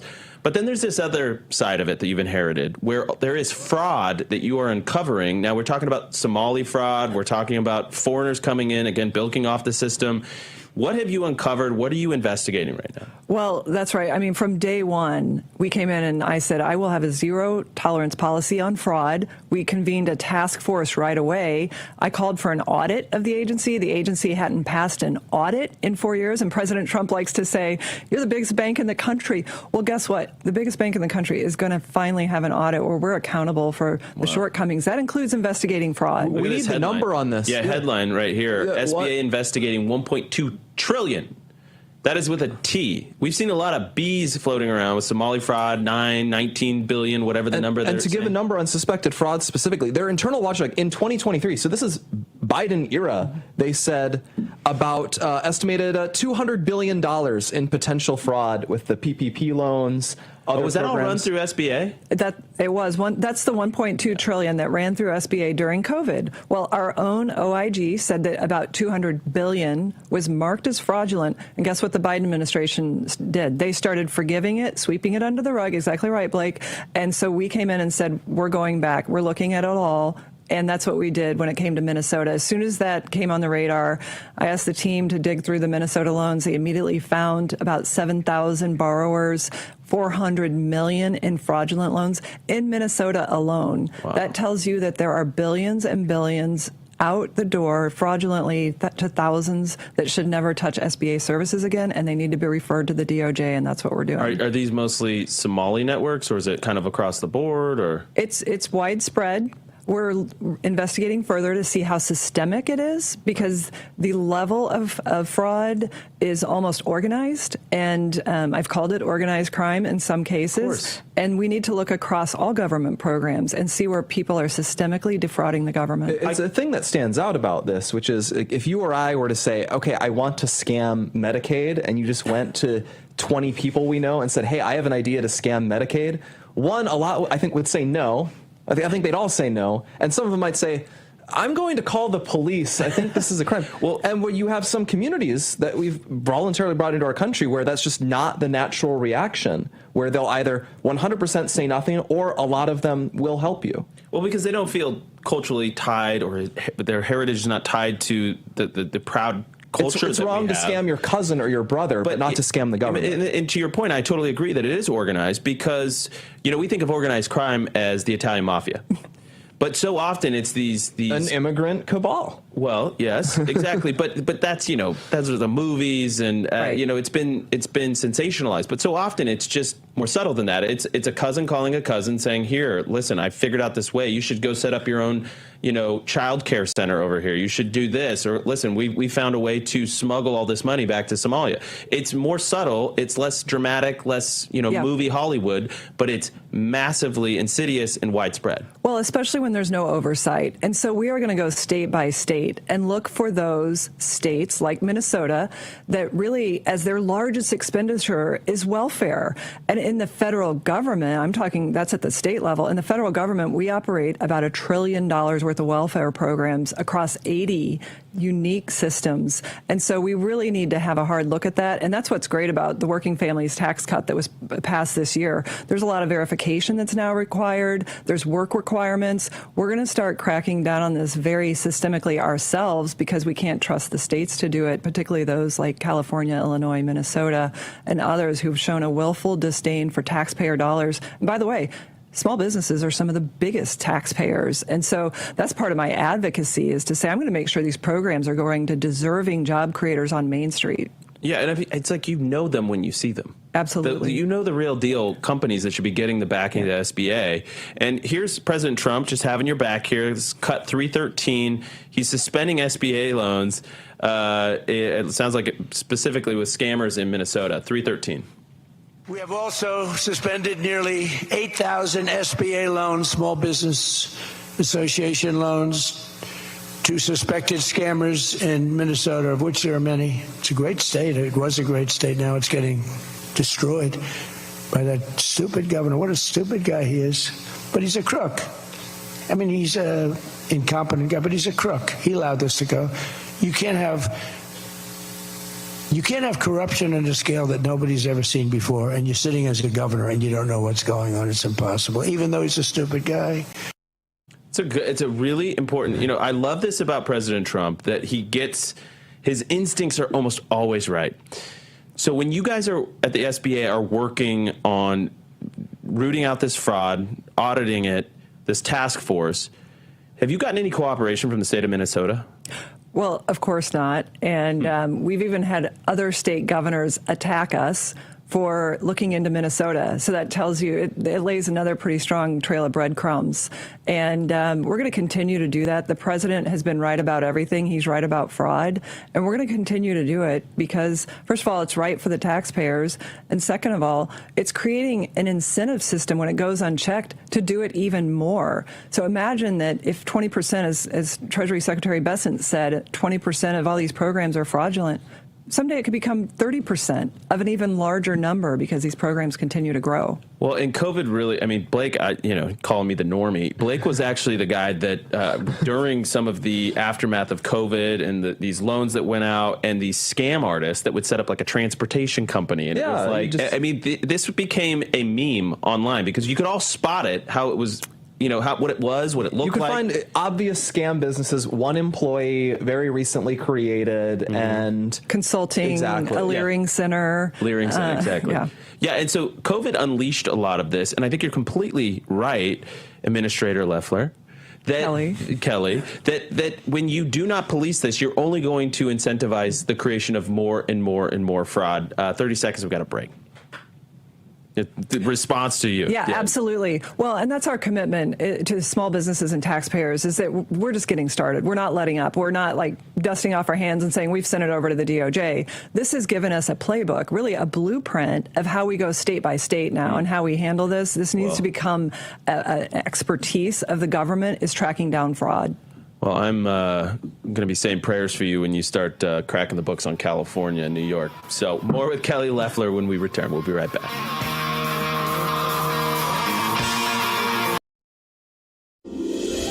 This holiday season, Real America's Voice is proud to partner with our friends at Angel Studios for a special giveaway you won't want to miss. As they launch Season 2 of their hit series Homestead, we're giving you the chance to win an exclusive Homestead hat absolutely free. Everyone who becomes an Angel Guild member using our link is automatically entered to the contest. When you join, you're supporting meaningful pro-American storytelling, and you're supporting RAV at the same time. Scan the QR code on your screen right now, or text the word RAVAngel to 75802. After you scan or text, make sure you follow the steps provided. When you complete the steps and join the Angel Guild, you'll be automatically entered to win that exclusive Homestead hat, a perfect holiday gift for yourself or someone you love. Be one of the first 50 people to sign up and win a hat automatically. Hurry while there's still time. So scan that QR code or text RAVAngel to 75802. Happy holidays from all of us at RAV.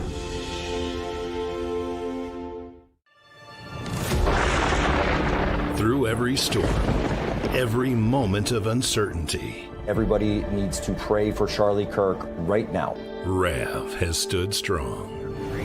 We're not going to tolerate this stuff anymore. Turn that anger into motivation to save this nation. When we move together, there is power. The cries of this widow will echo like a battle cry. This is more than news. It's a movement. This revolution of people taking their countries back. A turning point. A chance to be part of something greater than yourself. Scan the QR code and stand with Rev. The story isn't over, and neither is your part in it. Step in, be counted, be heard. Together, we are Rev. We will achieve American greatness. And we are just getting.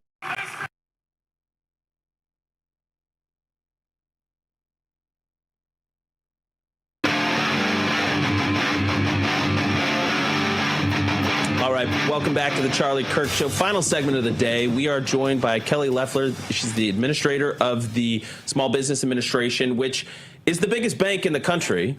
People don't realize just how much power the SBA wields to help the economy, and now you're rooting out fraud. Blake has a really good question, though, about a certain variety of loans. Yeah, so another part of your portfolio. So there's it's not super famous, but it's called 8A certification.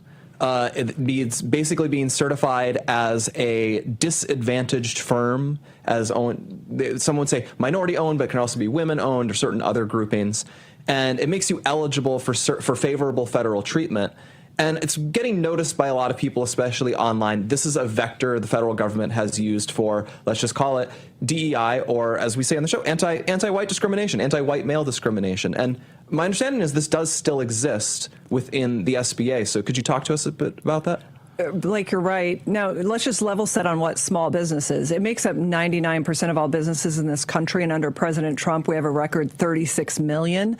There's a group of small businesses that are under statute entitled to about 5% statutorily of federal contracting, so small businesses that are socially and economically disadvantaged. Well, under Biden, they tripled that target to 15%, and it created a big vacuum for veteran-owned businesses to get federal contracts. Well, what we found in that was it was a front for shell and pass-through companies to put someone in front of the business and say that they were a small business, that they were socially and economically, they self-certified that they were disadvantaged, and then they were able to get these huge contracts. Now, when Kamala was searching out root causes, she put of immigration, illegal immigration, she put a $700 million contract out, and it ended up coming through bribery. The DOJ is investigating it through an 8A program. Now, that's not a small business that does a $700 million contract. Yeah, and there's other ones. I remember, I think when that hurricane hit Puerto Rico a decade ago, there was an issue where they hired I think a black woman owned a company to supply like 50,000 meals to the island, and that was a disaster. And it never happened. And I've personally had friends who have set up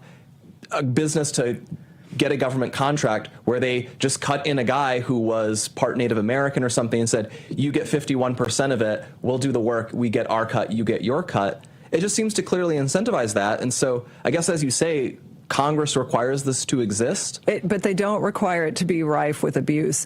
It has never been audited in its 45-year history. It came in under Carter. We are conducting the first audit in 45 years, and what we've already found is a lot of malfeasance, a lot of fraud. We're going to get to the bottom of it. We're going to clean up the program and make sure deserving entrepreneurs get these opportunities. So this brings up this, it's been percolating, bubbling up a little bit because of all this fraud, and this is a reintroduction of this conversation about Doge. I thought Doge was amazing. Charlie always loved Doge because it changed the culture and the focus in D.C. to actually start rooting some of this stuff out. But then you have this falling out between Elon Musk, even Elon and Scott Bessent, and it got all messy. We acknowledge that. But there is a coming back together. I mean, Pete Hegseth just announced a partnership with Grok and XAI. What is going on with Doge? How would you guys at SBA use it? How did you use it? And can we reignite this culture to root out some of this fraud? Yeah, Doge was incredibly important in kicking off what is accountability in government. It helped us facilitate a lot of the changes that we made very, very quickly. And the mindset remains in this administration, which is right-sizing the government. We've cut our agency by 52% in terms of headcount, 30% by spending in just the first year, and we've done more business than ever. That is a Doge mindset, and that's what we have to continue to have.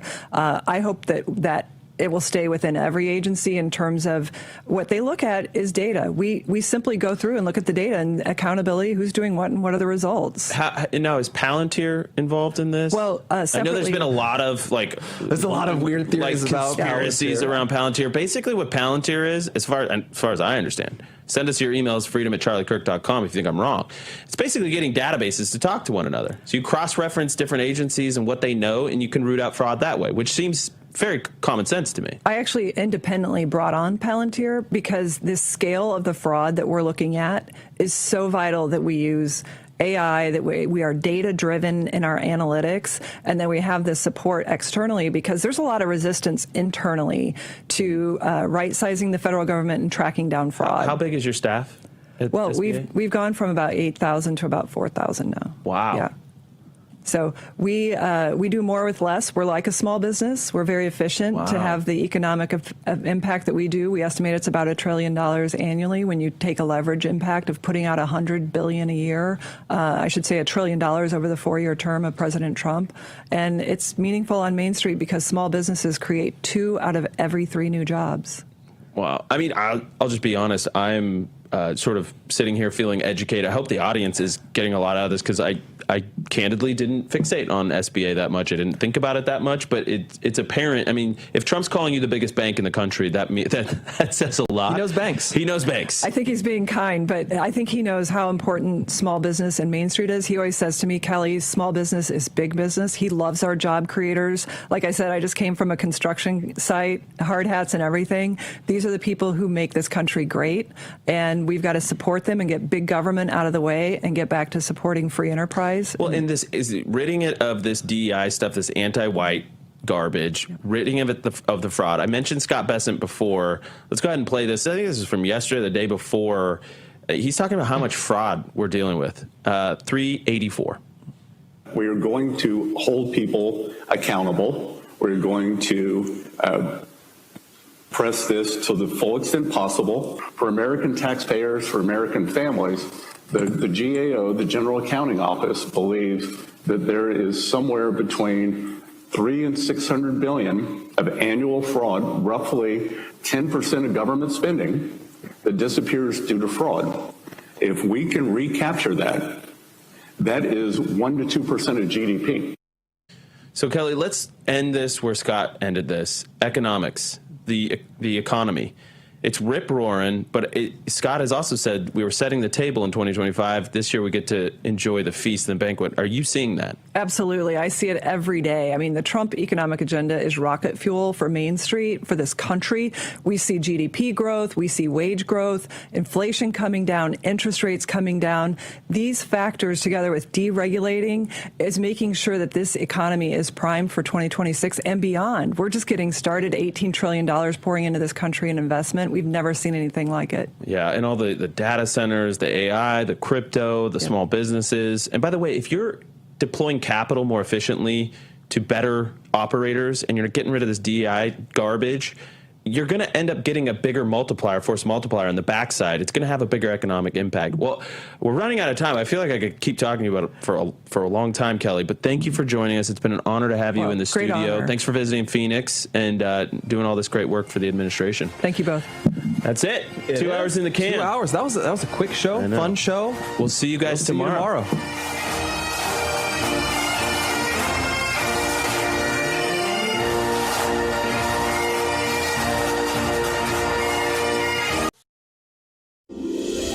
This holiday season, Real America's Voice is proud to partner with our friends at Angel Studios for a special giveaway you won't want to miss. As they launch season 2 of their hit series Homestead, we're giving you the chance to win an exclusive Homestead hat absolutely free. Everyone who becomes an Angel Guild member using our link is automatically entered to the contest. When you join, you're supporting meaningful pro-American storytelling, and you're supporting RAV at the same time. Scan the QR code on your screen right now, or text the word RAVAngel to 75802. After you scan or text, make sure you follow the steps provided. When you complete the steps and join the Angel Guild, you'll be automatically entered to win that exclusive Homestead hat, a perfect holiday gift for yourself or someone you love. Be one of the first 50 people to sign up and win a hat automatically. Hurry while there's still time. So scan that QR code or text RAVAngel to 75802. Happy holidays from all of us at RAV.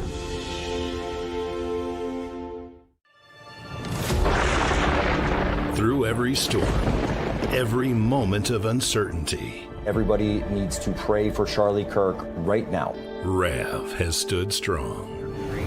We're not going to tolerate this stuff anymore. Turn that anger into motivation to save this nation. When we move together, there is power. The cries of this widow will echo like a battle cry. This is more than news. It's a movement. This revolution of people taking their countries back. A turning point. A chance to be part of something greater than yourself. Scan the QR code and stand with RAV. The story isn't over, and neither is your part in it. Step in, be counted, be heard. Together, we are RAV. We will achieve American greatness. And we are just getting. Through every storm, every moment of uncertainty, Everybody needs to pray for Charlie Kirk right now. RAV has stood strong. We're not going to tolerate this stuff anymore. Turn that anger into motivation to save this nation. When we move together, there is power. The cries of this widow will echo like a battle cry. This is more than news. It's a movement. This revolution of people taking their countries back. A turning point. A chance to be part of something greater than yourself. Scan the QR code and stand with RAV. The story isn't over, and neither is your part in it. Step in, be counted, be heard. Together, we are RAV. We will achieve American greatness. And we are just getting started.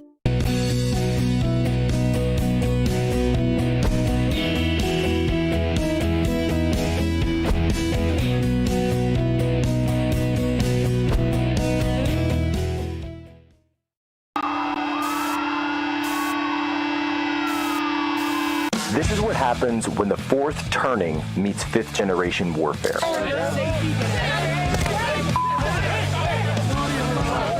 A commentator, international social media sensation, and former Navy intelligence veteran. This is Human Events with your host, Jack Posobiec. Christ is king. President Trump says he's canceling all meetings with Iranian officials until the killing of protesters stops. Human rights activists say the Iranian regime has now killed more than 2,000 protesters and arrested more than 16,000.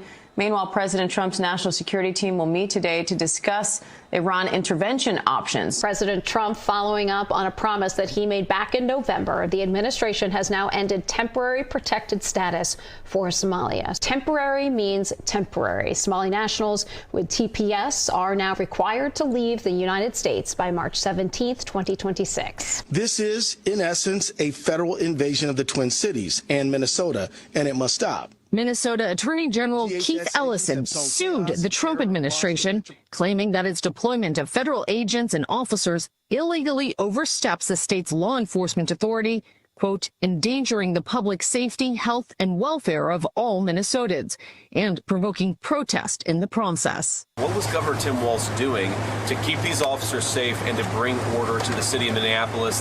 The answer was absolutely nothing. They described being left for dead by the person who wants to be the vice president of the United States. You can use the term insurgency. You can use the term insurrection. You can use the term domestic terrorism. Mayor Jacob Frey, Governor Tim Walz, Attorney General Keith Ellison have deliberately, willfully, and purposefully incited this violent insurrection, this violent insurgency against immigration and customs enforcement, against Border Patrol. When are these people from countries all over the world, not just South America, they're coming in from all over the world, David, all over the world. And crime rates are down all over the world because of it. But let me just when ask are those, David, when are those people going to be prosecuted? When are the people that burned down Minneapolis going to be prosecuted? Well, ladies and gentlemen, welcome on board today's edition of Human Events Daily. We're here live on Real America's Voice. Folks, the breaking news out of Minneapolis is tremendous. Today is January 14th, 2026, Anno Domini. What do we have? It's very clear.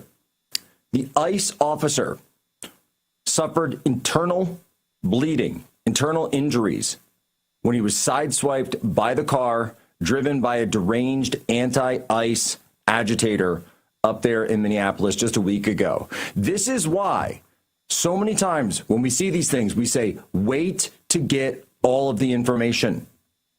Jonathan Ross is his name, the ICE officer, Iraq War veteran, combat veteran, someone who joined up, deployed through the National Guard, came back, joined Border Patrol, then later joined ICE, has been working for DHS for 19 years.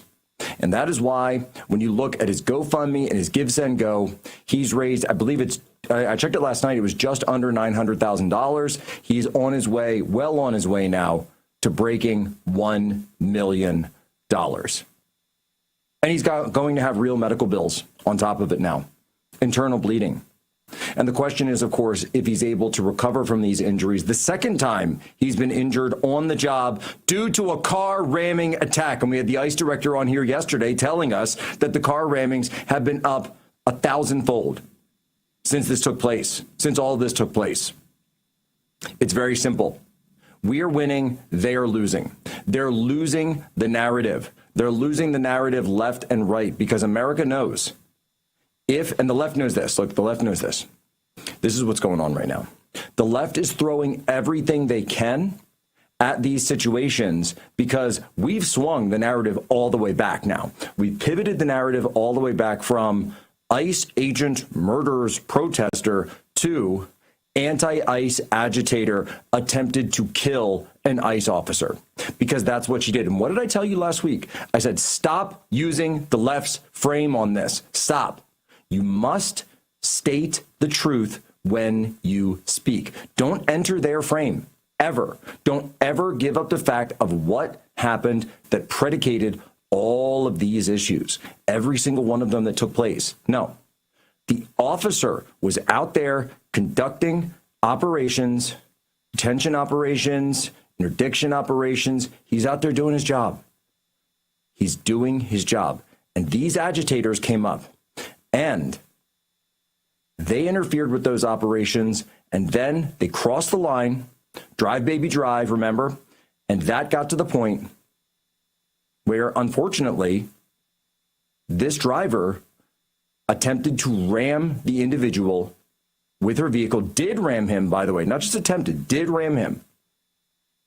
And he suffered internal bleeding. This isn't a game. It's not a LARP. It's not an augmented reality game, an ARG, or any of that stuff. No, it's not any of that. And so what have we learned? What we've learned now is that the left realizes that if we can go through this crucible, if we can go through this fight right now of getting the worst out, they're gonna throw everything they can. All the TikTok pages are running. Oh, what about this? And oh, what about this? And oh, what about this? And Joe Rogan's up there crying. Oh, I can't believe they had to use an officer to arrest somebody. I don't know why they're doing it. Joe Rogan's crying all over Spotify. If we do this once, we'll never have to do it again. If we do a thorough job, if we do a serious job, but only if we see the job through to the end. And the left realizes this. This is the end of the line for the leftist experiment at mass migration and illegal immigration into our country to change our demographics, to change our voting, to change our economics. We're done with it.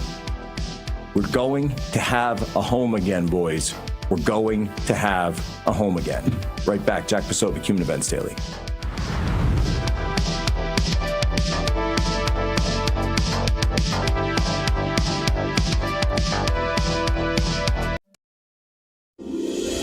This holiday season, Real America's Voice is proud to partner with our friends at Angel Studios for a special giveaway you won't want to miss. As they launch season 2 of their hit series Homestead, we're giving you the chance to win an exclusive Homestead hat absolutely free. Everyone who becomes an Angel Guild member using our link is automatically entered to the contest. When you join, you're supporting meaningful pro-American storytelling, and you're supporting RAV at the same time. Scan the QR code on your screen right now, or text the word RAVAngel to 75802. After you scan or text, make sure you follow the steps provided. When you complete the steps and join the Angel Guild, you'll be automatically entered to win that exclusive Homestead hat, a perfect holiday gift for yourself or someone you love. Be one of the first 50 people to sign up and win a hat automatically. Hurry while there's still time. So scan that QR code or text RAVAngel to 75802. Happy holidays from all of us at RAV.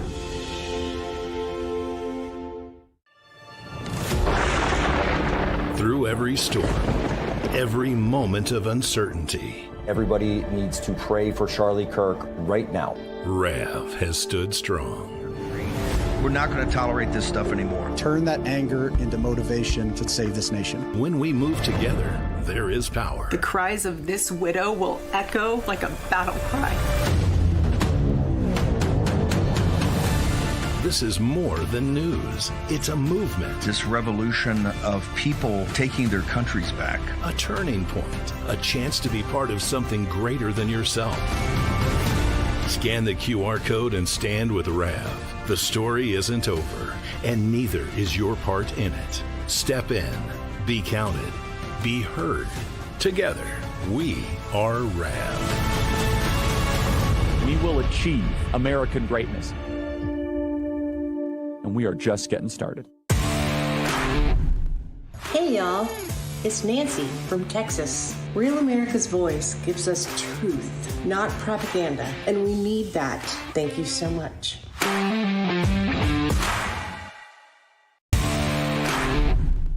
I'm Christian Illinois, and we like to watch Real America's Voice in the War Room with Stephen K. Bannon for all the great guts. Everyone from Kerry Lake, the great Frank Gaffney, Trump 24, Retribution. Will stand in our way, and our golden age has just begun. This is Human Events with Jack Posobiec. Now it's time for everyone to understand what America First truly means. Welcome to the Second American Revolution. All right, Jack Posobiec, we are back. Human Events Daily, Real America's Voice. Ladies and gentlemen, scammers and criminals, they've raised the stakes last year, and they're only getting worse. Scams are more complicated and harder than ever to catch. Believe me, we're talking about Minnesota right now. We know the AI clones, the texts that sound like your family and friends, the emails that are getting better at impersonating your banks. And how do they do it? Because they have your information that's out there, your name, address, phone number, even some of your online activities are publicly available, like what sites you subscribe to right now. It's not hard to find. And what's crazier is that there's hundreds of data brokers openly listing all of this information on you. It's how often that scammers decide who to target, and often how identity fraud starts. But this year, the choice is yours. Stay vulnerable or take action with Patriot Protect. Patriot Protect removes your personal data from the internet, wiping it from Google and every major website where scammers, cyber criminals, and stalkers search for targets. Patriot Protect also deletes your personal information from over 240 people search engines and data brokers, the exact sites that criminals use to case people before they strike. It's the peace of mind of having your own security team, all for about the cost of keeping your porch lights on. Start 2026 with less exposure and more control with Patriot Protect at patriot-protect.com/POSO. Again, that's patriot-protect.com/POSO and use promo code POSO for 15% off your yearly subscription. You never agreed to share this information. Now you can take it back. Patriot-protect.com/POSO. And again, promo code POSO for 15% off your yearly subscription. So huge news that broke just yesterday as we were finishing the show. I think it started kind of bubbling up as the show was on. I didn't realize it. Finished the show here, and all of a sudden I go to my phone and I'm getting blown up by journalists, by reporters, the whole mainstream media. They're like, Posobiec, what did you do? Posobiec, who are you talking to? I was like, what is all this? Like, what did I do this time? You know, we're obviously dealing with everything with Scott Adams yesterday. And they were all asking me, did I talk to someone in the Department of Justice about the wife, we should say partner, of the anti-ICE agitator in Minneapolis? Like, no, I didn't talk to her about this at all. What are you talking about? I said, I went on air and talked about it, went on War Room and talked about it. I didn't talk to anyone in the DOJ about that. That's like just silly. Why would you say I did that? And then they said, well, did you talk to any lawyers about it? I said, like, yeah, like some lawyers I know. And I was like, why are you asking me this? Can you please explain why you're asking me this? And they say, well, because apparently, and this is the breaking news, there's now a criminal investigation into Becca Good, who, by the way, is the false wife of Renee Good, because Julie Kelly's been out there scrubbing all of the records. They never got legally married, at least in any of the states that she's checked, and she's checked them all. What they had was a name change, so their last names would be the same, but not an actual marriage. She is now under criminal investigation for her actions that day, as well as her ties to these anti-ICE groups, these Antifa groups that she's been working with. Well, one of the lawyers that I discussed all of this with is Will Chamberlain of the Article 3 Project, and he joins us now. Will, how's it going? Always good to be with you, Jack.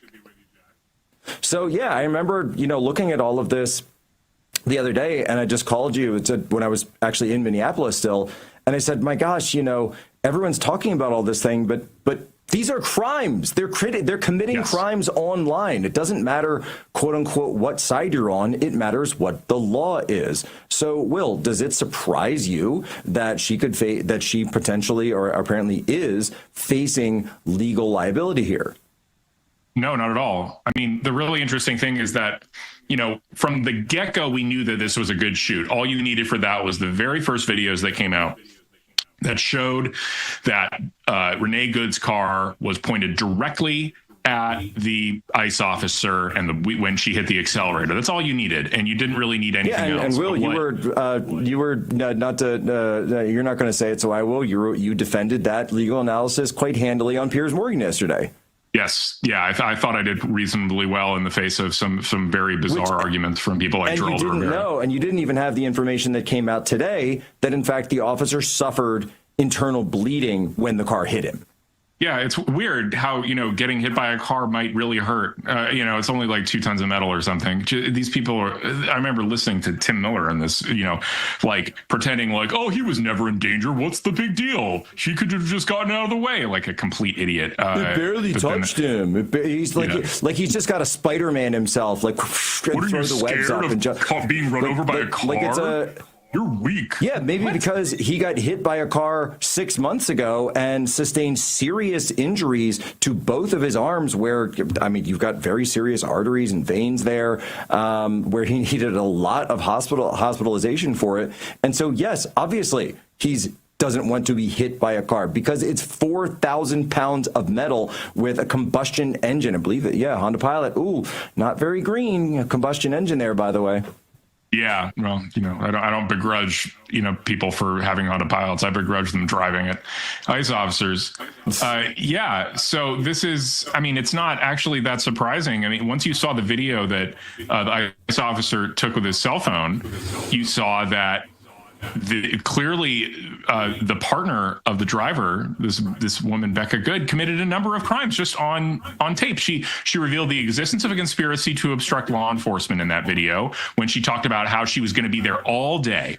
And then she obstructed federal law enforcement in that because she intimidated through force or the threat of force the officer. That's also a federal felony. Then she urged her partner to flee arrest, another felony, and then also urged her partner to flee by driving, which is urging her partner to commit an aggravated assault with a deadly weapon against a law enforcement officer, the most serious felony of the bunch. So, in one video, the minute you've got evidence for 4 distinct federal crimes. And it was sort of obvious that this woman should be charged, that she is one of the primary reasons that this entire thing happened, and that Renee Good took this foolish course of action, threatened the life of an ICE officer, and passed away. So she needs to be held accountable for her crimes. That was obvious back then. Back on, 5 days ago, I tweeted, quote, "It is extremely important that DOJ prosecute all of Renee Good's co-conspirators. Everyone needs to understand that the only crimes committed were those by Good, her wife," at the time I thought it was her wife, her partner, "and all those who aided and abetted their obstruction of law enforcement," because that's the real story here. I mean, I think that, law can serve a teaching function as well. There's a teaching function that needs to happen here, whereby the Trump administration teaches the general public and the left that if you drive at law enforcement and you urge others to drive at law enforcement and they shoot you, law enforcement's not going to get prosecuted, but you might. And what's crazy about all of this is that you get, and we'll have Libby Evans on here in a second, is there's that video now as well of Becca Good, the partner, popping up, and this is like some weird, it's basically the 2026, or I should say the Netflix version of Thelma and Louise, because it's like a couple lesbians who decide to wage war on ICE officers, and she's sitting there going, "Why did you have to have real bullets?" Because he's a real ICE officer, because there's real jeopardy that he's in when he's on these situations, and because of people like you who keep ramming them with cars. That's why. Yeah. What did you think would happen? What did you think would happen? I mean, these people are in La La Land. And also, I mean, I'm willing to give this woman a plea deal if she reveals the extent to which people taught her to do these things, right? Like, she was part of this ICE Watch organization, and I saw some of the documentation coming out of that organization suggesting that, there's some moderate amount of risk or low risk from trying to obstruct ICE officials. What are these people doing? I mean, these people should probably be brought up on racketeering charges, because what they're trying to do is they're lying to people in order to get them to violate federal law. And that seems criminal too.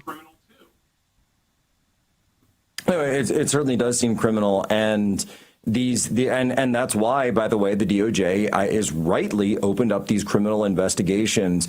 And look, and I see people saying, "What about the optics, Jack? What about the optics?" No. This isn't about optics. There's no optics. The DOJ didn't choose to commit these actions. They chose to commit these actions. These organizations chose to commit these actions. Renee Good and Rebecca Good chose to commit these actions. They are the ones who broke the law and committed these actions in Minneapolis and did so on video. It wasn't the DOJ, it wasn't Pam Bondi, it wasn't the U.S. Attorney's Office of Minneapolis, it wasn't any of these places that decided to commit these actions. No. You are the ones who are responsible for your behavior, and it's ridiculous. Well, because there's so many people saying, "Oh, they're playing this weird like meta reality game of we need to be careful about the optics here." And the rest. No. We need to apply the law equally. How did we get so far away from this?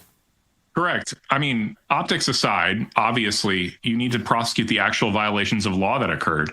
I've seen some people like, why isn't there an investigation of the officer? Well, because there is no evidence that the officer committed a crime, and the evidence we do have exonerates him. So we don't need to do anything further. However, there is actually clear evidence of serious criminal activity from Becca Good, so it should be investigated. And moreover, I think these people who are worried about optics are thinking about this entirely wrong, even from the perspective of optics. The way you ensure that the optics are good is by making clear where the government's stance is, and again, this teaching function that prosecution can serve. People like Joe Rogan may look at that and think that the potential liability, or Piers Morgan might look at that and think the potential criminal liability lies with the officer. They must be instructed. They must be taught that, in fact, the officer did nothing wrong, and the liability, the liability lies with the Miss Good. The reason you have laws is to set those boundaries in society. Right back, Jack Posobiec, Will Chamberlain, Human Events.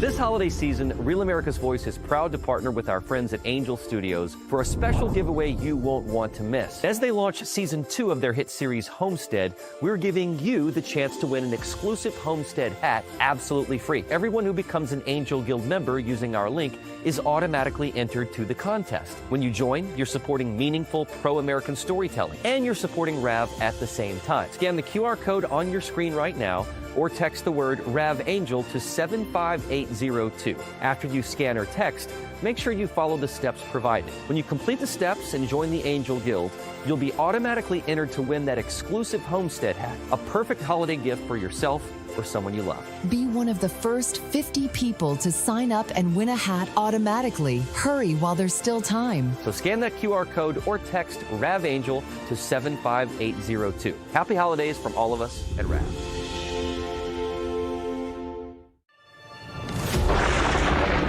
Through every storm, every moment of uncertainty, everybody needs to pray for Charlie Kirk right now. RAV has stood strong. We're not going to tolerate this stuff anymore. Turn that anger into motivation to save this nation. When we move together, there is power. The cries of this widow will echo like a battle cry. This is more than news. It's a movement. This revolution of people taking their countries back. A turning point. A chance to be part of something greater than yourself. Scan the QR code and stand with RAV. The story isn't over, and neither is your part in it. Step in, be counted, be heard. Together, we are RAV. We will achieve American greatness. And we are just getting started. Hey, y'all. It's Nancy from Texas. Real America's Voice gives us truth, not propaganda, and we need that. Thank you so much. Hi,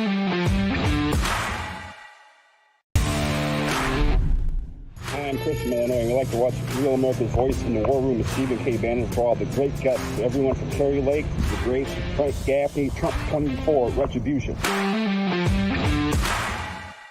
You talk about influencers. These are influencers, and they're friends of mine.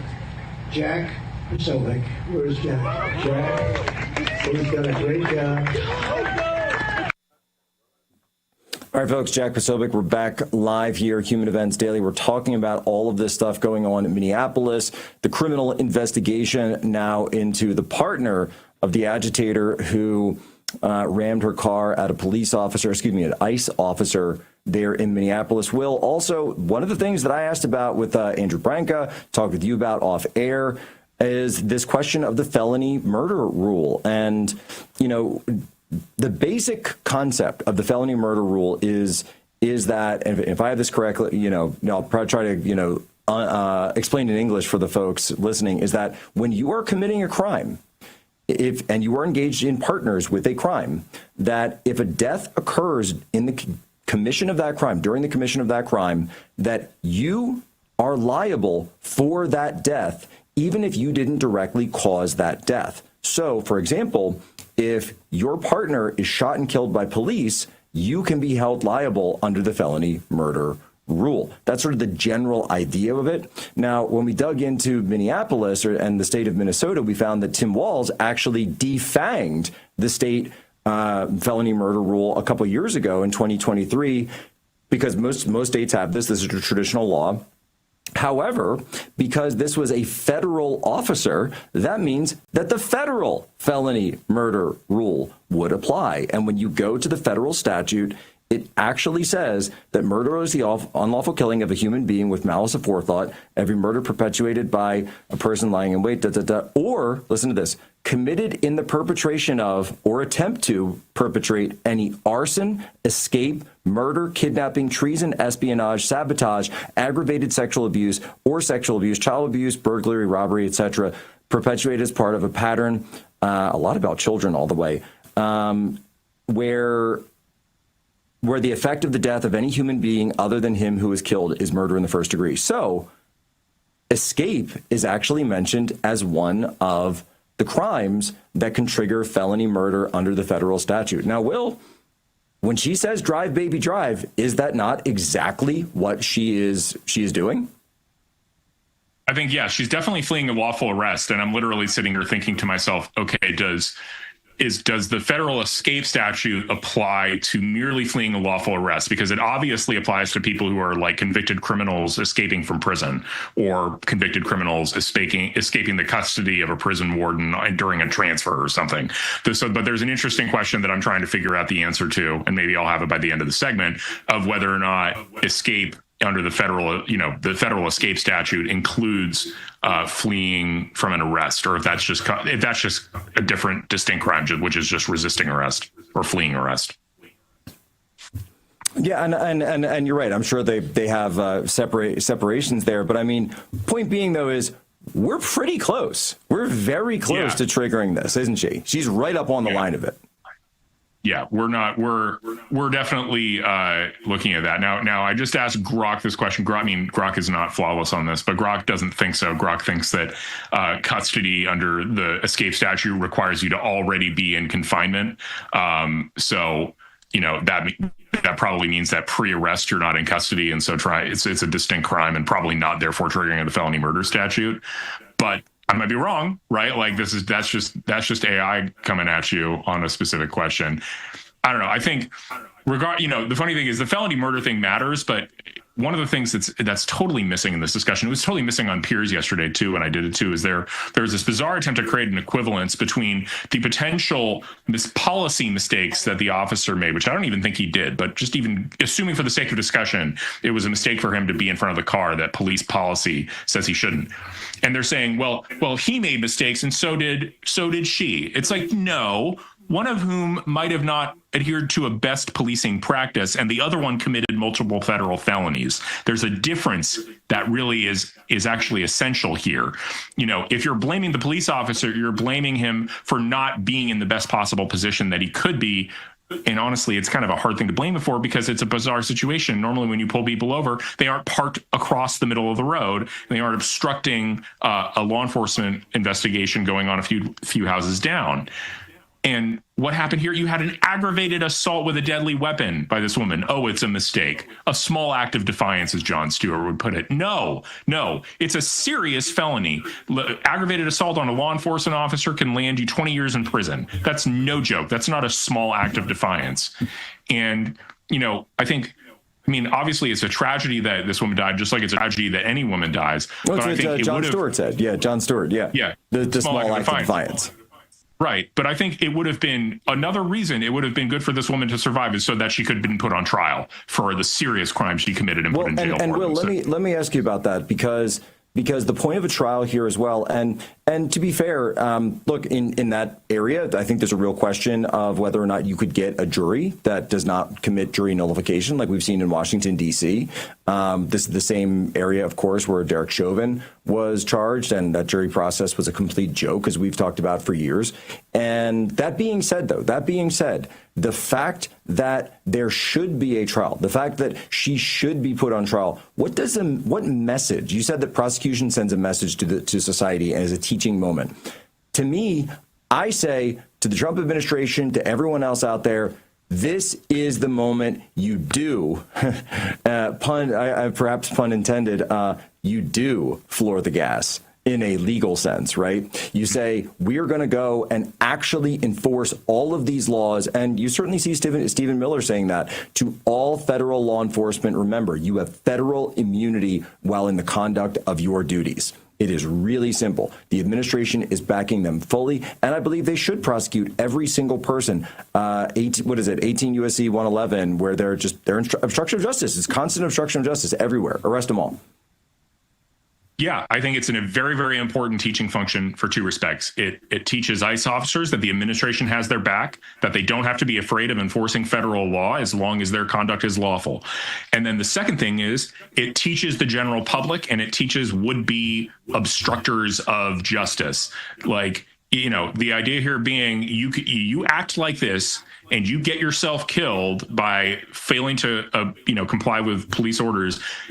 We're not going to prosecute the ICE officer who killed him. We're not even going to investigate him because he didn't do anything wrong. But we will prosecute your co-conspirators, even if it's your romantic partner, who's more. Not only does your romantic partner have to mourn your death if you pull a stunt like this, she'll also have to fend off a federal criminal prosecution and probably go to jail for it. And I think that's a really good lesson for everybody to learn. Will Chamberlain, where can people get your coordinates? At Will Chamberlain on X, and follow the Article 3 Project, a3paction.com. All right, check them out, folks. Right back, Libby Emmons with a hot new op-ed about all of this. Human Events Daily.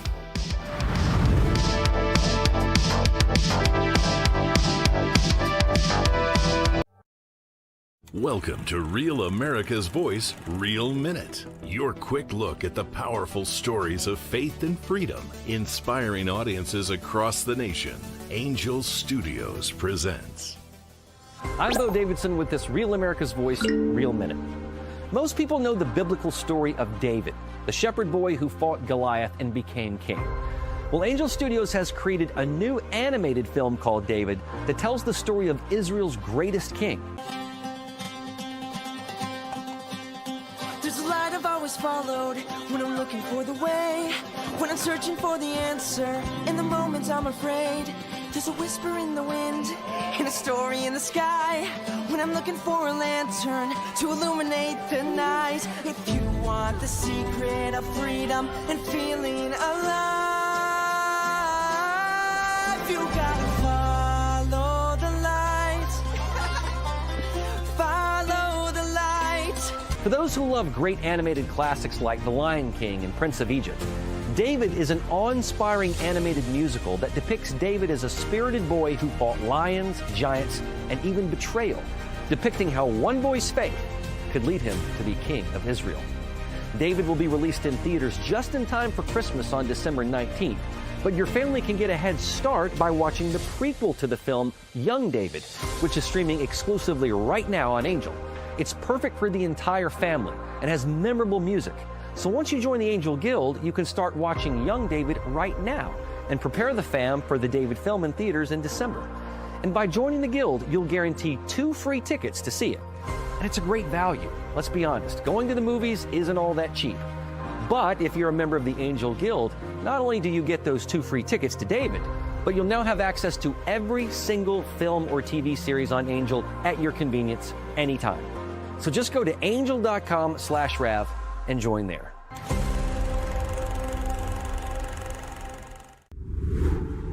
Hi, my name is Tracy Ellis with Arizona. I don't stink around in the kitchen when it comes to the news. I watch Real America's Voice, which always serves accurate and reliable updates that are on point with their amazing hosts. So don't find yourself in a pickle by tuning into the fake news. Stick with Jack. Where's Jack? Where is he? Jack, I want to see you. Great job, Jack. Thank you. What a job you do. You know, we have an incredible thing. We're always talking about the fake news and the bad, but we have guys, and these are the guys who should be getting Pulitzers. All right, Jack Posobiec back live. Real America's Voice, Human Events Daily. And I'm just going to say it. I'm going to say it again. You people need to stop crying about the government enforcing the laws of the United States of America. We had a giant election about this, 2024, the popular vote. What signs are we holding up? Mass deportations now. What did you think mass deportations meant? Vibes? Essays? No. No, it meant mass deportations. The American people voted for this.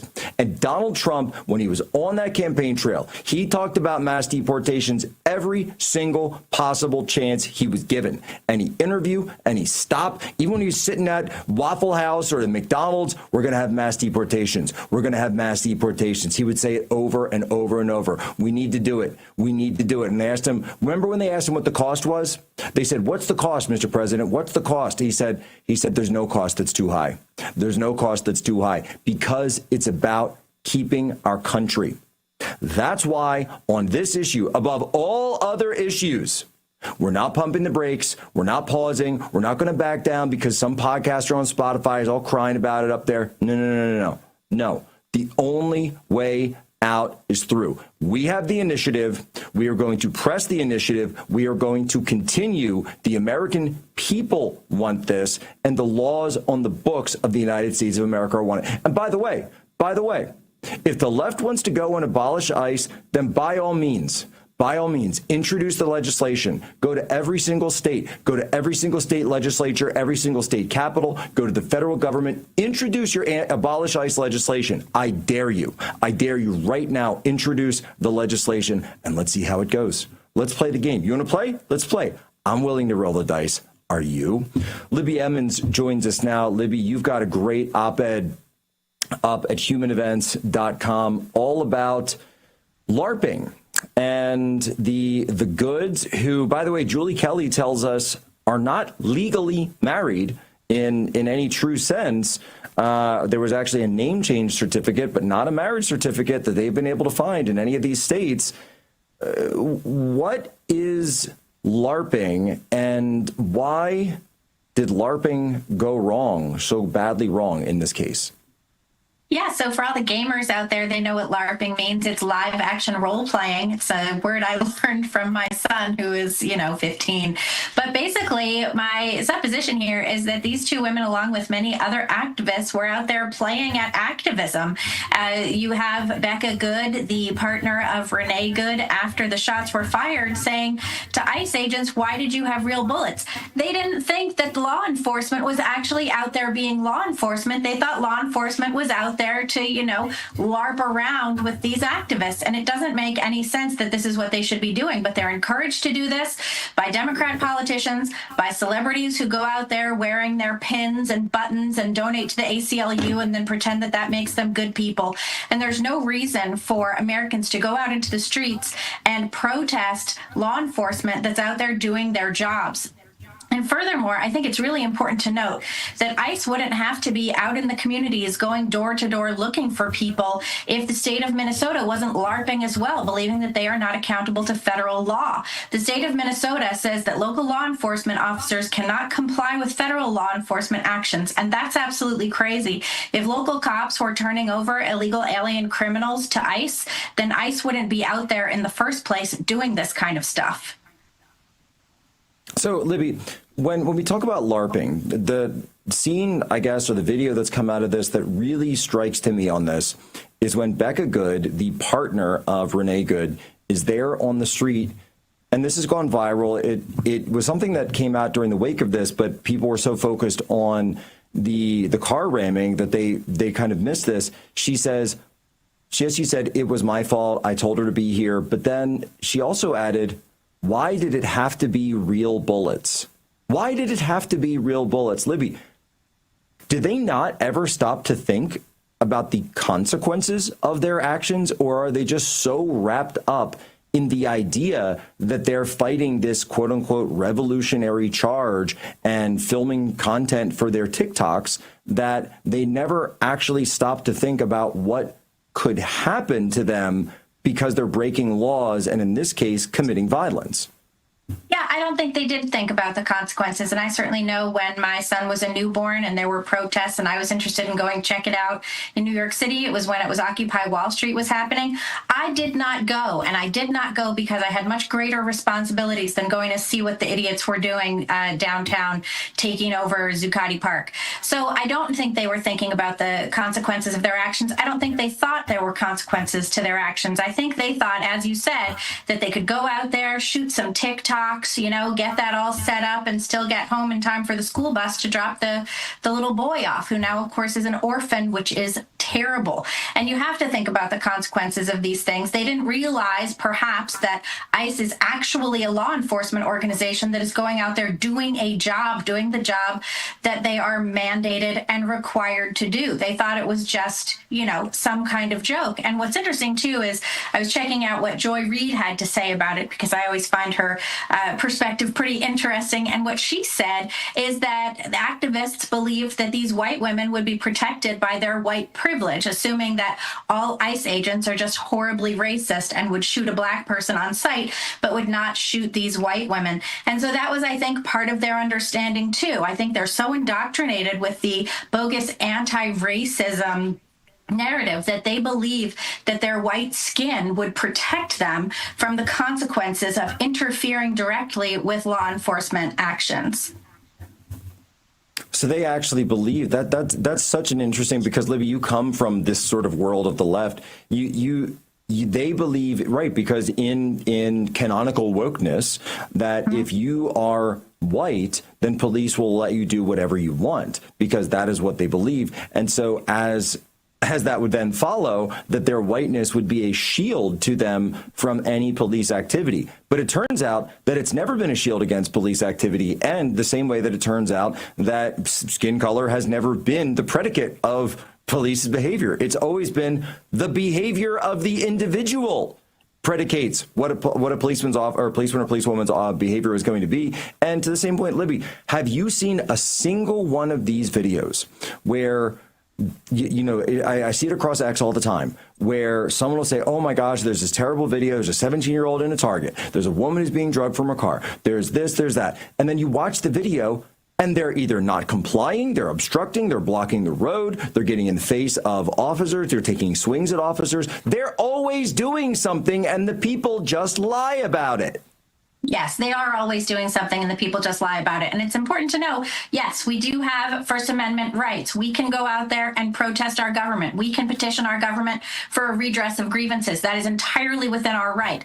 But if you are out there and you are dallying with these lines and you are told to do something by police officers, just comply with police. You're going to get an arrest. You're going to be a hero among your friends. You know, Mark Ruffalo is going to sing your praises because you got arrested during the righteous cause. Just comply with police. It's the same thing that we all tell our kids. If you get pulled over when you're driving, comply with police. Do what you are told. Don't make sudden movements. Don't give the police any reason to, be concerned that you are a threat to them. And this is something that we all know, right? I mean, this is a lesson that we could all take from 15 years ago. Remember when everyone was going around about how they had to give their black children the talk, right? Give these liberal white ladies the talk. Just do what cops say, and you're not going to get shot.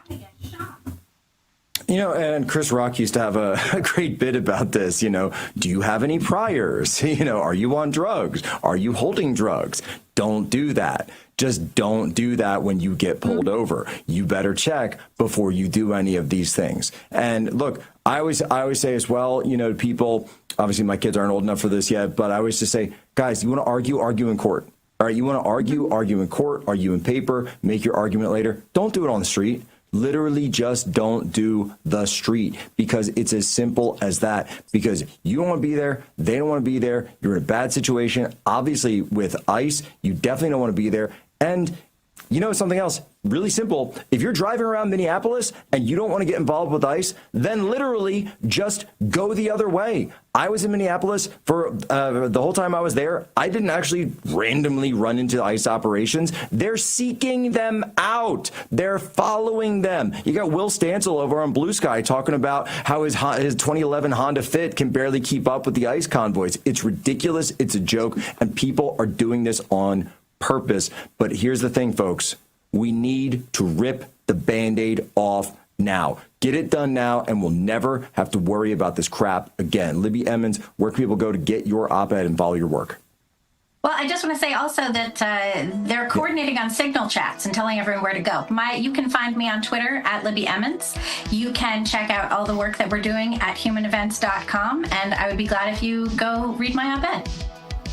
HumanEvents.com. Check out Libby's op-ed. We're going back to the Supreme Court next here on Human Events.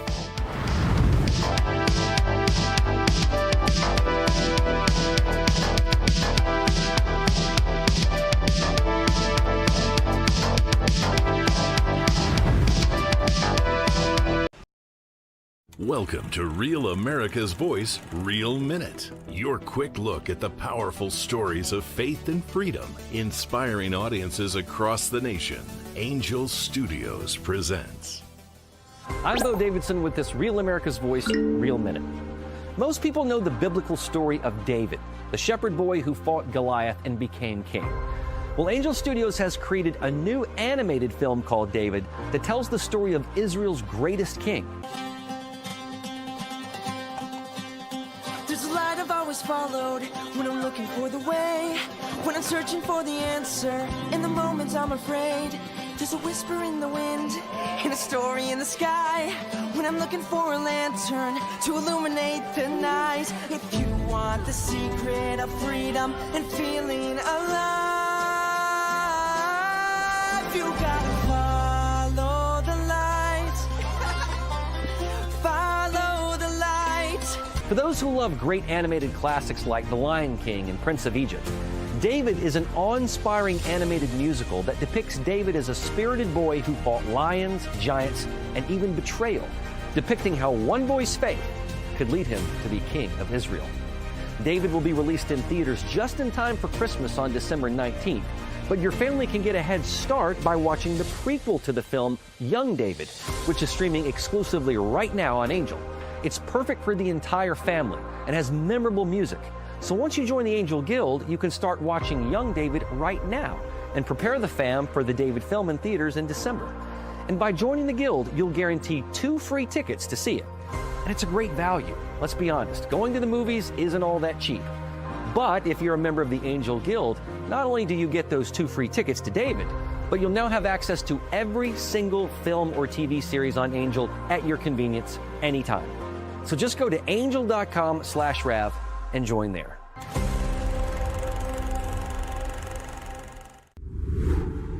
Hi, my name is Tracy Elf with Arizona. I don't stink around in the kitchen when it comes to the news. I watch Real America's Voice, which always serves accurate and reliable updates that are on point with their amazing hosts. So don't find yourself in a pickle by tuning into the fake news.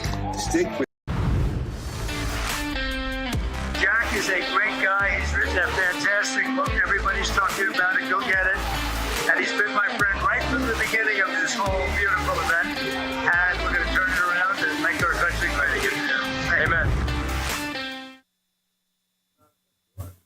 All right, Jack Posobiec back live, Human Events Daily. Well, folks, we also, as much as the immigration enforcement operations are important, as much as we've been focused on them, traveling out to Minneapolis, still got field correspondents on the ground out there, we also have to walk and chew gum because there's this incredible ruling coming out soon, it appears, from the Supreme Court, a huge hearing that was held yesterday regarding trans athletes participating in women's sports. We threw together a kind of a quick impromptu panel here on all of this. We've got Erica Donalds from the America First Policy Institute. Erica, how are you? So good. Great to be here. Yesterday was an amazing day to see so much support. Well, it certainly was, and we saw everyone out there cheering at the Supreme Court. And then we've also got, of course, Paula Scanlon. She's a senior fellow over with the American Principles Project and also someone who was on the team, at the swim team at UPenn with the trans man that really started all of this. Paula, what does it feel like to see this case go all the way to the Supreme Court? It feels really good. I think back then we saw that this was the only option. It was going to end up at the Supreme Court. The one thing I will say, and I've been repeating this to everyone, this is so silly to me. The fact that we have Supreme Court justices sitting there listening to arguments on, is a man, is a woman, should a man be included in the definition of woman? It's just insanity. But again, I'm glad it's being heard, and I'm looking forward to a favorable decision coming up soon. Well, I think that is going to happen. Erica, over at AFPI, you guys have been putting out so much work regarding this issue. Talk to us about how the trans issue really has become the tentpole issue for the leftist agenda. It has. And unfortunately for them, however, recent polling shows that it has become a 70-30 issue, even amongst Democrats and independents, where people do not want their daughters and the women in their lives to be put in danger with men and boys, not just in their sports and taking their spaces on athletic teams, but in their locker rooms where there are unsafe conditions for those young women. So America First Policy Institute, as you mentioned, as well as many others. And we're talking about gays, lesbians, Republicans, Democrats, all together. You saw it yesterday at the rally, coming together against this and asking the Supreme Court to uphold the original intention of Title IX. Paula, talk to me now about, so the one of the pieces, and I'm reading some of the transcripts that are coming out of the court, that they're talking about is, would this disturb laws and policies in other states that require schools to allow trans students to compete on teams that, quote, align with their gender identity? And certainly now the DOJ is trying to say that, that this wouldn't affect that these bans wouldn't necessarily affect those. But Paula, look, you were in Pennsylvania, which was allowing this, and is not one of the states where that has a ban on it. Josh Shapiro, the governor there, certainly isn't going to be passing that anytime soon. Talk to me about what it was like to be on a team and forced to share a locker room with a biological male. It's as horrible as people imagine it is. It's not just competitively unfair to be on a team with a man who's obviously much larger. I mean, this was a 6'4" tall individual that we're talking about. But the locker room was something a lot of people didn't consider. Even my own parents, I don't think, properly understood the fact that this guy was undressing in front of us, fully intact male, had done nothing to become a woman at all, undressing in front of us not once or twice, but 18 times per week. We were fully undressing in front of this man. And we were told that if we objected to it or had any problems with it, that we were the problem. And they told us to go seek psychological services. I mean, that's what girls across the country are being forced when this is going on. And that's why the Supreme Court case is so important, not just for athletes and competitive fairness, but also for the safety and privacy of young girls in this whole country. And that's really what is riding on this case. And that's would be my response to the blue state argument. And Erica, to bring you back in here, wasn't that the entire point of Title IX to begin with? This basic idea that women should have their rights protected? Yes, it is common sense that women need their own sports categories in order to compete at all. Because taken to the extreme, allowing young men to compete on the women's team will eventually eliminate women from competition, completely taking away their scholarships, their opportunities, their trophies, as has already happened. It's absolutely unfair. It's the reason why women fought so hard for Title IX to ensure opportunities for our young women. As a former only high school athlete, Paula, obviously incredible college athlete, and I just commend her for her bravery, her courage to stand up to this mob. I know this is what motivates women. It gives them confidence. We show that actually young athletes, young women athletes become CEOs, become leaders in business, and taking that away from them is absolutely not the intention of the law.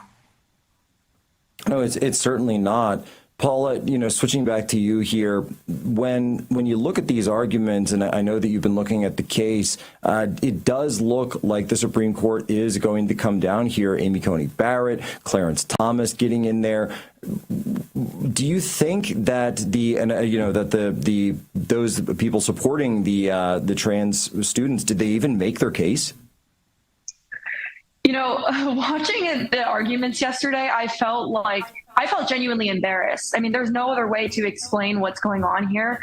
They even said, though, that they aren't prepared to define sex. If we can't define sex, then how are we sex discriminated? Should we just have an open category? Why do we even have women's sports if nobody knows what a woman is? And the other side was not able to present that in their case. And so the bottom line is man, woman is woman. There's a lot of complexities going on in this case they want to bring up, but that's really what this boils down to. And if we agree that men are men and women are women, case closed, shut, women's sports are for women, let's move on. But for some reason, we have to talk in circles and pretend like nobody knows what a woman is. Well, and we really saw this as well, because in so many of the instances, they weren't really talking about athletes. They were actually getting into these biological questions. They were getting into these deep questions. Erica, why is it that the left is so beholden to this issue? Well, they are beholden to the radical side of their party, unfortunately, but they like to turn the conversation into individual circumstances. And we all have compassion for people who are confused about their gender and they feel excluded, but we cannot make laws around one individual's person or a man's feelings or a young boy's feelings. We have to make laws that are fair and equitable for everyone, and frankly, that protect the safety, sanctity, and rights of our young women and girls. That's the way the law should go. That's the way I think the Supreme Court will rule on these. It will uphold states' rights to separate the sexes when it comes to athletics, but we need to go even further and ensure a clear definition of Title IX when it comes to biological sex, how someone was born, that is where they should compete. And it makes perfect sense to me. It seems like common sense. Paula, I wanted to know if you had thought it was interesting at all that Judge Kavanaugh, some of his comments, giving the fact that with his background, he himself was a coach of a girls' basketball team. I think it's so interesting when people try to bring that stuff up. But I will say it doesn't matter who's coaching teams. I've had male coaches. I've had female coaches. Women's teams are for women. Men's teams are for boys. It's such a silly argument that we're even having this conversation. And the entire case hearing yesterday, the one thing going through my mind the entire time was I cannot believe Supreme Court justices, again, are sitting here listening to something so silly, studying to become lawyers, going through clerkships to sit there for a few hours listening to some whiny person complain about how they don't know what a boy or a girl is. Yeah, and it's just amazing because they'll say, well, what background do you have? And he said, well, he literally was the coach of a girls' sports team. He's like, and he's now on the Supreme Court. It's so amazing. And just like us on this panel, by the way, we've got Poso, and I'm outnumbered here on my own show. I have to talk to the producers about who booked this panel. We check that out next time. Paula Scanlon, where can people go to get access to you and your coordinates? I'm pretty big on X, so make sure to follow me there, Paula Y. Scanlon. Keep up with what I'm up to. Of course, Erica Donalds. Yes, at Erica Donalds, Erica with a K, and ericadonalds.com. All right, make sure you're following them both, two absolute champions for their cause, which is the cause of reality and the cause of common sense. Ladies and gentlemen, as always, you have my permission to lay ashore.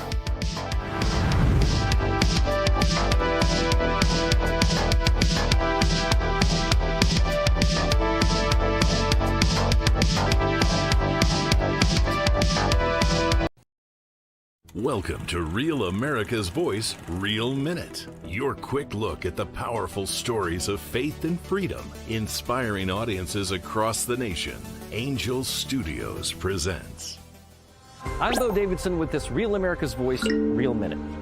Most people know the biblical story of David, the shepherd boy who fought Goliath and became king. Well, Angel Studios has created a new animated film called David that tells the story of Israel's greatest king. Followed when I'm looking for the way, when I'm searching for the answer. In the moments I'm afraid, there's a whisper in the wind and a story in the sky. When I'm looking for a lantern to illuminate the night. If you want the secret of freedom and feeling alive, you gotta follow the light. Follow the light. For those who love great animated classics like The Lion King and Prince of Egypt, David is an awe-inspiring animated musical that depicts David as a spirited boy who fought lions, giants, and even betrayal, depicting how one boy's faith could lead him to be king of Israel. David will be released in theaters just in time for Christmas on December 19th, but your family can get a head start by watching the prequel to the film, Young David, which is streaming exclusively right now on Angel. It's perfect for the entire family and has memorable music. So once you join the Angel Guild, you can start watching Young David right now and prepare the fam for the David film in theaters in December. And by joining the Guild, you'll guarantee 2 free tickets to see it. And it's a great value. Let's be honest, going to the movies isn't all that cheap. But if you're a member of the Angel Guild, not only do you get those 2 free tickets to David, but you'll now have access to every single film or TV series on Angel at your convenience.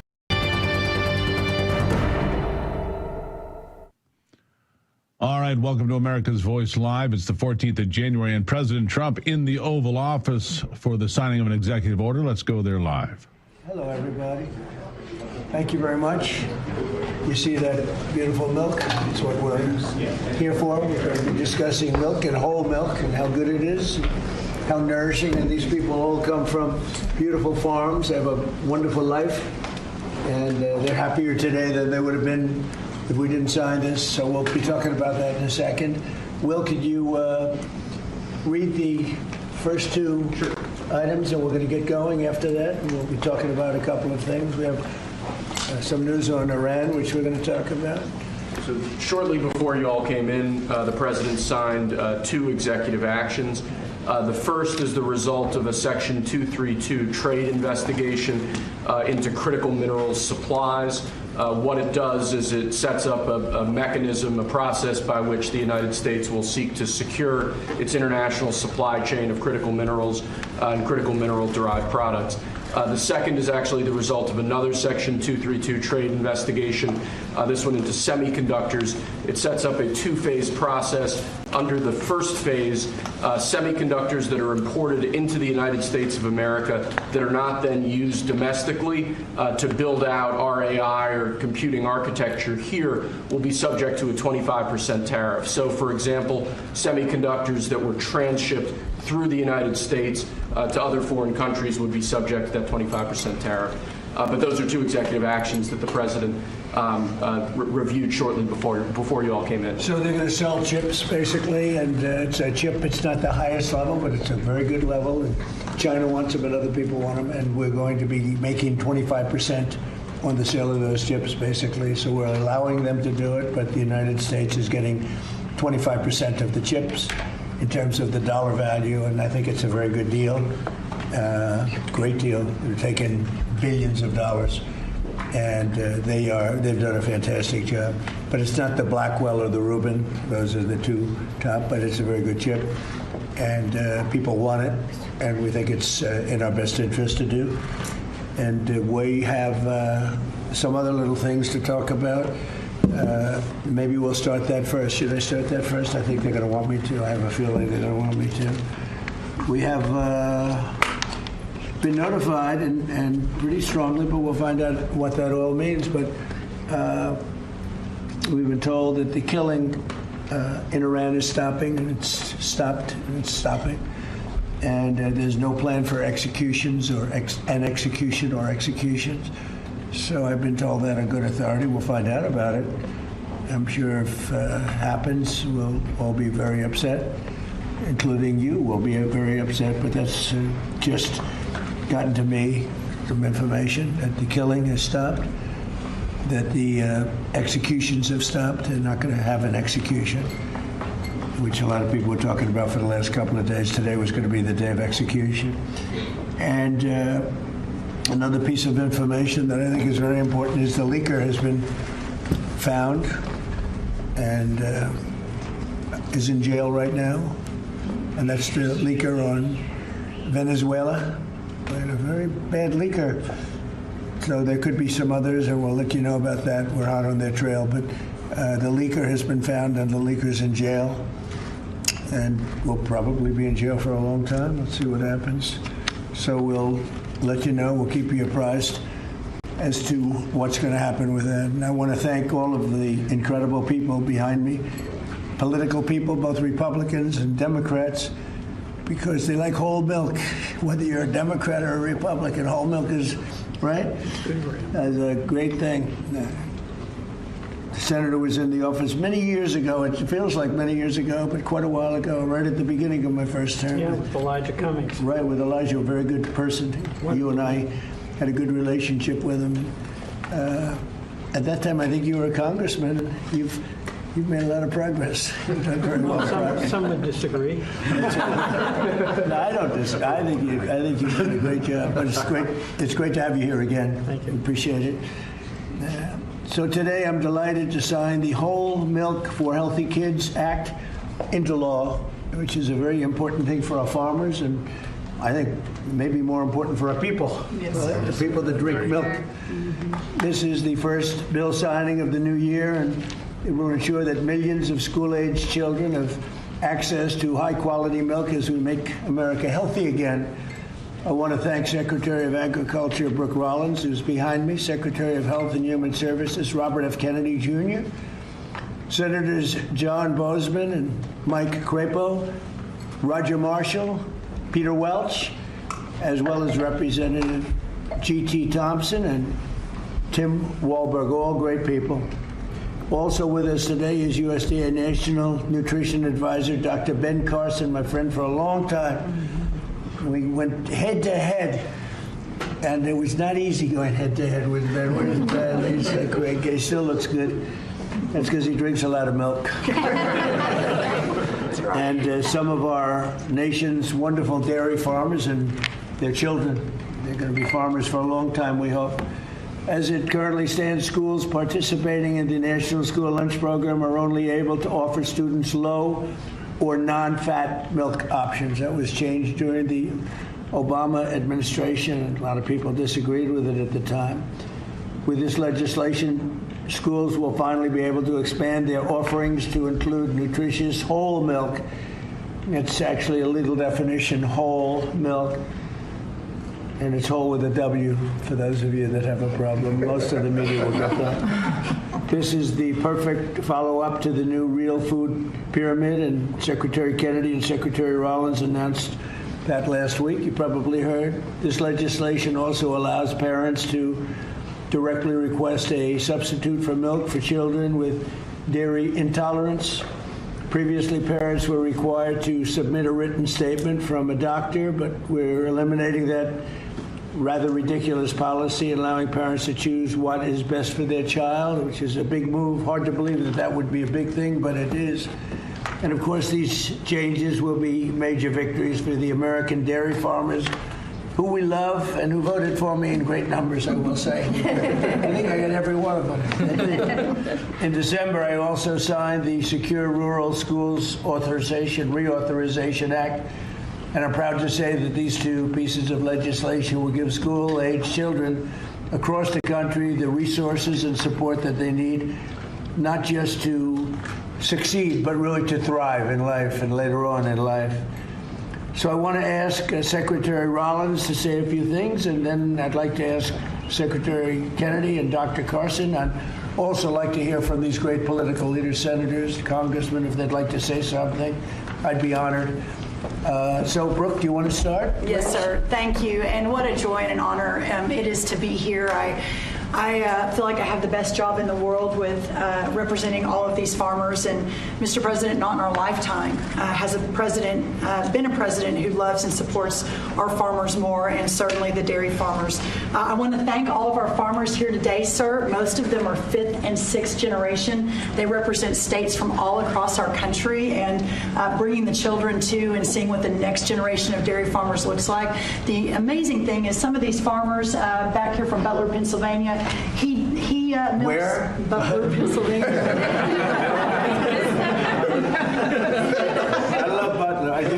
Yeah, and they love you. They love you. But he milks about 40 to 60 cows. And then we have Jamie from Wisconsin, who milks about 5,000 cows. So they represent all across the spectrum and what this means. And I think it's important to note that in the last year, your support for these American farmers, for rural America, the One Big Beautiful bill was the largest investment in rural America in history. I think that's important to note. The trade, and I see my friend Jameson Greer over there and Howard Lutnick on this end, we've opened up more than 24 different markets. Milk exports, dairy exports are up 23% just in the last year. And when you think about the ag deficit that happened under Joe Biden and the 4 years, we went from a surplus of agriculture products when we left the first time to a $50 billion deficit when we came back. Yep. So these are massive, massive wins for America, and I think it's important to note that. I also want to note, and you said it as well, that over a decade ago, Michelle Obama, in this very room, made an announcement on a short-sighted campaign to ditch the whole milk in schools, and that's what we're working to fix today. Last week, Bobby Kennedy and Ben Carson and Dr. Oz and the whole crew, sir, announced the Dietary Guidelines for Americans 2025 to 2030, which also reintroduced full-fat dairy into a healthy diet. And today, by signing this bill, Senator Marshall and Congressman Thompson and both, all the wonderful men to the right who worked so hard on this, Peter Welch, it is a bipartisan issue, and understanding where we are in this country and how important the health of certainly our children are is so important. USDA is posting today the guidance. So we're signing the bill, and USDA, we're moving at Trump time, is posting today the new rulemaking that is necessary to get whole milk back into school lunches. So that's a really, really big deal. So how long will that take? It should just take a few weeks, and then the milk starts moving in. So it's a big announcement, sir, for our schools and our children. And I know Secretary Kennedy will talk a little bit about the health issues, so I won't do that. I'll skip over that. You mentioned, and the last thing I'll say, I know we're here to sign the bill on whole milk, but Senator Crapo's work and our wonderful friend Doug LaMalfa, who we lost way too soon, their work on securing rural schools reauthorization act, how important that too is for rural America. 700 eligible rural counties across the nation are now guaranteed funds for schools and roads and infrastructure. So, sir, you say it all the time. Those are your people. They voted for you and with us and saw your vision from the beginning. This is who we're here to support today, in addition to the whole milk for healthy schools, which will help all children. Just remember, eat real food and drink whole milk. What a joy again it is to be here, and I especially want to thank all of our incredible farmers for what you do. So, sir, with that, I'll turn it over to Secretary Kennedy. And just before you do that, how are we doing with food prices, bringing them down? Yes, sir. Well, I'm glad you asked, because I brought a chart, and that just happened to be right behind me. So, speaking of milk, milk is actually way down, and I know we're here to talk about that today. Obviously, 44%. That's right, sir. 44% down. Milk, 44% down. Eggs is way down. Milk is way down. This is just since we took office, sir. Fresh whole chicken down 2%. Cheese down. Tomatoes down. Butter down. Of course, eggs are way down. Potatoes down almost 3%. Fresh fruits down almost 3%. But this is just the beginning. And as we continue to bring the cost of farming down, bring the cost of inputs down, open up the markets, support our farmers, we'll see even more affordability moving forward. And eggs are down 31%, so that's really something. Where's Bobby?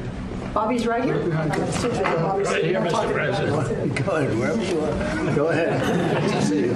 We like Bobby. And I want to echo what Brooke said about finally having a president that sees the alignment between farm prosperity, good food policy, and the health of our children. These are common sense associations. Democrats have been talking about them for eons. Republicans have been talking about them. We finally have a president that is implementing these policies and getting real food to our children. Today, President Trump signs the Whole Milk for Healthy Kids Act of 2025, a long overdue correction to the school nutrition policy that puts children's health first. For years, Washington treated fat, especially saturated fat, as the enemy. It made a war on saturated fat. This is the peacetime president. He's made it 8.5 deals ending wars, and he's also ended the war on saturated fat. As a result, whole and 2% milk disappeared from school menus, even though science has never shown that whole milk harms children. Evidence increasingly shows the opposite. The panoply of nutrients in whole milk is critical to brain development and physical development in our children. Whole and 2% milk provide 13 essential ingredients critical for growth, development, immune system function, and overall health, including protein, calcium, vitamin D, and healthy fats. Yet since these milk options were removed more than a decade ago, school milk consumption and meal participation have declined dramatically. Today, between 68% and 94% of school-age boys and girls fail to meet recommended dairy intake, according to federal guidelines. And schools limit milk choices. The kids do not move to healthier substitutes. They move to caffeinated drinks, to sugar drinks, and to sweetened beverages with little or no nutritional value and the potential to wreak havoc on metabolic health, which is driving the chronic disease epidemic in our country. During the same period that whole milk was regulated out of the lunchroom, rates of childhood obesity and diabetes rose significantly. Removing whole milk did not improve health, it damaged it. Thanks to President Trump's leadership, this law fixes that mistake. It allows schools in the National School Lunch Program to offer whole, reduced fat, low fat, or fat-free, flavored or unflavored, organic or conventional. It restores choice to schools, parents, and students and encourages consumption of nutrient-dense foods that kids will actually drink. The law also removes unnecessary bureaucracy by allowing parents or legal guardians to request milk substitutes without the necessity of involving a doctor. And it corrects a flawed technical rule by excluding fluid milk from saturated fat calculations that distorted school menus. Milk fat is not junk food. Treating it that way undermined nutrition and ignored the science. Last week, Secretary Rollins and I unveiled President Trump's new food pyramid and updated our dietary guidelines with a clear message: eat real food. This law puts that principle into action. As Secretary of Health and Human Services, I support this reform because it aligns federal policy with evidence-based nutrition, not ideology or dogma. Healthy kids need real food. They need real protein. They need healthy fats, and they need policies grounded in reality and the science. I want to thank President Trump again for his vision, for signing this bill, for continuing to put children's health first. This is exactly the kind of practical change that will make America healthy again. Thank you. Thank you. Thank you, Bobby. We have some milk here. It's been sitting here for 5 days, so it's from the original bottle, and I brought it so the press can have some. You can swig it all out of it. Remember the old days when we were kids, everybody shared a bottle? Today we tend not to do that, but if you'd like to, if you trust the person that you're drinking after, it's right here. It's yours, okay? It's semi-fresh, 5-6 days old.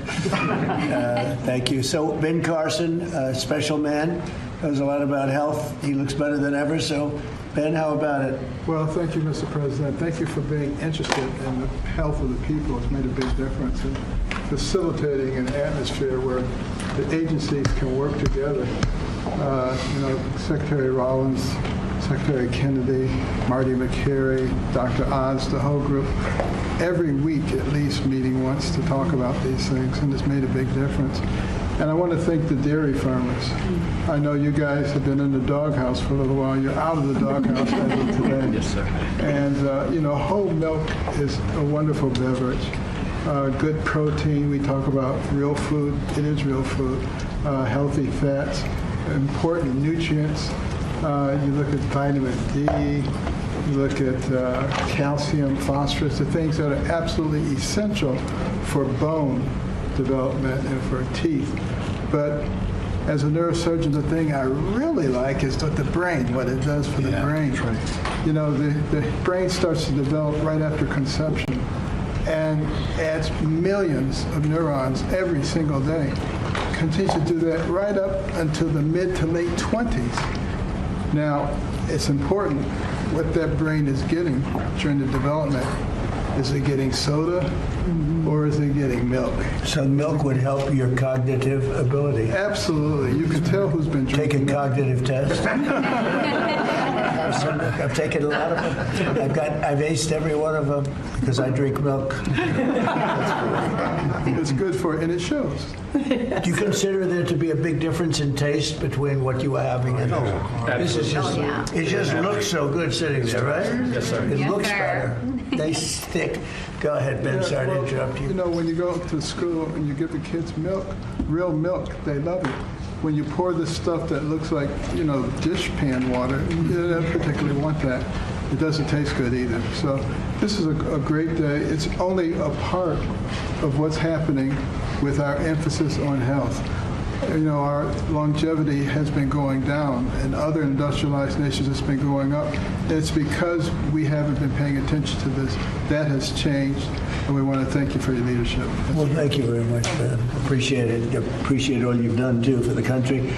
I'd like to ask a few of our senators to say a couple of words. Maybe we should start with the Democrat in our midst. What do you think? Peter Welch. How about Peter Welch? And, thank you very much for being here, Peter. No, thank you. Our dairy farmers are so vitally important, and they have a way of life that transmits from one generation to another, and it's tougher than ever for our dairy farmers in Vermont, our dairy farmers in Pennsylvania, and others, South Carolina, are here. but they're the lifeblood of the community. Nobody works harder and nobody does things that are better for our nutrition. And also for our kids, I'm in agreement. The kids having access to healthy milk, good milk, whole milk, is really good for them. And one of the things that I get very excited about, that really the Vermont farmers talked about, is they have their milk from their farm that then goes directly to many of our schools. And then kids come out to the farms and start seeing how milk is made, what farming is about. That's good for America. It's not a party deal. This has been a bipartisan effort. I appreciate working with my colleague, Senator Marshall, who did a great job, and JT when I was in the House. And Tim, thank you. Thank you, Mr. President. It's got to be like a 90-10 issue, another one of those 90-10. It's good to have you on our side. But it's a great issue, and it's a great thing to do, and we're very proud of it. We're very proud of our farmers. Senator, do you want to say a few words? Sure, I'll be very brief. We all want to see you sign this bill. But I really appreciate you and Brooke bringing up the Secure Rural Schools legislation. This is critical legislation to our rural communities across this country, and we have to fight every couple of years to get it extended just a couple of years. And this extension we got this year went back to pick up a few years that we missed and is going to expire again at the end of the next year. And Mr. President and Secretary, I'm going to encourage us to get back in here to sign a Secure Rural Schools bill that is permanent. I want to set a goal, or hope that you'll set a goal with me to get that done. Thank you. Thank you very much. Anybody? Please, Roger. Yeah, Mr. President, thank you so much for having us here. On behalf of Kansas dairy farmers, thank you. Milk is the most wholesome, nutritious drink known to humankind. Not only is it full of essential nutrients, it's full of healthy fats and as well as protein. As Dr. Carson pointed out, those healthy fats are what helps that brain develop and help you absorb the fat-soluble vitamins. The protein is why you drink milk and you're not hungry again in 30 minutes. And I have to point out that under the previous couple administrations ago, thanks to them, we have a whole generation of young adults who have osteopenia and osteoporosis because they never drank milk for an entire generation. So getting milk back in the schools is going to give us healthy bones and healthy minds. It sticks to your ribs, and it tastes great. Thanks for your leadership. Yes, sir, Mr. President. Thank you. Anybody? Politically first, and then we're going to go to the farmers. Yes, please. Mr. President, thank you so much. I want to ask Dr. Carson if there's an age limit on the cognitive ability. Drinking a whole lot more of this. Yeah, exactly. But thank you so much. Thank you so much. We literally have legislators here that have worked on this for years. This is something that's been very, very difficult. You're able to help us get it over. You would think it would have been very easier, actually. Exactly, but you were able to help us get it over the finish line. You and your great team, Brooke, all of these people have done such a good job. Not only with this issue, but all that we're doing for the farm community, which is so, so very important. So thank you very, very much. And I know that you're going to continue to support farmers like you have. We do, right from the beginning. Since you were elected. Thank you. Thank you very much. Mr. President, G.T. Thompson, Chairman of the House Agriculture Committee. I have been working on this bill for 15 years. And thank you. That's amazing. Because of your support and your leadership, we were able to get this across the line. It's such a shame that it would be so hard. Common sense was lost. And in the benefits today go to those precious children that we see over there. It goes to our dairy farm families who work so hard 7 days a week. There's no day off for a dairy farmer.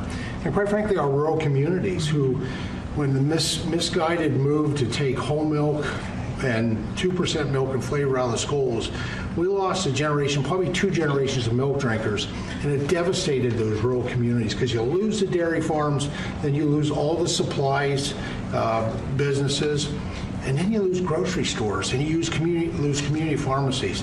Well, that day ends today with your signature, and we'll reverse that trend, and we build a robust rural economy. And I'll just close with what will be the theme of my next bumper sticker, whole milk heals. Amen. That's right. That's what they say. I think it's probably true. Anybody else? Well, Mr. President, as Chairman of the Education and Workforce Committee, this fits, with the kids, with what they can enjoy in school and grow from. Also to have G.T. Thompson sponsored the bill on that committee, and I think I've worked with you for 15 years, but we finally got it done in committee. This makes an impact for education, for our workforce, the health that's there, and the reality of what this farming industry does. I live in the most diverse farm district in Michigan. Thanks for coming to Michigan yesterday. It was great. And my kids were raised on, it's legal now, raw milk, taken right out of the bulk tank. And my oldest son became a Pulitzer-nominated journalist for the Chicago Tribune, and I think the milk did it, right? Then I have the benefit of Dr. Carson being a graduate of Andrews University in my district. So all of that goes together. Thank you for signing this. It'll make a difference. Great job. So how about a couple of the farmers? Would anybody like to speak? Would you like to?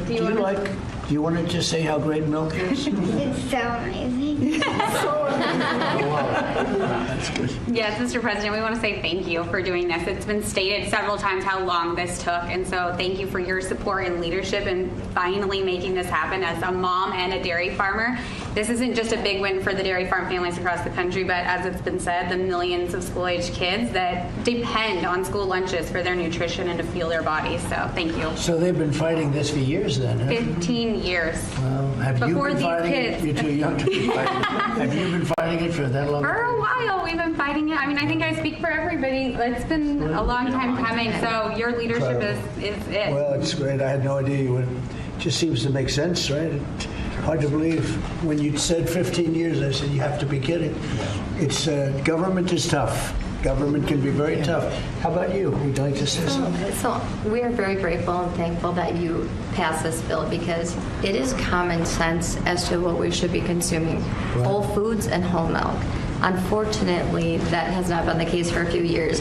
But research shows and our MAHA movements have been taking the right steps to make America healthy. And our children are growing into active teenagers and athletes. And what do they need? They need strong bones. They need the energy. They need the healthy muscles. And so we are so grateful that the science is there and we are actually at the right point in the right step making sure America is healthy. So we are very thankful. It's so great. I look forward to getting it all the time. I open a refrigerator and I say milk with rice and milk with water and milk with everything. And I say, what kind of milk is it? That's what I like right there. That's great. Thank you very much. Beautiful. Please, ma'am. Hi, my name is Patrice Onwuka. I am the Center Director at the Independent Women's Forum. I work on economic policies, Right. but I'm also a mom of boys, as you can see. This is Jesse. Jesse, you want to say your name and age?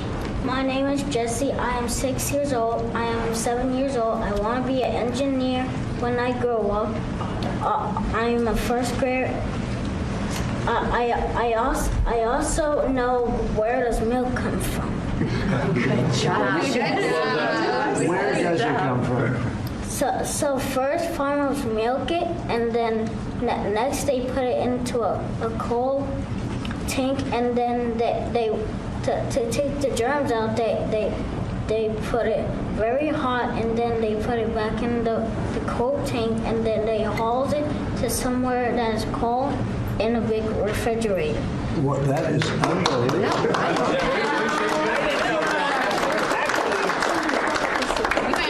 I'm going to give him a medal. Everybody, these guys want it. Let me tell you, politicians want it. I'm going to give that to you. Is that okay?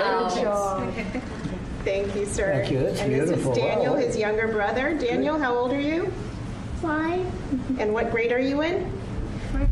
Kindergarten. Kindergarten. And these boys are involved in sports. They go to a public school in the Maryland area, and many of their friends are drinking the kind of options that they don't really like. And so it's good that as they get to drink a glass of milk every morning, their friends will be able to drink that at school as well. So thank you very much for what you're doing for public school kids in particular. Beautiful people. Thank you very much. Doing a great job, too. Thank you. Please. I'm Amber Schwartz. I'm also with Independent Women, but I'm here with my son, Luke, who is 13 years old. We're in Alexandria, Virginia. Luke needs a lot of protein right now to grow. In fact, his doctor just told us between 60 and 70 grams a week, and I can't feed him a whole chicken every day, so supplementing with milk is really helping us. Unfortunately, at school, they've offered skim milk and chocolate, and he does not like either. And so he has been turning to the juice boxes and other drinks that have sugar. And so thank you for giving him the opportunity, and parents too, to make a choice. That's great. That's really great. How about you? Thank you, Mr. President. I'm the one. Beautiful red hair. I tried to match here, so. Yes. But I'm the aforementioned one from Butler, Pennsylvania. Yes. So you know that place very well, and we still love you. So, Thank you. But Mr. President, I was thinking last night when I was milking what I was going to say, and I thought, well, this is such a monumental day in agriculture, not just dairy farmers, but for all of agriculture, because this helps me as a producer, helps the processors, it also helps these kids here. So it's good all around, and this is perfect legislation, a great day for America is what this is. Thank you very much. Beautifully said, and we appreciate it. And it is a great place that you come from. I love it. Please. Mr. President, thank you. It's an honor to be here, and I think this is about choices. This day's been a long time coming. We've been waiting on this for many years, and it's great that we're able to provide choices now in schools with whole milk.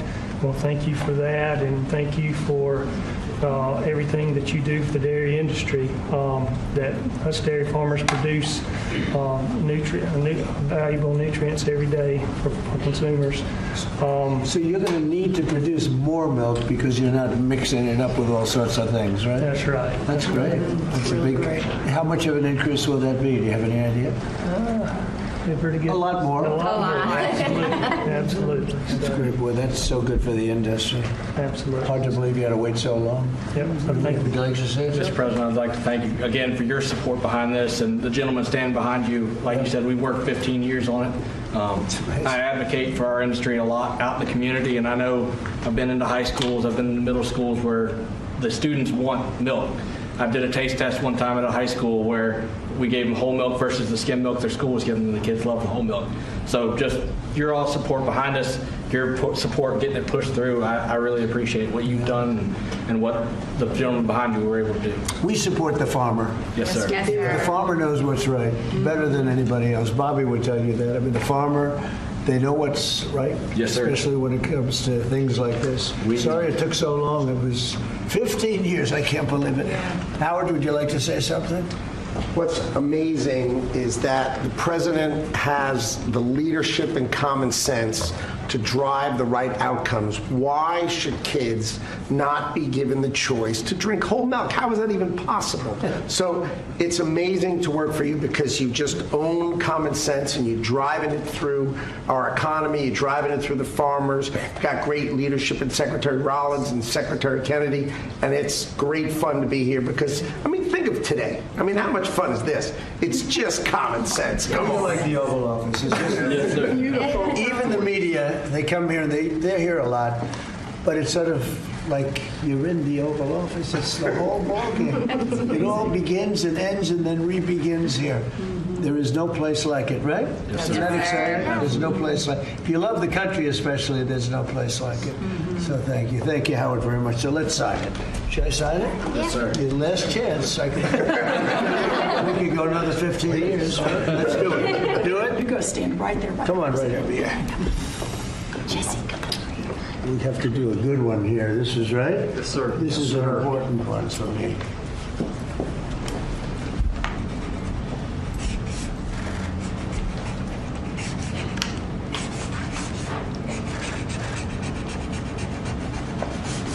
Okay, not bad.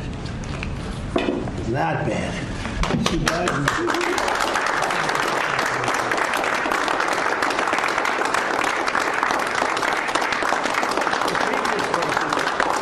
Signed by AutoPad. So you can never make a mistake. They made a lot of mistakes. Anyway, here it is. Thank you. Thank you all very much.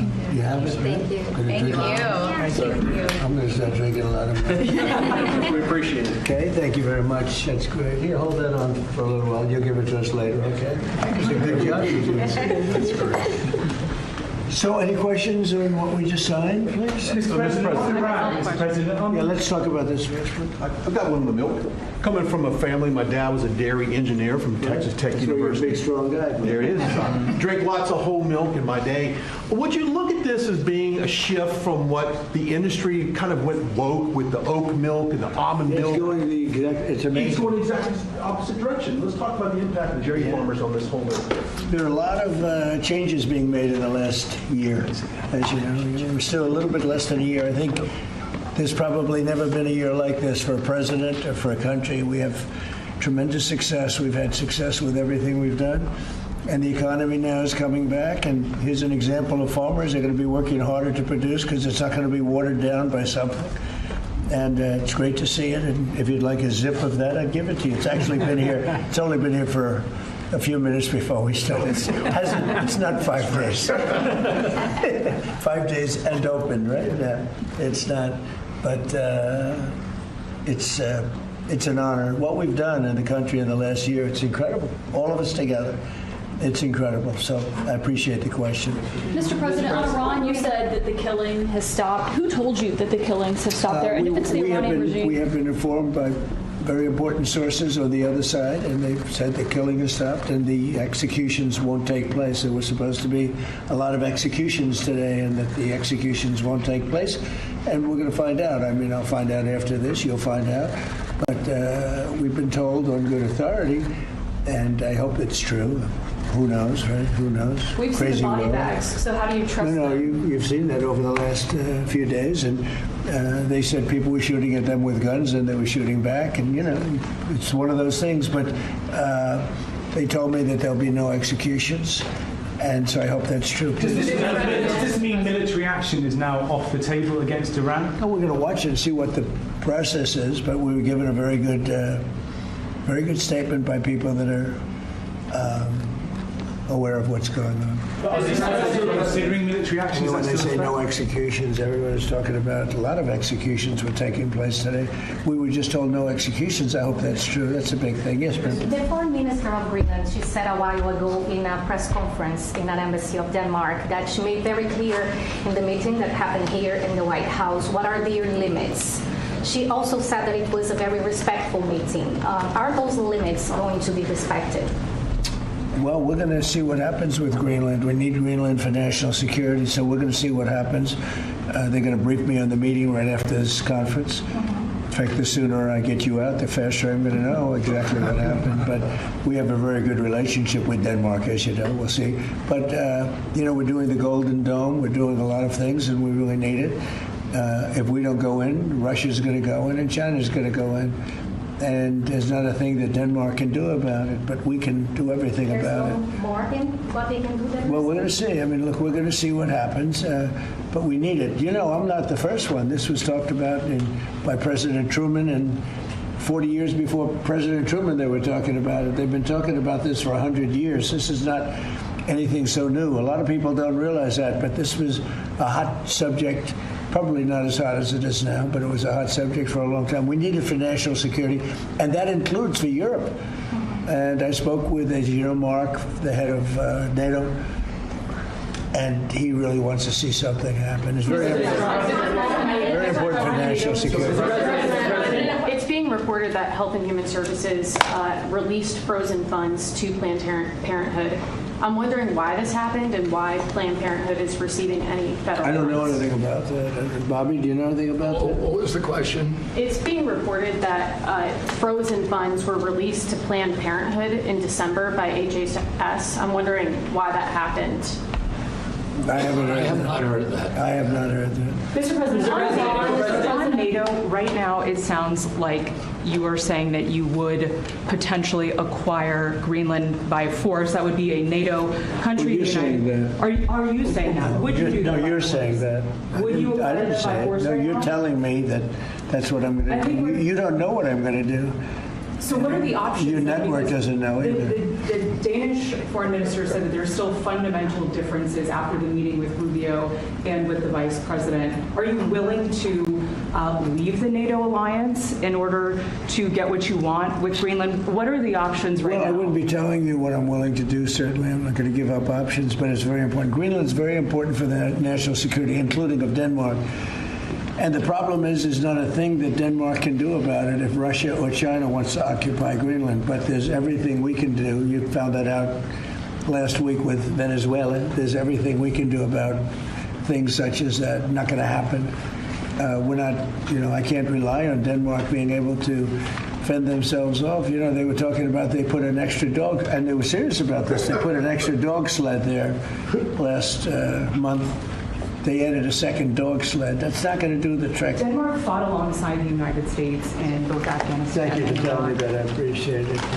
I have a very good relationship with Denmark, and we'll see how it all works out.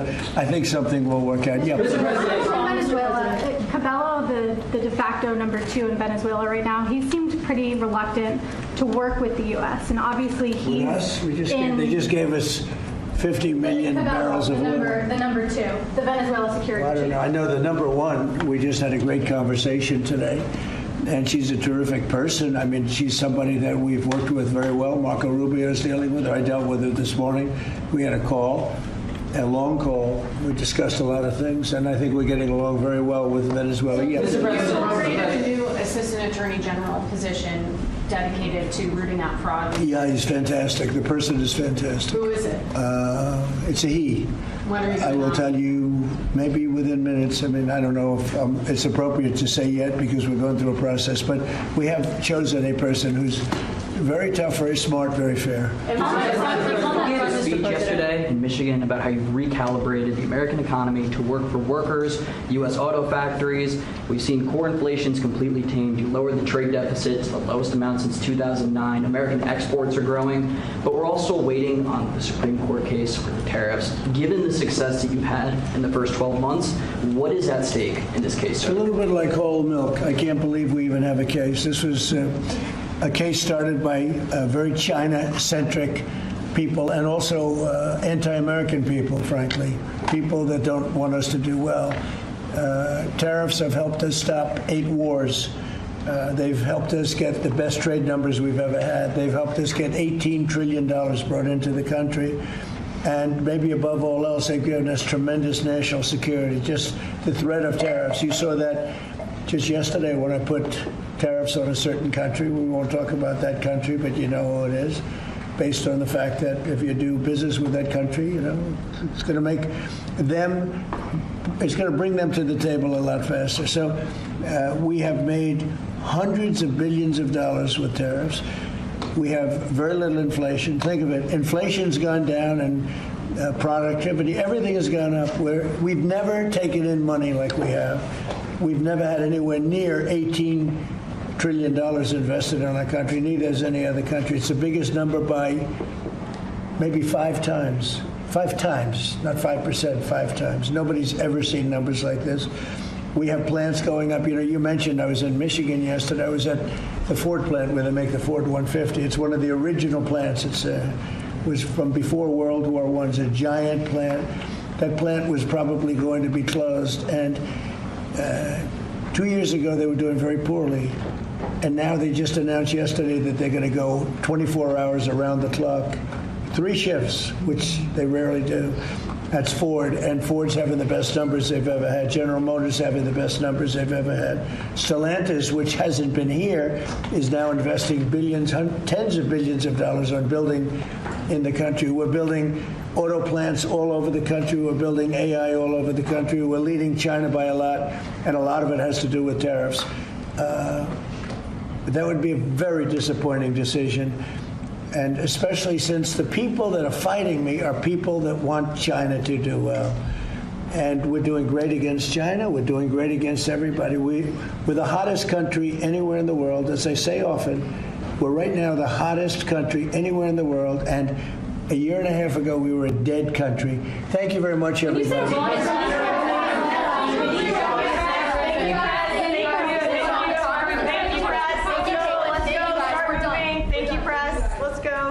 And there you have the president Thank you, press. Let's go. wrapping up his event. Thank you, guys. Focusing on whole milk, a good portion of it. on whole milk and bringing it back into schools for school lunches. Dr. Ben Carson and others talking about the benefit of whole milk, the protein that helps build your brain, the fact that it was taken out years ago. One of the members of Congress said they've been fighting for 15 years to get this back where it belongs. Remarkable. Of course, a host of other questions about Venezuela, Greenland. They just had a meeting with Greenland, and apparently the conversation's going forward. It's not stopped. As I've told you, before Donald Trump leaves office, he will control Greenland. Now, shifting gears, transgender athletes and their legitimacy in women's sports have been a point of debate for a few years now. And while it was mostly on online platforms where the discussion could be had, the dialogue has made its way to the Supreme Court, as you know. Yesterday afternoon, the opening statements were made in the Becky Pepper Johnson v. West Virginia case, which Becky's legal team argued against West Virginia's Save Women's Sports Act and Title IX, since Becky has been using hormone blockers to stop male puberty, along with estrogen treatments to develop female traits. There's also the Little v. Hecox case, in which trans athlete Lindsay Hecox argues against the state of Idaho's Fairness Women's Sports Act that instates a flat ban on participation of trans athletes in any women's sports. Or this case is subject to being thrown out, as Hecox's legal team has notified the justices that the case is moot. Idaho, however, wants the ruling to proceed to settle the argument going forward. Joining now to discuss this is the host of What's Right, Sam Mirojowski. Sam, how are you? Great. Great to be with you, Steve, as always. Great to be with you. Look, I just listened to Senator Josh Hawley earlier today. He had a doctor in a committee meeting and said simply this: can a man have a baby? And she said, well, I don't know exactly what you mean by that question. Can a man have a baby, yes or no? They went on for 4.5 minutes. This woman, this doctor, should lose her medical license. No, a man cannot have a baby. A man cannot go through menopause. I mean, it's such an outrageous conversation. And to try to anchor it in the 14th Amendment that came out right after the Civil War to protect newly freed slaves with equal protection, it's just, you have to bend your mind, what's left of it, into a pretzel to even get close, Sam. It's outrageous. No question. You're absolutely right. And by the way, the subject of defining men and women came up yesterday before the court, and real pretzel contortions happened when the attorneys for the two plaintiffs here had to answer the justices and explain that. It's a fundamental issue, because what's the purpose of Title IX? Why do we have federal law protecting female athletes if we can't even define what a female athlete is? Well, not even what a female athlete. Well, what Alito did was brilliant. He opened up a new line of legal arguments. How do you have somebody that's being discriminated against if you can't define what that thing is? How do you discriminate against something, whatever it is, if you don't know what it is? I mean, it was beautiful. I mean, and in fairness, I don't often read tea leaves for the Supreme Court because it's a very difficult thing to do. But in this case, this is a slam dunk. I would be, well, disappointed if it's not 9-0. But, of course, Ketanji Brown Jackson will be at least one vote against, because legal arguments and precedent mean nothing to her, quite obviously. Your thoughts? Well, I mean, she did not exhibit a high level of legal prowess yesterday. No question about that. I want to tell you something very important, that the court, I agree with you. I think this is looking good. And the reason for that is that the court oftentimes in these cases decides based on what public opinion is. And the heavy lift here of people on our side, people like Riley Gaines, to shift over the past 5 years public opinion on this issue back to some form of reason. I think the court now has cultural cover to rule in favor of sanity, and a lot of times the court gets really hung up, particularly a justice like the Chief Justice John Roberts will get really hung up on the court legitimacy, and they don't want to go too far beyond the Overton window. So what I see here is I think that every person, you included, that speaks publicly about this issue and highlights this issue and convinces people to think rationally about this issue puts pressure on the court to do the right thing. So That's very important. They don't need my pressure. They need a basic first grade biology book. Biological dimorphism, first grade biology. There are differences between male and female. Male ducks look this way, female ducks look this way. It's biological dimorphism, Sam. This is not high science. This is literally kindergarten or first grade science. But that notwithstanding, here we are. Because it wouldn't matter what the discussion was. If Donald Trump said, hey, I'm against this, those on the fringe are going to be all in against it just because Trump said it. This level of division over, this is a 90-10 issue. If you put this on the ballot in a place like Massachusetts, where they support such idiocy, it would lose at the ballot box 90-10. You know that, and so do I. I read a piece yesterday in the Washington Post, of all places, saying these cases should never have even been brought. And I take that as proof that our country has evolved toward more rational thought over the last several years. And I love that. And I think, it's important. Yeah. Transgenderism reached its peak in 2023. It has been plummeting ever since. Nobody buys this. Can a man have a baby, Sam? No. No, but I watched a clip of 4 minutes of a doctor not being able to say that. I know. To Josh Hawley, it's embarrassing. Sam, always good to see you, my friend. Thanks for sticking around. Pleasure. You bet, Steve. Take care. All right, we'll talk to him again soon. Well, have you been seeing the gold and silver numbers? They are on fire. You need to make sure your savings are secure and diversified. Will this be the year you finally listen to me and talk to someone from Birch Gold? Honestly, they're great people. I appreciate their educational approach and their understandings of macroeconomics. There are forces pushing the dollar lower, gold higher, which is why they believe every American should own physical gold. So until January 30th, if you are a first-time gold buyer, Birch Gold is offering a rebate of up to $10,000 on qualifying purchases. Claim eligibility and start the process. Just text America.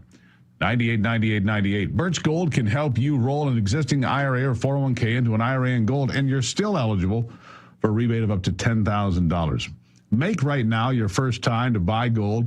Take advantage of a rebate up to $10,000 when you buy by January the 30th. Text America to 989898. Claim your eligibility today. Again, text America to 989898.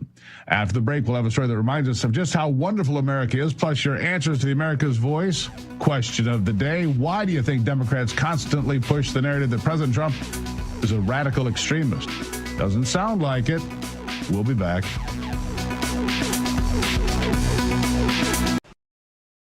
Hey folks, it's your friend John Rich. I co-founded Old Glory Bank because we heard too many stories about people getting canceled by their bank because they didn't agree with their politics.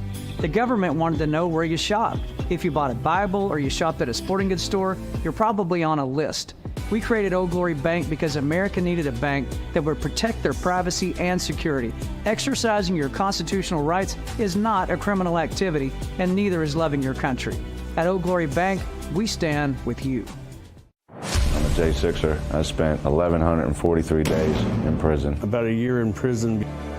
We were prosecuted, persecuted. J6ers have been treated like terrorists. And we need your help. Stand in the Gap was founded to stand in the gap for J6ers working to rebuild their lives after being incarcerated. For just $10 or more, you can help these patriots get back on their feet again. Every dollar you give is being matched up to $50,000. Go now to j6support.com and donate today.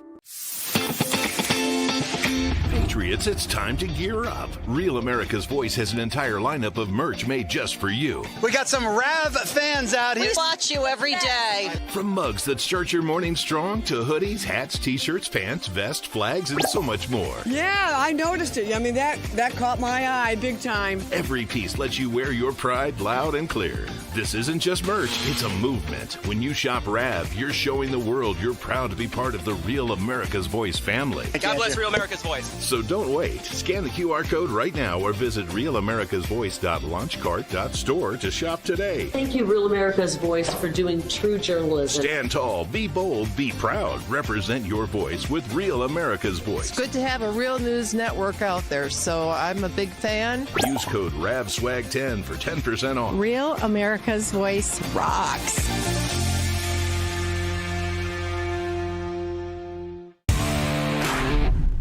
My name is Kyle. I'm with Real America's Voice because we can chat with each other, the hosts, even management. We are the RAV family, and we're better together.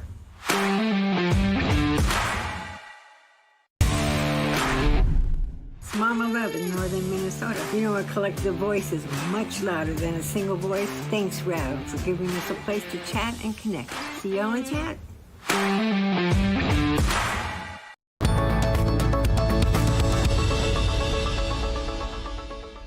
Well, what makes America wonderful? We're trying to get in every day to hope of putting a smile on your face. Great way to end the day, right? Today's story comes to us from Brevard County, Florida, where quick thinking reigns supreme and saved the lives of two little toddlers.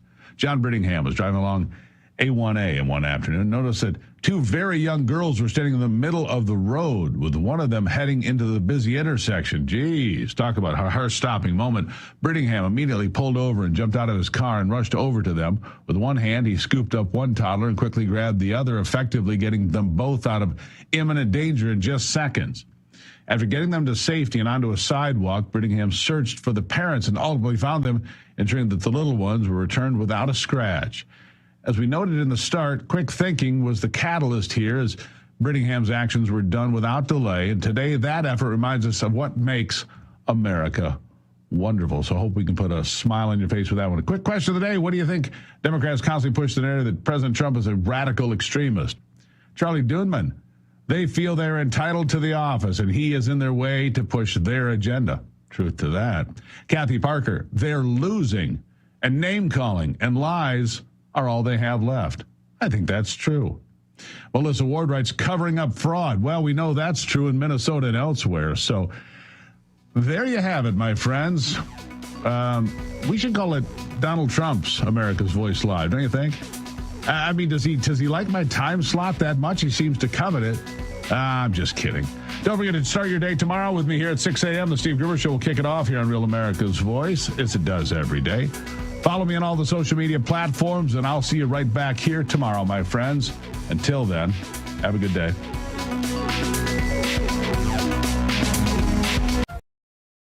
Hey folks, it's your friend John Rich. I co-founded Old Glory Bank because we heard too many stories about people getting canceled by their bank because they didn't agree with their politics.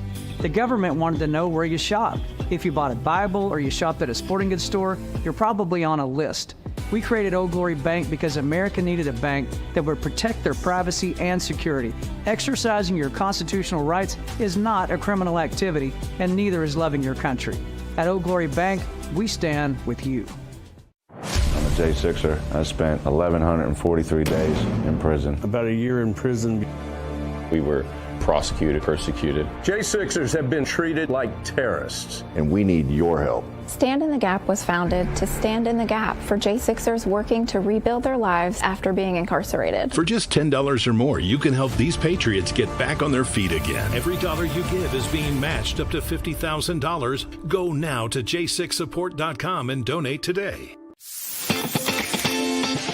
Patriots, it's time to gear up. Real America's Voice has an entire lineup of merch made just for you. We got some RAV fans out here. We watch you every day. From mugs that start your morning strong to hoodies, hats, t-shirts, pants, vests, flags, and so much more. Yeah, I noticed it. I mean, that caught my eye big time. Every piece lets you wear your pride loud and clear.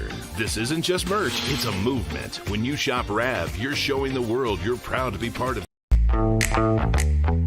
Now is the moment to put your brand in front of an engaged, loyal audience through Real America's Voice. When you advertise on Real America's Voice, you're not just running an ad, you're partnering with trusted voices like Steve Bannon, Charlie Kirk, and other influential hosts. Backed by millions of monthly listeners. What's happening? Because of a real voice, man. I watch it all the time. Real America's Voice rocks. Real America's Voice gives sponsors the chance to put their product front and center, displayed on screen and highlighted by our anchors during exclusive segments and live events. Head to freetrumpknife.com. This means your brand becomes part of the conversation as it happens. Secure your spot before it's too late. Join us today and make your brand part of the news conversation that America's viewers trust. Real America's Voice, where your message is seen, heard, and remembered.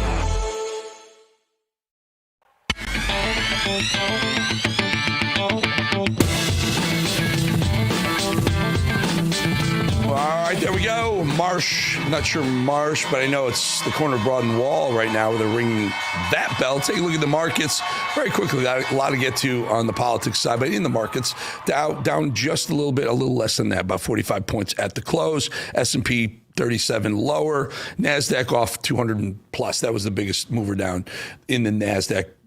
Oil, about unchanged. You're showing it down a little bit, just about unchanged. It was higher earlier in the day, lower later in the day. But gold continues, it's just soaring, $4,640. $4,640 for gold. That's up about 100% over the course of a year. Crypto, still strong. Yesterday broke out to the upside. Bitcoin did follow through today. Again, staying over 90,000 is the key marker for crypto. I think it's going to continue its march higher. All right, our first guest, retired Border Patrol agent and now Border Security Advisor for the Federation for American Immigration Reform, FAIR. Always happy to have Art Del Cueto here with us. Art, kind of breaking today, I guess we found out that the ICE agent that was struck by Renee Good's truck as she took off, hit him. He suffered internal bleeding to his torso. But get this, Minneapolis Mayor Jacob Frey, the guy who told ICE to get the F out of Minneapolis, said the ICE, I'm quoting him, the ICE agent walked away with a hip injury that might as well have gotten from closing the refrigerator door with his hips. Art, how disgusting is this mayor? This man, was in the line of fire with a 8,000 pound vehicle. Deadly force was used. And this lunatic mayor says, oh, it's kind of like the hip injury you get if you close the refrigerator door wrong. Your thoughts? Because somebody decided to vote for him to become the mayor, but apparently he's going to go ahead and call himself a doctor too, I guess, that's his the way he's going to work it out. It's just despicable that we have these individuals in leadership positions that have been pretty much running their mouth on issues that they don't know anything about. That's what's more upsetting. And even more so, you have individuals out there that are listening to the people as they speak, and they think that they're being honest, or they think that they're smart enough to know what they're talking about, and it's causing even more division. It's causing more problems. I mean, you were seeing what happened in Minnesota, but it's now creating a domino effect. I'm down here in Tucson, where the mayor just released a statement, which is pretty much telling the public that they're not going to help with immigration enforcement, not to worry about immigration, to be vigilant if immigration's in the area. So now, Border Patrol and ICE, not only are they out there trying to arrest illegal immigrants, but they're also, combating the cartels at the border. They're combating the human smuggling, the drug smuggling, but they're now having to face the obstacle of fighting against city leadership, against the law. That's what it comes down to. They are against the law, but I will add, when they do all these rallies and they go out there and they tell the public, don't comply, resist, they do it the entire time, Eric, while they're using undercover police officers as their own security. Yep. So how hypocritical is that? It's steeped in hypocrisy. The whole thing is steeped. The most hypocritical thing for me, Art, is the people who are perpetrating these crimes, and their crimes are white liberals, yes. Almost predominantly women too. Lately, it's just an odd thing that's going on right now. Like, I'm not sure what their end game is. We do know that Renee Good was impeding ICE from doing their job. By the way, that itself is a crime. And hitting an ICE agent with her SUV before she was shot. Now another woman decided to try the same tactic. She was blocking the road with her car while ICE agitators gathered in support of her. Exact same scenario. They get ginned up, Art. They hear these people pushing for them to do this stuff, and you know, it's almost like a football game where the announcer's getting the crowd riled up. These idiots like Jacob Fry, the mayor, and Mamdani in New York, who called the ICE agent a murderer, they gin up the public so stuff like this happens. And they do it. And they can do it because they do it from the safety of their home. And they know that there's people that are going to be, you know, impressionable individuals that are going to go out there and do it. I feel bad that this lady lost her life in Minnesota. I truly do. I think everyone can be on the same page and say, we feel bad. Somebody lost their life. But the problem is this lady was so brainwashed by these individuals that she thought it was okay to drop off her child at a daycare, get into her vehicle, go to this area and protest, and then drive her vehicle towards a human body. Okay, put aside that he was a federal agent. She drove her vehicle towards a human thinking that was okay. And now we're seeing somebody else think that it's okay to do something like that. And it's because they're so brainwashed by these deceptive leadership out there that put out words like don't comply, resist, ICE is the Gestapo. Everything they pull out all the stops to make the agents the villains, and these people continue to do these types of attacks. Because, look, I hate to say it, but at the end, we're dealing with a bunch of troglodytes that don't have the brain capacity to figure out right from wrong because they continue to be brainwashed by these individuals. You know, it drives me crazy. We've been saying this for a long time, that these people, the people who are ginning up the rhetoric and causing a lot of this agitation, these politicians should be They should be charged, or at least investigated. Let's look into it. Take a look at, roll the soundbite, guys, of Keith Ellison. He's the Attorney General of Minnesota. He used to be a far-left liberal congressman from the state of Minnesota. But this guy, by the way, he's the top law enforcement officer, so he's got a $9 billion problem on his hands. Maybe he's trying to divert a little attention when he says things like this. This surge has made us less safe.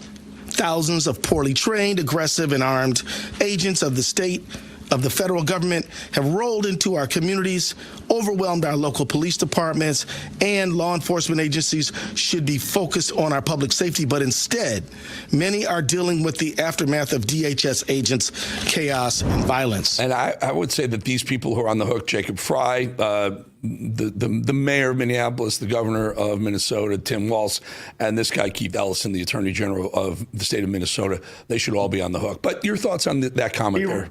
Arresting illegal aliens is public safety. Right. And I can tell you that I speak to law enforcement across the entire country, and they're frustrated that their own leadership goes up there and says these types of words. This individual, I wouldn't trust him to be a security guard at a convenience store, much less lead an entire department at this point. There you go. Very quickly, Mayor Jacob Fry seems to be doing a lot of TV. He was on Fox this morning. It's crazy. I don't know why he's doing it. Not doing very well. Take a listen to Jacob Fry, though. If the goal was immigration enforcement, if the goal were simply to look for people that are undocumented, Minneapolis and St. Paul would not be the place where you would go. There are countless more people that are undocumented in Florida and Texas and Utah. Why are they in these much smaller cities in the middle of the Midwest? The answer is very clear. It is politics. Well, you know, good law enforcement is sending resources where there's a problem. And this all started when there's $1 billion, $2 billion, all of a sudden $9 billion worth of fraud that went on in the state. And maybe there's maybe we find out a little bit more about some of the folks from Somalia that stole all that money. Maybe there were some illegals there. So I don't blame Trump administration for sending people there. Illegal aliens commit immigration fraud, and that's why they're there. And he needs to concentrate on some other type of fraud that was going on around him while he wasn't paying attention. So at the end, let police officers be police officers, and these individuals need to lead, follow, or just get out of the way. Art, always good having you. Art Del Cueto, Border Security Advisor for the Federation for American Immigration Reform, also known as FAIR. Thank you, Art. Thank you, Eric. All right, folks, the Department of Justice has subpoenaed the central bank and threatens Jerome Powell with a criminal indictment. But how will this affect the financial markets? Here to give us insight is Birch Gold Group's precious metal specialist, Mr. Philip Patrick. Phil, wow, another up day for gold. It's like every time we talk to you, it makes a brand new high. I mean, we had that one day where it's down a couple $100. It's blown that away, got that back, and then some. Can it continue this record run?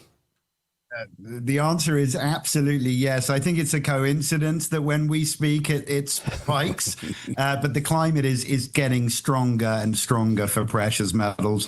Geopolitical instability, obviously a lot of good things happening. We've got Venezuela, we've got Iran, a lot of instability, and that obviously bodes very well for gold and silver. We're seeing them set records day on day on day, but we at Birch expect that to continue. I think the fundamentals are very, very strong for gold and silver. You know, I think there's some other things that happen. Maybe people aren't putting this all together, though. We had Jerome Powell, maybe under investigation, maybe not, whatever. He's on the hot seat. But also we had a 2.7% inflation number. I mean, that's right at Fed's target inflation. It opens the door to lower interest rates going forward. By the way, Philip, that's great news for gold, isn't it? As you know better than most, the low interest rate environment certainly benefits gold. You're correct. The argument now for the Fed to not cut is diminishing every single day, which bodes well for President Trump.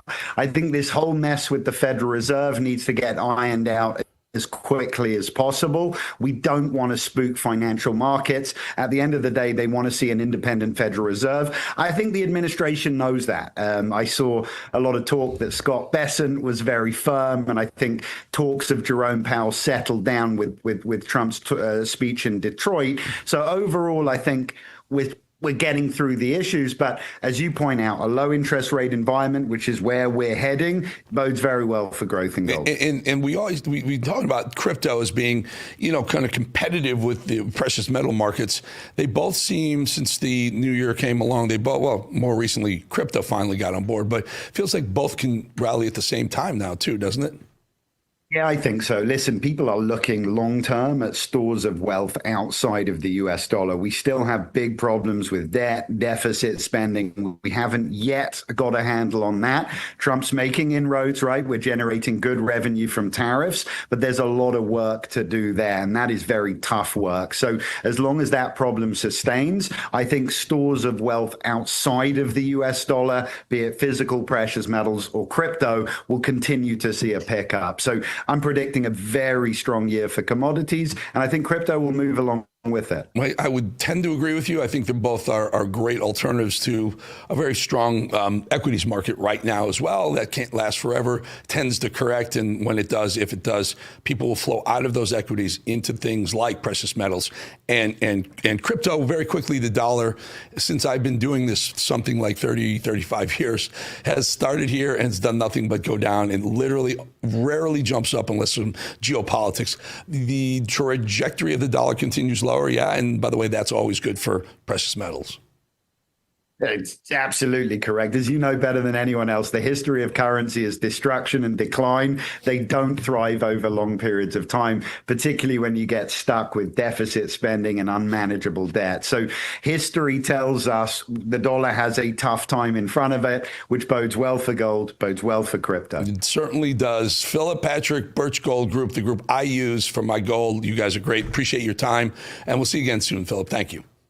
Soon. Thank you. All right, folks, let me show you something that honestly truly matters. This is where the edge is sitting right now inside the YouTube system. Right now, we're at 8,700 subscribers. See that goal, 10,000? Most people don't realize something, that YouTube doesn't treat every channel the same. It runs on thresholds. So when you cross certain lines, thresholds, distribution changes, recommendations widen, momentum starts compounding. Here's what makes this moment different. We're sitting at this stage almost most channels never hit. Most shows this young are still invisible. A few hundred people, a handful of views, no real engagement. The Edge is already moving mountains. 8,700 subscribers, 300,000 views, 14,000 watch hours. We're right now coming up against one of those lines, one of those thresholds where the algorithm stops guessing and starts paying attention. We're at 8,700. At 10,000, we break records for growth at such an early stage. That means something very simple but powerful is happening. Your click right now matters now, not symbolically, mechanically. If you watch The Edge, you'll feel what we're building here. Don't just observe, watch what we do. Join the breakout. Be a part of that moment right now. Hit subscribe or go to youtube.com/@EricBowlingTheEdge, youtube.com/@EricBowlingTheEdge, or just go to YouTube in the search box, put my name, Eric Bowling, put the edge in there, subscribe. Be part of this. We want to bust the top off of that thermometer, that 10,000, as soon as we possibly can. Thank you for your supporting Real America's Voice. Thank you for supporting The Bowling Show, and thank you for supporting The Edge by subscribing right now. We'll be back 2.5 minutes. This mysterious driver tricks cops into thinking he's about to pull over. Then all hell breaks loose. Hey folks, it's your friend John Rich. I co-founded Old Glory Bank because we heard too many stories about people getting canceled by their bank because they didn't agree with their politics. The government wanted to know where you shopped. If you bought a Bible or you shopped at a sporting goods store, you're probably on a list. We created Old Glory Bank because America needed a bank that would protect their privacy and security. Exercising your constitutional rights is not a criminal activity, and neither is loving your country. At Old Glory Bank, we stand with you. I'm a J6er. I spent 1,143 days in prison. About a year in prison.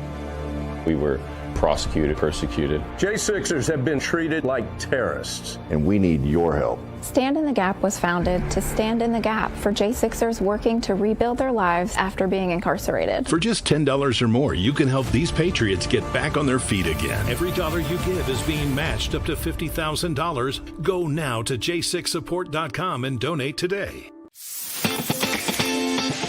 Patriots, it's time to gear up. Real America's Voice has an entire lineup of merch made just for you. We got some Rav fans out here. We watch you every day. From mugs that start your morning strong to hoodies, hats, t-shirts, pants, vests, flags, and so much more. Yeah, I noticed it. I mean, that caught my eye big time. Every piece lets you wear your pride loud and clear. This isn't just merch, it's a movement. When you shop Rav, you're showing the world you're proud to be part of the Real America's Voice family. God bless Real America's Voice. So don't wait. Scan the QR code right now or visit realamericasvoice.launchcart.store to shop today. Thank you, Real America's Voice, for doing true journalism. Stand tall, be bold, be proud. Represent your voice with Real America's Voice. It's good to have a real news network out there, so I'm a big fan. Use code RAVSWAG10 for 10% off. Real America's Voice rocks.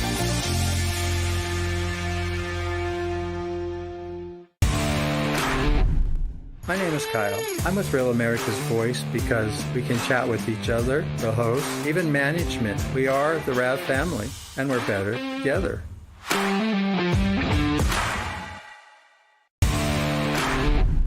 It's Mama Love in northern Minnesota. You know, a collective voice is much louder than a single voice. Thanks, Rav, for giving us a place to chat and connect. See y'all in chat.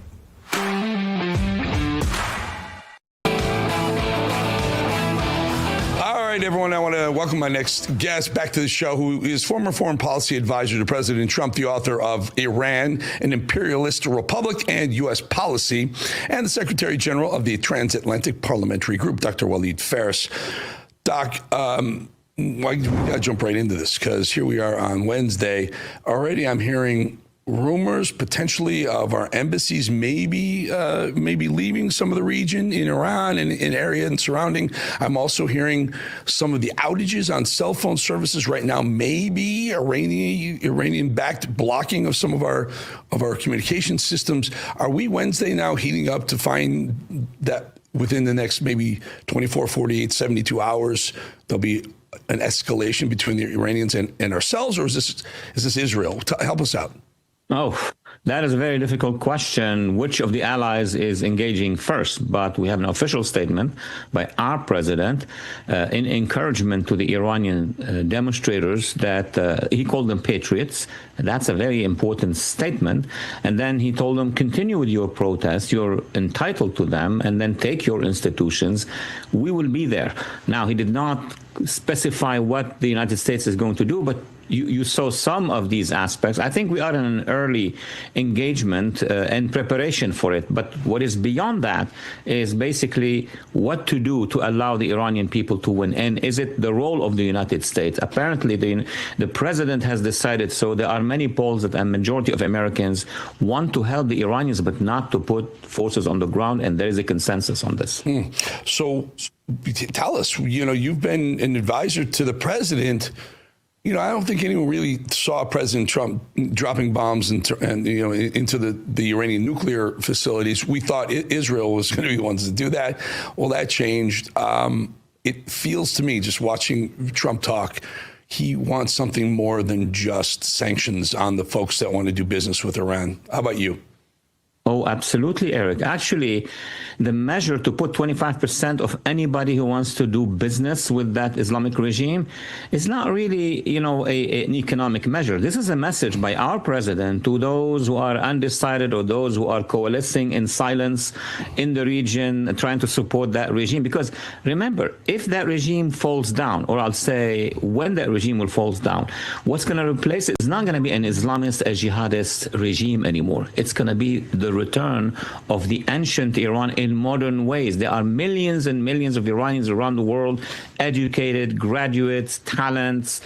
It will immediately connect with our economy, with our people. It's a different Iran that we're going to be seeing when that regime will go down. Some people in the region may not be very excited about that because a democratic, free, multi-ethnic Iran is a problem to many others. Some people in the region, Israel, are waiting for the Iranians to sign a peace treaty with them. Yeah.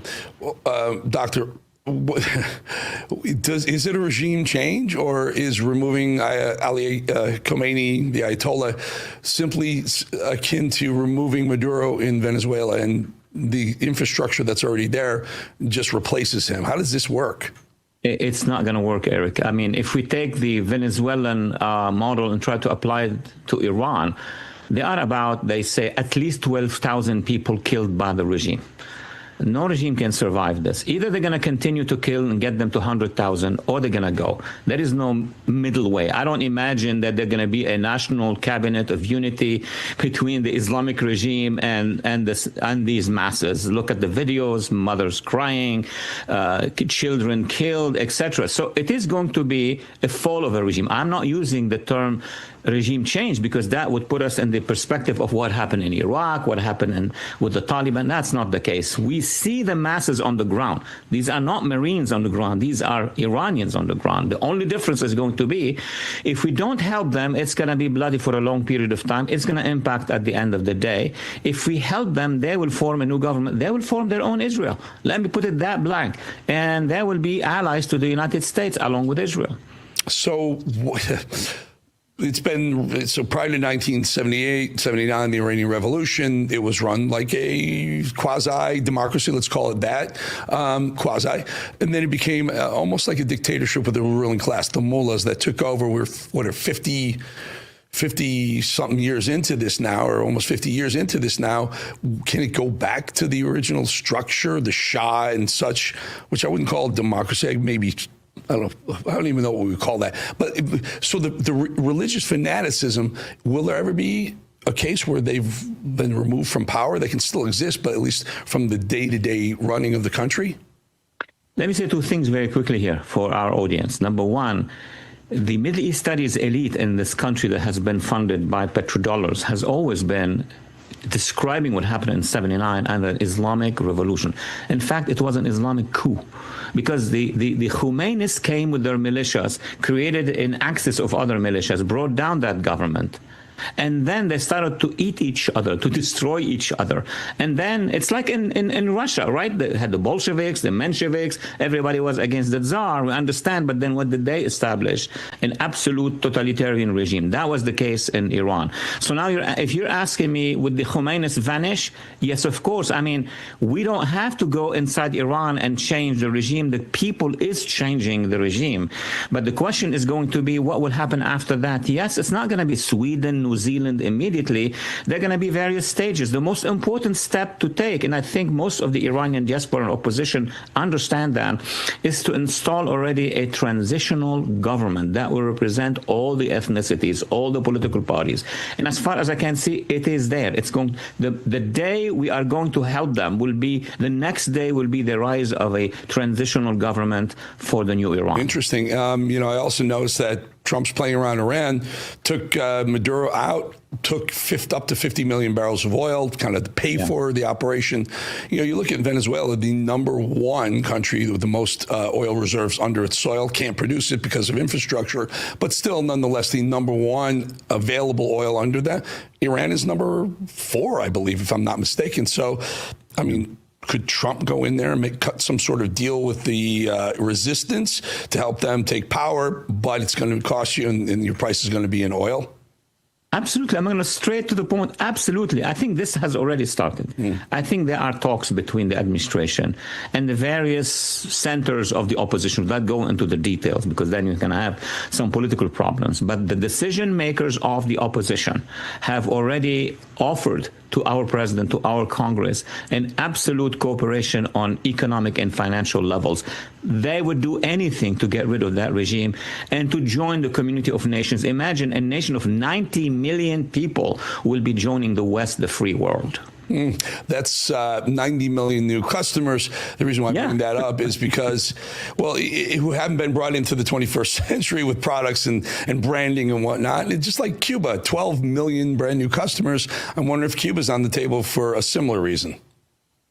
Cuba is on the table, but mostly because of the Cuban people and because of the Cuban diaspora, including Cuban Americans, have been very active. A few of them are now in the Senate, and one of them is the Secretary of State. So it's very sophisticated. Cuban Americans will be leading the liberation of Cuba, but also Cubans in Spain, in Latin America, elsewhere, and the Cubans in Cuba. Before, it was the Communist Party ruling very tightly Cuba. But now, since Internet went into that island, and Internet is one of the major players in liberating people, I think Cuba will integrate a free hemisphere and a free world without very big difficulties. You know, what are we looking at? Well, we're looking at Cuba, we're looking at Venezuela now, operations already underway, possibly Iran. Those of us from MAGA world remember President Trump saying, I don't want to be involved in foreign wars at all. It feels like we're getting a lot of that right now, especially with what's going on with prices in the country. They're coming down, but not fast enough. And then we got the all-important midterms. I mean, let's play politics. You got 1 minute left here before I know you have an engagement you got to get to, but give me the last minute on the political nature of these various, activities we're playing around with these countries. It depends on how President Trump is going to inform the American public just before, a few months before the midterm. If this is presented as, oh, look, I'll have our forces bogged down in several countries, not the case. If we present it as this is the push that the United States is doing, it's like Europe when it collapsed. We helped in the re-emergence of a European Union, of a NATO, but more importantly, of freedom in many places. That could be to his advantage at the end of the day. It depends how he is going to present it. If those people in Venezuela and in Iran and elsewhere, they will petition the American public and thank them for what their leader has done, I think it will change the direction. Waleed, really good to have you on. Always good to have you, especially in times like this. And I'm just holding my breath, because these little things that they're adding up right now with what's going on. I'm just very, very nervous about any sort of kinetic activity, certainly initiated by us. Israel, knock yourself out. Waleed, good to have you, my friend. Thank you, Waleed Phares. Thank you, Eric. Folks, we'll be back 2.5 minutes.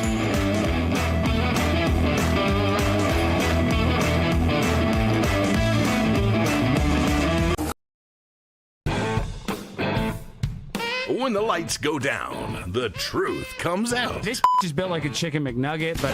This is After Hours with Alex Stein.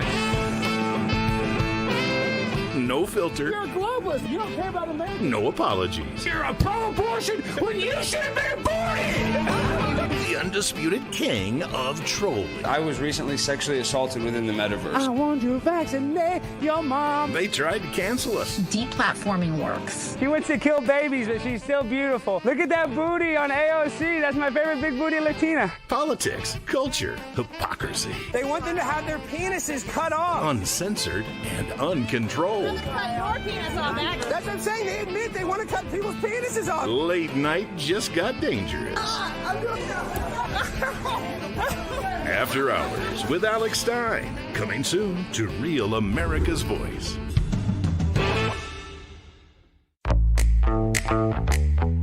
Now is the moment to put your brand in front of an engaged, loyal audience through Real America's Voice.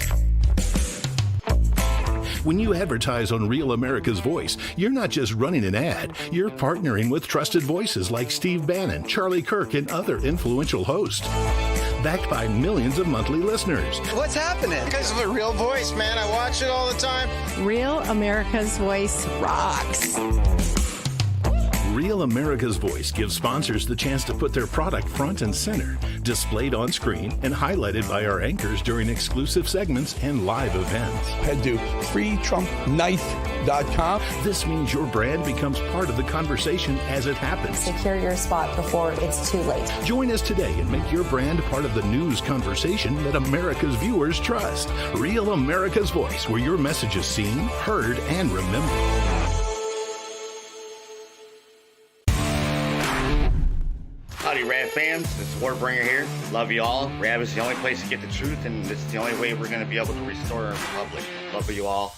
See you in the chat.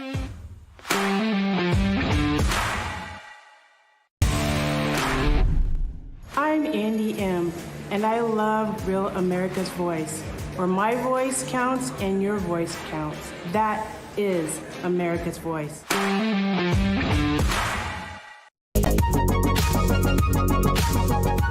Well, this is one of the worst things Joe Biden did to America. That's saying a lot. Can you provide a definition for the word woman? Can I provide a definition? Mm-hmm. No. Yeah. I can't. You can't? Not in this context. So I'm not a biologist. The meaning of the word woman is so unclear and controversial that you can't give me a definition? Ketanji Brown Jackson was Joe Biden's pick to the Supreme Court of America. She's an embarrassment not just to the institution, but to the legal profession. Choosing her is one of the worst things Biden did to America. And again, that's saying a lot. And this is one of the worst things the leftists in America did to this great country. If it does that, then is it not necessary for there to be, for equal protection purposes, if that is challenged under the Equal Protection Clause, an understanding of what it means to be a boy or a girl or a man or a woman? Yes, Your Honor. And what is that definition? For equal protection purposes, what does it mean to be a boy or a girl or a man or a woman? Sorry, I misunderstood your question. I think that the underlying enactment, whatever it was, the policy, the law, we'd have to have an understanding of how the state or the government was just understanding that term to figure out whether or not someone was excluded. We do not have a definition for the court. Just define what's a man or a woman, lady. You can't, can you? We do not have a definition for the court, she says. The fact that it's even in question, what is a woman, that it's thanks to the left, their wokeness, and they're putting the needs of a tiny sliver, less than 2% of the population, some say less than 1% of the population, in front of the needs of protecting girls and women.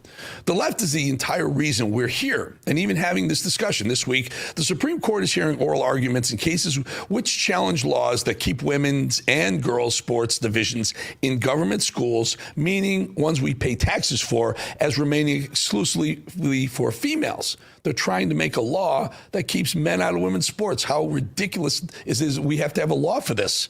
It's a massive moment for America, though. The right decision by the court will do right by girls and women who've worked so hard, in some cases their whole entire lives, to excel in their various sports and not have their entire dreams shattered by having boys and men play alongside them. Men are generally taller, heavier, faster. We have denser bone structures. We're stronger than women, period. It's biology. So men competing with women, completely unfair. It's not just unfair, it's also dangerous. This is not just me saying it. It's science. It's doctors. Seems pretty simple, right? Seems obvious. And yet somehow it's not. Somehow the Supreme Court is left to decide this for us, and here we are. The left has shown that they don't care about girls or women, but that they can be fixed if the right decisions are made. The court, the current number, listen to this. The current number one tennis player in the world, love watching her, she's amazing, Aryna Sabalenka, number one in the world, just crushes everyone. Recently played a match in Dubai against Nick Kyrgios, currently ranked 671st in the world on the men's division.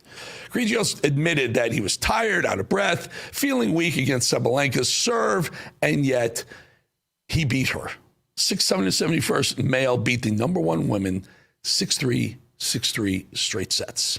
That match was just for show. They called it the Battle of the Sexes again, and it's all in good spirits, they say. But what if this were a real match with real money and standings at stake? What if the number one women's tennis player in the world lost her ranking to a man who's ranked 671st in the world?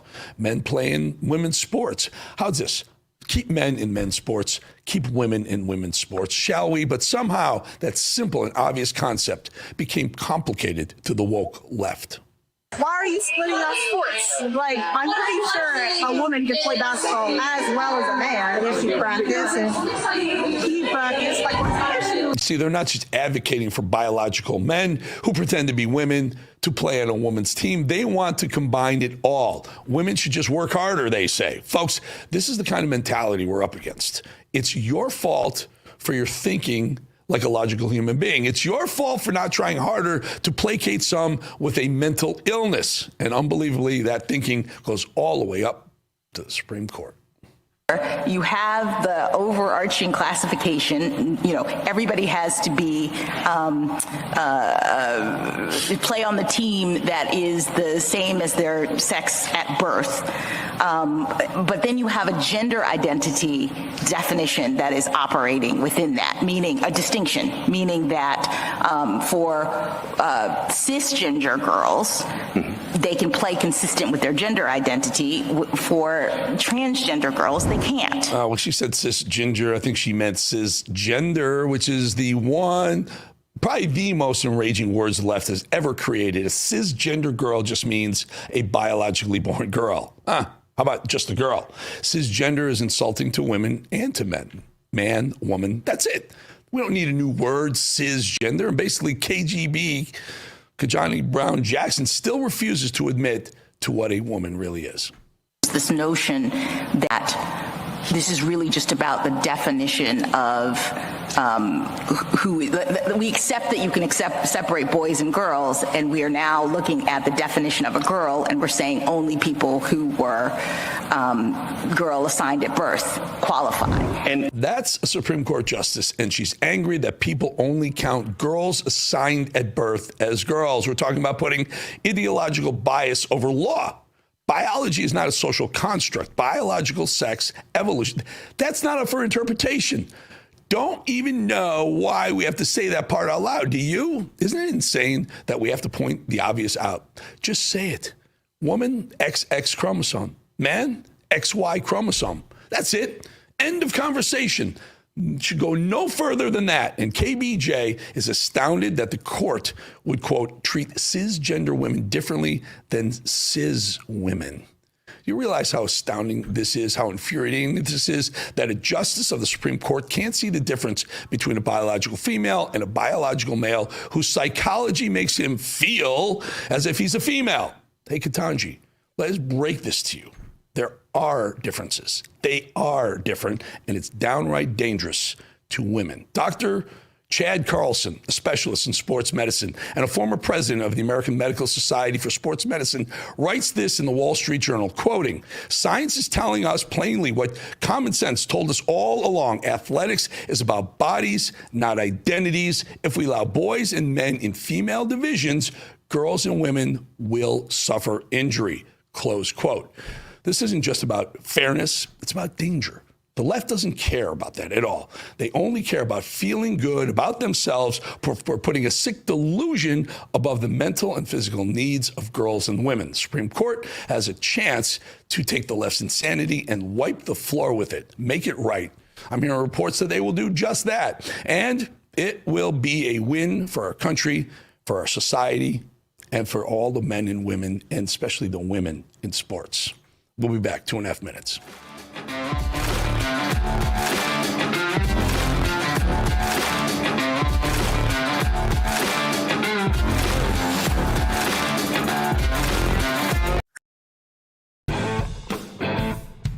When the lights go down, the truth comes out. This is built like a chicken McNugget, but This is After Hours with Alex Stein. No filter. you're glowing. helpless. You don't care about America. No apologies. You're a pro-abortion when you should have been aborted. The undisputed king of trolling. I was recently sexually assaulted within the metaverse. I want to vaccinate your mom. They tried to cancel us. Deplatforming works. She wants to kill babies, but she's still beautiful. Look at that booty on AOC. That's my favorite big booty Latina. Politics, culture, hypocrisy. They want them to have their penises cut off. Uncensored and uncontrolled. That's what I'm saying. They admit they want to cut people's penises off. Late night just got dangerous. After Hours with Alex Stein. Coming soon to Real America's Voice.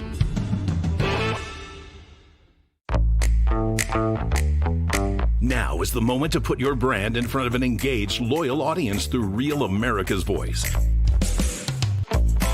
When you advertise on Real America's Voice, you're not just running an ad, you're partnering with trusted voices like Steve Bannon, Charlie Kirk, and other influential hosts.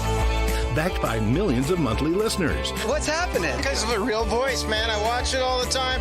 Real America's Voice rocks. Real America's Voice gives sponsors the chance to put their product front and center, displayed on screen and highlighted by our anchors during exclusive segments and live events. Head to freetrumpknife.com. This means your brand becomes part of the conversation as it happens. Secure your spot before it's too late. Join us today and make your brand part of the news conversation that America's viewers trust. Real America's Voice, where your message is seen, heard, and remembered.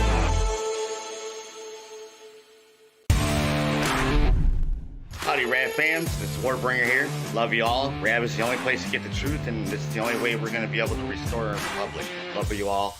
See you in the chat.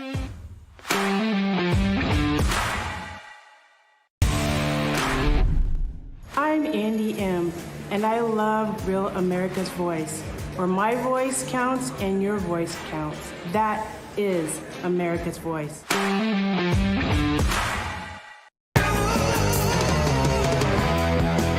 Well, the party of violence and lawlessness, yep, the Democrats continue to make it known that they have no respect or regard for what the federal government is doing based on what more than half of America wholeheartedly voted for.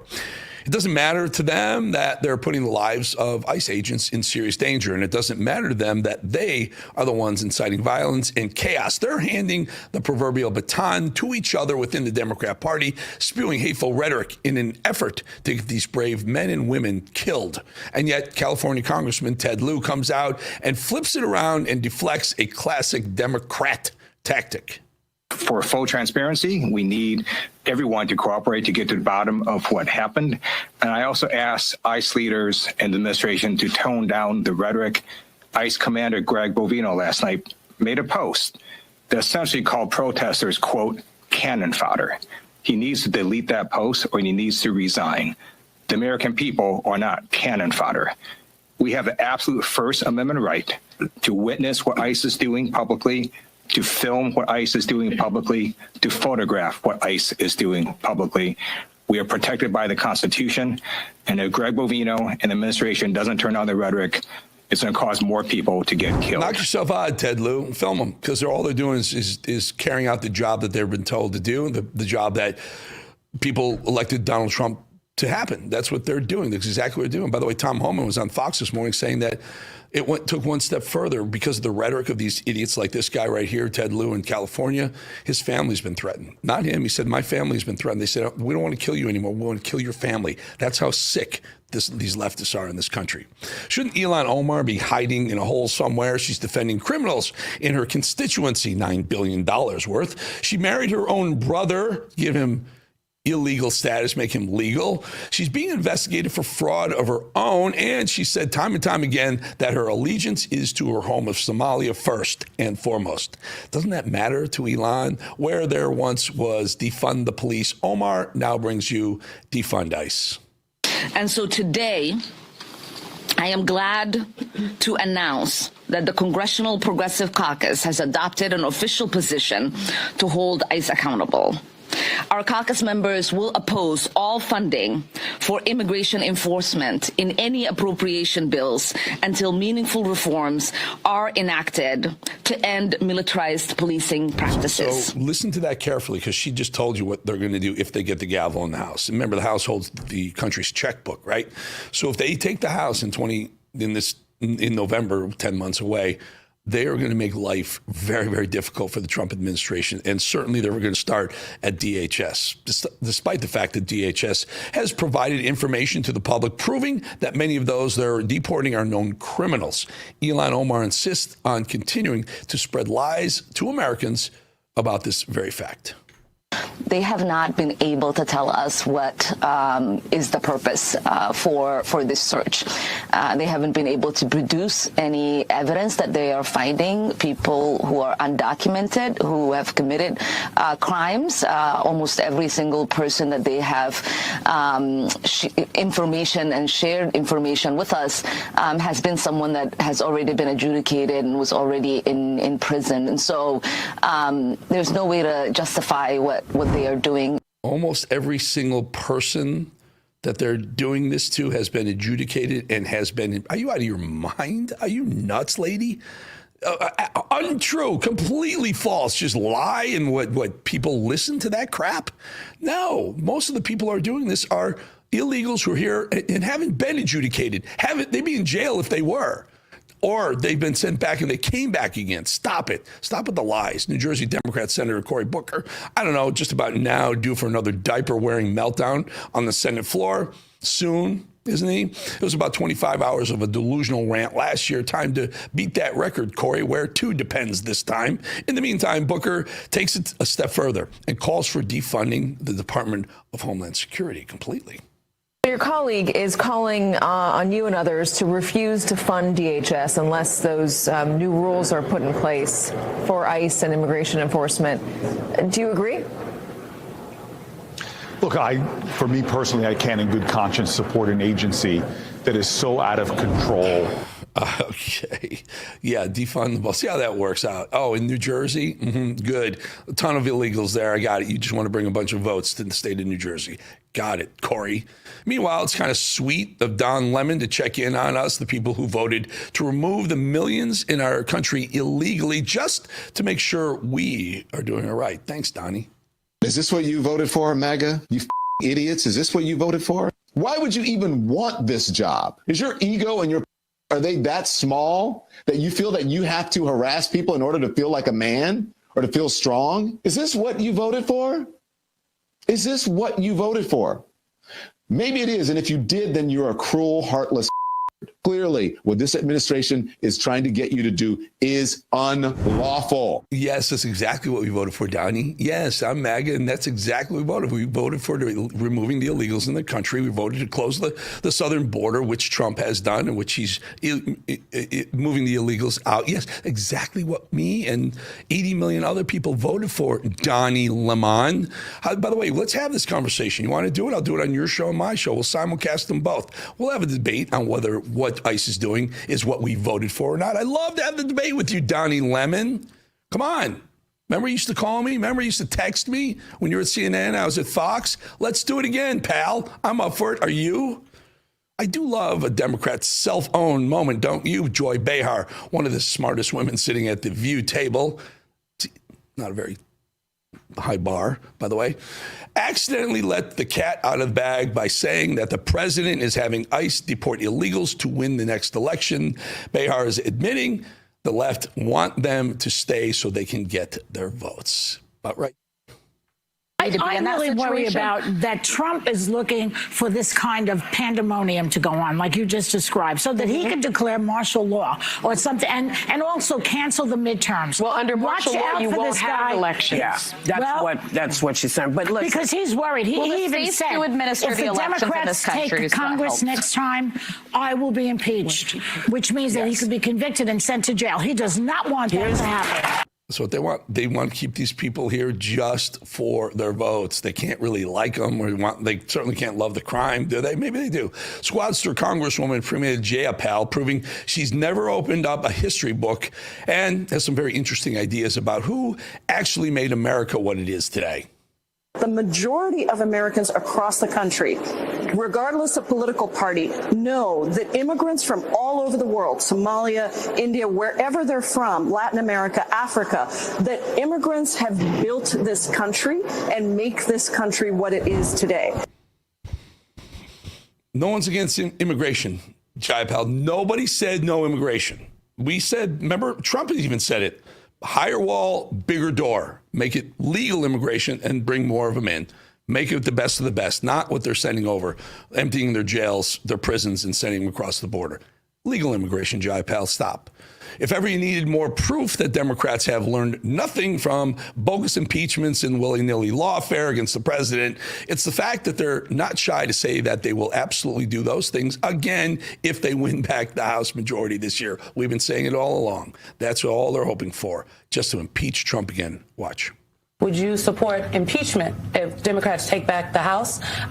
Because on the list of criminals and offenses, if many of the things we've seen over the last year from the president are not impeachable offenses, I'm unsure about what is. Yes, I do. And look, I know people say, oh, it's a distraction. That's what they said about Epstein when I started. Oh, it's a distraction. Let's talk about the cost of rent and the cost of food. You can do both. You can talk about accountability and you can talk about a vision. And we need to do both when we take back the House.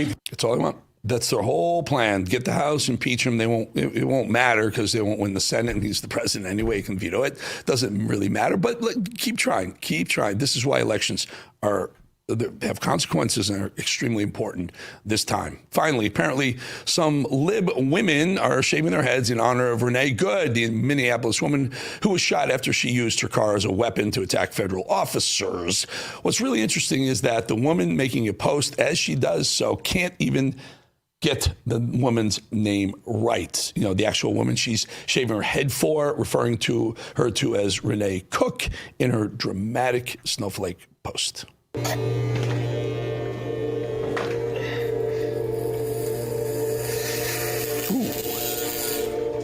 Ooh. This isn't going to be pretty. Sorry to say. Yeah. All right. It's Renee Good, not Cook, lady. I hope you got the right person. All right, folks, I want to talk to you. I want to talk to people who recognize momentum when you see it. Most shows at this point, I'm talking about The Edge now, most shows at this point in their life still fighting to even be noticed. A few views here, comments there, basically invisible. That's not what's happening here. This channel, The Edge, has already real viewers, 8,700 real subscribers right now, real engagement, real traction, and now it's reaching the stage where something flips. We're close enough to a major threshold. I'm showing you to right there. 10,000. 10,000 is a major YouTube threshold that every new subscriber becomes real fuel. Every one of you, if you get us past that, you are putting us into that next level. We've jumped out to a staggering 8,700 subs in under 4 months.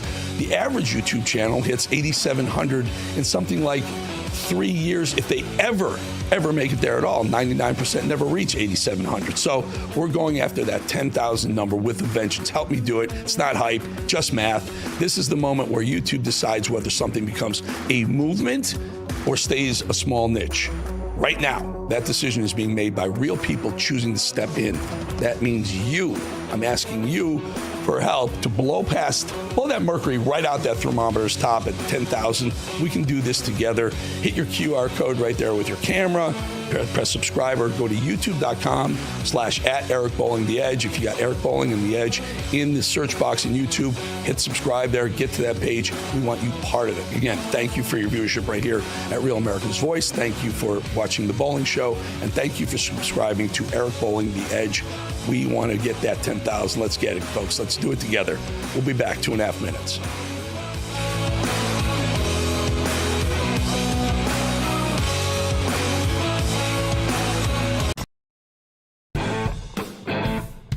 When the lights go down, the truth comes out. This is built like a chicken McNugget, but...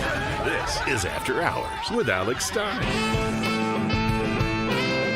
No filter. You're a globalist. You don't care about America. No apologies. You're a pro-abortion when you should have been aborted. the undisputed king of trolling. I was recently sexually assaulted within the metaverse. I want to vaccinate your mom. They tried to cancel us. Deplatforming works. She wants to kill babies, but she's still beautiful. Look at that booty on AOC. That's my favorite big booty Latina. Politics, culture, hypocrisy. They want them to have their penises cut off. Uncensored and uncontrolled. Cut your penis off. That's what I'm saying. They admit they want to cut people's penises off. Late night just got dangerous. After Hours with Alex Stein. Coming soon to Real America's Voice.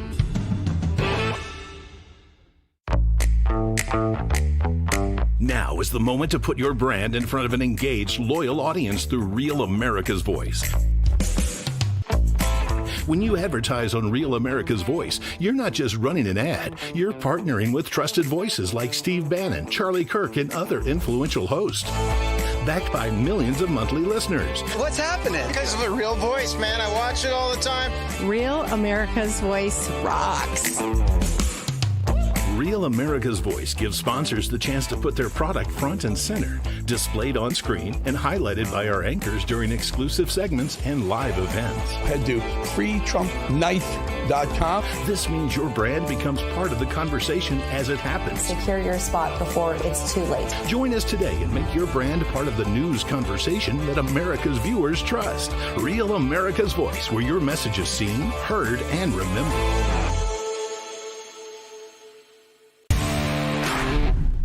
Howdy, Rad fans. This is Warbringer here. Love you all. Rad is the only place to get the truth, and this is the only way we're going to be able to restore our republic. Love you all. See you in the chat.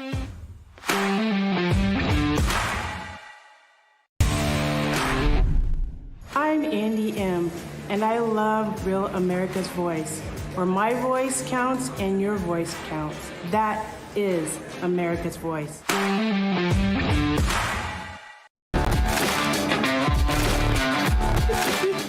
We were just talking about the best movie ever made. If you haven't seen it, Office Space, you got to see Office Space. Best movie by far ever made. Don't know why there's not Office Space 2. All right, let me show you something that really, really, really matters. Matters to a lot of people, especially me. This is where the Edge is sitting right now inside the YouTube system. What most people don't realize, 8,700, we hit that 10,000. If you hit certain channels, that every channel isn't the same. It runs on thresholds. When you cross certain lines, distribution changes, recommendations widen, momentum starts compounding. Here's what makes this moment different. Channels at this stage almost never look like this. Most shows are young and invisible, a couple hundred people total, handful of views, no real engagement. The Edge already moving mountains up against 10,000, up against one of those lines where the algorithm stops guessing, starts paying attention. We're at 8,700. I want you to help me break 10,000. We break records if we do that at this early stage. That means something very simple, but something very powerful. Your subscription right now, your click actually matters a lot, not symbolically, mechanically. If you watch The Edge, you feel what we're building here, if you like it, don't just observe, subscribe. Hit the camera right on that QR code, hit subscribe, or go to YouTube, go to the search box and just put Eric Bolling, The Edge, subscribe. Join me. Let's crack 10,000. Let's make this a real movement. All right. You've been leaving some great voicemails. Mad Dog, have you not seen Office Space, Mad Dog? I have not. I don't know. Best movie ever. Best movie ever. All right, let's do a voicemail. All right, this is Steve from West Virginia wants perp walks. Hey, this is Steve from West Virginia. Watch you all the time, love the show, and love the Edge. Hey, I just have a quick comment. And so I've been hearing for a year now about all these investigations that we're doing. Oh, we're investigating this, we're investigating this. Well, how about arresting some of these SOBs? It's been over a year. Nobody's been perp walked. Walk them in handcuffs. We're sick of it. MAGA's sick of it. Start arresting these SOBs. That's it. Have a great day. Wish spring was here. It's cold, cold, cold, cold. Yeah, you're right. We've been saying it here, man. Thank you for watching. Appreciate your support at Rev and The Edge. Yeah, perp walks work. They'll stop this from happening. You know what else perp walks will do? If you perp walk some of these SOBs into the midterm elections, you just might get people voting more inclined to vote, because that's what we said we were going to do. So let's perp walk the SOBs right now. All of them. You do something wrong, throw them in bars, but people got to see that. We can't hear about it. We can't hear it's going to happen someday. We got to see it. Ad Dog. This viewer has a speculation for you to weigh in on. Hey, Eric, great show. Love what you're doing. Keep it up, man. Hey, I'm not a conspiracy theorist, but when we heard that people were bringing in inoculants to the soil up there in Michigan, what would prevent them from putting something through the mail if they wanted to get a majority of the nation exposed? Just a thought. I'm not a conspiracy theorist, but there's something there. Yeah, come on. Great comment. You're not a conspiracy theorist. One of the biggest risks, and by the way, you're talking about the Chinese exchange students that brought some illegal materials, some of them were highly toxic, highly virulent, meaning virus, into the country, and then they were caught and nothing really happened to them, that at least we haven't heard. But you are making a very, very important point. I don't know that they can make the soil deadly or not with those. I'm not sure, but I know what they can do. They can easily toxify our water supplies. Our local water supplies are at great risk. You throw some of these things into our water, fish eat it, we eat the fish, we drink the water, we can all get sick. You're 100% right. We really need to crack down on these bad actors. The last few have been from China. They could come from anywhere. Iran, I don't know, Venezuela, hello, Cuba. We got to keep an eye on that. You're 100% right. And also our electricity grid. Our electricity grid is very, very susceptible. If you take one tower out, it would have a daisy chain effect to some major metropolitan areas. A lot of things to think about. Folks, have a great night. We'll get more. We're going to do something Friday with more voicemails. We love these. Have a great night. Bannon War Room's coming up next. We will see you again tomorrow. Bowling out for Wednesday.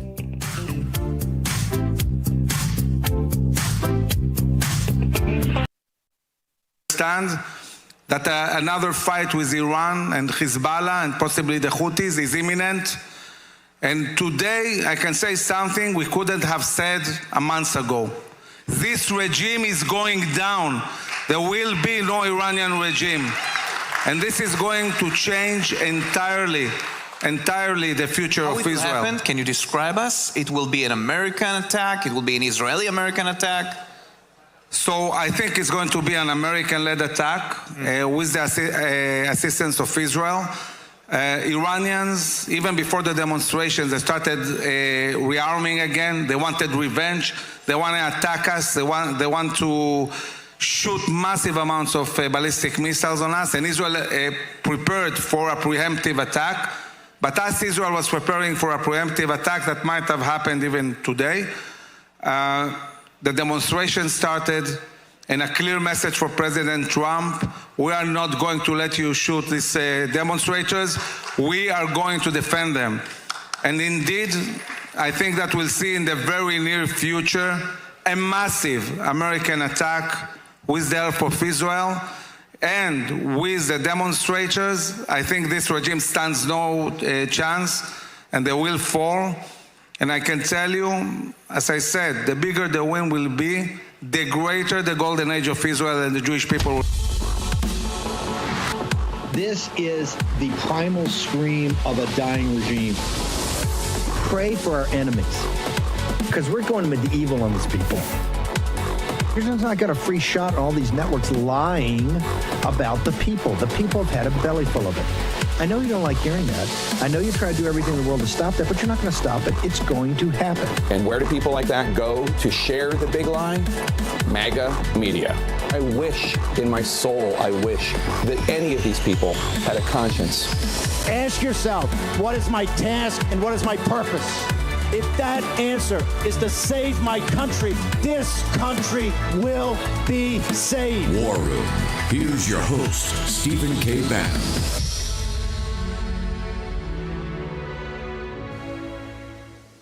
You're in the War Room. It's Wednesday, January 14th in the year of our Lord 2026. It's Natalie Winters hosting today. We've got a packed show. I think we're going to have Mike Benz for most of it. He'll be joining us in B Block, but we got some breaking news, some news of the day to go through. I want to start with that clip that we played. That is essentially the chairman of the Israel Defense and Security Forum predicting, I guess, more than predicting, saying that there will be a U.S.-led strike on the Iranian regime, giving some details. So I thought it was quite instrumental and important for us, the War Room, the real MAGA, OG MAGA, not a neocon MAGA, to come on here and say that there is absolutely nothing America first about us getting involved in Iran from a kinetic perspective. Saying make Iran great again is globalist, and saying that making Iran great again is making America great again is a hoax. It is a lie. And I know that I would say most resounding and salient argument that you hear coming from even our side of the football that want to invade Iran, that seems like what the new goal line benchmark has become, is because, oh, well, they say death to America. But here's the fundamental point about the Trump administration and why President Trump won. There are a lot of people who say death to America. The only difference is that you don't have to go overseas. You don't have to go hundreds or thousands of miles away to hear that the loudest. I would posit you just go right to Washington, D.C., and you call it what it is, the enemy within, and just remember how apoplectic and how the legacy media melted down when President Trump dared to use that term. Because it's those people who really want death to America. I mean, just look at their policies. Whether it's demographic change, the economic reality, there's a hardship here that is intentional. They get off on destroying your life, right? That's the sick, twisted way that our elites work. And frankly, if you get to the heart of it, I think if we've learned anything from the last 20 years, from the last 40 years, it's not that intervention is the cure, it's actually the disease. And especially when we're getting involved in so many countries at the same time. Meanwhile, the Chinese Communist Party is busy conducting international affairs, global trade through the lens of how can we actually benefit the Chinese people and the Chinese economy, right? How can we extract resources? How can we extract rare earths, critical minerals, defense treaties, bases, ports? Not how can we spread transgenderism. This whole color revolution idea, this whole concept of regime change that we've been pushing abroad, it's very cheap talk, and frankly, it's a very low IQ justification as to why we need to get involved in trillion-dollar costly invasions of every country abroad. And, you know, I don't know about you guys, but I voted for mass deportations and not mass regime change in every country except the United States. Frankly, I voted for regime change here in the United States. And frankly, I think actually going after mass deportations with the level of commitment that we have seen us meddling in the foreign affairs of other countries is a much safer bet, not just because it's what Americans actually voted for, but I actually think we would see better results if we threw 1/10 of the resources that we've been putting into every other corner of the globe, historically and right now. Right? What if we told people, oh, instead of regime change, what we're going to give you is we're just going to focus on the criminals, not the whole regime, and we're just going to, you know, focus on some of the economic crimes. Because that's essentially what they've watered down mass deportations to, right? If you look at the numbers. And I don't know, I think the concept of America first is that you get our house in order, your house in order first before you start chasing demons in every other corner of the earth, let alone at the same time. It's quite interesting, right? This whole concept of a civil war, right? That's apparently what we're in, whether it's over Israel, whether it's over the deportations, though I think that one, maybe the H-1B, maybe, I don't know, Vivek thinks he won, but considering he got off Twitter, I think maybe we won that one. But, you know, I would just humbly say to the Mark Levins, the Ben Shapiros, the, you know, neocon know-it-alls of the world, don't flatter yourself. It's not a civil war because you're not even a worthy opponent. And do you know how I know that? Because we already won the ideological battle. That was back in 2016. The American people do not want continued foreign intervention in every single country. And sure, these neocons love to tell us that every single thing that Israel wants also is uniquely and directly and 100% and precisely aligned with what the United States wants. But what they miss, frankly, the original sin of that crowd of people, is that there can be overlap of interests, but it's not 100%. Just because something is good for Israel does not mean that it's good for the United States. That's not a radical thing to say. That's not an anti-Semitic thing to say. It's the frickin' truth. And us getting involved in Iran from a kinetic perspective when there are 100 other ways that we could get involved, or not, frankly, that's what I would do. We certainly don't need to impede what's happening there. Right? We already won this so-called civil war. Frankly, I think what we need more is some sort of exorcism of these people from the party because their ideas are so horrible, and they are like Moloch. They want the sacrifice of American children in every battlefield except our own. These are people who are perverting the idea of securing the southern border and not focusing on foreign entanglements abroad into let's secure the southern border so we have the political cover and excuse to get involved abroad. And I don't know about you, but that's not MAGA to me. You know, all these people who are like the least American I've ever seen. Apparently, I've been told by Ilhan Omar that Somalians built this country. I know the 1619 Project was pretty woke, but I don't think that even they said that. But these are the people who are now telling us what it means to be America. It's in the same way that Muslims tell us, you know, well, Islam means peace. No, it doesn't. It means submission. In neocon ideology and getting involved in these foreign wars, whether it's Iran or wherever, it doesn't mean democracy and it doesn't mean freedom. And here in the war room, we're smart enough to see through that. It means death. And it doesn't just mean death in the countries we're invading. It means death here at home. And it means distracted resources, wasted resources, and a distraction of what really matters, which is the enemy within. If our variable for the type of people that we are going after are those who say death to America, then I'd start in Washington, D.C., and frankly, I'd start in the Democrat Party. You don't need to go all the way overseas to the Ayatollahs to hear that being uttered. Speaking of that, there's a great Politico article, some breaking news up, talking about how Democrats are basically, they don't want to fund ICE. The real buried lead is that they're trying to figure out a way to euphemistically spin the fact that they hate this country and that they actually think that our borders should just completely dissipate. And here's a quote: Democrats are demanding new rules for DHS agents, such as forcing them to use body cameras, refrain from wearing masks, and to go through more extensive training. I would say they should apply those rules or policies to their own shock troops, the protesters. Maybe they could stop wearing masks. Frankly, they probably need better training, at least from a defensive driving perspective. But there's some really interesting quotes that I want to hone in on. You guys know we like to stay ahead of the curve here in the war room, but the messaging on this is going to be really important. We have a clip. If we have time, we'll play it. But basically all the Democrat leadership contributed to this article saying, quote, more importantly, we need to look out for the American people right now. They are terrorizing people on the streets of this country.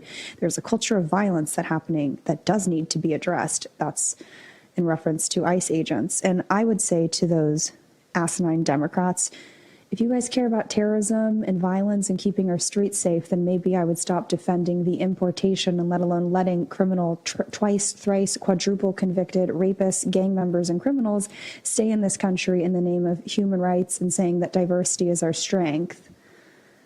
But I guess they only care about terrorism and crime if it has to do with ICE agents, whose, I believe, other kind of modus operandi and sole focus is actually preventing that from happening. And here's the real tell, and this is, put money on it, this is what you're going to keep hearing.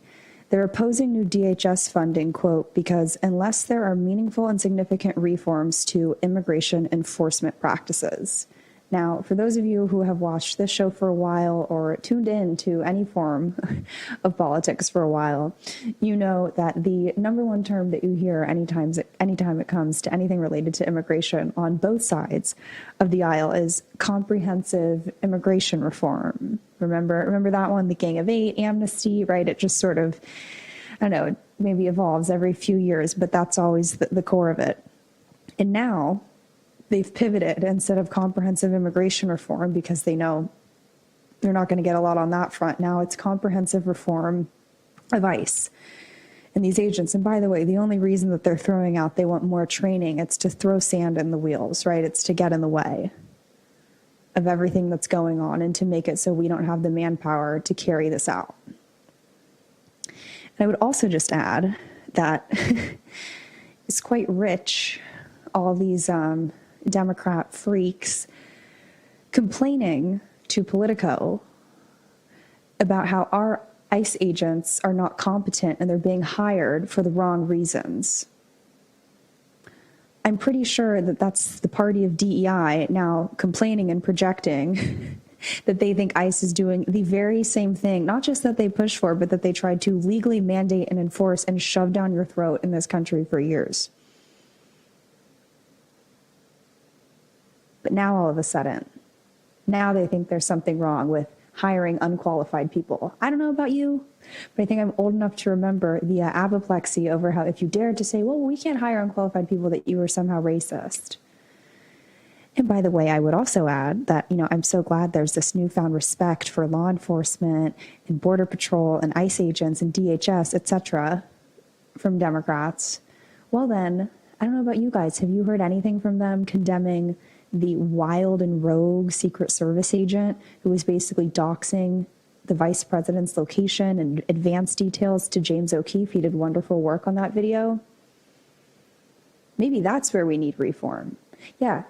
So funny. Did you ever hear any of these members of Congress complaining about how much reform we need after Butler and Secret Service agents selection? No, I guess it's only when it's convenient, right? Because now suddenly we need comprehensive reform of the only agency that's capable of carrying out mass deportations. And when they say comprehensive reform, they mean turn them into a welcome committee down at the border like they did under Obama, and handcuff them so they have basically no power to do anything, and throw sand in the gears, make it so they can't even enforce President Trump's agenda. But I don't know, maybe we're too busy doing mass regime change abroad to focus on the real issues here at home. And you want to know what the enemy within is? It's the people who said those quotes I just read to you. We've got a packed show, like I said. I think we got Mike Benz joining us, maybe Sam Faddis later in the hour. Some breaking news with the National Endowment for Democracy, which we're going to get into after this break.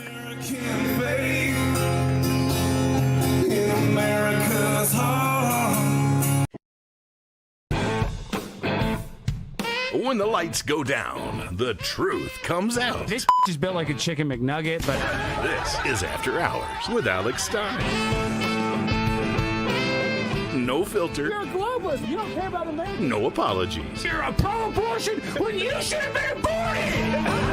The undisputed king of trolling. I was recently sexually assaulted within the metaverse. I want to vaccinate your mom. They tried to cancel us. Deplatforming works. She wants to kill babies, but she's still beautiful. Look at that booty on AOC. That's my favorite big booty Latina. Politics, culture, hypocrisy. They want them to have their penises cut off. Uncensored and uncontrolled. Cut your penis off. That's what I'm saying. They admit they want to cut people's penises off. Late night just got dangerous.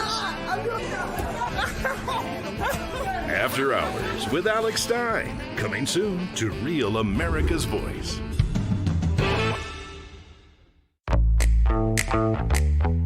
Now is the moment to put your brand in front of an engaged, loyal audience through Real America's Voice. When you advertise on Real America's Voice, you're not just running an ad, you're partnering with trusted voices like Steve Bannon, Charlie Kirk, and other influential hosts. Backed by millions of monthly listeners. What's happening? Because of a real voice, man. I watch it all the time.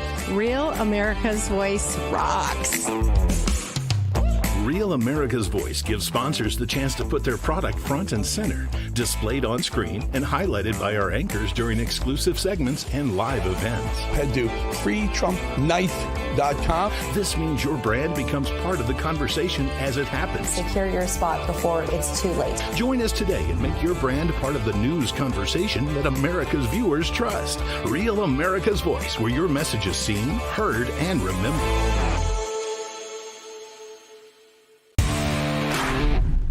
Howdy, Rap fams. It's Warbringer here. Love you all. Rap is the only place to get the truth, and this is the only way we're going to be able to restore our republic. Love you all. See you in the chat.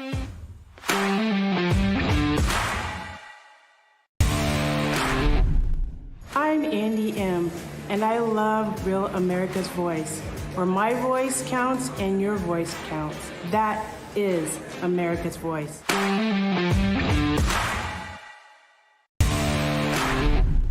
This is Giselle Chaffin. I'm from North Carolina. I'd like to let you know that Rav News is the best news. Number one news. Truth seekers seek to find the truth. It'll set you free.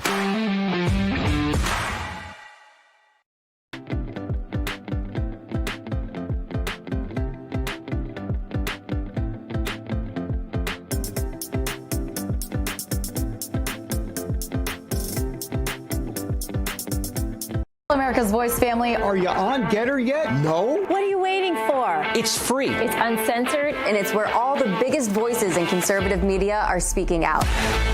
Download the Getter app right now. It's totally free. It's where I put up exclusively all of my content 24 hours a day. You want to know what Steve Bannon's thinking? Go to Getter. That's right. You can follow all of your favorites. Steve Bannon, Charlie Kirk, Jack Posobiec. And so many more. Download the Getter app now. Sign up for free and be part of the movement. Let me be blunt. Gold is up around 40% this year. That's not speculation, that's reality. And if a portion of your savings isn't diversified into gold, you're missing the boat. Here's the facts. Inflation is still too high. The US dollar is still too weak and the government debt is insurmountable. This is why central banks are flocking to gold. They're the ones driving prices up to record highs. But it's not too late to buy gold from Birch Gold Group and get in the door now. Birch Gold will help you convert an existing IRA or 401k into a tax-sheltered IRA in gold. You don't pay a dime out of pocket. Plus, from now until January 30th, when you complete a purchase with Birch Gold, they'll send you a copy of the exclusive Patriots Edition End of the Dollar Empire limited edition book for free. Go to birchgold.com/Bannon now to claim your eligibility. That's birchgold.com/Bannon. And we must reform ICE.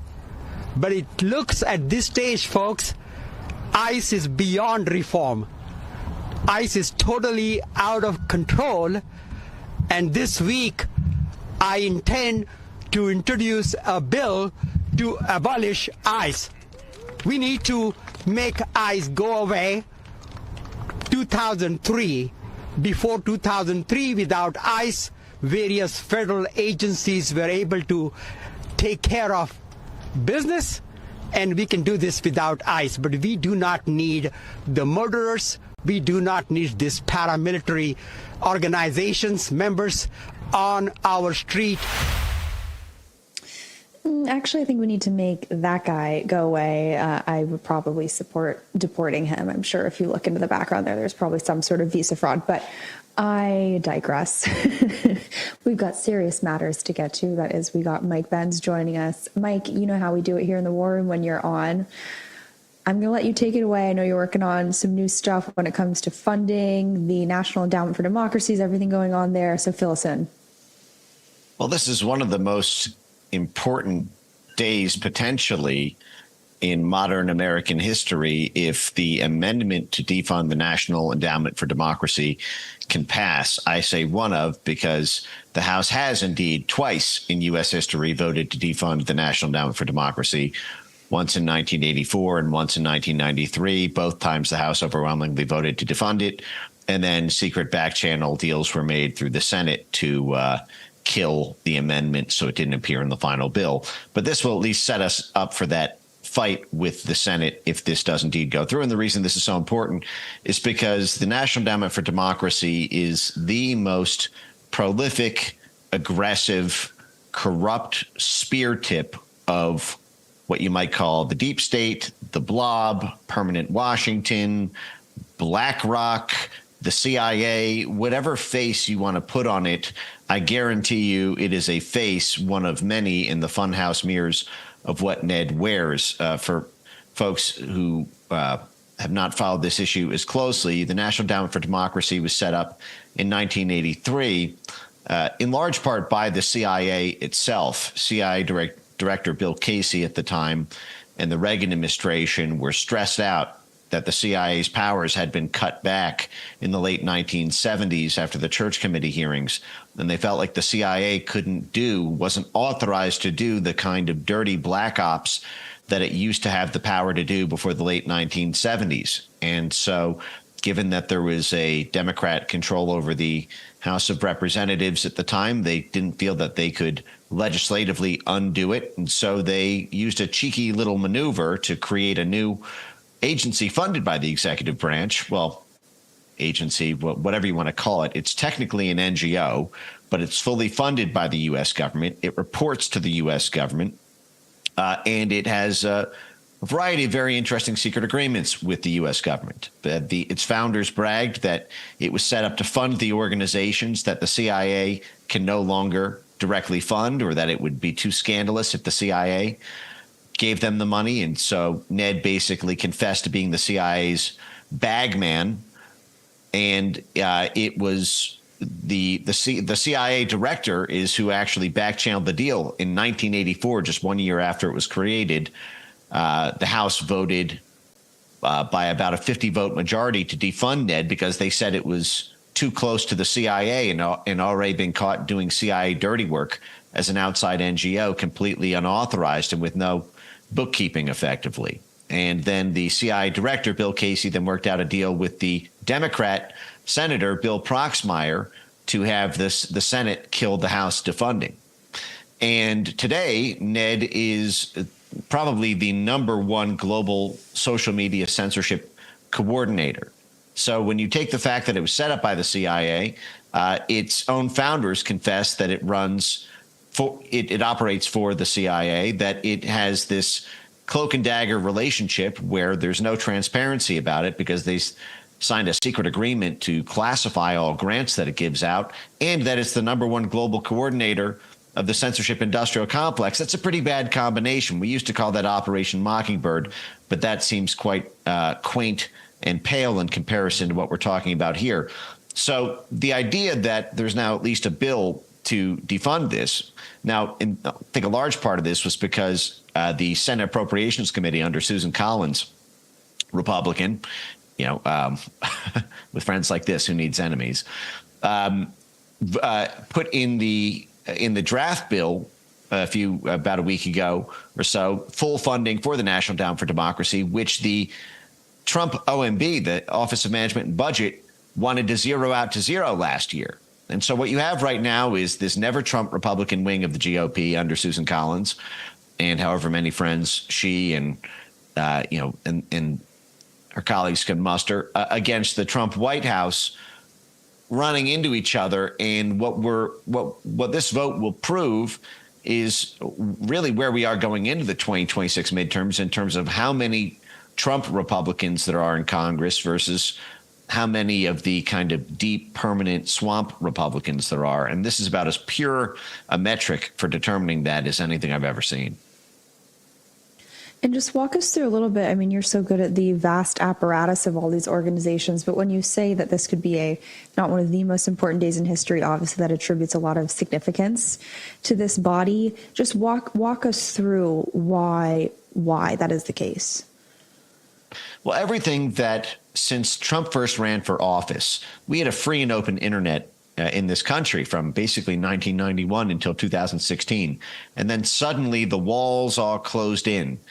And everything from every angle, it started with Russian disinformation and anything that you did to, challenge any aspect of the blob, whether it's immigration, war policy, war funding, supporting Trump against Hillary Clinton. It seemed like basically everything started to be censored all at once. And it was shadowy forces from all different parts of our society. It came from certain government agencies. It came from certain private corporations. It came from certain university centers. It came from certain international NGOs. It came from certain foreign regulatory authorities. Well, who's coordinating all of them was one of the big questions that haunted many of the people who could feel that something was doing this, something was coordinating this, but couldn't name what it is. And I'm here to tell you, once again, it's the National Endowment for Democracy. That's what it was. In 2016, when Russiagate got started, when Hillary Clinton hatched her plan to frame Trump as a Russian agent, and the CIA and the FBI and the ODNI and the Obama White House went along with it and poured gasoline all over it and set up a special prosecutor as soon as Trump stepped into office in 2017, the National Endowment for Democracy began working on the problem of Russian disinformation online. Don't you know? Trump is an illegitimate president. Don't you know? And Russian disinformation and bot farms and fake accounts are everywhere. It's fake news, spreading fake accounts. Well, the National Endowment for Democracy, using its then 40-plus year pastiche of network connections in civil society, in NGO world, in the U.S. government, in foreign governments, in the corporate affairs worlds, and within the social media companies who they had worked with to help overthrow foreign governments, like they did during the Arab Spring, the National Endowment for Democracy, together with Twitter and Facebook, same thing as they did in the Crimea Revolution, same thing as they did in dozens of countries. They were already in the business of social media influence for CIA rent-a-riot operations. Now they had to do the censorship counterinsurgency play, but they already had all the network connections, and so they were first movers in space. And because they had the backing of the U.S. government and every embassy in the region, and basically every aspect of the Pentagon, the CIA, the State Department, or USAID that hated Trump but didn't want to get caught being duplicitous at their desk, could outsource the dirty ops to a Ned Grant. And that's what happened. I'll give you a great example. Elon Musk got fined $140 million, X did, for basically defying the EU Digital Censorship Act's requirements to allow them to police narratives that are available to users on X. Well, the National Endowment for Democracy was one of the significant forces behind the EU Digital Censorship Act. I just posted on my X feed a planning, coordinating Zoom call they all had about this, about how to use the EU Digital Censorship Act to put huge fines on X in order to force them to give the old jobs back to the trust and safety team that Elon fired. I mean, this is as close to treason as you can argue in a civil case, using a foreign country censorship laws, it's coordinating good with them. When Mike Benz uses the word treason, and you also know that that's time for me to say we got to go to break, but hang through more Mike Benz after the short commercial break.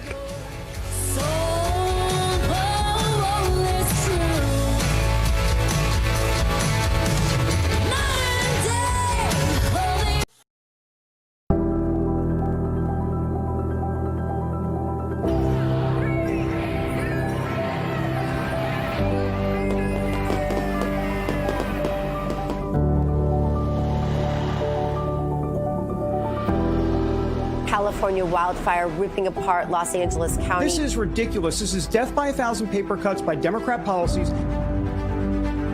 That is President Trump's motorcade. Congratulations, Mr. President. Trump has returned triumphant.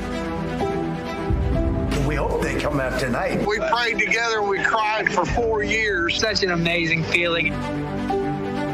Flight 5342 colliding with a Black Hawk helicopter, 67 lives lost. Liberation Day was extraordinary. We never charged anybody anything, but now we're going to charge. I think it's a great day here at the White House.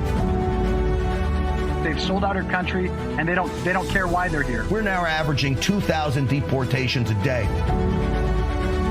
Finally, a president steps up and does a presidential thing. The strikes were a spectacular success.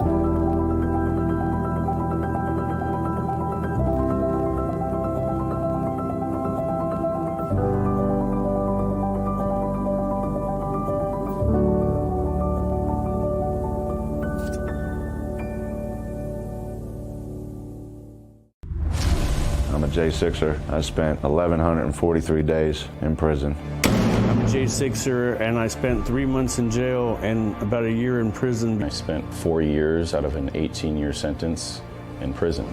J6ers have been smeared and defamed by the media, persecuted by the government, and treated like terrorists.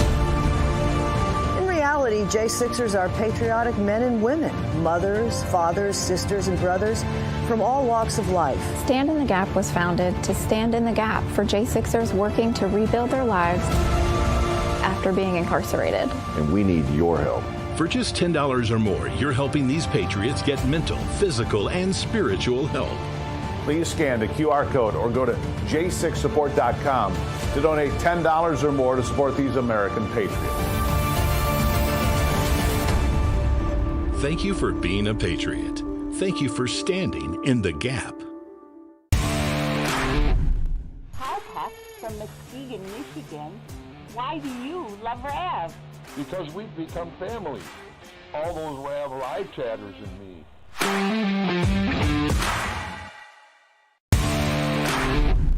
My name is TJ Ash from Carbonville, Utah. Real America's Voice lets me express my conservative views without censorship or edit. Here's your host, Stephen K. Bannon.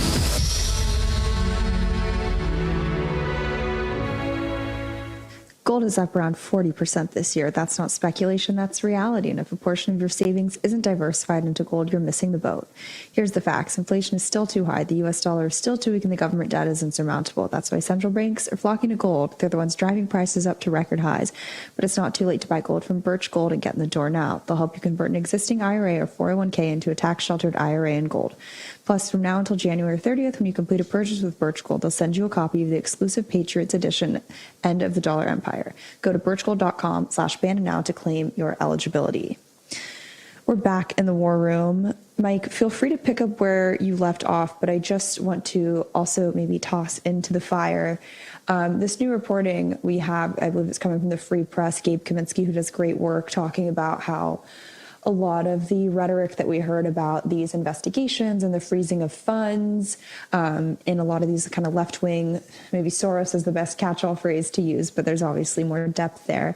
But those type of groups that we actually haven't really seen a lot of results, a lot of talk, not a lot of action. So maybe juxtaposing what is happening with the NED today and what the administration is doing and how all of this comes together. Let me touch on that first, and then I'll connect it to Ned. So first, this is unsurprising when I read that reporting from Gabe Kaminsky. That is consistent with sort of what I expected. There is a bipartisan, unspoken social contract, if you will. It was violated in the past through things like Arctic Frost and the mass investigation of right-wing NGOs, if you will, right-wing nonprofits like the Heritage Foundation and the Conservative Institute, Conservative Partnership Institute and the like by the FBI. It was obviously there's the famous Lois Lerner IRS scandal targeting the Tea Party affiliated nonprofits.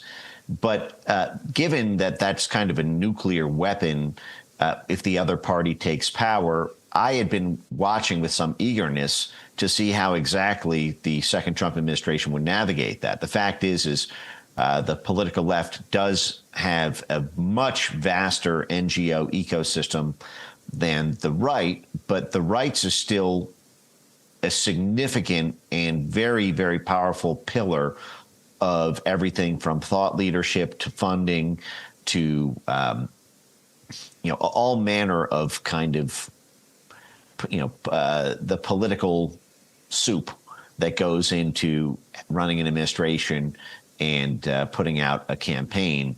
Even though these things are not supposed to operate like that, they not only do on both sides, but they neither party is particularly shy about the blurring the lines there. But the fact is what I read in that reporting to me is also kind of the logic that gets into the lawfare issue. I don't know whether the reticence to pull the trigger on prosecutions of very high profile outright criminal actors in the Democrat Party is because of a fear of retribution by Democrats, that if you go hard on them, they'll go hard on you when they get into power. But then it's like, okay, but then what do you do about the fact that they weaponized and completely abused that power and destroyed countless lives there? And I think this, the reason Democrats were shy to pull the trigger until Trump announced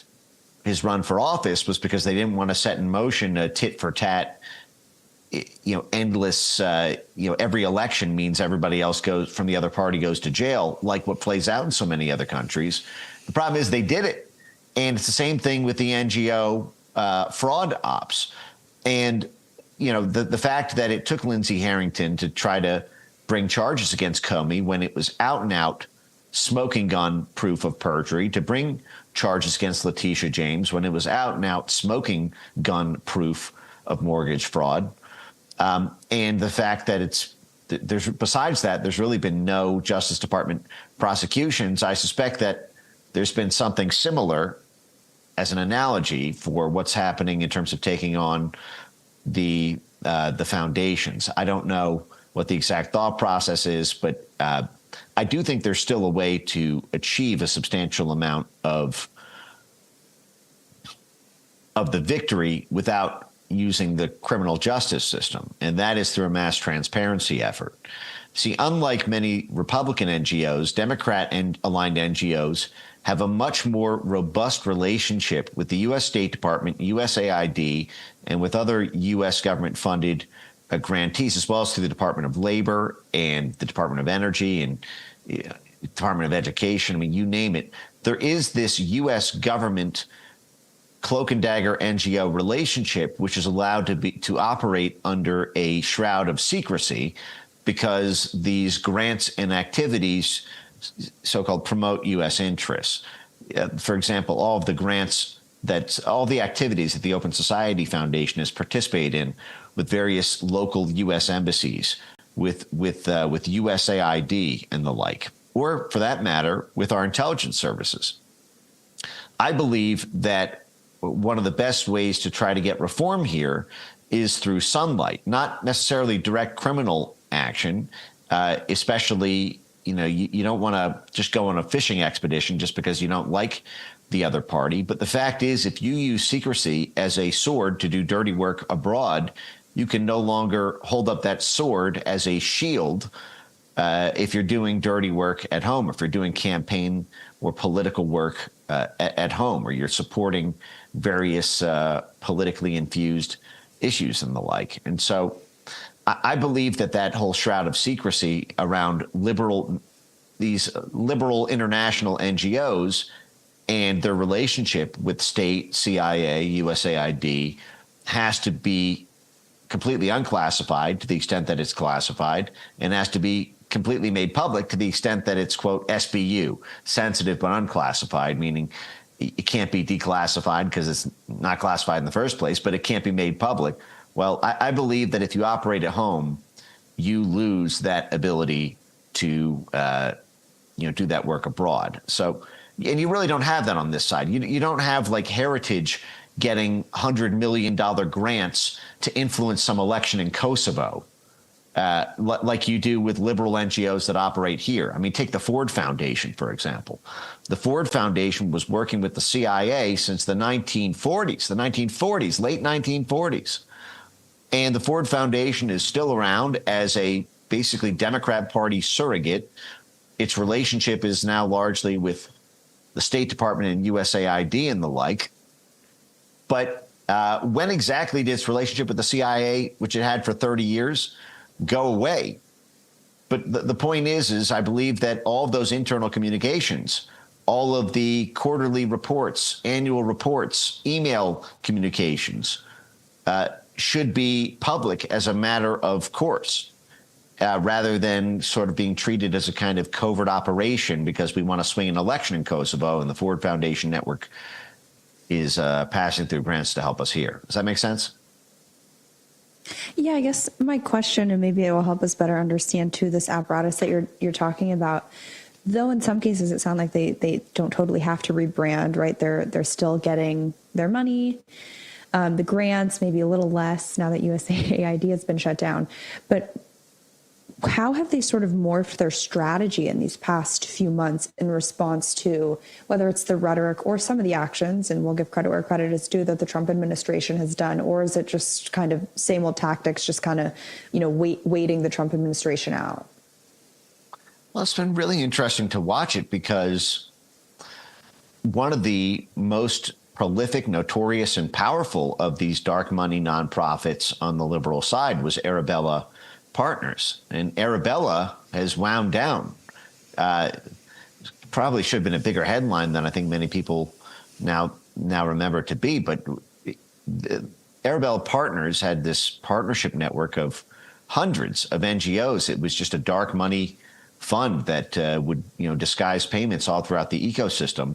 And it seemed like 2 weeks after the Trump administration designated Antifa an international terrorist classification for many of their cells in Switzerland and I believe Spain and one or two other countries. Arabella I don't know if those two things are related, but I do think that it's interesting that's something on par with the Open Society Foundation itself kind of, closing up. And I don't know if there were investigations that set that off. I don't know if it was fear of investigations. It's hard for me to not imagine the latter was the case. But just to circle back to the National Endowment for Democracy, as these votes are being tallied as we speak, it's interesting to observe that I don't know how this vote is going to go. It's the problem with shutting down the National Endowment for Democracy is not Democrats, even though the National Endowment for Democracy is overwhelmingly Democrat. It was spent the past 10 years doing political CIA adjacent black ops to kill Trumpism as a movement and kill basically every Trump aligned government on planet Earth. And yet at the same time, you will see, mark my words, a robust amount of number of Republicans on the floor today who will vote to fund the National Endowment for Democracy. Now, part of this is because they were very clever with the way they structured this. When the CIA and the Reagan National Security Council first put this together, they made sure to make sure everybody in the swamp got their cut. So they set up the National Endowment for Democracy with 4 branches, 2 political cores, and then 2 other cores that almost correspond to it.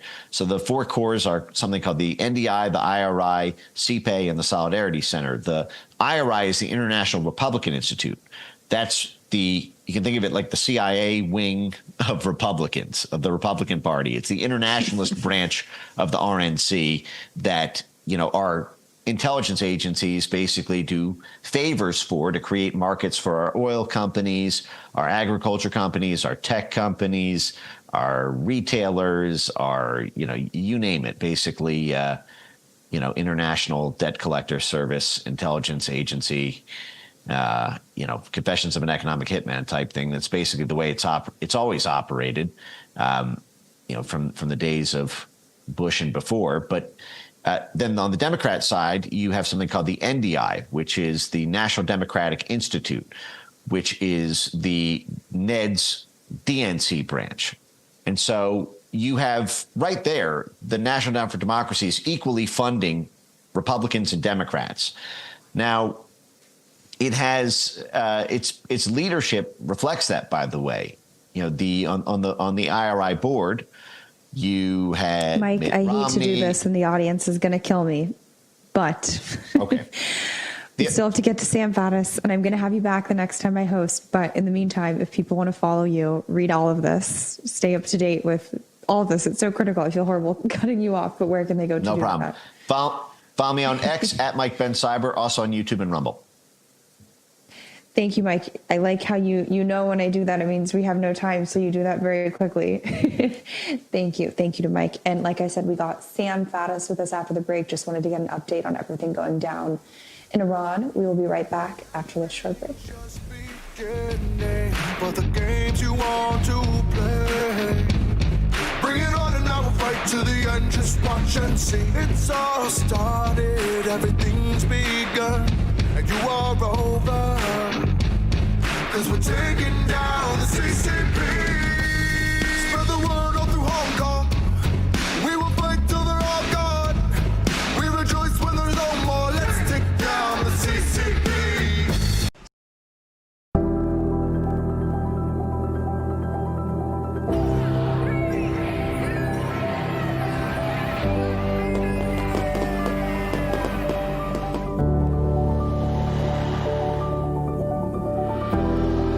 California wildfire ripping apart Los Angeles County. This is ridiculous. This is death by 1,000 paper cuts by Democrat policies. That is President Trump's motorcade. Congratulations, Mr. President. Trump has returned triumphant. We hope they come out tonight. We prayed together and we cried for 4 years. Such an amazing feeling. Flight 5342 colliding with a Black Hawk helicopter. 67 lives lost.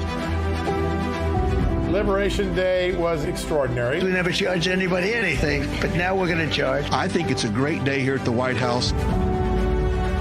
They've sold out our country, and they don't care why they're here. We're now averaging 2,000 deportations a day. Finally, a president steps up and does a presidential thing. The strikes were a spectacular success.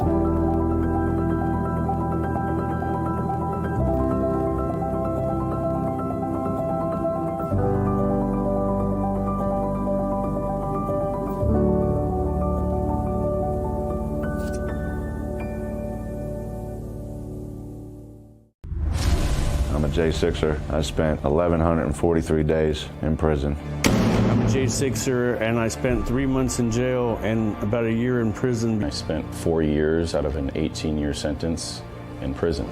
J6ers have been smeared and defamed by the media, persecuted by the government, and treated like terrorists. In reality, J6ers are patriotic men and women, mothers, fathers, sisters, and brothers from all walks of life. Stand in the Gap was founded to stand in the gap for J6ers working to rebuild their lives after being incarcerated. And we need your help. For just $10 or more, you're helping these patriots get mental, physical, and spiritual help. Please scan the QR code or go to j6support.com to donate $10 or more to support these American patriots. Thank you for being a patriot. Thank you for standing in the gap. Hi, Pat from Muskegon, Michigan. Why do you love Rav? Because we've become family. All those Rav live chatters and me.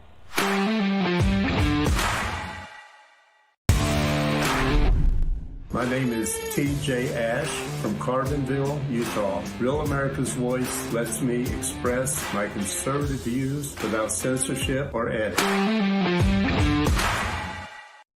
War Room. Here's your host, Stephen K. Bannon.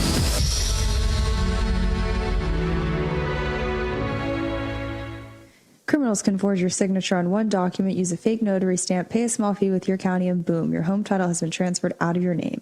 They can take out loans using your equity or even sell your property. So let me ask you, when was the last time you checked your home title? Probably never, and that's what scammers are counting on. That's why you should use Home Title Lock. Use promo code Steve at HomeTitleLock.com to make sure your title is still in your name, where you'll also get a free title history report plus a free 14-day trial of their $1 million triple lock protection. 24/7 monitoring of your title, urgent alerts to any changes, and if fraud should happen, they'll spend up to $1 million to fix it. HomeTitleLock.com now. Use promo code Steve. Welcome back to the War Room. We got Sam Faddis. Sam, we've only got a few minutes left, but I wanted to bring you on to give us your assessment of the latest with everything going on in Iran. I will stop talking and let you roll until we got to bounce. Well, look, there have been protests all across Iran now for weeks. These are not minor. These are major. They have clearly been a threat to the regime. That is legitimate. That's real. Starting 4 or 5 days ago now, I'm losing track of time, the regime began to confront them violently in the street. And at some point over the last few days, 4 days probably at this point, that shifted to simply opening fire indiscriminately en masse against people in the street. So that doesn't mean police officers were authorized to use lethal force when they were compelled to. It means regime forces, which includes IRGC and what they call the Basij, which are essentially their thugs to keep people in line, went out in the street and just began to mow folks down.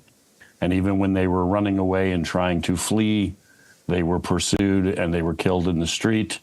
And even when they were wounded and dragged off to the hospital, in some cases, they were hunted down in the hospital and executed in the hospital. And then these bodies have been dumped in collection sites all across the country, and families are now reduced to going and picking through hundreds of corpses in each location, trying to find their kids who were executed. And then on top of that, what the regime has done is impose essentially a prohibition on funerals and public burials, which is obviously designed to sort of, essentially this is all about disappearing people, right? So you don't want to have events at which people can show up in large numbers and mourn and pay their respects. You want these bodies to just be put in the ground and go away, and for everyone to shut up and pretend that it didn't happen. So that is the state of play. I understand the president has now said that the killings have stopped. I can't confirm that. I assume he has good information to rely upon. I would just say if the killings have stopped, it's because they don't need to kill any more people. They have crushed the protests, would be my opinion. And just give us the latest on our side of the fence, where you think we stand with our kind of, COAs, our potential options, what we could do there, and your thoughts on getting involved kinetically.